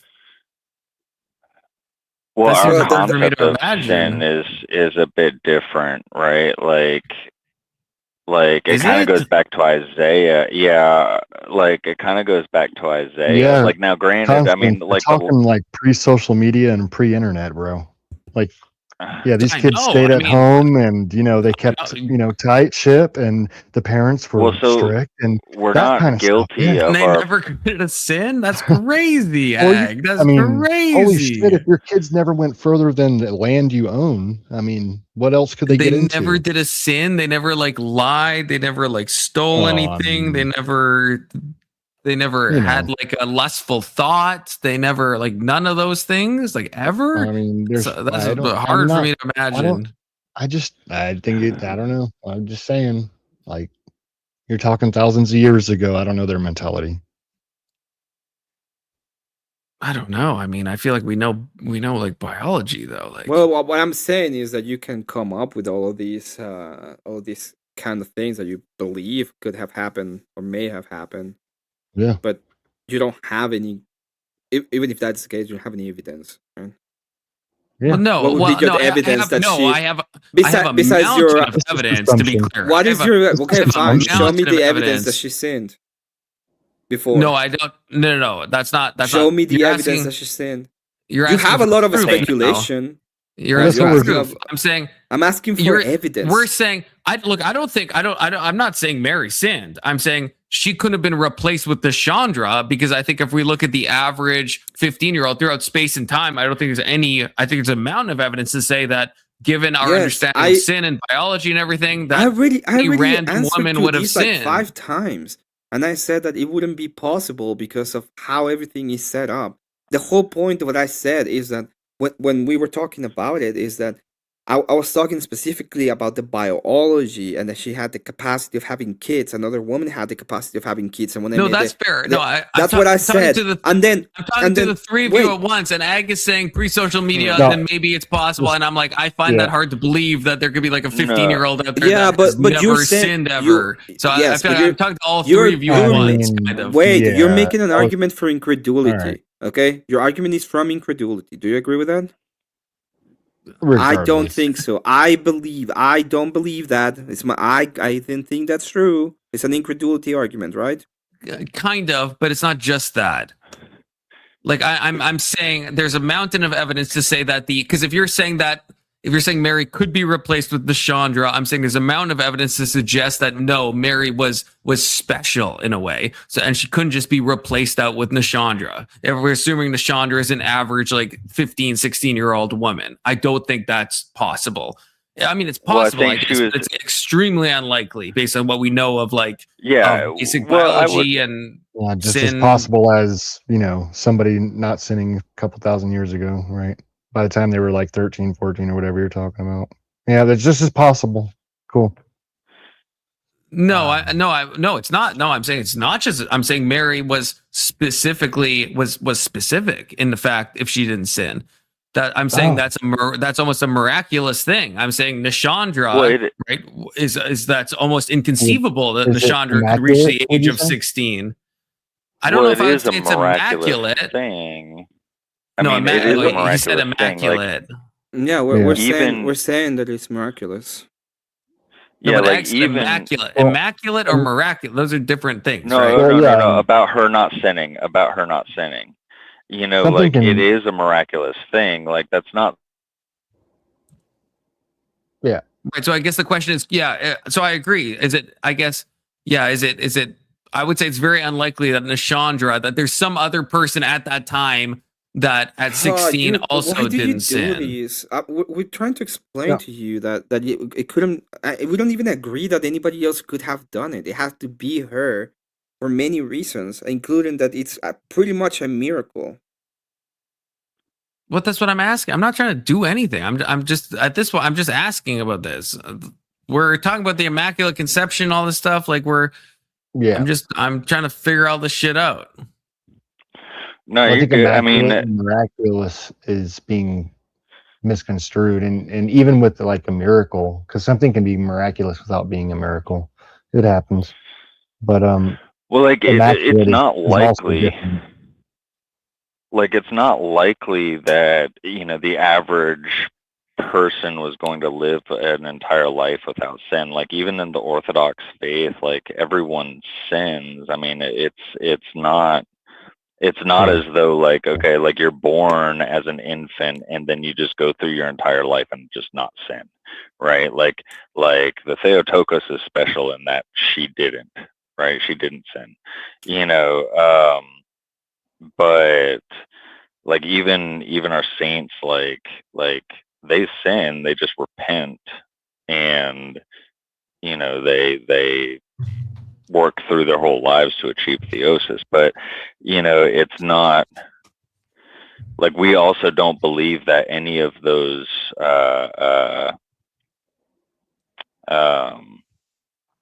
our ability to live a life of repentance and taking part of the sacraments and stuff like that is only by the grace of God. Like we don't do that of our own will, really. Like I mean, it's of our own will, but like we cooperate with that. We participate in that, but it's not feasible without God, and his grace. Well, that's what I'm thinking. Like, if Mary was sinless, I feel like that would be. I mean, is there anyone else, even the Orthodox Church, that has been sinless like throughout their life? Like, does the Orthodox Church say that about anyone else? Probably not. No, I'm thinking it's part of it's part of the things. It's like part of the things that are specific towards like Jesus Christ, for example.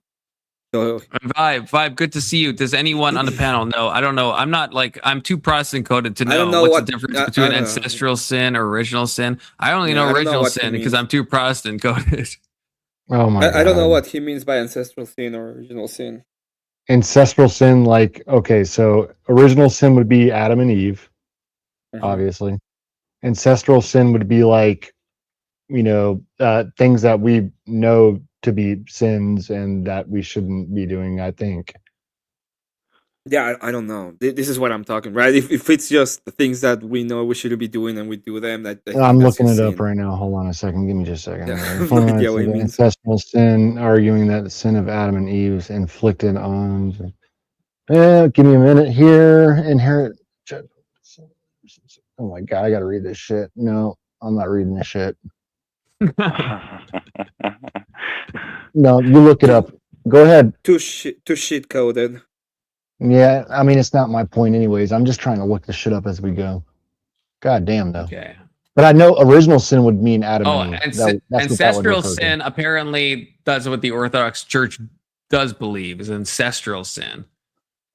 So ancestral sin, I mean, this is an AI summary to be fully clear, okay? But emphasizes inheriting a fallen condition from Adam, not personal guilt. Oh, okay.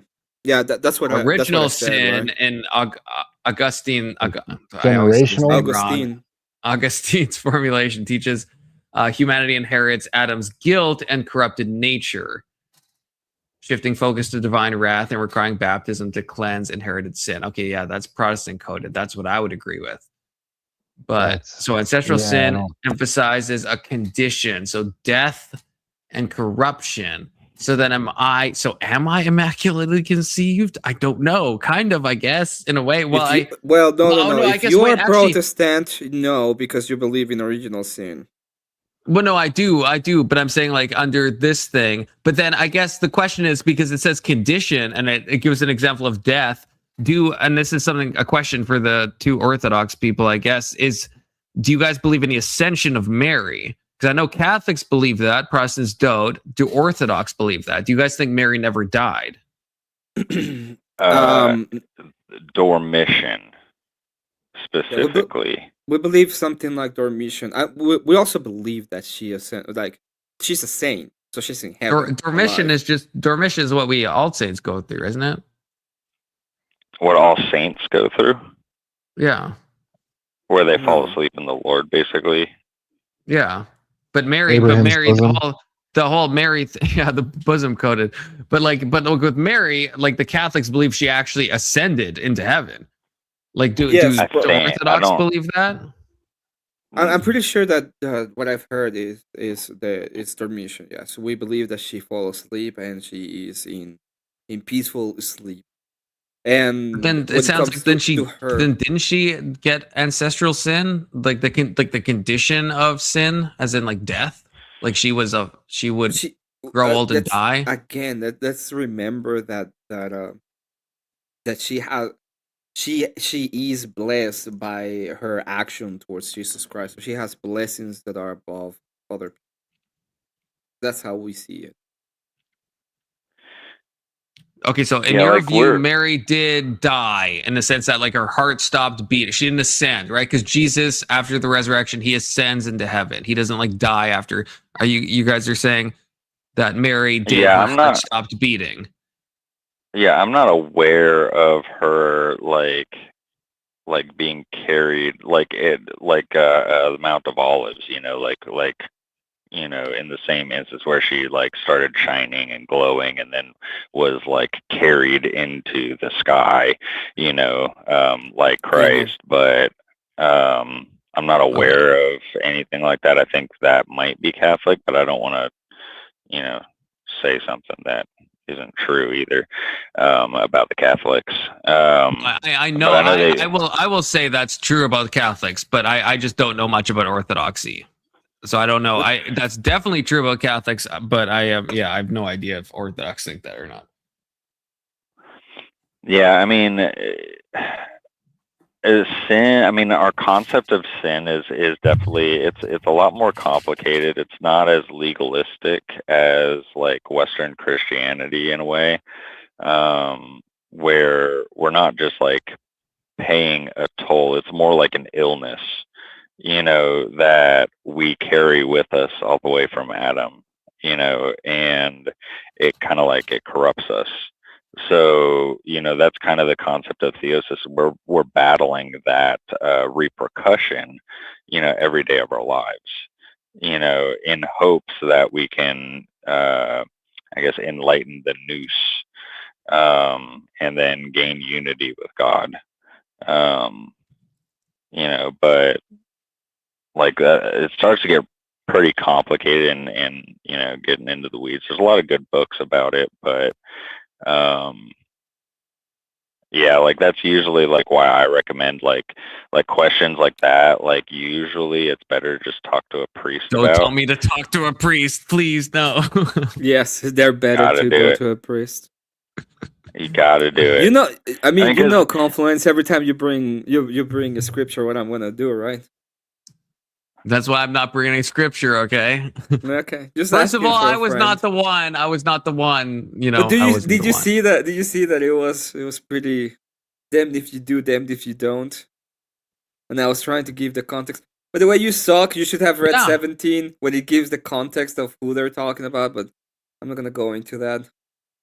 I'm not sure. There's a lot of scripture being tossed out. These guys sucked. Yeah.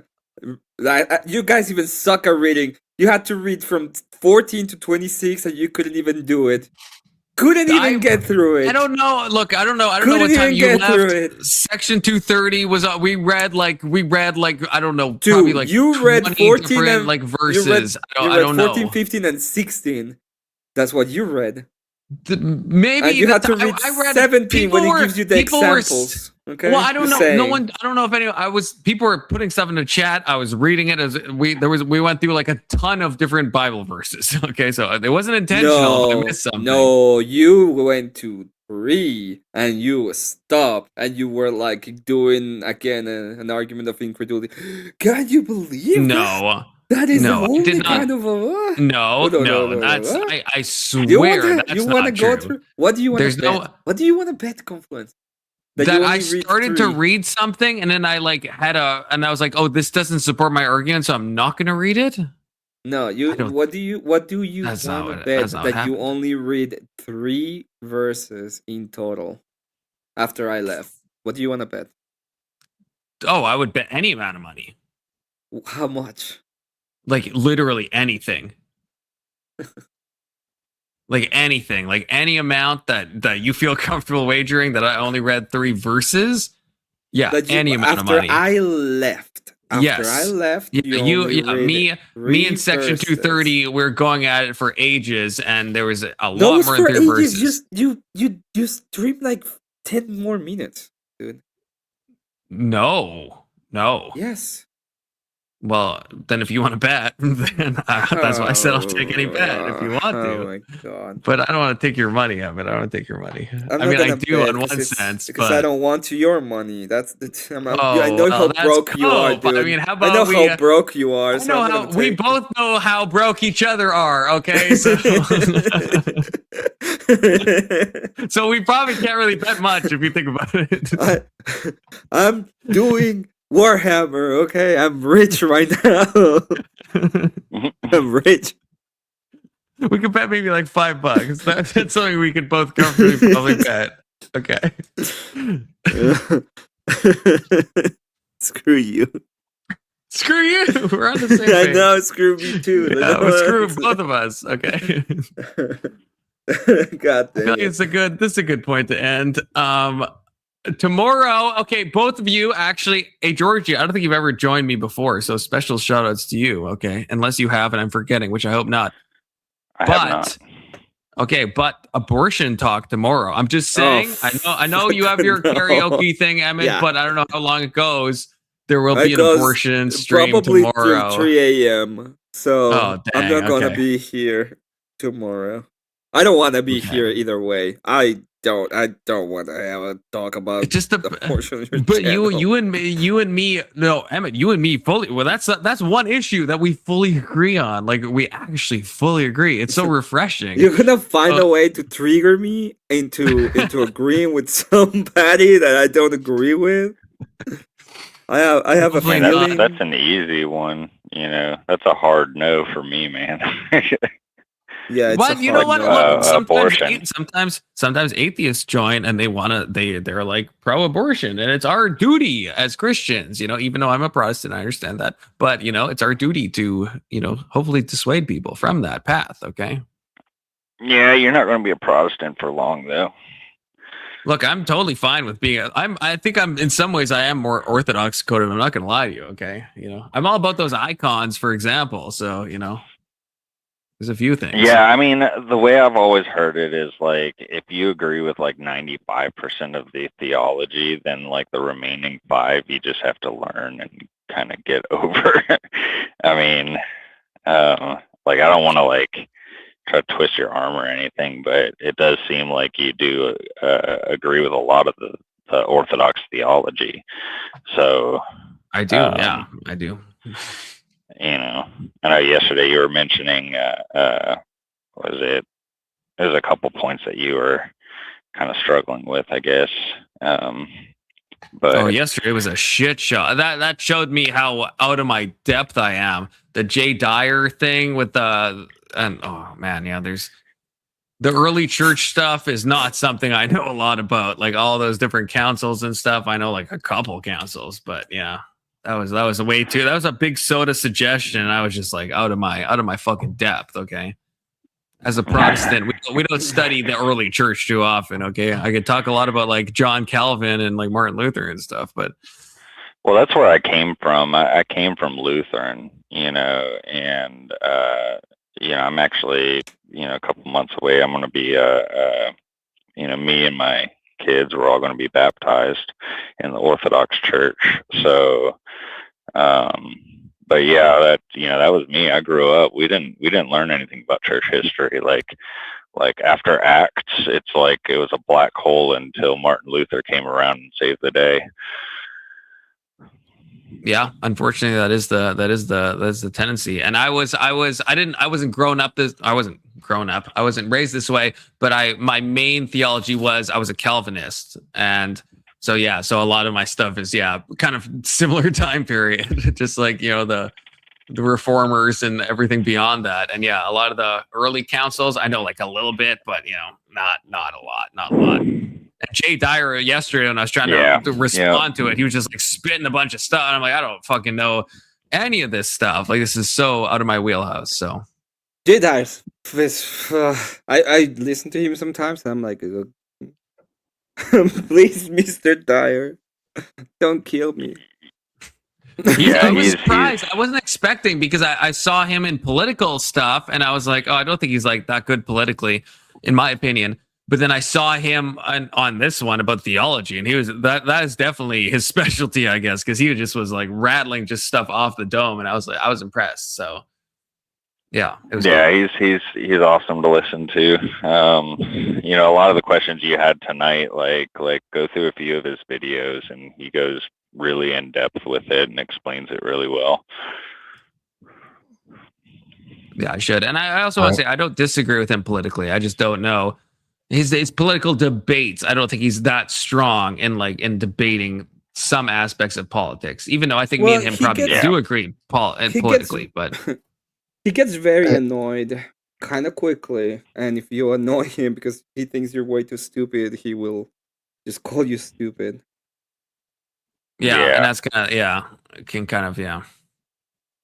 Like, and you can tell he's like formally trained in debate too. So like, if people, don't like, if they step out of that framework, he'll just boot them. Yeah, which is, I mean, I get it, but by the way, you should watch. You have to watch. This is gonna be a debate that I'll tell you to watch. Watch Fabian Liberty versus Jay Dyer. Okay, watch it. Okay, Fabian Liberty. Okay, that's I don't have. Okay, Fabian Liberty. He's cool. He's a lot taller in person. I like Fabian Liberty. I hate Fabian Liberty. He's tall as shit. I've talked to him once, only in a Discord VC one time, and I liked him there.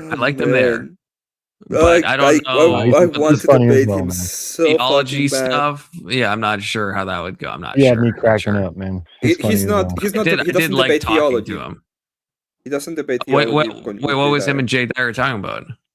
I don't know. They're talking libertarianism, NAP. Oh, okay. The NAP. But yeah, I wish he was at great interactions. That was pretty cool. Oh, okay. Oh, you met him like in real life, right? Okay. Yeah. That's why I say he knows. Agri knows him in real life. Not in real life, but I just met him in real life. I don't really know him. You met him in real life, like you actually not from the Yeah, I got to shake his hand and talk to him off the camera and shit. It was cool. We got to hang out. Grid's thing was awesome. I hope before you leave. Yeah, my head's killing me.